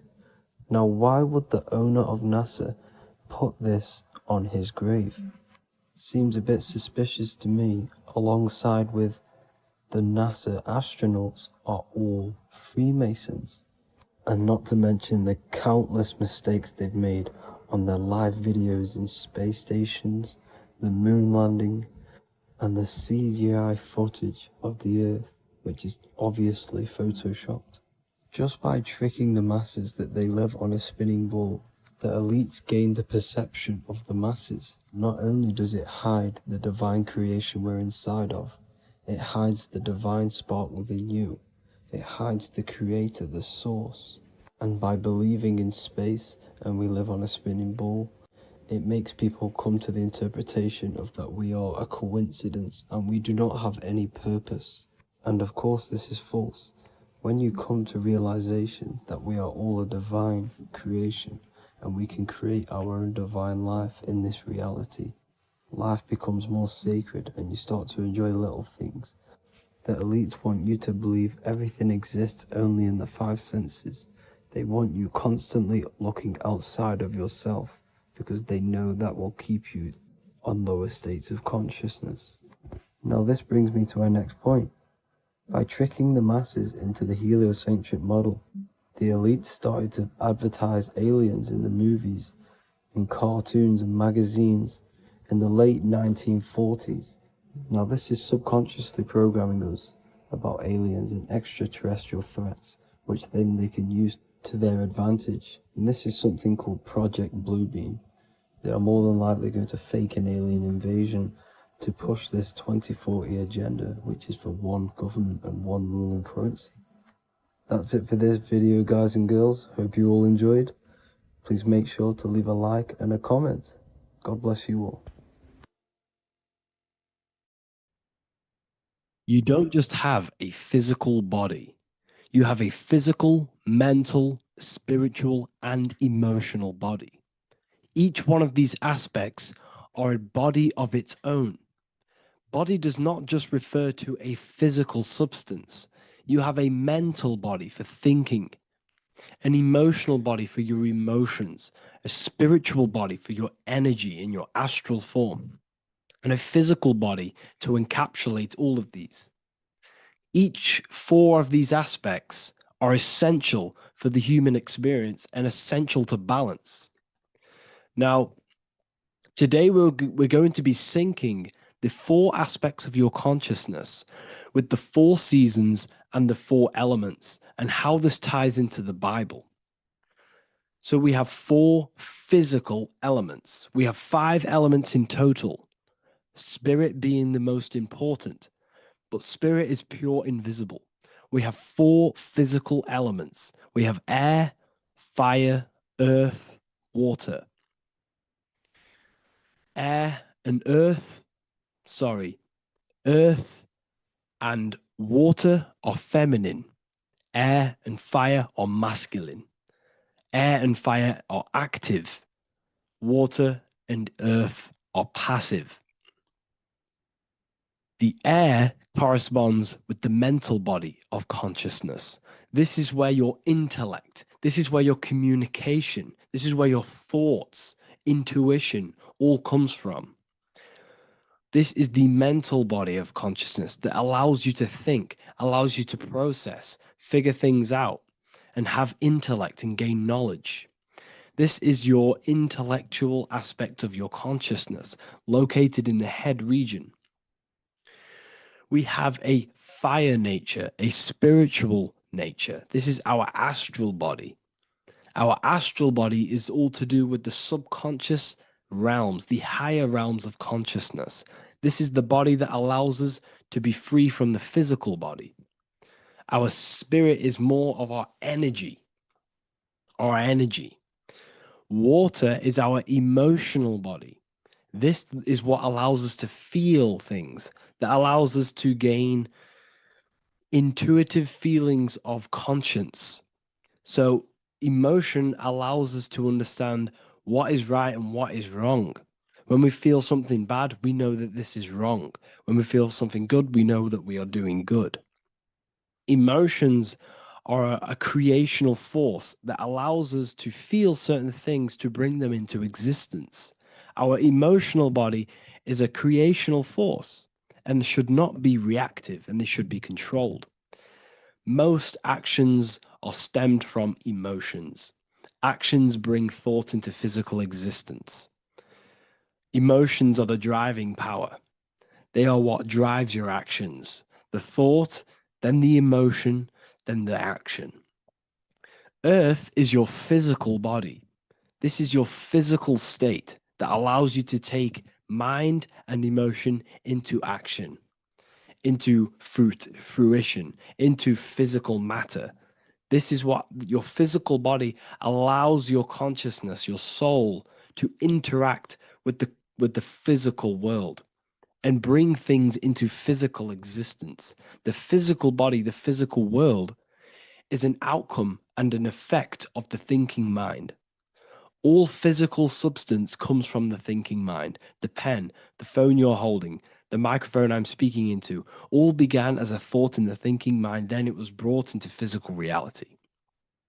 Earth is the most dense. So it goes in this order: body, emotions, spirit, mind. The higher you go up, the more lucid and fluidic it becomes. The lower you go down, the more dense and dull it becomes. Air is the mind, fire is the spirit, water is the emotion, earth is the physical body. So this is why you are a microcosm. You have these 4 things within you. You contain of these 4 elements, which correspond to the 4 bodies of your consciousness, the 4 bodies of the soul. You are the soul. You are the spirit. So this is why in Theologians 4:17 it says, "Caught up together with them in the clouds to meet the Lord in the air." You don't meet God or the Lord in the physical air, in the clouds. This is clearly a parable. A human being cannot go up to the clouds and meet a mystical man in the clouds. This is obviously a parable, a metaphor. The air is your mind. You must raise your consciousness beyond the body, beyond the emotions, beyond the spirit, and enter in the mind during meditation, turning the mind inward to connect with the Lord. The Lord is the highest aspect of your consciousness, the one that exists beyond the physical body, beyond your emotions, beyond the thought. So you meet the Lord in the air, in the mind. The mind represents the air. This is why in America there's a saying called an airhead. You're an airhead. This means that you are stupid, or you don't think, or you have nothing in your mind.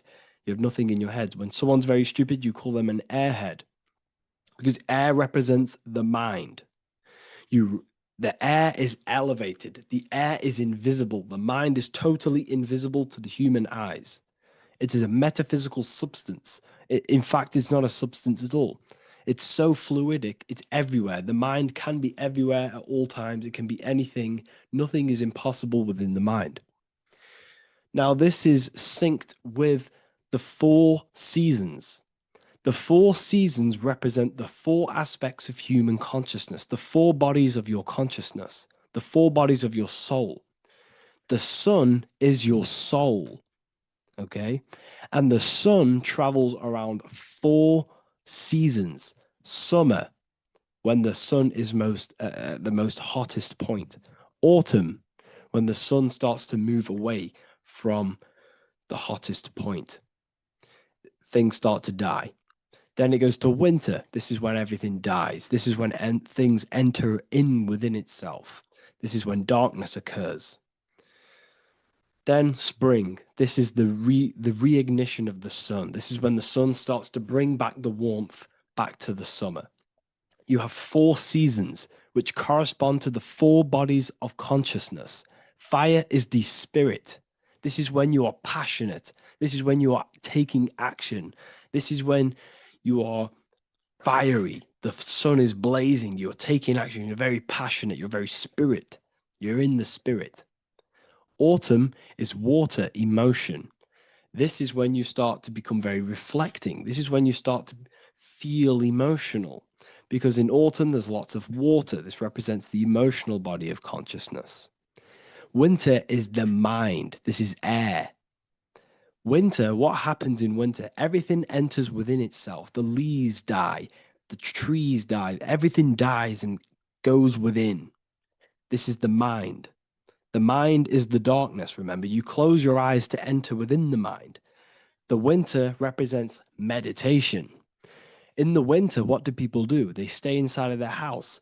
They research more. They read more books. They become more intellectual. They think more in the winter because we are so we're stuck inside. So we're more reflective, we're thinking more, we're more communicative, we're more intellectual. In the spring, this represents the earth, the body. This is when we start to come out of the mind and we awaken to the body and things start to grow again. The plants start to grow. The earth is growing again and reborn again. This is the body. This is when you become more active in the spring. And then the summer, back to the summer, we then take action on these thoughts and these thoughts that we gained over the winter. Essentially, this is just a massive cycle. And this is a daily cycle also. The nighttime is the winter. The morning is the spring. The midday is the summer. And the evening time is the autumn. This is a microcosm. We have 4 bodies of consciousness. You are the sun, you are the soul, and the soul has 4 bodies: summer, autumn, winter, spring. Emotion, air, body, spirit. Sorry, emotion, mind, body, spirit. So you are the soul. You are the pure essence of consciousness. The sun is your soul in the heart. And the seasons are inside of you because you are a microcosm. Okay? You are a microcosm. The word sun is son.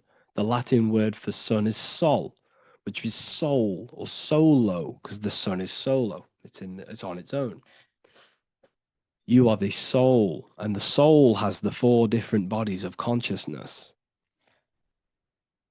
So before we move on any further, if I've blown your mind, please, if you can, leave a like, a comment, a share, and a subscribe.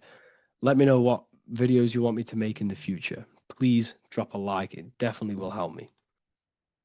You are a microcosm of the macrocosm. Man is a miniature universe that goes through its own cycles.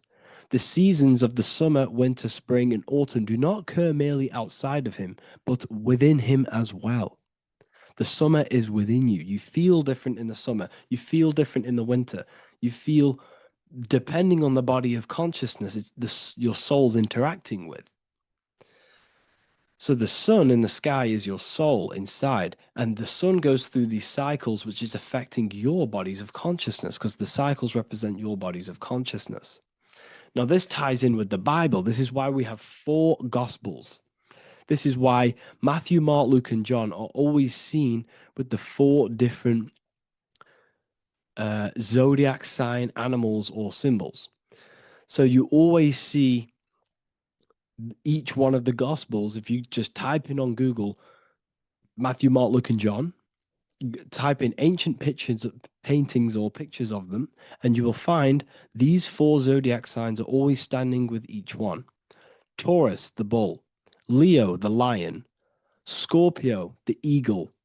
An old symbol for Scorpio was the eagle, and a man for Aquarius. Here you see very, very ancient paintings and artwork. Here we see Matthew, the man, Aquarius. Here we see John, the Scorpio. The same here. We also see it on the tarot cards, on the world card. We see the 4 fixed zodiac signs. Here we see it as well. These are called the 4 fixed zodiac signs. Now, when we look at the zodiac, we're no longer looking at the sky, because what you must understand is as above, so below. What is above you is inside of you. What is above is what is below. What is outside of you is within you. The zodiac is inside of you.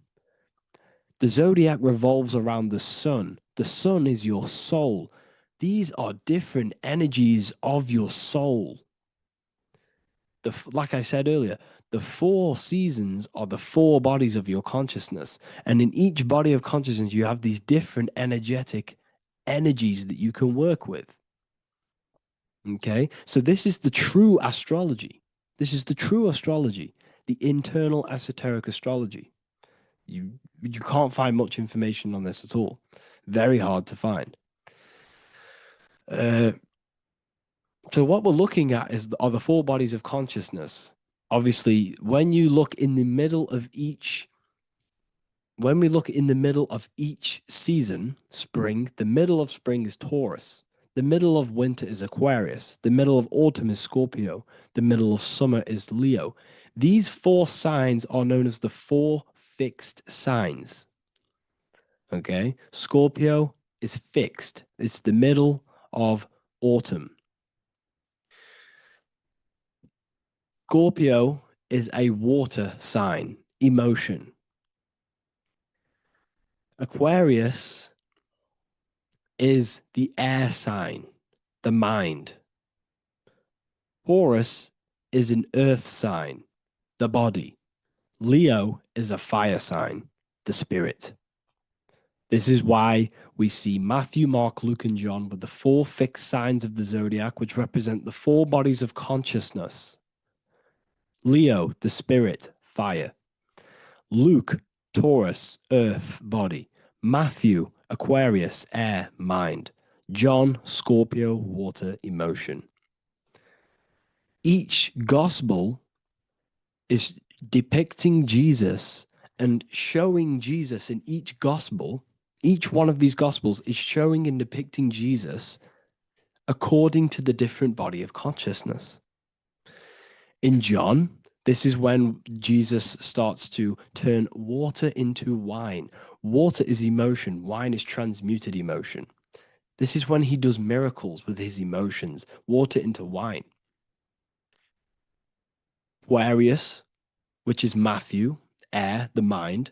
Inside of the Gospel of Matthew, this depicts Jesus as an intellectual person, a person is communicating and using his mind, his mental body a lot inside of the Gospel of Matthew. Go and read it, and you will see this.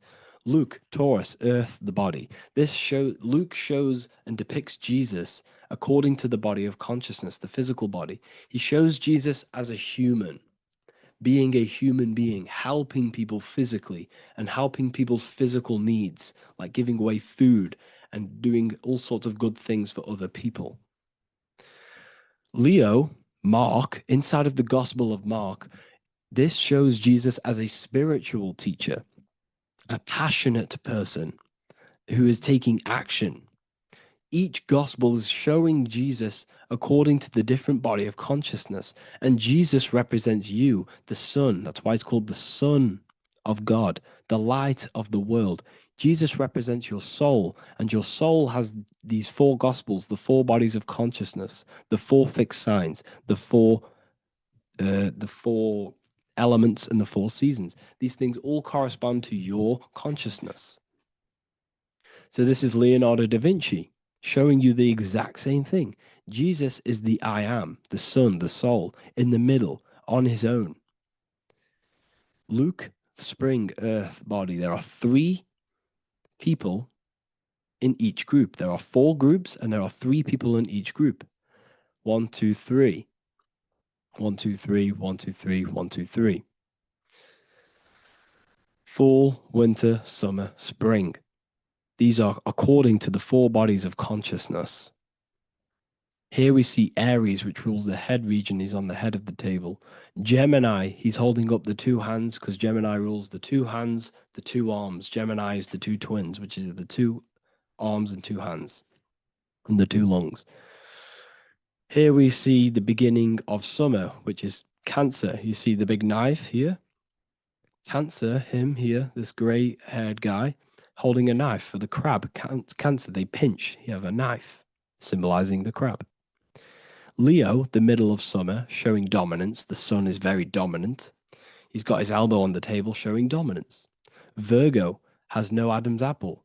Cancer here is pointing at this woman's neck, saying there's no Adam's apple. This is Virgo, the virgin, the only woman. Jesus, the sun. This is Libra, the balancing. He's holding his arms out balanced, showing the balancing of the sun, because when the sun enters Libra, the sun is balanced between winter and summer. So it's balanced. This is all astrology, but this is internal. Okay? This is Ezekiel's vision. Ezekiel had a vision in the Bible, and he saw the face of a man, the face of a lion, the face of an ox, and the face of an eagle. The eagle, Scorpio, the ox is Taurus, the lion is Leo, and the man is Aquarius. He saw the throne of God, and he saw the different bodies of consciousness. This is all symbolic for the different bodies of your soul. So when we look at the zodiac, we are actually looking at a map and the energies of our soul, and the energies of our bodies, and the energies of our consciousness. This is what we are looking at. Each zodiac is an aspect of our consciousness and an energy that we can work with and that we must purify. Balance and purification is essential. Imagine playing a brand new video game. Let's say a brand new video game came out and you had to play it. What happens when you play that game? You don't know the controls. You cause chaos in that game. You can't really run properly. You can't do anything properly. You're getting destroyed by other people who are playing that game. It's the same with your physical body. When you are born, you must learn how to play the game. You must learn how to balance the mind, learn how to balance the spirit, the emotions, and the physical body. We must balance and purify each body of our consciousness. We must look after our physical body with our physical health by eating physical, electrical food like fruits and veg. We must look after our minds by being conscious of what enters our eyes, enters our ears, enters everything. Whatever enters our five senses is affecting our mind, our mental health, our environment, mental. We need to look after our thoughts. Control our thoughts by purifying our thoughts, only positive thoughts. Then we must purify our emotions, feeling only gratitude and love and not feeling these negative, dull emotions. Then we must look after our spiritual body through meditation and looking after our spirit. But remember, when we look after our mind, it all begins in the mind. Each body of consciousness is interlocked with the other. If you have if you have an unhealthy body, you have an unhealthy mind, spirit, and emotions. If you have an unhealthy mind, you have an unhealthy body, spirit, and emotions. If you have an unhealthy emotions, you have an unhealthy spirit, mind, and physical body. They're all interlocked. You must balance each one of them. Look after your physical body, look after your thoughts, look after your emotions, look after your spirit. But remember, the mind is the most powerful one. It's mind over matter. Once we look after the mind, because once we start to control our minds and control every thought we think, this will then turn into discipline in our physical body. Because once we learn how to discipline the mind, we learn how to discipline what we eat, we learn how to discipline what we feel, we learn how to discipline our spirit. This is all interlocked, but work on the mind first. Work on the mind first. All of this knowledge is inside of the brand new Book of Wisdom, Volume 2. This is a revolution of human consciousness. If you've read it, please leave a review down below. If you've read Volume 1, leave a review down below. This is the next revolution. I don't see this information anywhere. This is the next revolution of human consciousness. And of course, if you are serious about this and you truly want to gain enlightenment and join an amazing community where you can connect with me on live calls, lectures, the Manifestation Mastery course, you can gain access to my library with over 45 PDFs plus my books. And if you do join the university, you can order a Volume 2 free of charge. All you have to do is to pay for shipping. If you truly take your knowledge serious and you want to take advantage of life, join the university. This is where truth seekers belong. Just want to say thank you all. Please leave a comment. Please leave a like. It's going to help me a lot spread this knowledge to the world. And yeah, share this with a friend and subscribe. Thank you all. Religions were made to hide the truth about yourself, God, and the universe. You see, religion teaches there is a God separate from you. He created the universe separate from himself. They did this to truly disconnect you from consciousness, from God, and from yourself. Now let me explain. It's going to be very difficult to understand this from a left hemisphere dominated perception. The left hemisphere sees everything individual. The right hemisphere sees the whole. For example, if you're walking through a woods, the left hemisphere sees individual trees, leaves, twigs, and branches. The right hemisphere sees the interconnectedness of the whole woods. We've been trained our whole life to be trapped in the left hemisphere, to think logically, scientifically, with evidence. This way of thinking traps you in illusion, division, and separateness from everything. Plus, in science, they teach you the universe exists outside of you. You exist in a universe, and the universe exists whether you exist or not. This is completely false. You are the universe experiencing itself. There is only one person in the universe. There is only one awareness in the universe, and that is God. That is your consciousness. Not your name, your job, your reputation, your thoughts, your beliefs. That is not God. God is the infinite awareness that you are, the alertness, the essence of life. You are an individual. You have a dual nature, an inner world, consciousness, and an outer world, this physical body.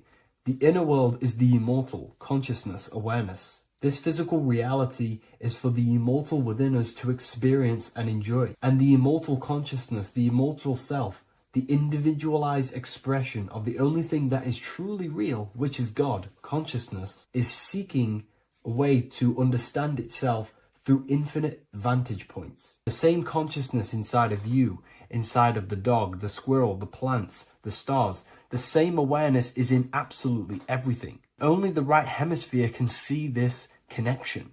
The universe is one mind separated into the infinite bodies and life forms. This is why scientists tell you that the universe is forever expanding. It's truth in plain sight, because the universe is the mind, and the mind is always seeking more vantage points to understand itself.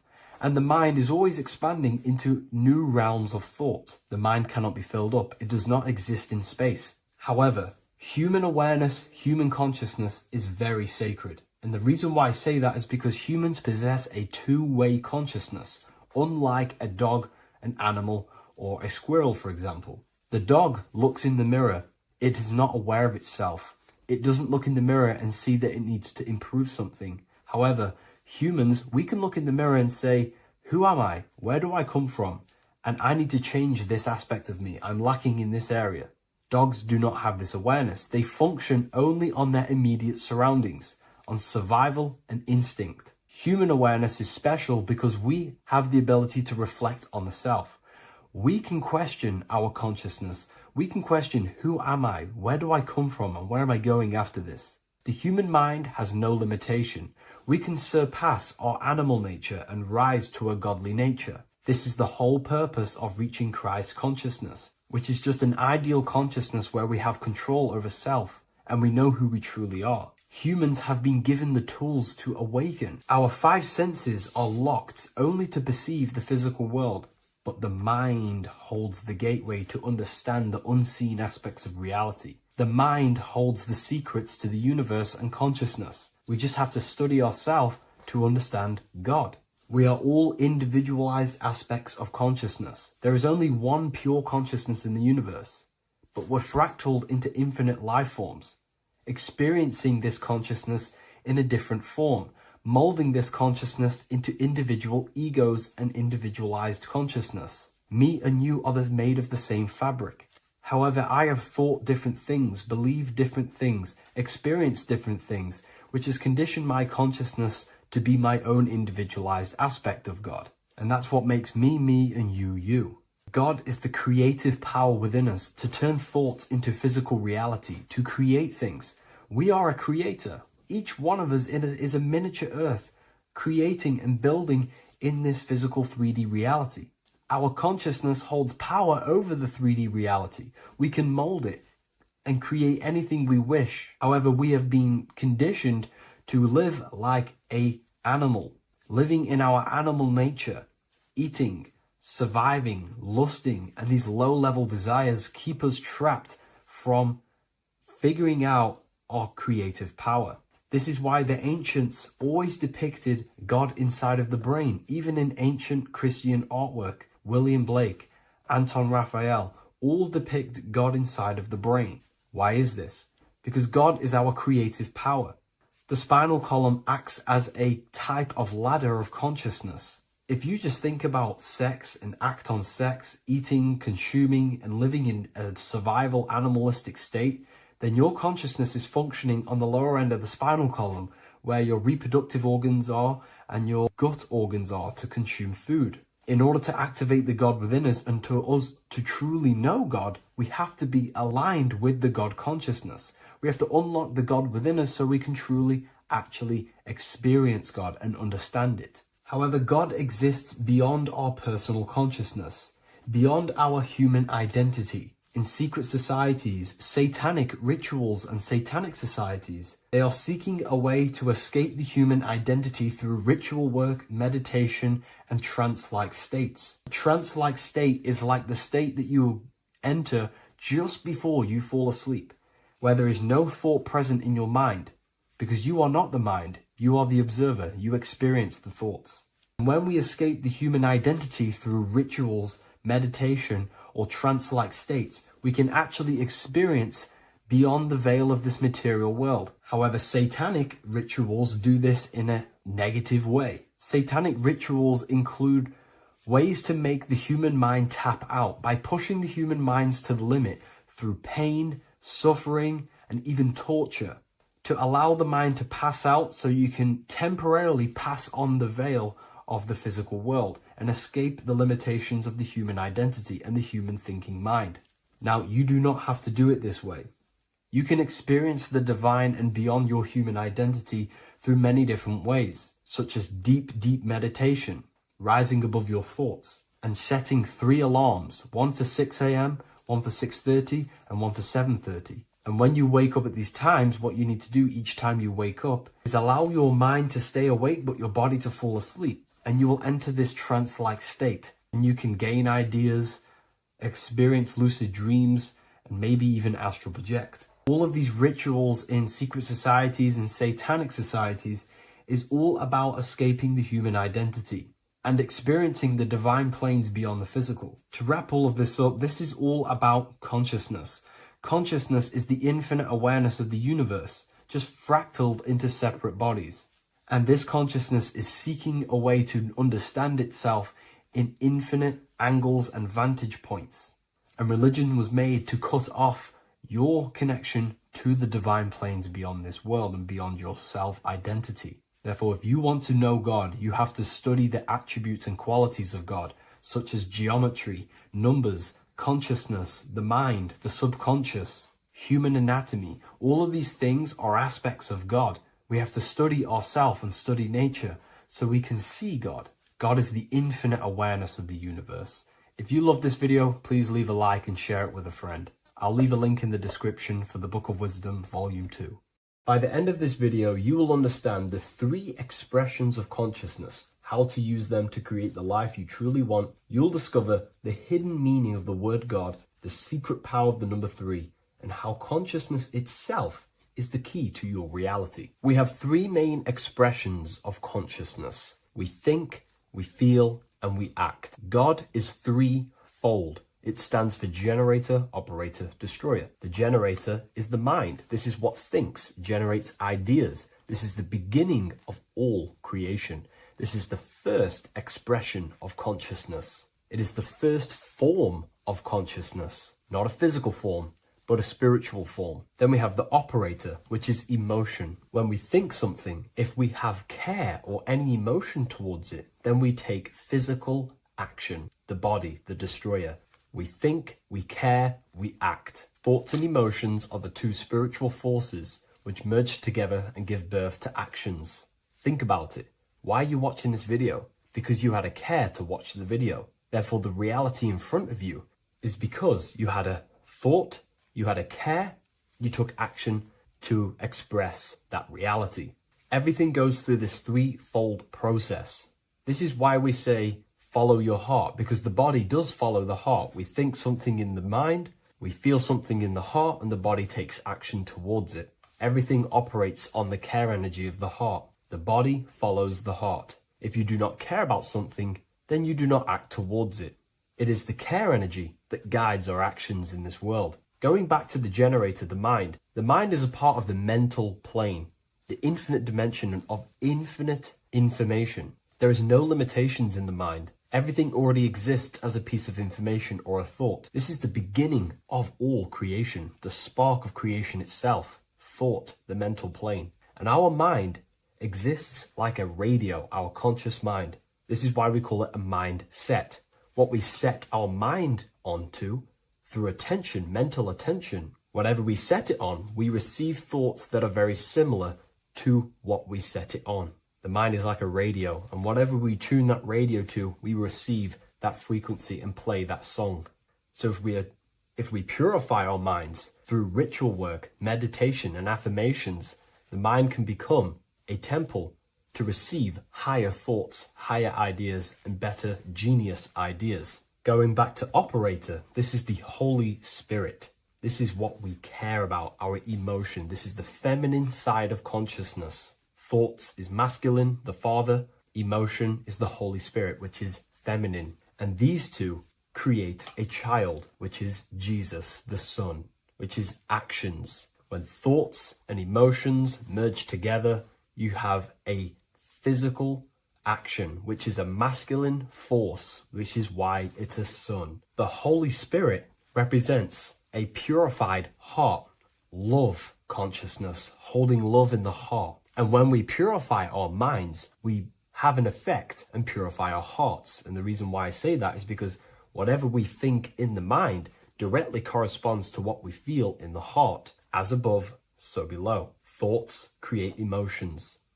If we think something and our heart tells us that is bad, we have a feeling that that is wrong, then we should not take physical action towards it. And if we do take physical action against the feeling of knowing it's bad, then you are going against the spirit. That's what the word Satan means, or Satan. The Hebrew word for Satan is Satan. It means adversary or opposer.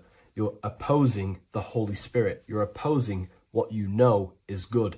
You're taking a sin against the Spirit, against the guidance from your soul, the knowingness of good. So when we do purify our mind, we purify our hearts. And when we cultivate love for the self and one another's in our hearts, we gain the Holy Spirit, which is love consciousness.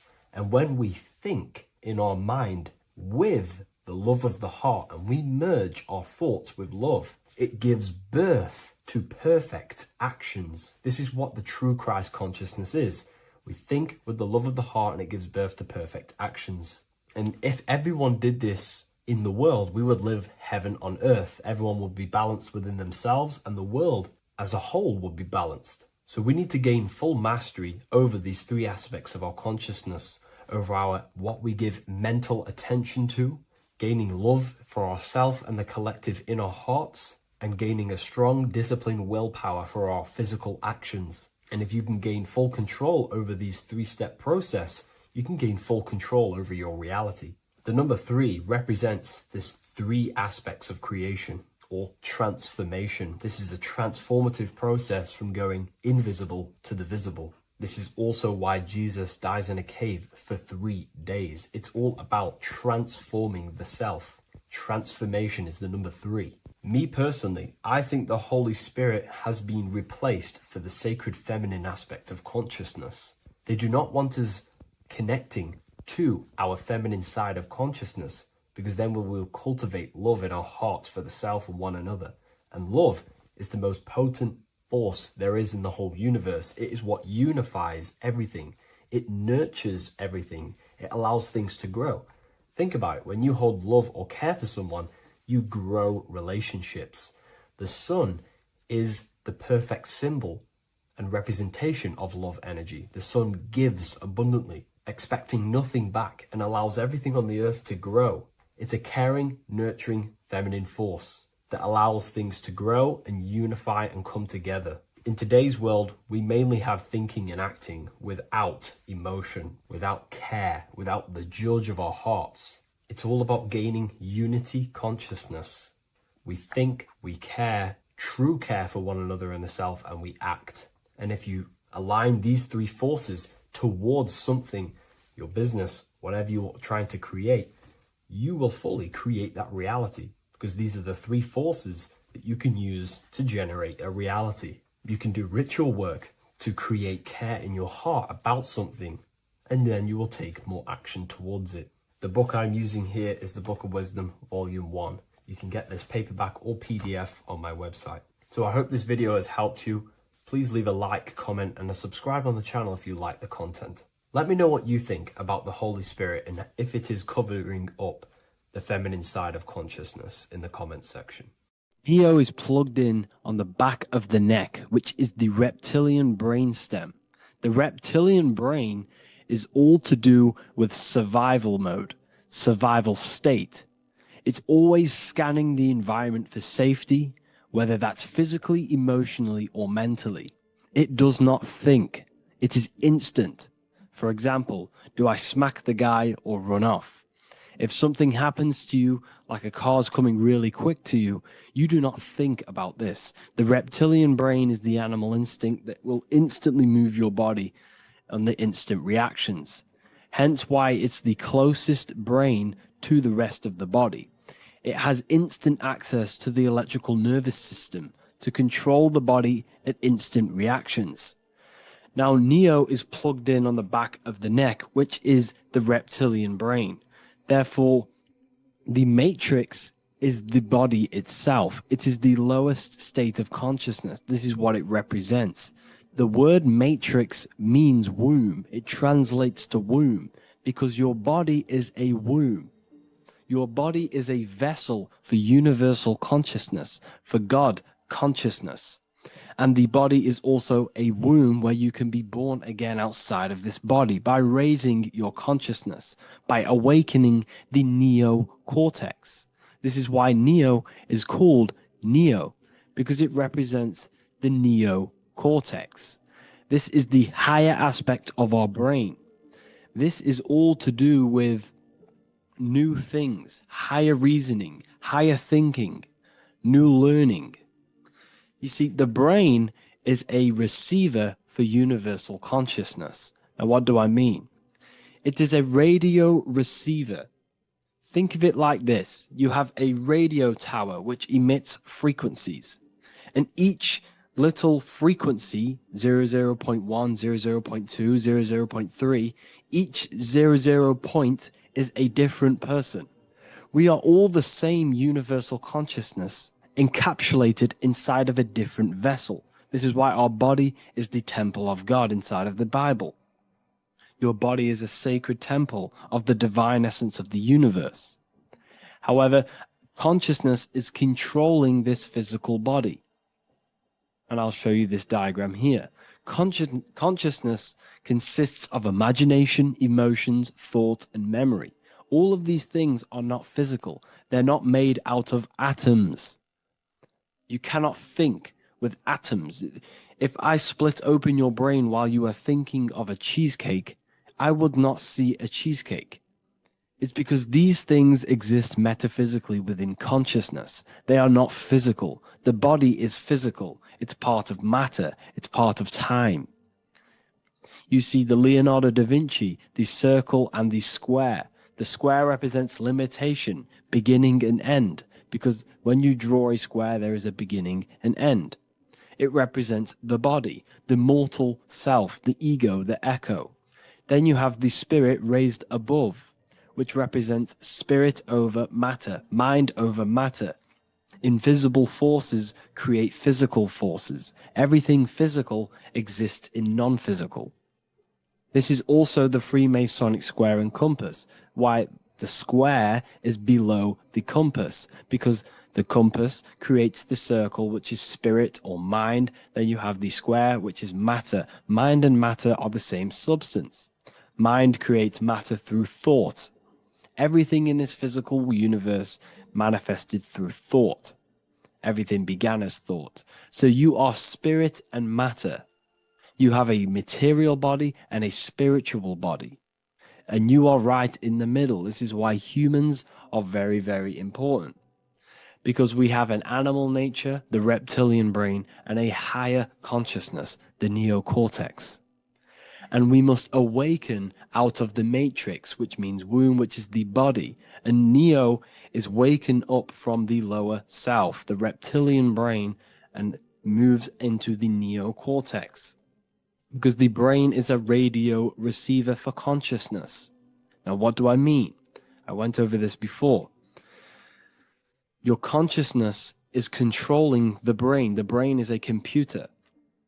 And when our consciousness, our imagination, our emotion, our thoughts, and our memories are all contributing towards just survival things, food, safety, fear, all of these things, and our consciousness is locked into a survival state, we are using the reptilian brain. We're no longer thinking.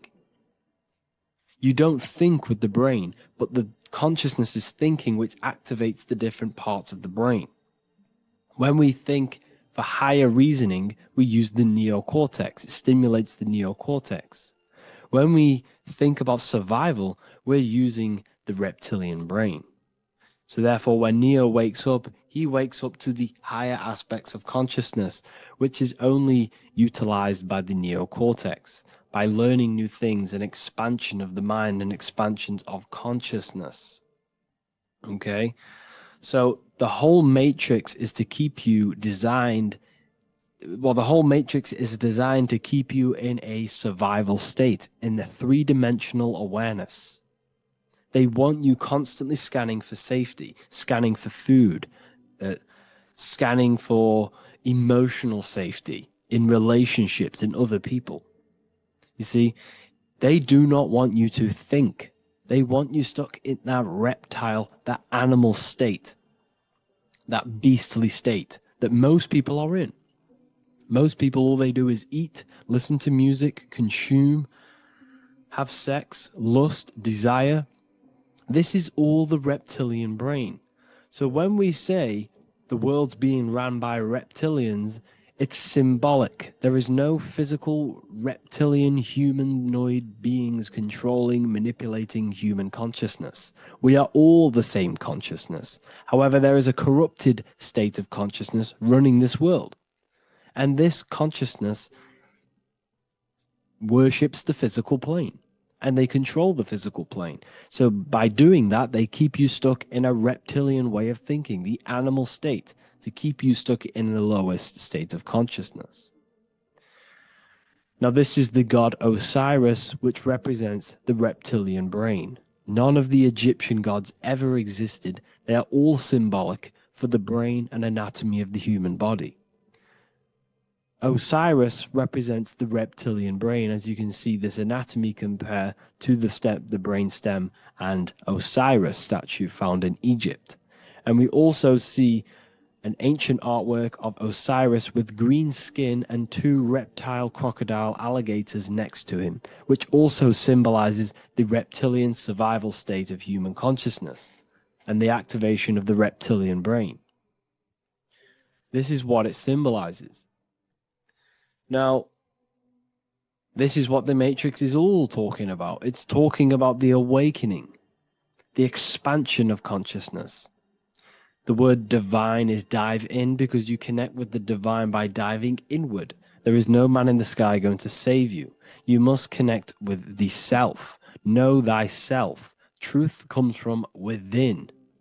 All of these things I'm telling you comes from within you. I'm just pointing it out. All of this is self-realization. A lot of people say, well, what are my sources?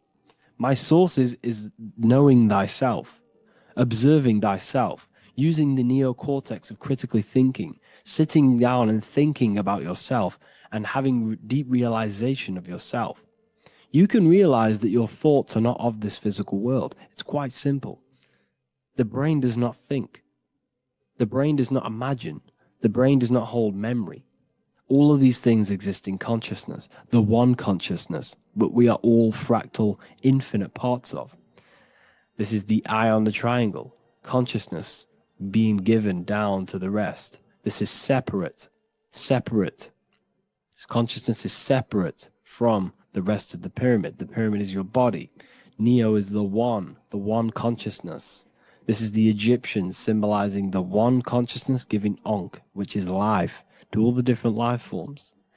However, you can see that the central sphere is giving a big Ankh to the humans, because humans, like I said, possess the advanced consciousness, an advanced brain that allows us to turn above our reptilian animal self. For example, we can go against our reptilian lower animal nature and turn to our godly nature. Animals cannot do that. They are stuck in instinct. They are stuck in a reptilian animal way of thinking and operating. Everything they create is to survive. We can turn against our lower nature and create for amazing things like buildings, architecture, technology. We can use our creative consciousness for anything we wish, not just survival needs. And it's the same with your spiritual journey. You can raise your consciousness beyond this animal state that they try to keep you in through fear, consumption, food, and the reptilian brain. We must awaken, start to think critically, and awaken to our divinity. Because the mind, the consciousness within you has infinite potential to expand. There are infinite fields of knowledge that you can explore. The mind can never be filled. It can never ever be full of knowledge. It always expands, and that's why you are alive. That's why you are part of this universe. That's why the science always says the universe is always expanding, because the universe exists in your mind, and the mind is always expanding into new fields of thought, new fields of knowledge and information. And that is your whole sole purpose of expansion of mind and expansion of consciousness and the exploration of the mind of God.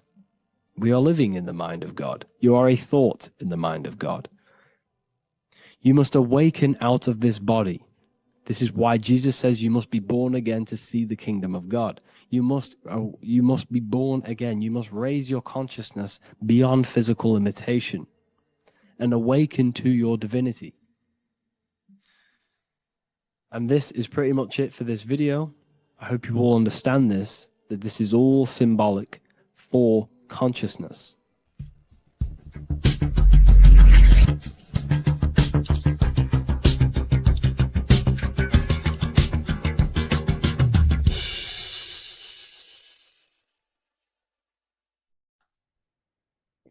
In this video, you're going to learn exactly what Christ consciousness truly is and how to cultivate this into your life so you can live a better life, create the things that benefit yourself and humanity, and ultimately to bring heaven on earth.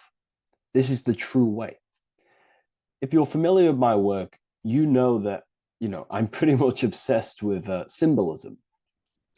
Symbolism is such a massive topic, and it unlocks profound ancient wisdom that is hidden behind these layers of symbolism of the ancient paintings, symbols, and texts. So I was going through some Christian artwork and I came across this painting. It's a well-known painting called The Sacred Heart of Jesus. And it just blew my mind. What this is revealing about human consciousness and Christ consciousness, which is what Jesus represents. If you're not familiar with Christ consciousness, you should definitely do a bit of research on that. But I'm going to explain it today in detail. So when we look at this painting, we are looking at symbolism. We're looking at consciousness, a state of being, a state of living, a way of thinking, a way of feeling, and a way of acting in the world. As I've said this many times, we're all creators. We all create and generate reality. And you don't just have your personal reality, you have a collective reality. Your reality is affected by the collective consciousness. Depending on the collective consciousness's understanding of reality will also affect your life. We have a collective life and a collective experience. So Jesus in this depiction here is in a way showing us instructions to reach Christ consciousness, whether you see it yet or not. But I'm going to decode this for you. And your mind might be blown after watching this. Okay, so so what is the meaning of Christ consciousness? What's the whole purpose of this? Very simple. Like I mentioned before, we have a collective experience on this world. And Christ consciousness is the natural consciousness that we all need to be functioning on to generate peace, love, and unity on the earth in this experience we call life. That's what Christ consciousness truly is. It's a state of being that we need to cultivate within our own self, within myself, others, and everyone in this life and experience, so that we can all live in peace and heaven on earth, what they like to call it, so that we can generate the best experience possible together on this thing we call earth, on this material world, this material dimension. The material dimension is simply just a physical dimension of thought. It's a physical outcome of thought, but that's a whole of a lecture. So please leave a like, leave a comment if you have any topics to talk about that you wish for me to cover. And definitely leave a subscribe if you like my content and channel. So to go deeper into this, right, we've explained what Christ consciousness is and what it actually, will do to the earth and what it will do to reality and our collective experience. And it's also representing a profound understanding of self, a deep understanding of the true nature of self, the true source of self, what the self is, pure consciousness, pure God. We are all Jesus. Jesus is you, a physical manifestation of the divine made manifested physically. A physical manifestation of consciousness, okay, of spirit descended into matter. However, Jesus is a symbol that should not be worshipped, but something that we need to cultivate, maybe look up to, and cultivate within our own mind and hearts and actions. So he is someone that we should embody into our own very own being. We need to reach a level of intellect, the mind, a level of emotional understanding, and ultimately this creates Christ consciousness. Okay, and now I know that was very, very vague what I just said, but I'm going to explain it a bit more. I don't want to give it fully away yet because you need some more information, more keys. So let's observe the top end of this painting. Jesus with this circular light emanating around his head is symbolic of the mind, of the our thinking aspects of consciousness, the way we generate thoughts, ideas. The mind is also good at also ruling communication. It also rules what we give attention to. Okay, so this is symbolizing the mind of every human being. The mind is a very powerful center of consciousness located in the head, of course. This is why Jesus is the head at the top with the circle around it, representing the mind.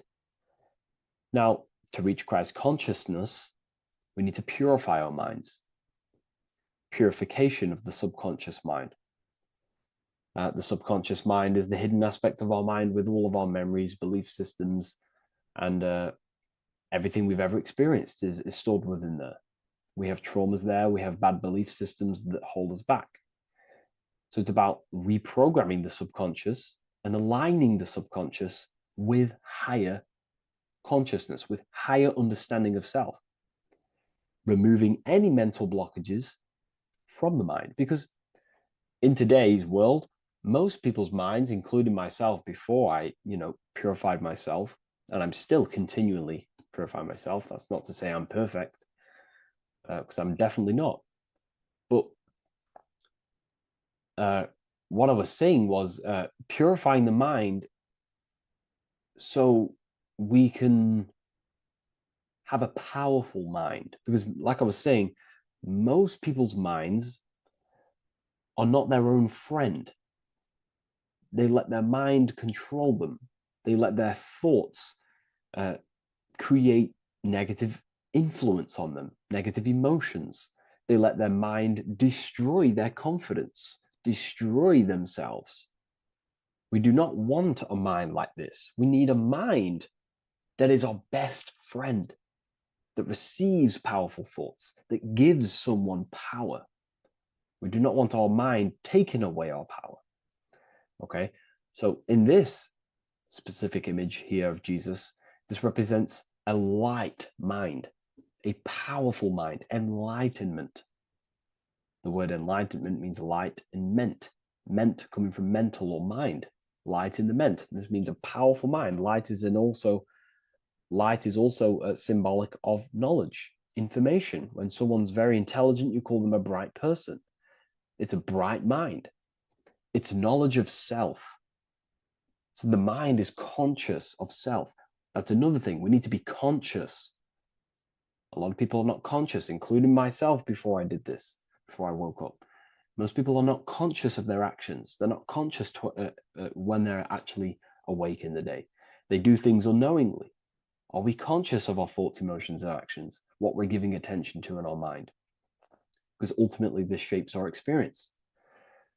There's a great quote, I think it's Julius Caesar or one of the Roman emperors, who says the quality of your life is dependent on the quality of your thoughts.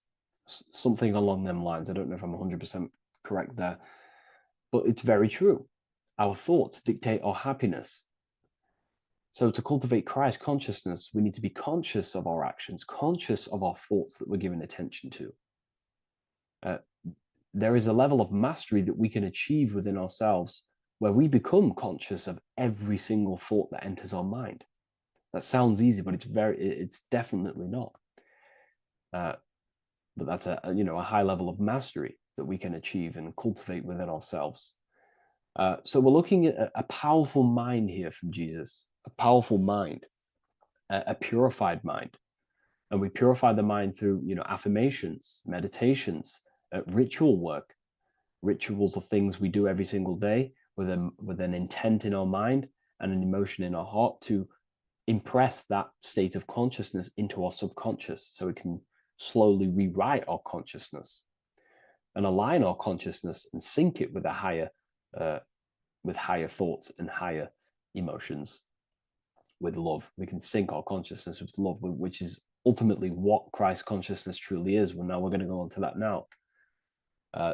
So we've gone over the mind. Now we go over the heart. Now notice, before we go into the heart, Jesus is revealing. He's pulling back the robe, symbolizing opening the heart, revealing the heart, revealing the soul, the light of the heart. Our authentic self lies in the heart. Our pure intentions, our love, our soul needs to be shining through our heart. And our soul is unconditional love. Now, that's not to say that we can get corrupted hearts. We surely can have corrupted hearts, for sure. We can love sick and twisted things, and that's evident in today's world. People love killing people. People love hurting people, manipulating people. People love power. Now, that's obviously an inversion of the natural state of consciousness for humans. When we're born with a natural state of love, of unconditional love for the self, for everyone else, for animals, insects, the earth. We love everything as a child. And not only do we love everything, we actually act upon this. As a child, we do not act on anything we know is not good. And I'm talking early stages of being a child, before we're indoctrinated, before the mind and heart become corrupted. We are pure. This is symbolizing this. Light represents also purification and truth, because when you shine light on something, it's the truth. You see it. You shine it through the darkness. It reveals. So light, this is symbolizing revealing the light of the soul, of love consciousness, holding love in the heart, true love, not love for sick and twisted things, but true love for the self, the body, and for everyone else and all things. Holding love in the heart. There's a famous saying of keeping the sun in your heart. Keep the sun in your heart. It's a very famous saying. What the sun is a symbol of love. What does the sun do? It gives abundantly.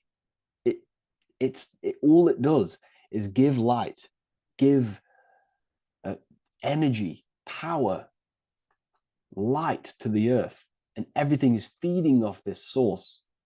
The sun expects nothing back. It just abundantly gives. It's a symbol of love. This is the love principle of creation. Now, the heart is also governing our actions.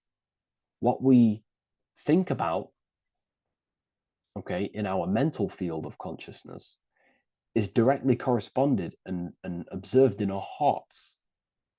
What we think about directly corresponds with what's going on and what we feel in our hearts.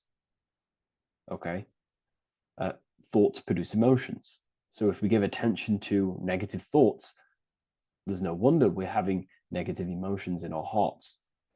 So purification of the mind is also having an effect and purification on the heart. Because when we purify our thoughts and only give attention to powerful thoughts and positive thoughts that uplift yourself and humanity, then we're going to also see this change in the heart, see this emotional change in our consciousness. Okay, so this represents the purification of, a purified heart, the light emanating around the heart. Love for the self, love for one another. And you're revealing this, you're shining the heart on others. This represents, revealing your true self to everyone without suppressing aspects of self. Revealing the light, not holding back the light. Because people in darkness will look at people who are spiritual and say, oh, he's into the woo-woo stuff. It's about revealing that and not caring about others. Because when you shine a light, you're also planting seeds in other people. Now, I'm going to tie this together with the hand gesture. Now, what we're looking at here, we're looking at a hand gesture with 2 fingers up. We have the middle finger and the index finger upwards. And notice how they're crossed over. They're crossed. They're not separate. They're crossed, representing unification. Unification here. This is a unified 2 fingers. 2 represents division. Crossed over represents oneness. It's the unification of the mind and the heart. A lot of people talk about this, but not many people go into detail about it because, for many reasons. But this is the unification of thought with emotion. This is how we truly reach Christ consciousness. And ultimately, when we do gain the love in our hearts and we do slow, it's a gradual process of cultivating love for the self and everyone else in the world, because we're so programmed to be divided. But it's a slow progress. But when we do cultivate love in our hearts for the self and one another, love is a very, very nurturing and growing force. Like I said, the sun earlier, that is pure love energy. It makes everything grow on the earth. While love in your heart grows connections with people. It grows care. You go out your way to do things to people and give people things. It's a very nurturing and growing energetic force. And me personally, I think the whole universe is built upon love. The whole thing. Without love, without the love, there is nothing. Nothing is, love is the only true emotion that truly exists. Everything else is either an opposition of love or a different degree and branch of love. Love is the only true emotion, and everything is built upon that principle. Okay, love is what guides us to a higher consciousness. When we cultivate love in our hearts, we become a vessel for light, more energy, more vibration. Our electromagnetic field expands, our biofield, when we hold love in our hearts. It's a very powerful force. And when we do cultivate a strong spiritual compass within our heart, because that's what our heart truly is, it's a spiritual compass. It tells us, well, it doesn't tell us, it knows what is right at all times. If you think something, your heart tells you whether that is right or that is wrong, whether you should act upon it or whether you should not. The heart knows what's good and evil. No one told you this as a child. As a child, you already knew this. You came into the world, you knew what was right and wrong. You knew it was wrong to hurt people. So this unification that he's doing with his hand symbolizes thinking with the love of the heart. Represents thinking with love of the heart. Thinking with love of the heart for the self and the collective. Now, ultimately, what this does is give birth to perfect action.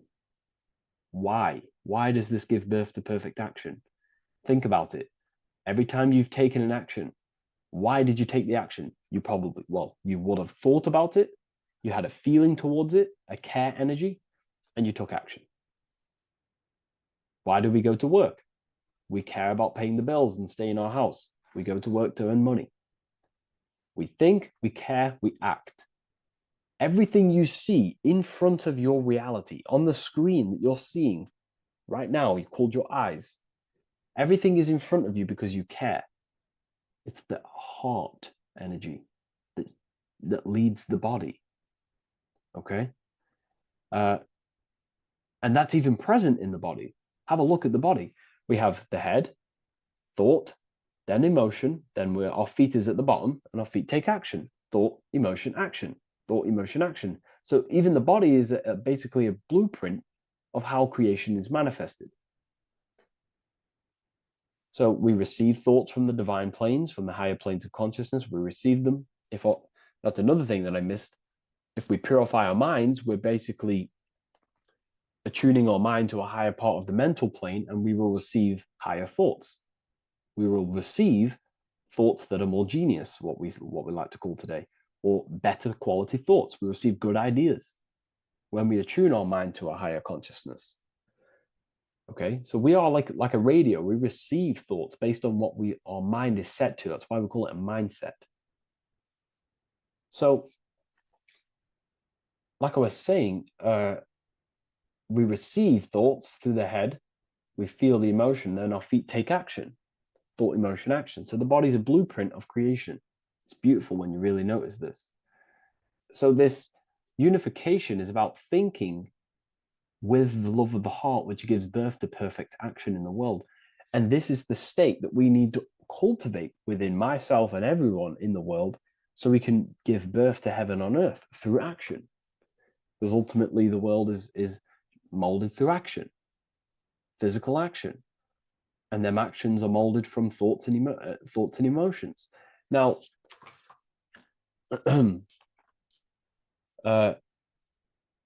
just to have a little announcement, I am now opening 10 more spaces inside my symbolism masterclass. With 10 more spaces, you're going to learn about a lot more about symbolism. It's very affordable. I'll leave the link in the description if you wish, if you care about gaining more information and learning the ability to read symbols. So, what is the inversion of this? What is the inversion of this consciousness? Well, that's what we call satanic consciousness. Satanism. Satanism on its true level is the opposite, the opposing the natural state of consciousness that we are born into. It's about thinking with no emotion, thinking and acting. This is what the Skull and Bones represents here. So the Skull and Bones Secret Society, this is their main logo. Again, we have the skull, which represents thought, and the bones, which represent action. The bones take action in the physical body. We're looking at thought and action with no emotion, no empathy, no love for one another, only love for the self, the inverted love. Okay? We're looking at gray. Gray is a symbol of dullness, death. There's no emotion in gray because colors provoke emotion. When we look at a color, it invokes an emotion. Gray has no emotion. So we're looking at dullness of the emotions. I'm not going to go too deep on this subject. I'm going to create a whole new lecture for that. In fact, I think we have a great lecture inside Ethereal University on Satanism. We're going very into depth of what Satanism is and what Satanism consciousness truly is. And again, it's just the cross inverted. Satanism is just it's the invertation of, I don't know if that's a word, but it's the inverse of natural law, natural consciousness, of love consciousness that we are born into. Okay, so ultimately the message in this video was to create love in our minds, love in our hearts, think with the love of the heart, think with the care for one another, and that gives birth to perfect action. And when we align, when we do truly act out what our heart is telling us, and I know this from first-hand experience. This is what happened to me. I woke up. I started to follow my inner guidance. I always took action on it. I was saying yes to it every single time. And it led me This is I'm getting goosebumps actually saying this. It led me to where I am. Like that action, me saying yes to my heart, to that knowingness of goodness within me, was like a domino effect. And that domino effect, every time I did it, it was just opening more and more doors, not physically, but mentally. I was receiving more information. I was receiving more opportunity physically. My work started to explode on social media. Like, when you follow your heart and truly take action on what you know is good, it's like a domino effect that leads you step by step to where you're meant to be. And it's so profound and it's so, beautiful. And I'm telling you this from firsthand experience. This is ultimately how you kind of unlock your purpose in this physical world as well. So not only is it going to create a better world, it's also unlocking your true soul form and soul purpose while you're here. It's very beautiful. So I thank you, everyone. Please leave a like, comment, and share, and subscribe to the channel. And I'll see you all inside Ethereum University if you decide to take your studies to the next level. Take care.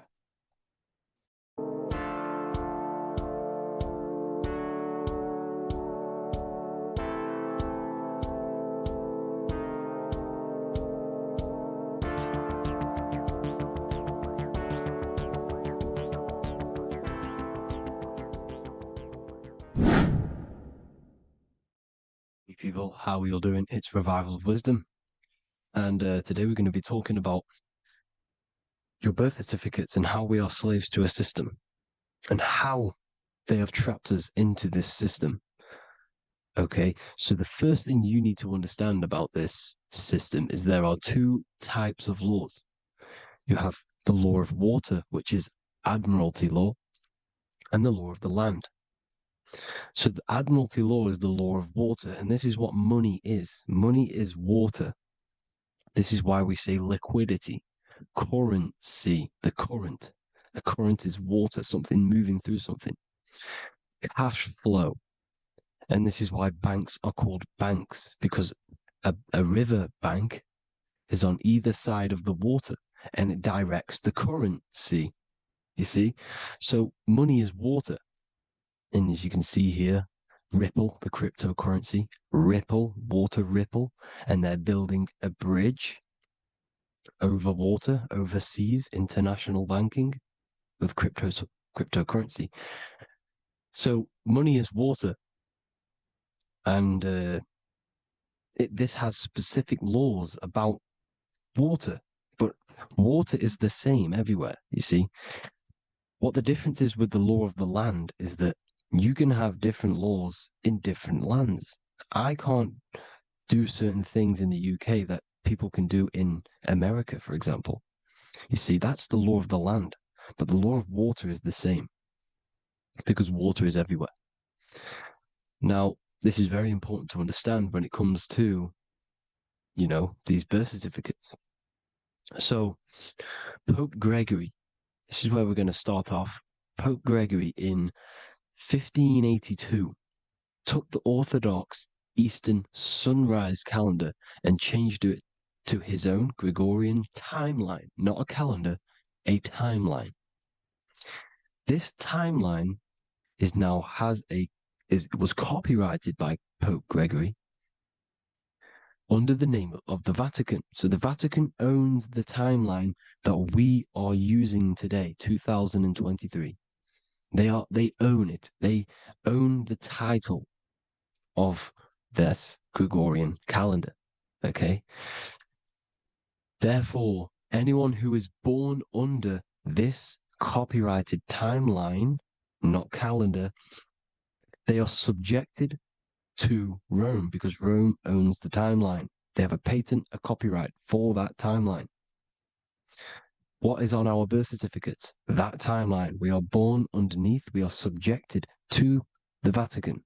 This is why all birth certificates go to the Vatican. They own every single birth certificate. Okay? So when we are when we use this timeline, we are subjecting ourselves to this timeline, okay? Which the Vatican has a claim over.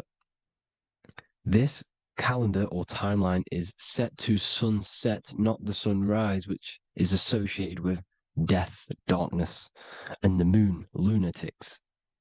You see, so this is a sunset calendar timeline. Okay, this is now, they've changed a couple things, right? They say that the new year is January the 1st. Okay, when we know this is in winter. January is winter, which is associated with darkness, death, the death of nature. So this is a death cult, people. These people are evil. They're so evil. The Vatican. And this is why we use April Fool's Day, because April is in Aries, and Aries is always the start of the zodiac. This is why Aries rules the head region. 12 zodiacs, 12 systems of the body. Each zodiac is associated with each part of the body, and this is why Aries is the head, cerebrum. But we're not going to talk about in this video. But yes, that is what April Fool's Day is. They're putting it in your face. April Fool's Day is the real start of the year, when the sun starts to rise again, when the risen Savior is resurrected, when it's born again. This is when the Jews celebrate the Passover. This is when the Christians celebrate the resurrection of Jesus, and they eat lamb. The Jews eat lamb because we're in Aries, the new year. The sun is now born again, our risen Savior, the light of the world. So yes, this is what April Fool's Day is. It's the first day of the year, which they changed. Pope Gregory changed. So you need to understand is that you are in the womb. You are inside of a ship, because every ship, literally a ship, every ship is female. This is why they say she delivers the product, because she does deliver the product, you, the baby. Same thing with a ship, they deliver products. They are a she. And when they pull up to the bay, like you can see on this picture, they're pulling up to the bay. This is now called the birth canal. The ship is now in birth on paper. Okay, this is law. And when they pull up, they tie up to the bay, and now they get a certificate of manifest certifying all of the products which are on the ship and what they are bringing into that nation. Okay, so you're bringing in this many of that, everything's on the certificate of manifest. And this certificate as manifest is also your birth certificate, because you are traveling through water when you are in the birth canal of your mother, because you are in water when you are in the womb, and you travel through the birth canal. And when you arrive, you get a certificate of manifest with the name, how many, the quantity, that's your birth certificate. Okay. And this is what it is. We are a we're not a corporation, but we represent a corporation, which is your name in full capital letters. That is your corporation. You cannot physically tax a body, but you can tax a corporation. This is why we get charged. This is why we get taxed, because it all goes down to the corporation which our name represents, which we are subjecting ourselves to. We are my name. I am subjecting myself to this name, and that name has a corporation which I represent, which I subject myself to. You see, this is how we are attached to this straw man, this character that they have built on paper. So it's a character which is on paper. This is what we represent. So when the woman gives birth, she delivers the baby, and then she has another substance. Now I'm going to break down how they attach this name to us, how they do it. Okay. Our mother is carrying us the product in the womb, the water. And it goes from the United Kingdom into a state-owned, corporate, federal-owned hospital, which is government-owned. She does not declare the package when she enters the building. Aha, so keep that in mind. When she delivers the package in the federal territory, she does not declare the package either when she leaves. Therefore, there is no evidence that we exist when we arrive. On paper. On paper, there is no evidence that we came into the building or left the building. We have not been declared. So we do not exist on paper at this point. When the woman gives birth, she delivers the baby, and then she has another substance, which is called the afterbirth material. Okay? This afterbirth material has the same DNA as our physical body with the body, mind, and spirit. Okay? This is how they get this cooperation. Hold on. The afterbirth material does not get claimed by the mother nor anyone. Therefore, they salvage that substance because we are under the Vatican. Every state is all Catholic. Your birth certificate is Catholic. No matter what religion you think you are, every single birth certificate is Catholic because we are subjected to Rome. All roads lead to Rome. Rome runs all of this. Okay?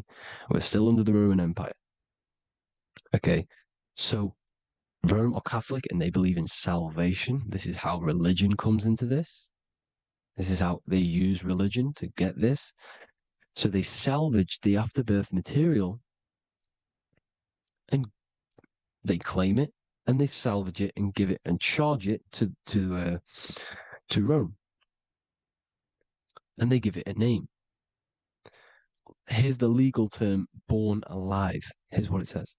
Each product of such birth is considered live, born, and fully recognized as a human person. So each product of such birth, so that could be anything, the afterbirth, the person who actually comes out, the baby. So your afterbirth, which we do not take with us, we take the baby with us, they keep that in the hospital, they collect the afterbirth, and they salvage it, and they give it the name, which it is us. We are a representative to that afterbirth material, which they put the name on, they claimed, which is subject to Rome. So we are walking around our whole lives as a representative to that claimed salvaged afterbirth material, which the federal state have. Okay.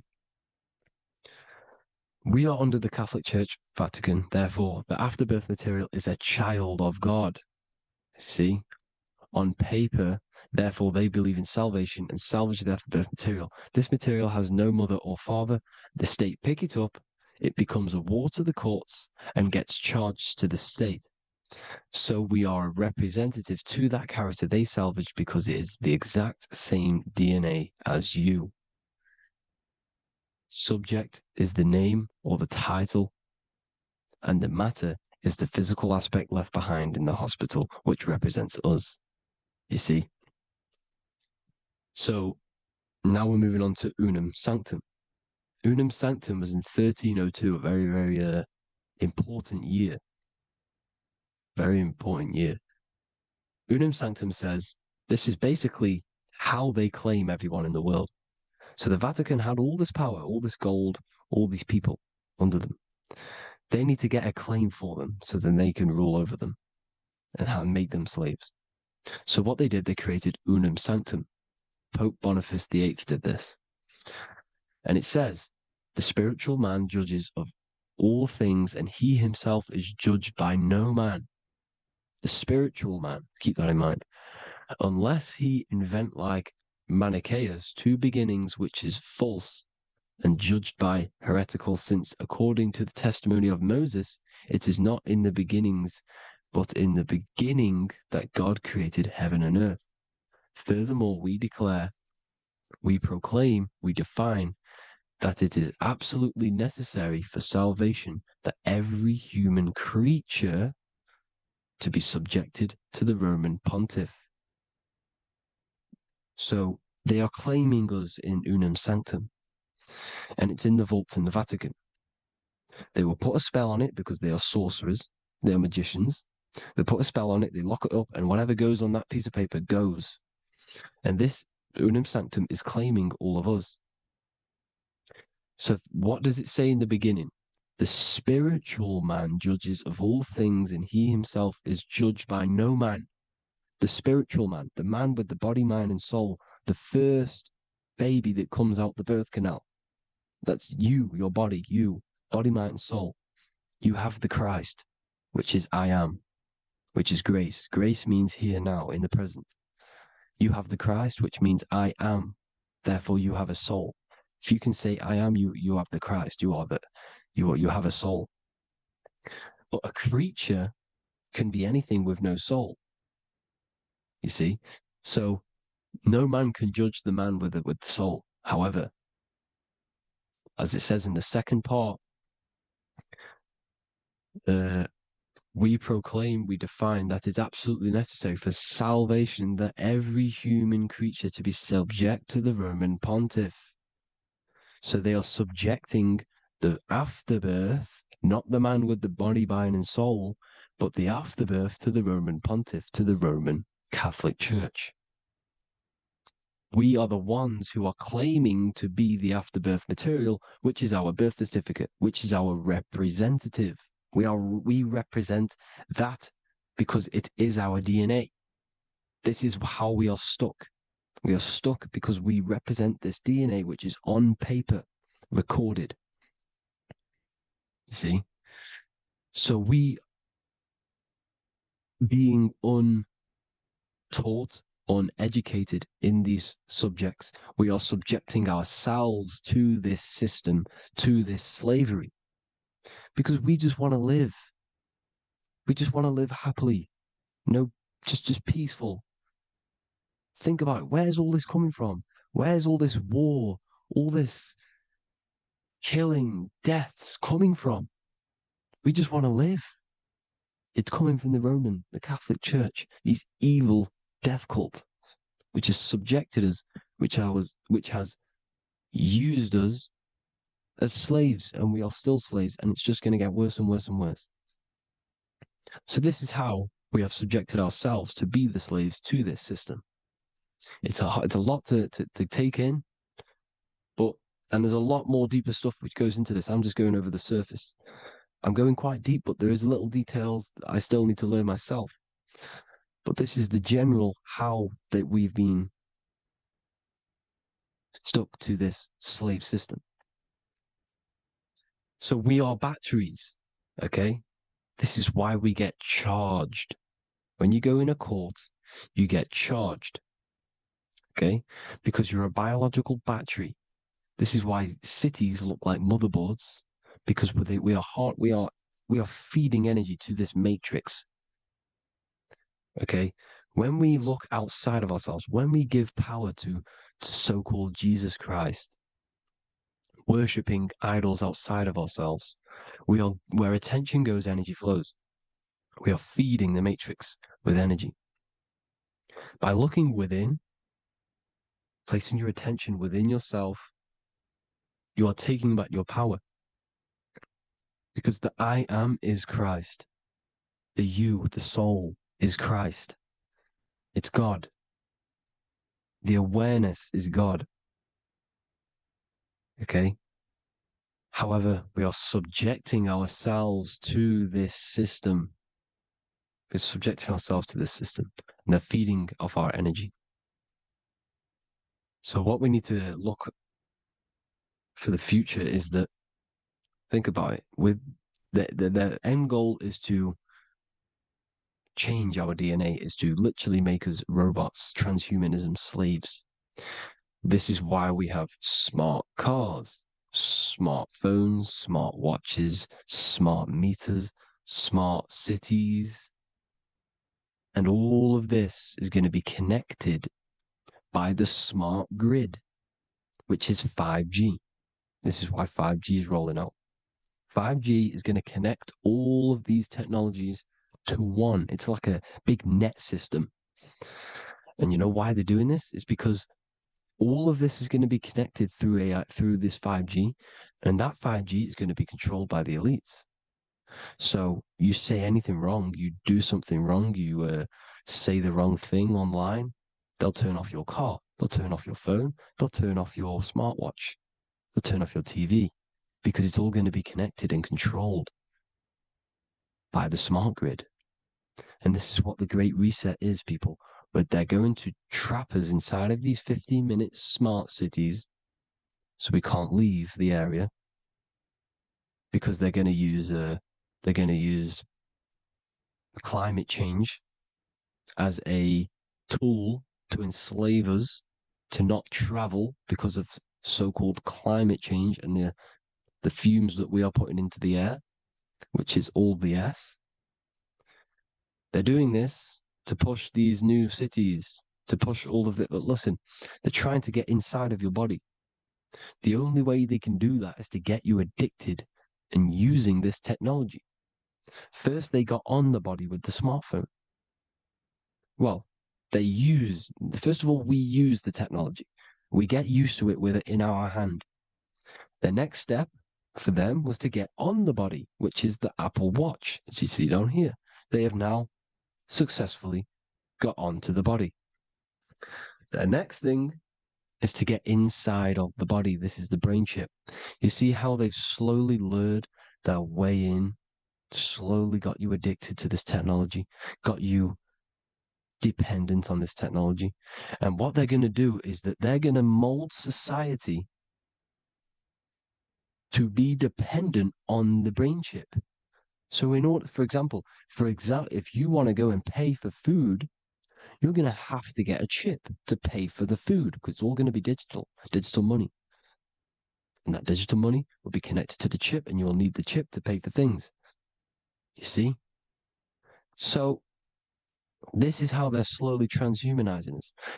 These phones, these apps, these things which are all we are all using was created by Freemasons. Mason means traveler, because they travel the depths of the mind. They understand human consciousness. They understand the brain. They understand the mind. By the deepest root cause, they understand it. This is what Masonry is. It's the occult. So these technologies is designed by these people. This is why they're so addictive, because they understand how it works. They understand how to get people addicted, because they understand human consciousness, the brain, the body, and the mind. So this is the advantage Freemasons have over us. And these secret societies, which have gone through the orders of Freemasonry and progressed onto these secret societies, which are the evil side, because I'm not saying Freemasonry is evil, okay? But the societies which they go beyond Freemasonry, because you can go beyond the 33rd degree into these secret societies, and they use this knowledge for the bad, to enslave people. And this is what's going to happen. Transhumanism. So I hope you all learned some insight for today. Please do a bit more research on, the birth certificate and stuff like that, the straw man. And have an amazing day, people. Please like, comment, and subscribe. Peace.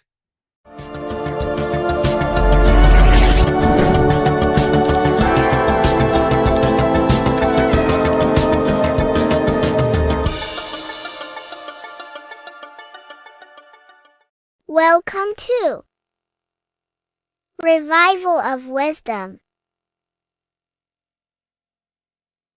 Welcome people, we're back with another video. In this video we're talking about how Jesus Christ and Christianity is all sun worship. The Holy Bible of Christianity is not meant to be taken literal for history. It is a story and has lots of metaphors. Starting with the symbol of the cross of Jesus. This cross originates from this ancient cross of the sun. This symbol has been used for thousands of years, way before Jesus was a thing, in Europe, America, Asia, and all around the world. In fact, this symbol is still being used by Christians today, not knowing it represents the sun. This is a 4,500-year-old artifact, a golden plate with an equal-armed cross found in England.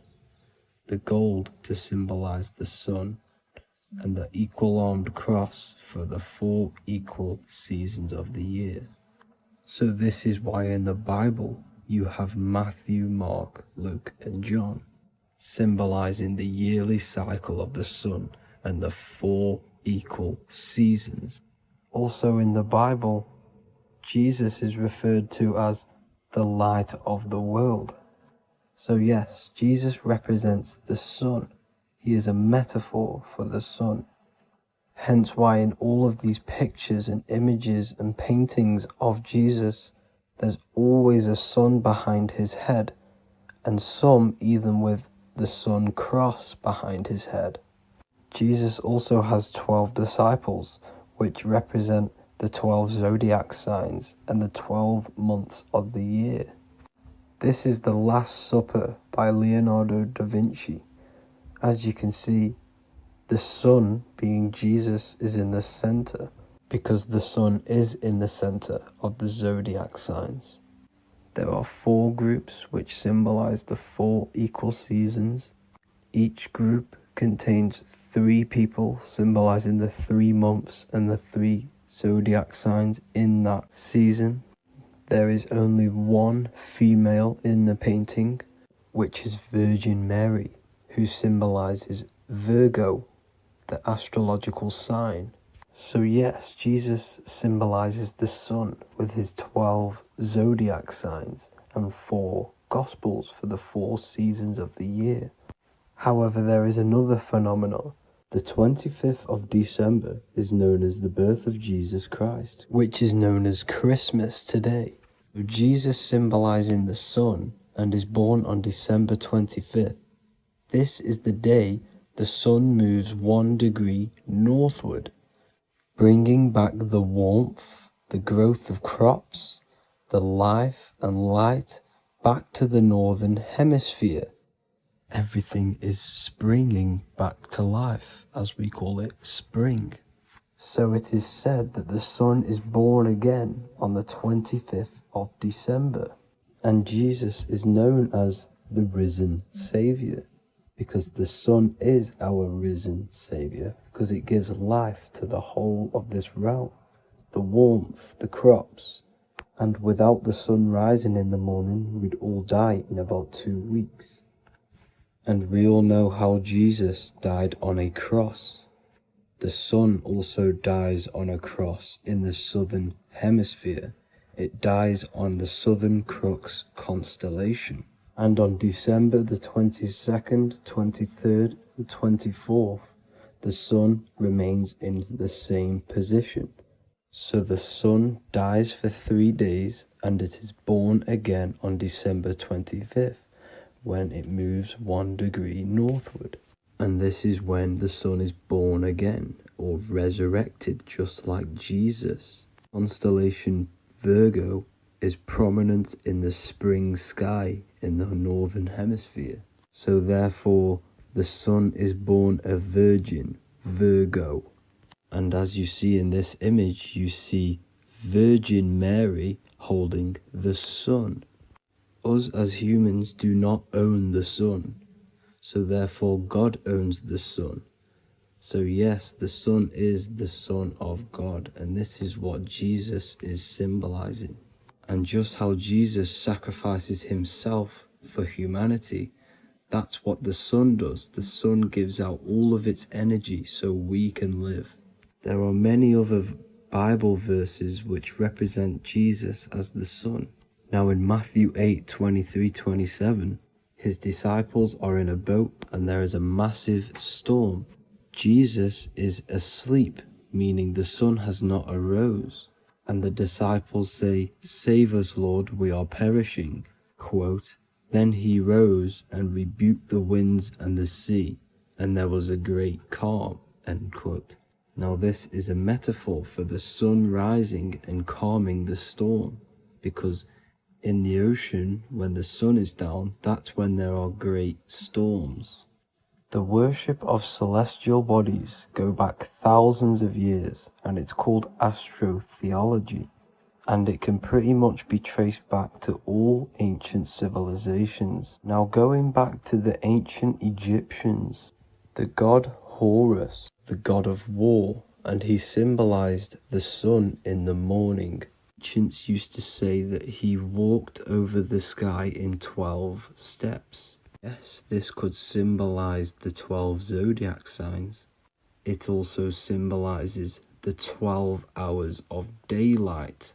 So we have 12 hours of Horus, but now they've rearranged the word to hours.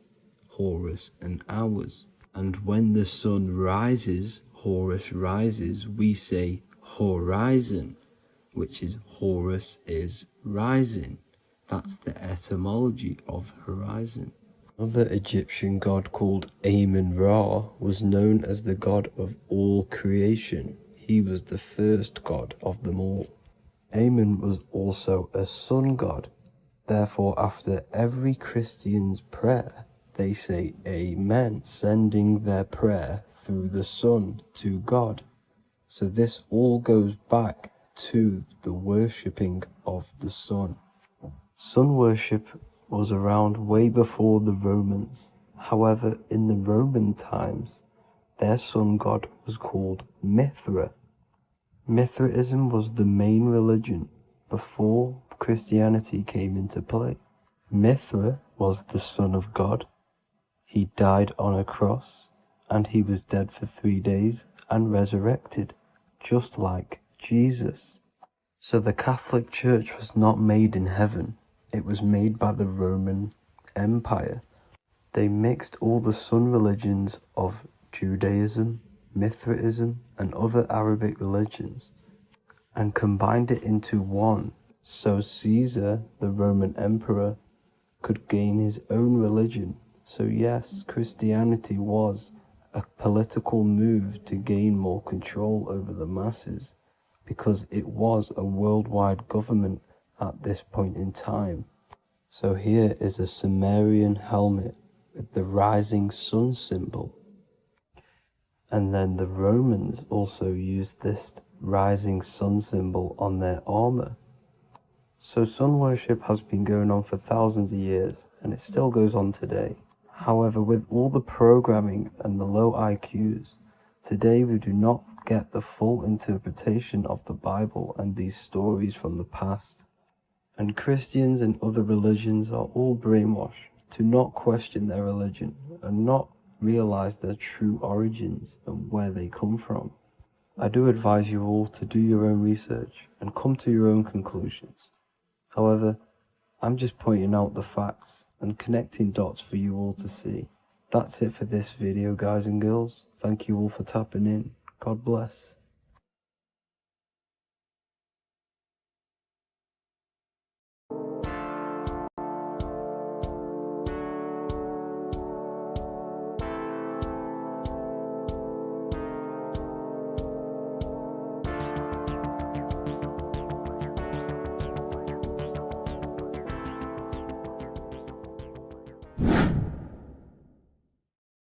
What are we all doing, people? Survival wisdom. Today we're going to be breaking down the Bible and its real, true metaphysical meaning. All of these slides within this video is taken from my book, The Book of Wisdom. So you can get all of these slides. So the Temple of Solomon, you are body, mind, and soul, which is the Holy Trinity. The moon, sun, and earth. The sun is your soul because the sun is its infinite source of energy. It is its own source of energy. And that is what your soul is.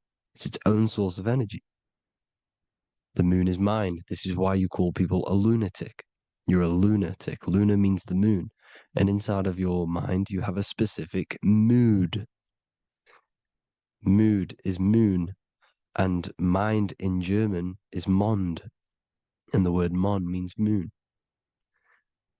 And earth is your physical body because your body contains of the 4 elements, the 4 physical elements. Well, the Temple of Solomon is the temple of the soul and the mon, the soul and the mon, the soul and the mind. And it's the temple of the Holy Spirit in the Bible. Everything leads back to one singular point in the center of the brain. The brain is not the mind. It's mind over matter. Okay? The brain is the physical manifestation of the mind. The brain is the electrical computer which decodes the light waves given to it by the mind. This is why everything in the body leads back to one singular point. And we'll go over this in a minute. But this is controlling the physical body. This is the within. If you rearrange within, it spells high twin, because within you is your twin, your true self. And it's just an entity in the center of the mind. And if you shut your eyes, you can feel it. Your awareness is in the center of the brain. So there's just an empty chamber in the center of the two cherubs, the two brains. They are two separate brains. They're two hemispheres. And the empty chamber, when scientists chop it up and see it's just an empty chamber, well, because you can't see in that plane of reality, you cannot see the mind. You cannot see thoughts. It is invisible to the human eyes, to the visible light spectrum, to the two eyes. The reason why we call it the third eye in the center of the brain, it's not the third eye, it's your true self. It's the mind and soul. It's an eye because it does see. It's the all-seeing eye that you always see here. There's some Masonic artwork showing the two pillars, the two cherubs, the two hemispheres of the brain, and the inner eye. This is the eye that sees all things. What do I mean by seeing all things? Not physically. It sees the mind. It's what, because your soul is watching the mind. You can observe the mind. You are not the mind. And if you meditate deeply enough, you can go beyond the mind. It's the all-seeing eye. It sees the mind. It sees what emotions you're feeling. It sees what you're thinking. It sees what you're seeing with the two eyes. It's the all-seeing eye. It sees all things. It's omnipresent. It's everywhere. Because the mind can be anywhere. The mind can switch itself into any place it wants. There is no limitations with the mind. So there is two hemispheres in the brain. And in the Bible, there is a quote saying, the most holy place between the two cherubs. The two cherubs is the two hemispheres of the brain, and the most holy place is between them, which is what the Masonic artwork is showing. This is the all-seeing eye, the soul and the mind in the center of the brain. And you will not see this with the two eyes. So when scientists come to seeing the empty chamber in the center of the brain, they wonder, because they do not understand the occult side of the world. They do not understand the layers of reality. How the two eyes, everything physical comes from the unseen. Everything seen comes from the unseen. Now, the two hemispheres of the brain play a major role in our lives. The right hemisphere is the artist. The left hemisphere is the scientist. The right hemisphere controls the left side of the body. The left hemisphere controls the right side. So there's a crossover. Now, the right hemisphere is to do with your feminine energy, creativity, unification, metaphors, visualization, intuition. The left hemisphere is to do with sequencing, facts, materialistic details, language, and logic. So they keep us normally trapped within the male aspect of our mind, which is the left hemisphere. You know, if you listen to Spotify, Apple Music, and radio, they're all tuned to 440 hertz, which shuts down the right side of the brain, makes you left brain dominant. And we learn, well, 90% of people learn to write with their right hand. They're taught to learn with their right hand, which is to do with the left brain.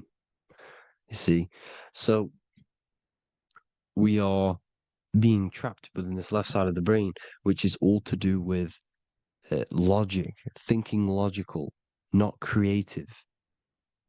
You know, very analytic. But the right side of the brain is to do with your creativity, So the right side of the brain is perceiving reality as a holistic perception. Now, what do I mean? If you're riding through a woods, for example, if you're riding through a woods, your right hemisphere is seeing the whole woods as one unified woods. The left hemisphere's job is to break down the perception given to it by the right hemisphere and break it down into individual trees. So what am I saying? The right hemisphere is seeing humans and everything in creation as one unified consciousness. The left hemisphere is seeing individual egos. This is why the left hemisphere is the place of the ego, the right hemisphere is to do with the higher self. They're both needed, though. I'm not saying one's better than the other. It's balance. Now, they don't want you to see the unified picture, perception of creation. They want you to think everything is individual, everything doesn't come from the one, because all things come from the one. And we experience the two in this reality, dualism.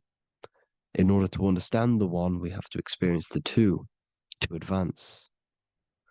So, anyways, let's get away from the two hemispheres.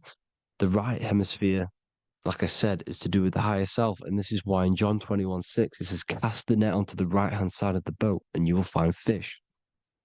Meaning, cast your energy, cast your perception into the right hemisphere of the brain, and you will find God, unification, and higher self. You will see things from a unified perspective. How we are all one, because we are all the same consciousness. The same spark that is in me is in you. This is why I am you and you are me.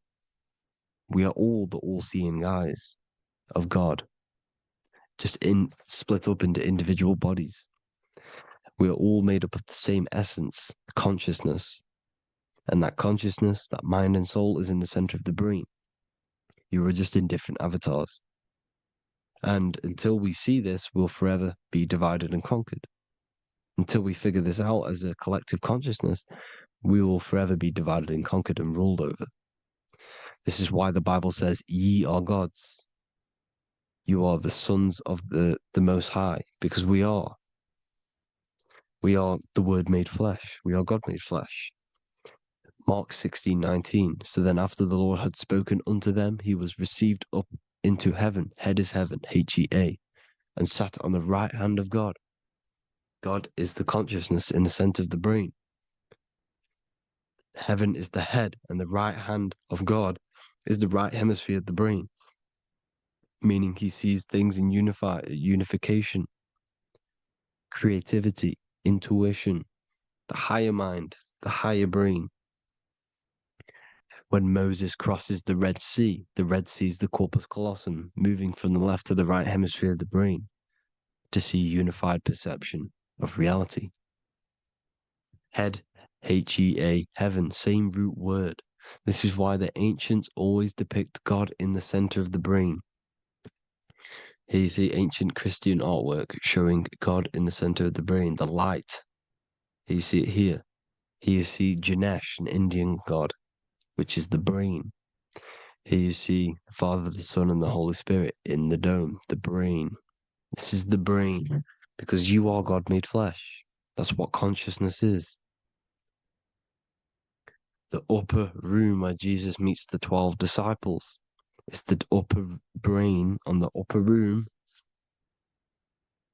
The upper room is the chamber, the empty chamber in the center of the brain. That's the room. And the 12 disciples are the 12 cranial nerves in the brain, which pretty much rule the body, all the cranial nerves. The tree of life, the cardiovascular system. This is why in Genesis it says the tree of life was in the midst of the garden. Midst meaning middle, because the middle of the body is the cardiovascular system, which is controlling all of the systems in the body. The tree of knowledge of good and evil is the nervous system. It's the spine and brain. This is what's detecting good and evil. The brain is the electrical computer with the left and the right hemisphere, decoding the dualistic world, decoding the light waves given to it by the external world. It is an electromagnetic computer. It is artificial intelligence. It is very intelligent, the brain and the nervous system, the human body as a whole. But the tree of knowledge of good and evil is the nervous system, because it is the tree that detects good and evil, makes you learn good and evil in this dualistic reality. Here you see Adam and Eve around the tree of knowledge of good and evil. Adam and Eve, male and female energies, but the serpent in the tree, and the tree of knowledge of good and evil. Well, this is the spine, the brain, and the serpent is the kundalini of the spine. The serpent is the S. That's why S, serpent, S, the letter S is the serpent. Sex and serpents make an S noise. You know, the Bible cursed the serpent. So we don't figure out the true religion. The true religion is raising the kundalini and becoming God-man and reaching our higher states, our true God self. Because once the kundalini is saved and hits the pineal gland, it activates 100% of the brain, when we're only using around 20 to 10% as of right now, without the kundalini awakening. So when you use it, you're activating 100% of the brain. You're activating all the dormant brain cells. You're regenerating the body. And this is the serpent in the tree of knowledge of good and evil. This is the spine, brain. This is Adam, Eve, the male and female energies. The light of the body is the eye. Therefore, if thine eye be single, thy whole body should be full of light. Matthew 6:22. This is the single eye in the center of the brain. It is not the pineal gland. It is what's inside the pineal gland. You have to go beyond the physical world, and there are no words to describe things that are not physical, metaphysics. And the whole body should be full of light. Well, this light is the same pyramid that you see. You are the pyramid with the all-seeing eye on top. This is why the ancients built the pyramids with the stairs in the middle symbolizing the spine, because once you open all the chakras and balance them and raise the kundalini, you activate all of the brain, which gives enlightenment. The word enlight in ment. Ment means mind, light in the mind. Enlighten the mind. And this is enlightenment. We are the temple. And Jacob called the name of the place Peniel, for I have seen God face to face. Within spells high twin. Within you is the God self, which you need to manifest into the external world. And he's seen God in Peniel, the consciousness. He's seen his true self, consciousness, in the pineal gland. Genesis 28:10, Jacob's ladder. Jacob, he took a rock there and laid his head on it to sleep. Jacob had a dream. He dreamed there was a ladder that was on the ground and reached up into heaven. Head is heaven. The rock he fell asleep on is the sacrum bone, because he's symbolizing the oil that comes down the spine, hits the sacrum bone and rests there, falls asleep, and it looks up and it sees the ladder to heaven. Because when you raise this oil, you become God-man. You become God in heaven. You can leave the body at will. Do you not know that your body is the temple, that your body is the temple of the Holy Spirit? Corinthians 16:19-20. Or do you not know that your body is the temple of the Holy Spirit within you? Your body is the temple of the Holy Spirit, the soul and the mind within the center of the brain, the temple of Solomon, temple of the soul and the mind. Romans 8:10. Christ is in you. It's not external. When you give where attention goes, energy flows. When you give your energy to external things, your attention, your worship to external things, you're giving energy, meaning it's draining you, and you're feeding something within the astral plane, a mental thought within the astral plane. So with you realizing that the Christ is in you, that you don't have to worship anything outside of you, this means that you're internalizing your energy. You're not giving your energy, because where attention goes, energy flows, which means you become more present. You become healthier because you're not giving off all of your special electromagnetic energy that's charging you. This is why the religions run by the Vatican is all external. They're exoteric. Exoteric means external teachings. The esoteric is the internal, the hidden teachings. In Psalms 82, I have said, ye are gods, and all of you are children of the Most High, because we are the Most High, split up into individual bodies. That's what consciousness is. Consciousness is the Most High, and we have to raise ourselves to the Most High. Brahma, Vishnu, Shiva, the Father, the Son, and the Holy Spirit. Why is it always a trio? It's a trio because it symbolizes us, the soul, mind, and body. The mind is the bridge for the soul to be in the body. What is the soul? It's the life force. It's the watcher. It's the all-seeing eye. The soul sees into different realities, and it gives life to the body of every reality it goes in. This is why you always see light around the all-seeing eye, because it is the energy, the life force, the light, life, L-I. Life is light, and it's the eye because it sees into the different realities. It sees into the dream world. When you're going to sleep at night and you dream, it's not a dream. It's another reality. You're a multidimensional creature. We live in a multiverse. There's infinite amount of yous. And there is a version of you which is the highest self in a reality somewhere. And this I has the ability to switch realities, which is exactly what astral travel is. Astral travel is the ability to switch reality beyond the 3D construct of this world. The Father, the Son, and the Holy Spirit, Brahma, Vishnu, Shiva. Brahma, the soul, inhabits different bodies. This is why they have different heads.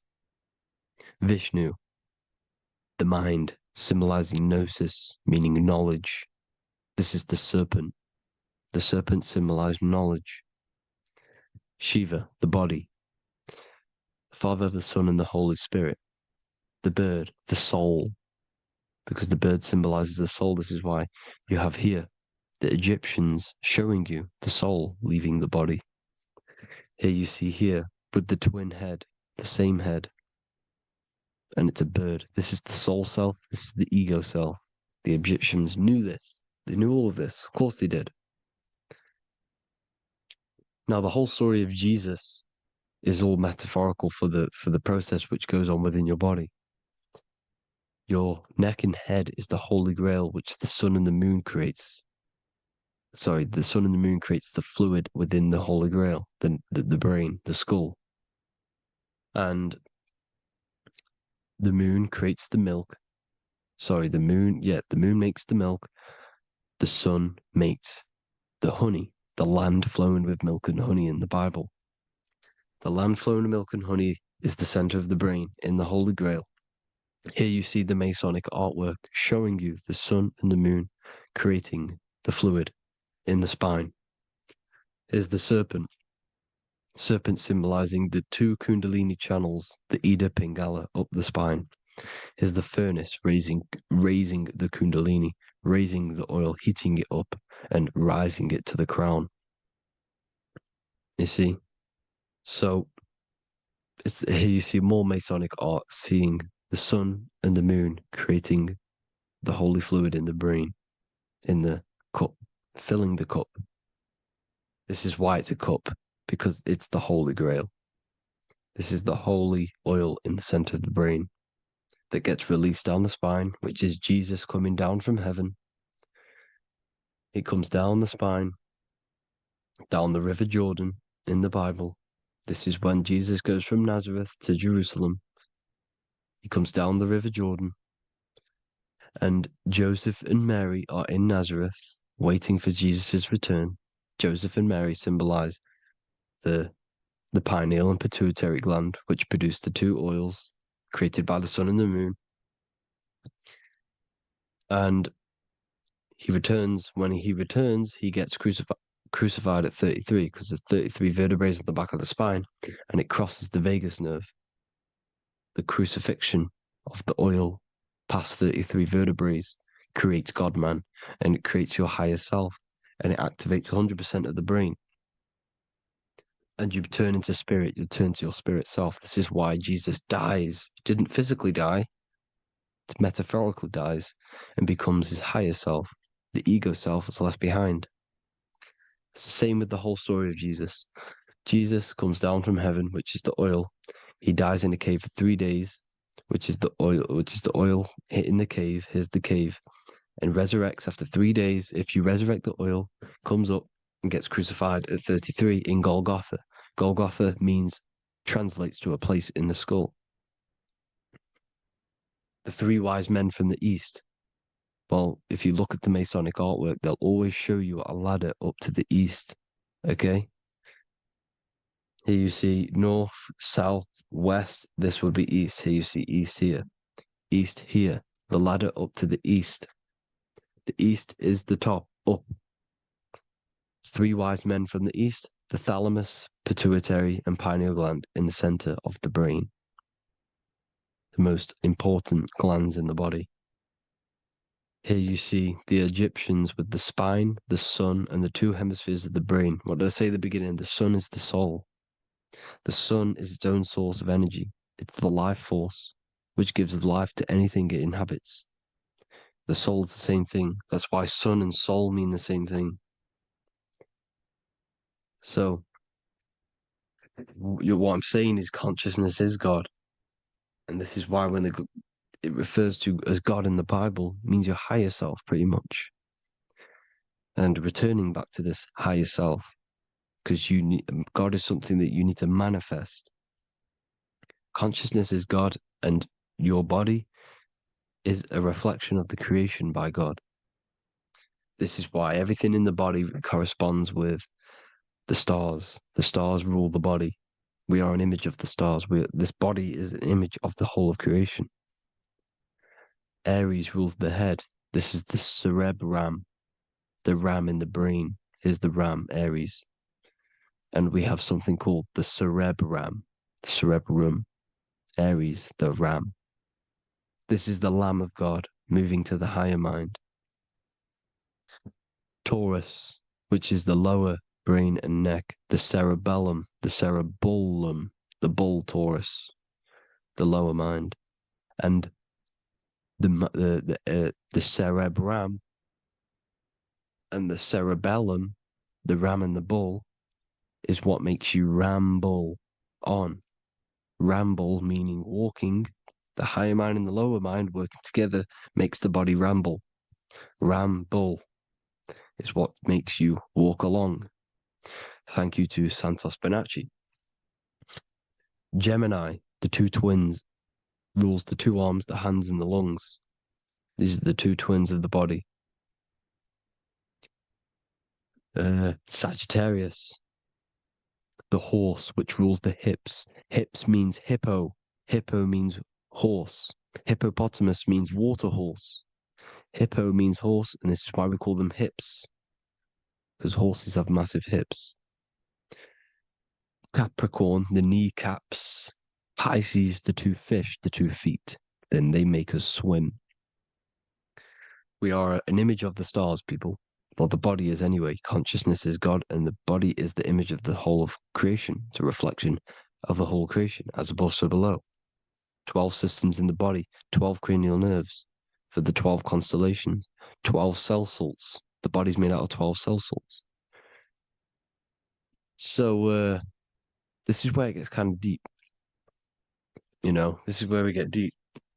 And he said Jesus was known as the fisher of man.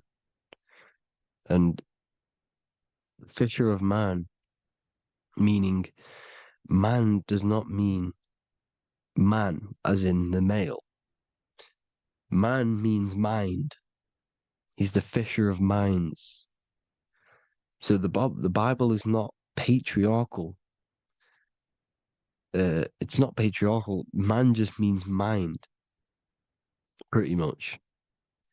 So the fisher of mind, man, because he was fishing minds out of this reality into the higher realities. He was teaching people how to leave the body when he walks on water. Walking on water is the physical, etheric, astral, and mental. These are the different planes of reality. The ether is the either, because the ether is the substance that's on either side, astral and physical. It's the fifth element, is ether. And the fifth element is the water. The same water at the beginning of the Bible when it says, let the firmament divide from the waters above from below. The water symbolizes the ether. It's the base of all physical matter. And the ether is known as the water.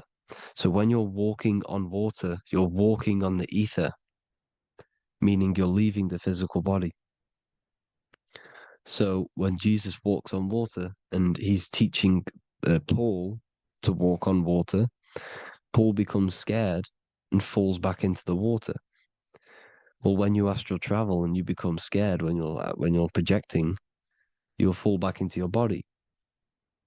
So he's pretty much saying walking on water is leaving the body, and walking on the ether, because the ether is the veil between the astral, and that's what devil means. Devil has the word veil in it, because the devil is trapping you between one veil, which is this world. They're trapping you in this world, this thin layer of reality. Your dreams are different veils. The ether, the astral, the mental are different veils. Devil is the veil. The veil. You need to escape being stuck in one reality and live in between realities. And this is when you truly become a multi-dimensional being, because your soul is just the eye. That's what you are. You're just an eye, and you see into different worlds. And it also, when Jesus means the fisher of man, the fisher of minds, he is. I truly believe, because of my research, that there is other worlds. It's not just this one. There's higher worlds. There's an infinite amount of you, and you've been in them dreams you call dreams. Them dreams are other realities that you are in. That's why when you're there, you don't feel like you're in a dream. You feel like it's 100% real, because it is real. So this is why the ancients always depicted the many different heads, because there's many different versions of you. And this I, the soul, the watcher, is switching itself into different bodies at all times. Well, when you sleep, when you astral project. And this is what the ancients were doing. They understood the multiverse, and they could switch bodies at will. And this is what the 7 seals are in the Bible, also known as the 7 chakras. These are literally portals within us to these different worlds. We're in the heart at the moment. Earth, rearranged spells heart, meaning middle. This is where good and evil exist. It's the middle point, the midpoint of realities. So I hope you all enjoyed the video. All of this knowledge that I've give you in this video is inside of my book, the Book of Wisdom. The Book of Wisdom gets updated every single month with new pages. It's a one-time payment for a lifetime worth of research and knowledge by me. So if you do want to get it, the link will be in the description. But I hope you will gain some amazing insight. Please like, comment, and share to help the algorithm, and drop a subscription. And for more lectures, every 2 days, I drop lectures and knowledge within the Patreon. If you want to support the channel, join the Patreon. Everything's in the description because we are not monetized on YouTube. Thank you all. Have an amazing day.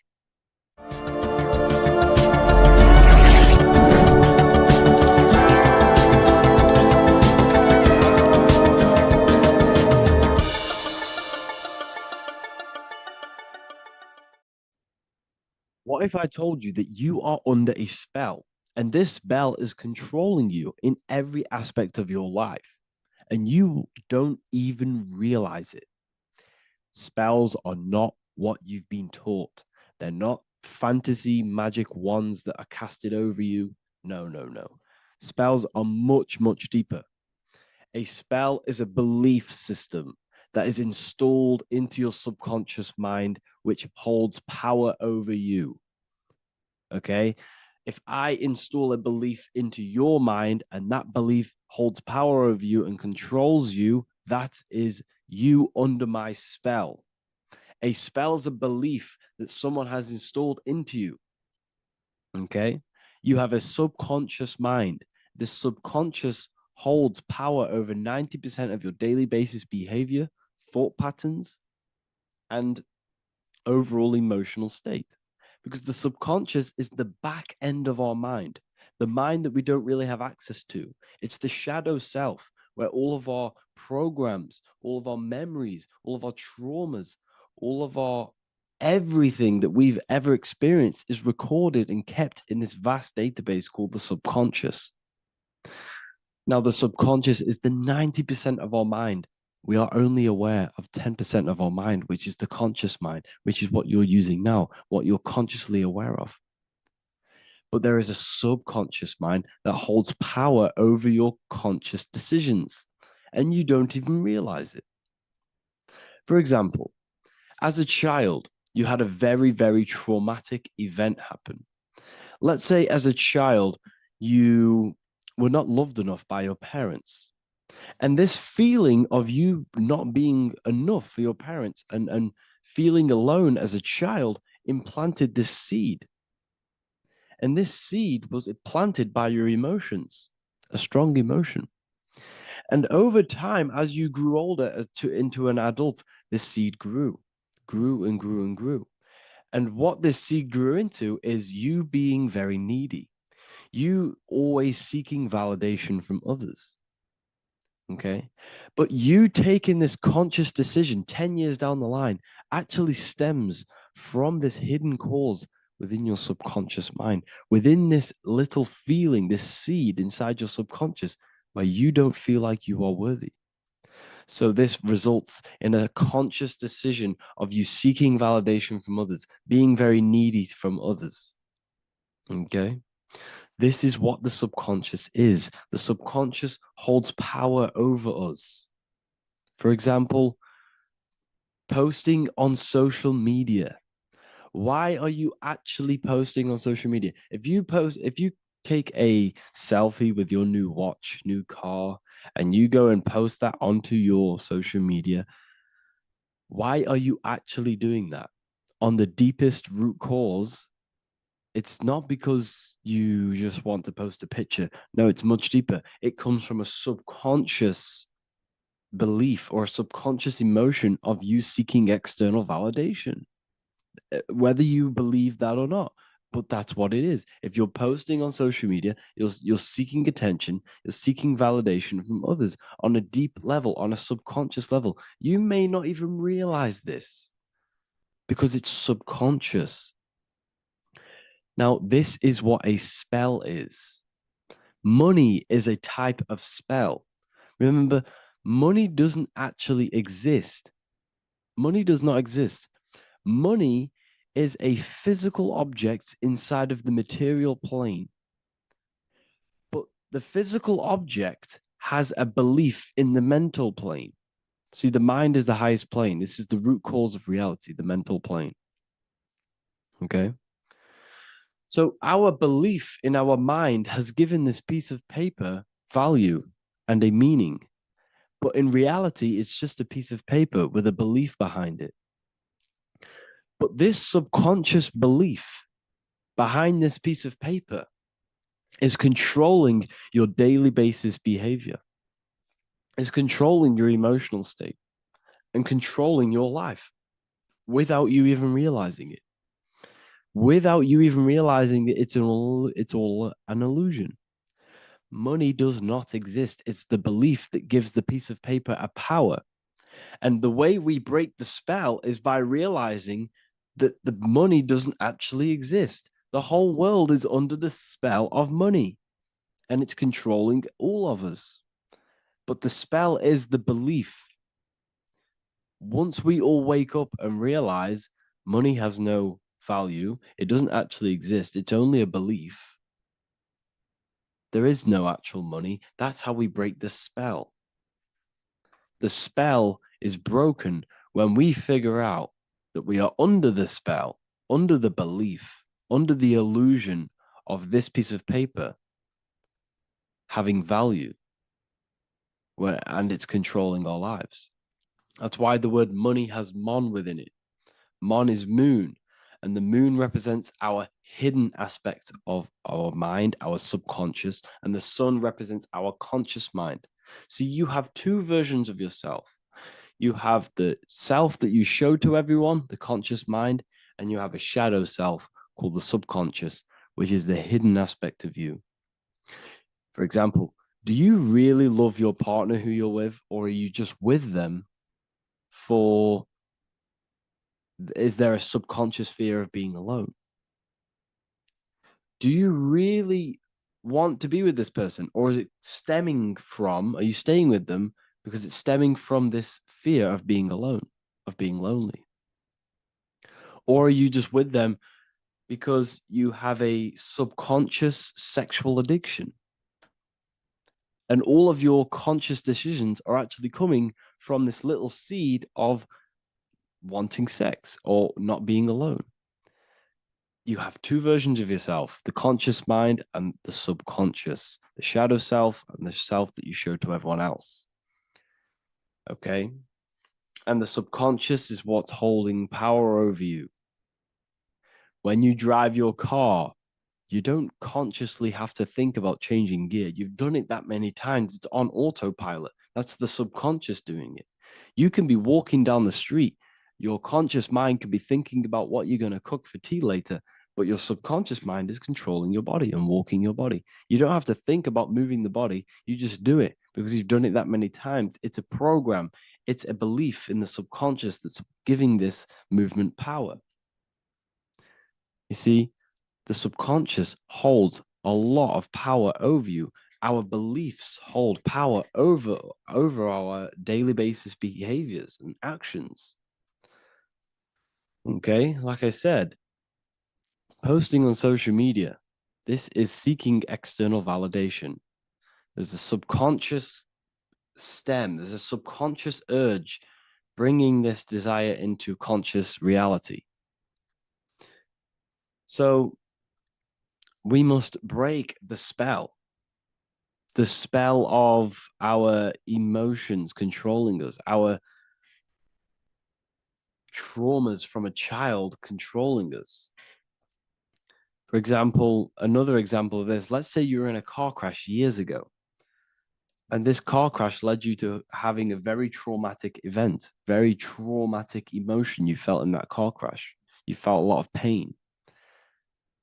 That was impressed into your subconscious. And even to this day, you're probably scared of going into trains, going onto cars, going inside of vehicles. And you might not even be aware that it's actually stemming from this event that happened 10 years ago. That's the spell. That's the spell that's holding power over you. And you don't even realize it. You realize the spell when you realize you're being controlled by this old belief, this old trauma. That's what a spell is. A spell is not something I cast over you with a wand like Harry Potter. Spell's much deeper. It's the hidden aspects of our mind that hold power over us, that control us.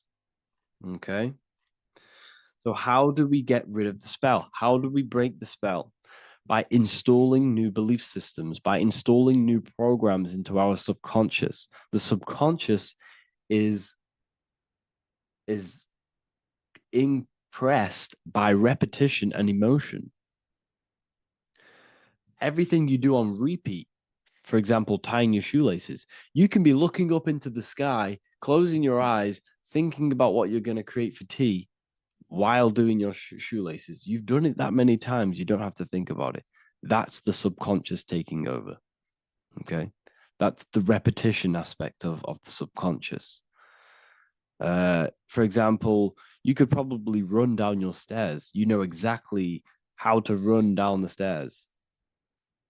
If I tried to run down your stairs, every staircase is different. I'd probably fall over. But you've done it that many times, you know exactly how to do it. It's what we call ritual. When you have an evening ritual, when you tidy the house, you do your skincare routine, you wash your teeth, that's a ritual. This is what the ancients called ritual.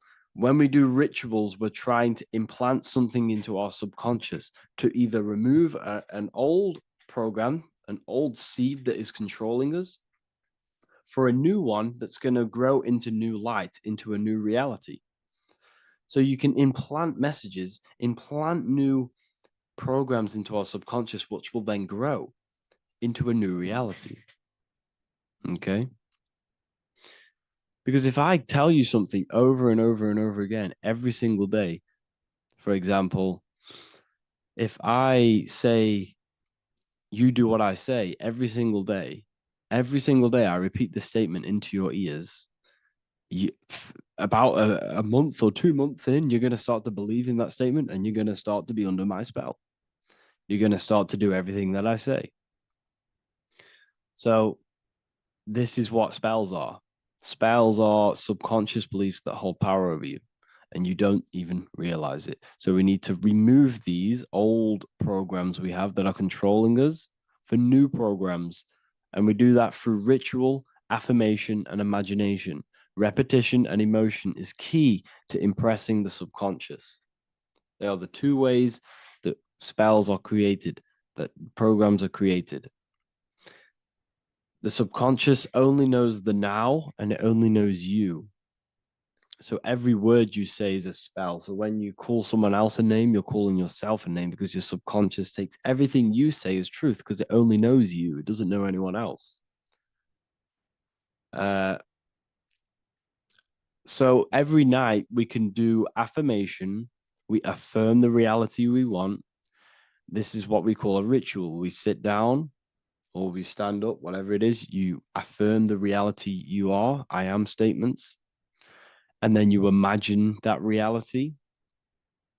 And you do this over and over again, every day, twice a day, 3 times a day, however many times. And this will cause repetition.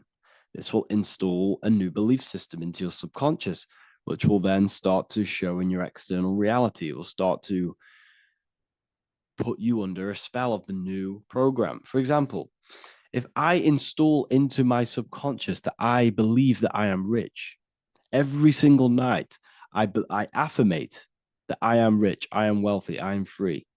And then I do a ritual. I start to imagine this reality. Every single night, I do these two things on repetition, and I start to feel the reality and imagine the reality. Over time, I'm going to start to believe that I am rich, that I am free, and I am wealthy without having the physical reality. And what this will do is that it'll implant a message deep within your subconscious mind. It will plant the seed of this belief. And this belief over time will grow into 90% of my thoughts, 90% of my actions, 90% of my words. My words, my thinking will change due to this new belief. I may not even realize it, but I'm looking for more opportunities to make money. I'm speaking to more people because of this belief that I've installed. This belief has triggered new ways of thinking. My mind, my conscious mind, is now only operating to fulfill this belief. And my conscious mind might not even be aware of it. You won't even realize that you're manifesting this belief of being rich. And that's how it happens.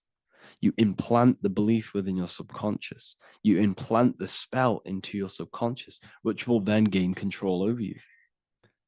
So we need to make sure we're removing the negative spells, the negative programs that are controlling us, for new regenerated ones, for new ones that are going to create new realities, a better life. Okay?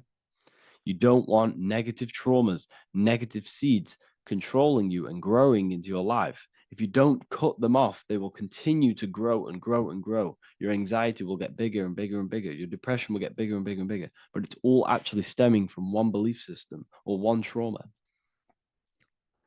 Okay? So this is important. Everything in this physical plane is an effect of the higher planes. It's a shadow of the mind.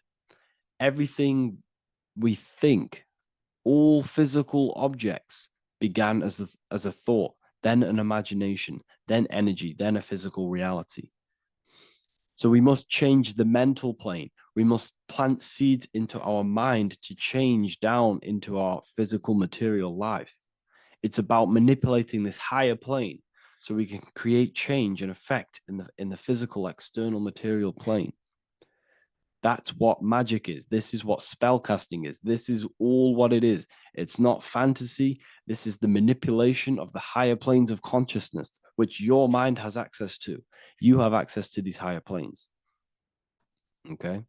This is exactly what I teach in my university. I teach different rituals. I teach specific rituals to get rid of certain things, certain belief systems.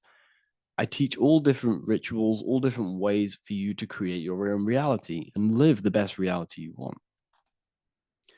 We also have all of these different courses. We have activating the inner eye. This will teach you exactly how to lucid dream and activate your inner vision of imagination. We have the sexual alchemy course. This will give you the power of transmuting your sexual energy into creativity. We have electromagnetism studies. We have esoteric exchange and an exclusive live call that we do every single week. And I connect with all of the students. They can ask me questions, can speak with me one-on-one inside of these live calls. We have the real numerology section. We have the health section. We have a lecture section. Look at all of these lectures we have on occultism, symbolism. All of these lectures are designed to gain you power, to give your personal power back to you, to make you realize things about you. We have a meditation section. We have a library section where you can download all of our library, all of our books, different books on occultism, symbolism, Freemasonry, astral projection. And of course, we have the Manifestation Mastery course, which teaches you exactly how to create reality so you can live that desired reality that you want.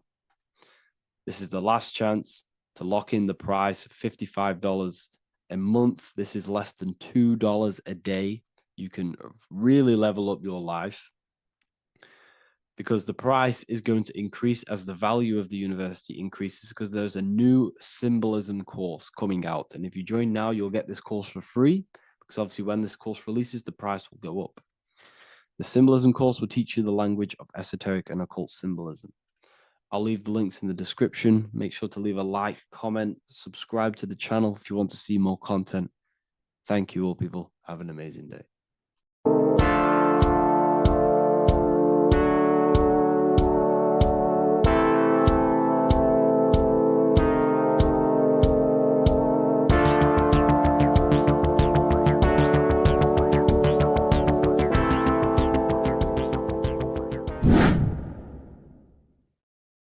What's good, people? We're back with another video. This is going to just be a quick video. Manifestation, magic, bending reality. So let's jump straight into this. So you have a conscious and a subconscious part of your mind. The conscious is what you're conscious of, what you're actually doing, where you can choose or not. However, the subconscious is the part of your brain which is automatic. So all of the systems in your body, like the digestive system, your heartbeat, these are automatically being ran. And you do not have to tell these systems to do anything. You do not have to consciously tell your heart to beat. It's automatically doing it. And this is what the subconscious mind is controlling. It's like the dark aspect of your brain or your mind. It is the way bigger aspect of your mind. Okay, it controls all the systems in your body. Okay, and this is where all of your programs are. So when you're in it from your childhood, what you've learned in school, all of these things are being kept in your subconscious, maybe traumas and stuff like that. So the subconscious is the female aspect, and the conscious is the male aspect, because the male is all about action and doing, and the female is more about creation, creativity, intuition. So you have a right and a left hemisphere of your brain, and these are obviously male and female. The right side of your brain is your female. It's to do with creativity, imagination, intuition, insight. Okay. And this is one of the most important sides of the brain. This side of the brain is the most attacked by the elites, whatever you want to call them. This side is one of the most important because obviously your intuition is a massive part of reality. And if you don't have intuition, then you lose track of the things around you. You can't consciously feel if things are wrong or right. They don't want you to have intuition or creativity or imagination. They want you in they want you in the left side of your brain, which is just reasoning, logic, and basic things. So they just want you to tell you what you want, tell you what to learn, and then that's it. They don't want you thinking for yourself, which is the right side of the brain. So whatever the conscious side of your mind impresses the subconscious side of your mind. So if you do affirmations, for example, if you consciously do affirmations every day, you're reprogramming your subconscious mind. You're impressing a vibration and a word into your subconscious mind, and therefore it will reprogram it. So the male and female aspect are symbolized by the Star of David as well. The male being the upside triangle, the female being the downside, connected all in one, because we both have male and female energy. So every thoughts are electric, which is the male aspect. Emotions are magnetic, which is the female. Each thought creates a wave of vibration in all directions. So think of it like a water drop in a pool, but it going out in every single direction. It's not just flat.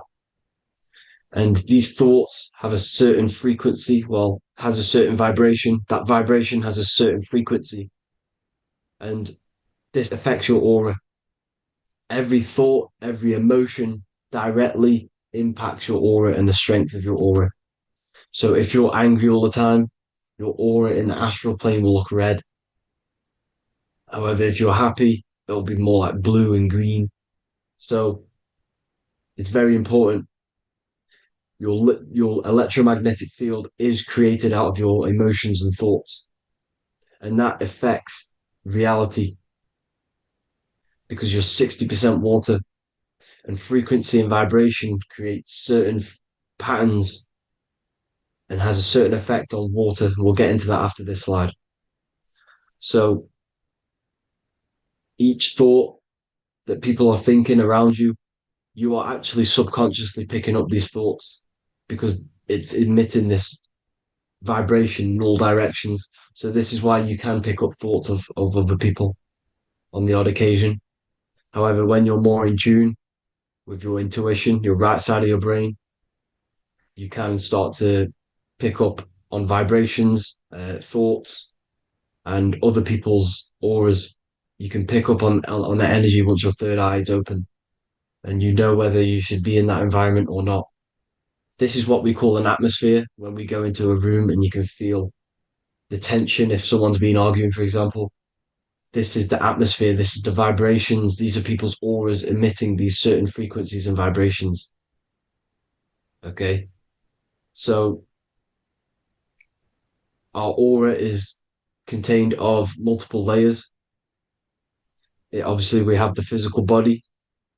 This is the electromagnetic layer. However, you have the different planes of existence, the spirit, mental, astral, etheric, and then physical. The physical is the lowest plane of existence.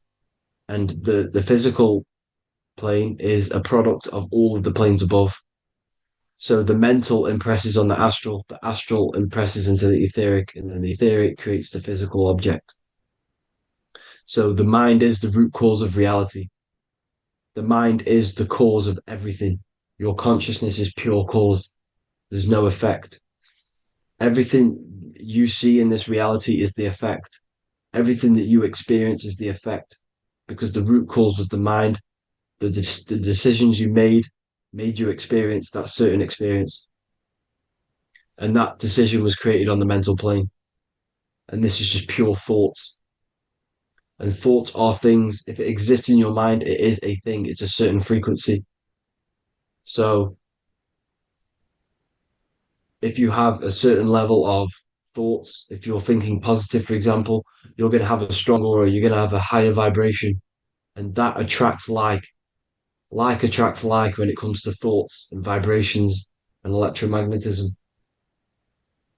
So if you're thinking positive all the time, speaking positive, doing positive, you're then creating a higher vibration, and that's going to attract people on that similar frequency to you. Everything is electromagnetism, frequency, and vibration. Everything. You see, so this is why, for example, if I put my hand to a TV screen, if my finger was the same vibration as the TV screen, it would go straight through it. However, the particles in my hand and the particles on the TV screen are two separate vibrations, and this is what causes the friction to stop and not my finger to go straight through it. So, like I said, when you don't feel the vibe of someone, when you don't feel right, you don't really get along with someone, this is a vibration. Your vibrations are not matching, they're not similar, they're two complete different vibrations, and they're not aligning properly. So music has a massive part on this.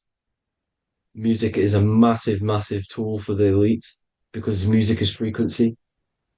And in 1975, the musical instrument are all tuned to 440 hertz. So Spotify, Apple Music, most of the music on YouTube is all set to 440 hertz.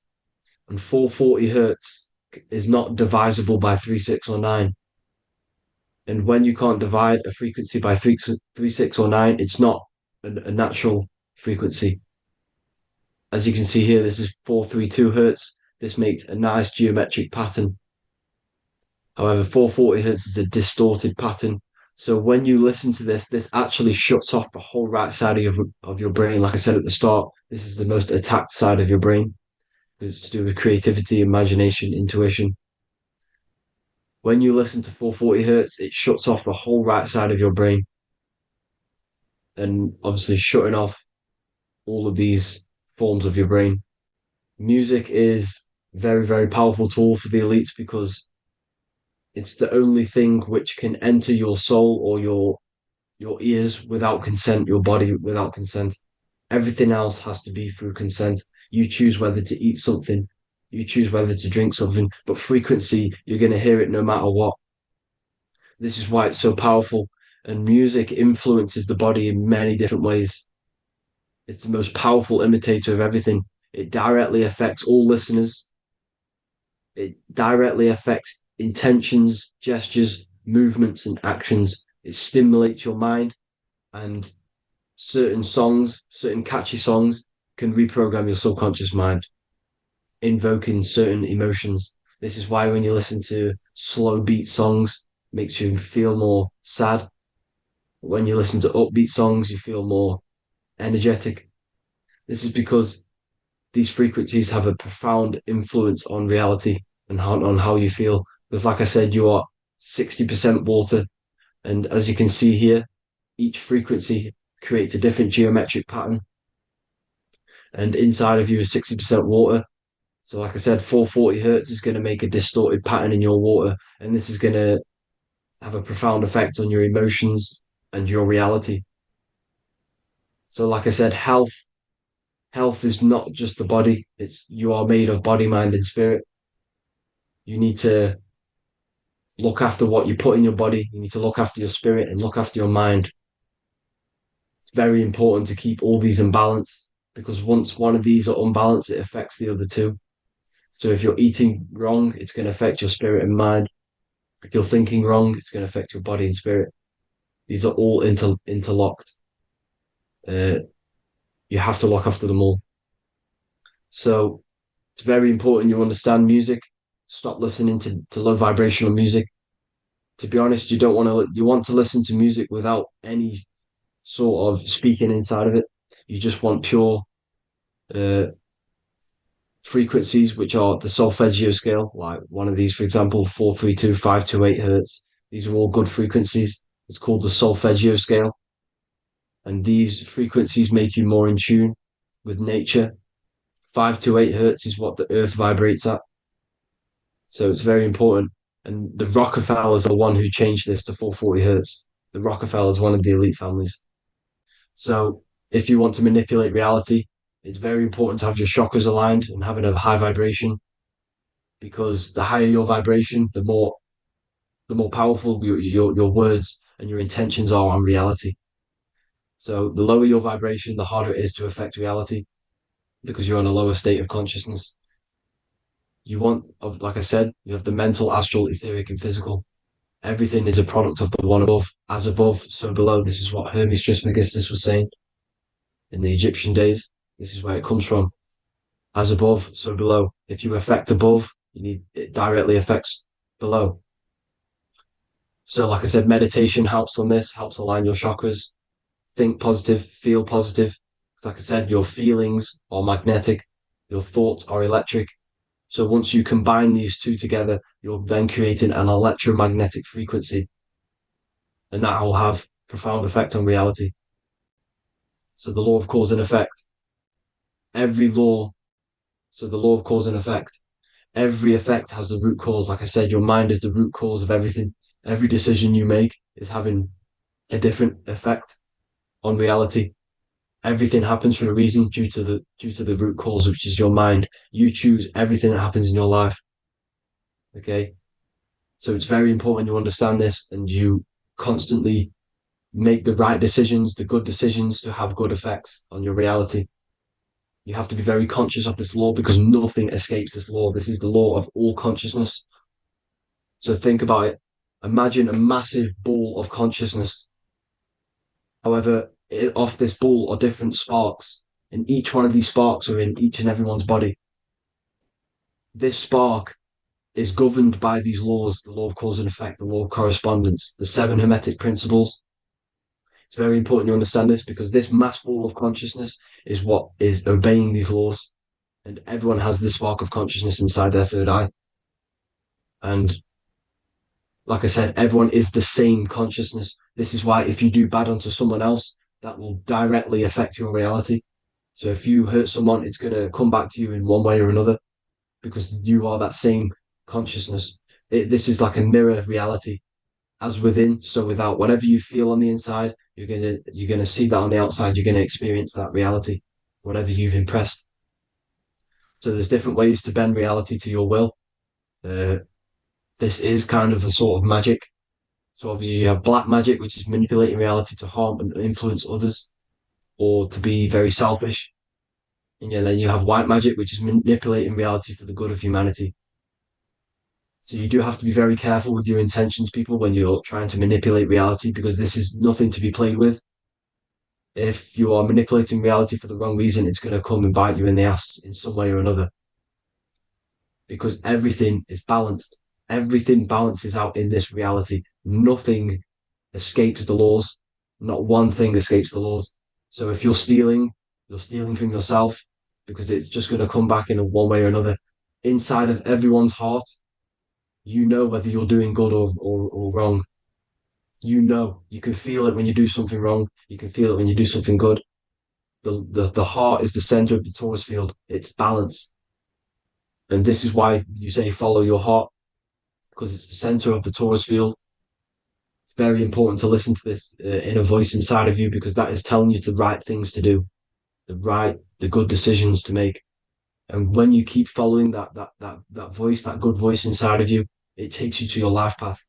Very important to follow that voice. However, don't let the ego get in the way of it. Don't care what your friends are going to say. It's very important to understand this. So you have different ways of manipulating reality. You have sigil magic.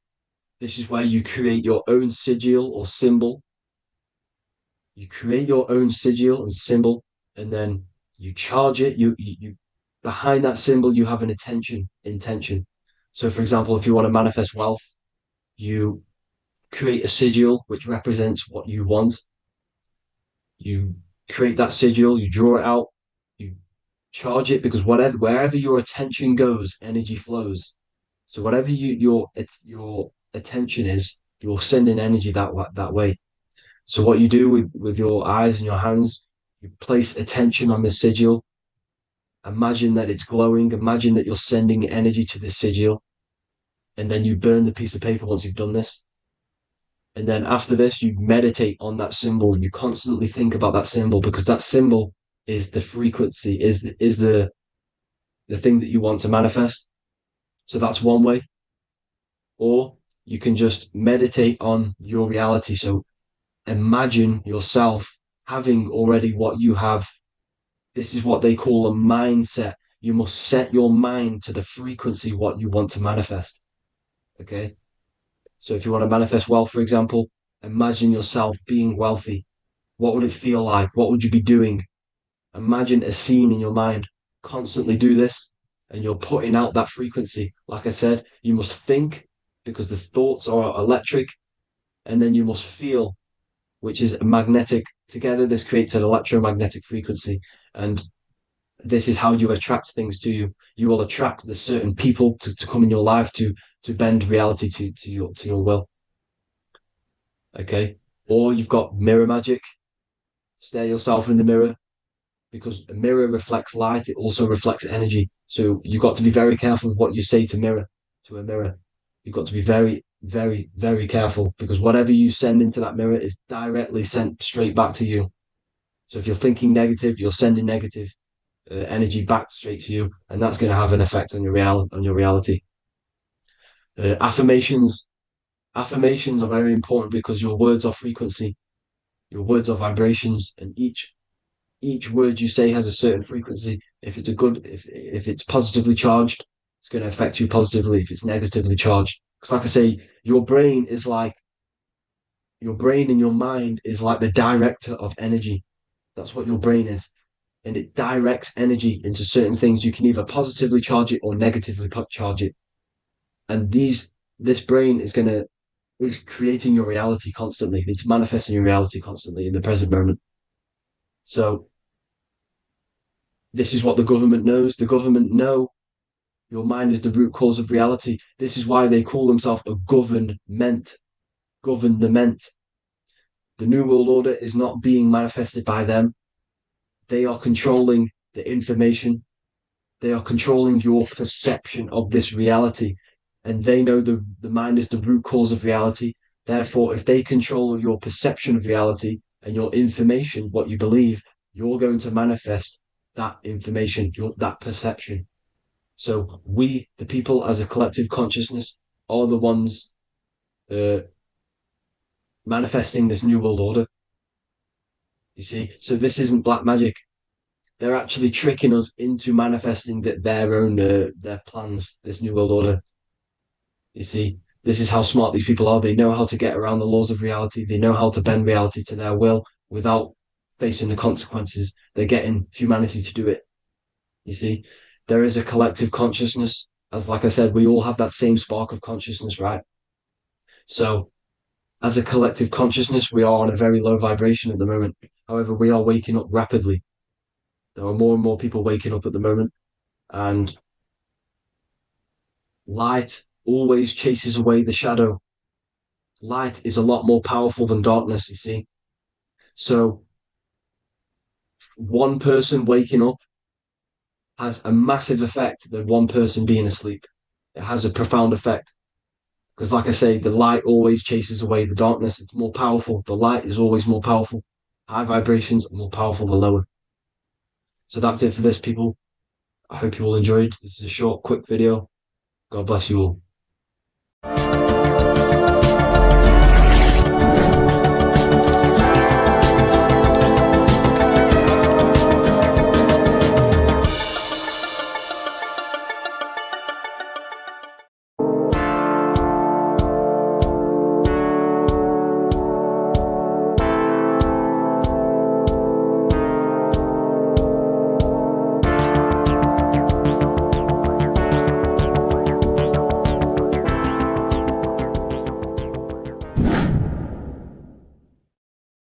Welcome back, people. We're back with another video. Let's jump straight into this. Make sure to tune in till the end because this has got so much information in this video. So sit back and enjoy. So everything's torus fields. The Earth's a torus field. Everything's torus, which is electromagnetic field, electric and magnetic. The center of the torus field is where the two opposing forces meet in the center. And this is what creates the plane of inertia, the dielectric plane of inertia. Okay? You got red shift, blue shift, positive, negative, south and north pole, right? This is what the ancients were showing with the tree of life. As you can see here, this is the plane of inertia and this is the torus field. Everything consists of this. Everything is a torus field. A atom is a torus field. Okay, now the inertia is the 0 point. So this plane is a 0 point. It's the balance between two poles. Okay, now this creates matter because matter is two opposing forces in motion equalized. So these two forces coming together is what creates matter on this physical plane. And this is why we can't see the electromagnetic field, because it consists of one of the elements, which is either electric or magnetic. But when they combine together, it's what creates this physical plane, which is physical matter, which is light in motion. Now, everything is one.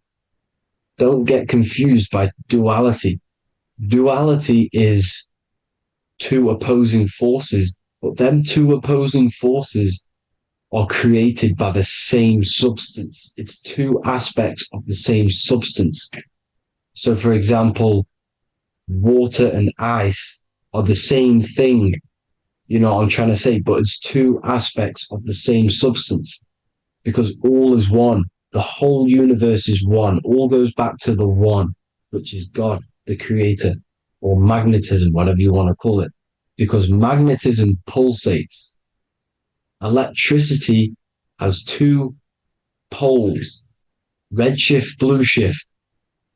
Okay, so red shift, blue shift is electricity, and electricity vibrates, and all vibration always comes back to a standstill point. But magnetism is what pulsates. This is why your heart pulses. You breathe, which is a pulse. This is the breath of the universe, magnetism. Now, this is why the earth is green, okay? Earth can be spelled heart. If you just move the H to the beginning, it spells heart, okay? Because the heart is the center of the torus field, which is the heart chakra for us humans, okay? We consist of the same field, as you already know. Heart being the center, which is green, which is the center of the seven colors. The center of the seven colors. This is the most powerful chakra in your body. People think it's the crown chakra, but it's the heart chakra because it's the center of the torus field. You must align them all and combine them all into one, which is the heart chakra. Now, earth is green. Nature's green. Okay, this is because we live on heart chakra, the plane of inertia. It's the center of the torus field. Okay, and this is what the Egyptians called Isis, which is nature. Nature is balanced, and nature is female, Mother Nature, because it looks after us with the fruit it grows with abundance and the water.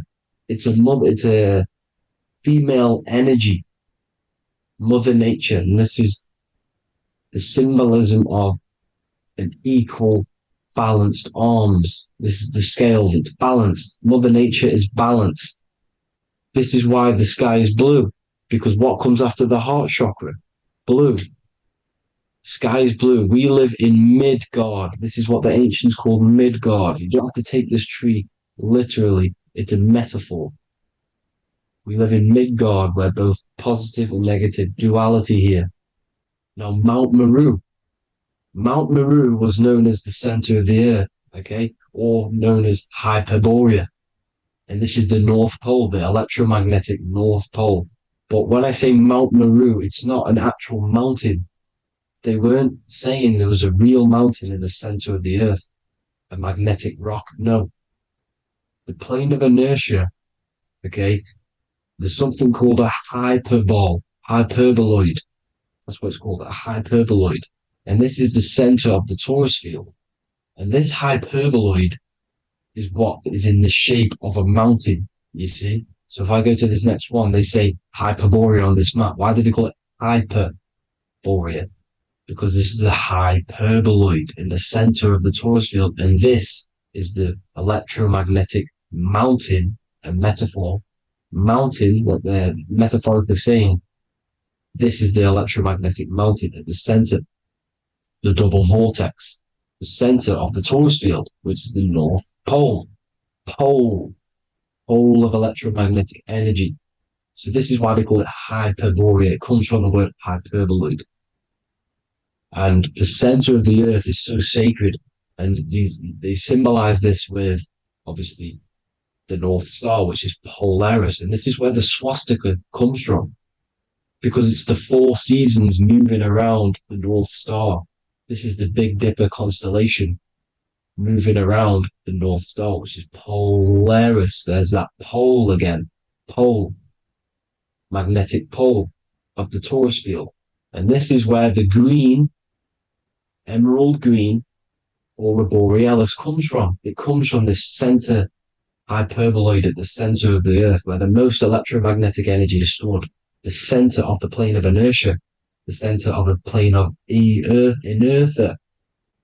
This is the all-seeing eye as well. As you can see, they got the sun, the moon. This is the Masonic cosmos, the sun, the moon, and the all-seeing eye, because the eye is Polaris, the eye of the stars. It's all a big eye. Now, the eye means a lot more as well. It's not just that. There's different ways you can interpret symbols. Now, this is the emerald tablets. Deep in Earth's heart lies the flower, the source of the spirit that binds all in its form. Okay? The flower of life is thine own place of thine spirit, and stream through the earth as thine flows through thy form, giving off life to the earth and its children, renewing the spirit from form unto form. This is the North Pole. This is what he's talking about. He's talking about the aurora borealis. Aurora borealis. It's the earth's aura. Emerald green. Heart chakra. Plane of inertia. Green. Earth. Heart. You see? All related. Now, there's many symbolism of this. So much symbolism of the ancients. The 7 layers of heaven. 7 layers of heaven, which are the 7 planets. Okay? These planets are the solar system. It's the solar system because we are the soul. We are the sun, the soul. And we're inside of a solar system, which is the 7 planets. That's why there's 7 layers of heaven. Okay? The rings of Saturn, the rings of the planets are moving around us. Okay? So this is what the ancients were depicting in their cosmology. Now this is the Hebrew cosmology of the earth. This is the Mayan cosmology of the earth. You see, it's all an enclosed system. We live inside of a giant torus field. All is atum. It's what the ancients said, ancient Egyptians said. All is atum. Atoms are torus fields. Don't be tricked by the modern science today with the current model of an atom. It's completely wrong. They're hiding the torus field. They're hiding the electromagnetic field, which is in everything. Absolutely everything is in motion, and motion comes from this field. And you see, this is upside down, but this is the I think it's pretty sure it's candles, but the 7 candles, the 7 planets, the 7 Elohim. You see, it all goes back to the stars and the heavens. Now, this is how the Earth really works, with the stars on the outside of the cosmic egg, and then the torus field spinning around the sun and the moon, the positive and the negative charge. The sun gives you energy, the moon takes your energy. The moon controls monthly cycles. Moon is mon. This is etymology. Mon, month, money, demon, monster. Stir is star, moon star. We are all stars. Youngster, minister, superstar, Hollywood star. We're all stars. We come from the stars, which is heaven. Our soul comes from the stars. You see? We are the universe, the image of man is made in the universe. We are a microcosm of the universe. The universe is a macro. We are micro. We consist of everything. The body, mind, and spirit. The sun, the soul. Moon, the mind. Earth, the body. Body, mind, and spirit. We have 12 systems in the body, which are governed by the 12 zodiac signs. Starting at the Aries, which is the ram, the ram of God, all the way down to Pisces and Capricorn, kneecap. It all goes back to the stars. We are the stars. We are the universe. Everything is inside of us. Everything. Like I say, the Temple of Solomon, the Temple of the Soul, and man, the soul. The temple is the body. The soul is the soul, and the man is the mind. The temple of the soul and the mind, body, mind, and spirit. We consist of the 5 elements: air, spirit, water, earth, and fire. We consist of everything. We are the universe. We're made in God's image, which is the universe. You see? Now, everything goes back to the stars. The ancients worked with the stars because the stars govern everything. They govern the systems in the body. They govern your life. This is why your zodiac is so important, your sign. Each zodiac has a specific element associated with it as well. Aries, which is the first sign, the Ram of God, which is a fire sign. Fire, first. Fire, first. F-I-R, this is etymology. The cerebrum, ram, which is in the brain. Aries, the ram, controls the head, the face, and the nose upwards. So it controls the cerebrum. The Torah, which is, I'm pretty sure it's the Hebrew Bible, which is the Taurus. Tornado comes from the Taurus field. You see? Everything's inside of you. It all goes back to the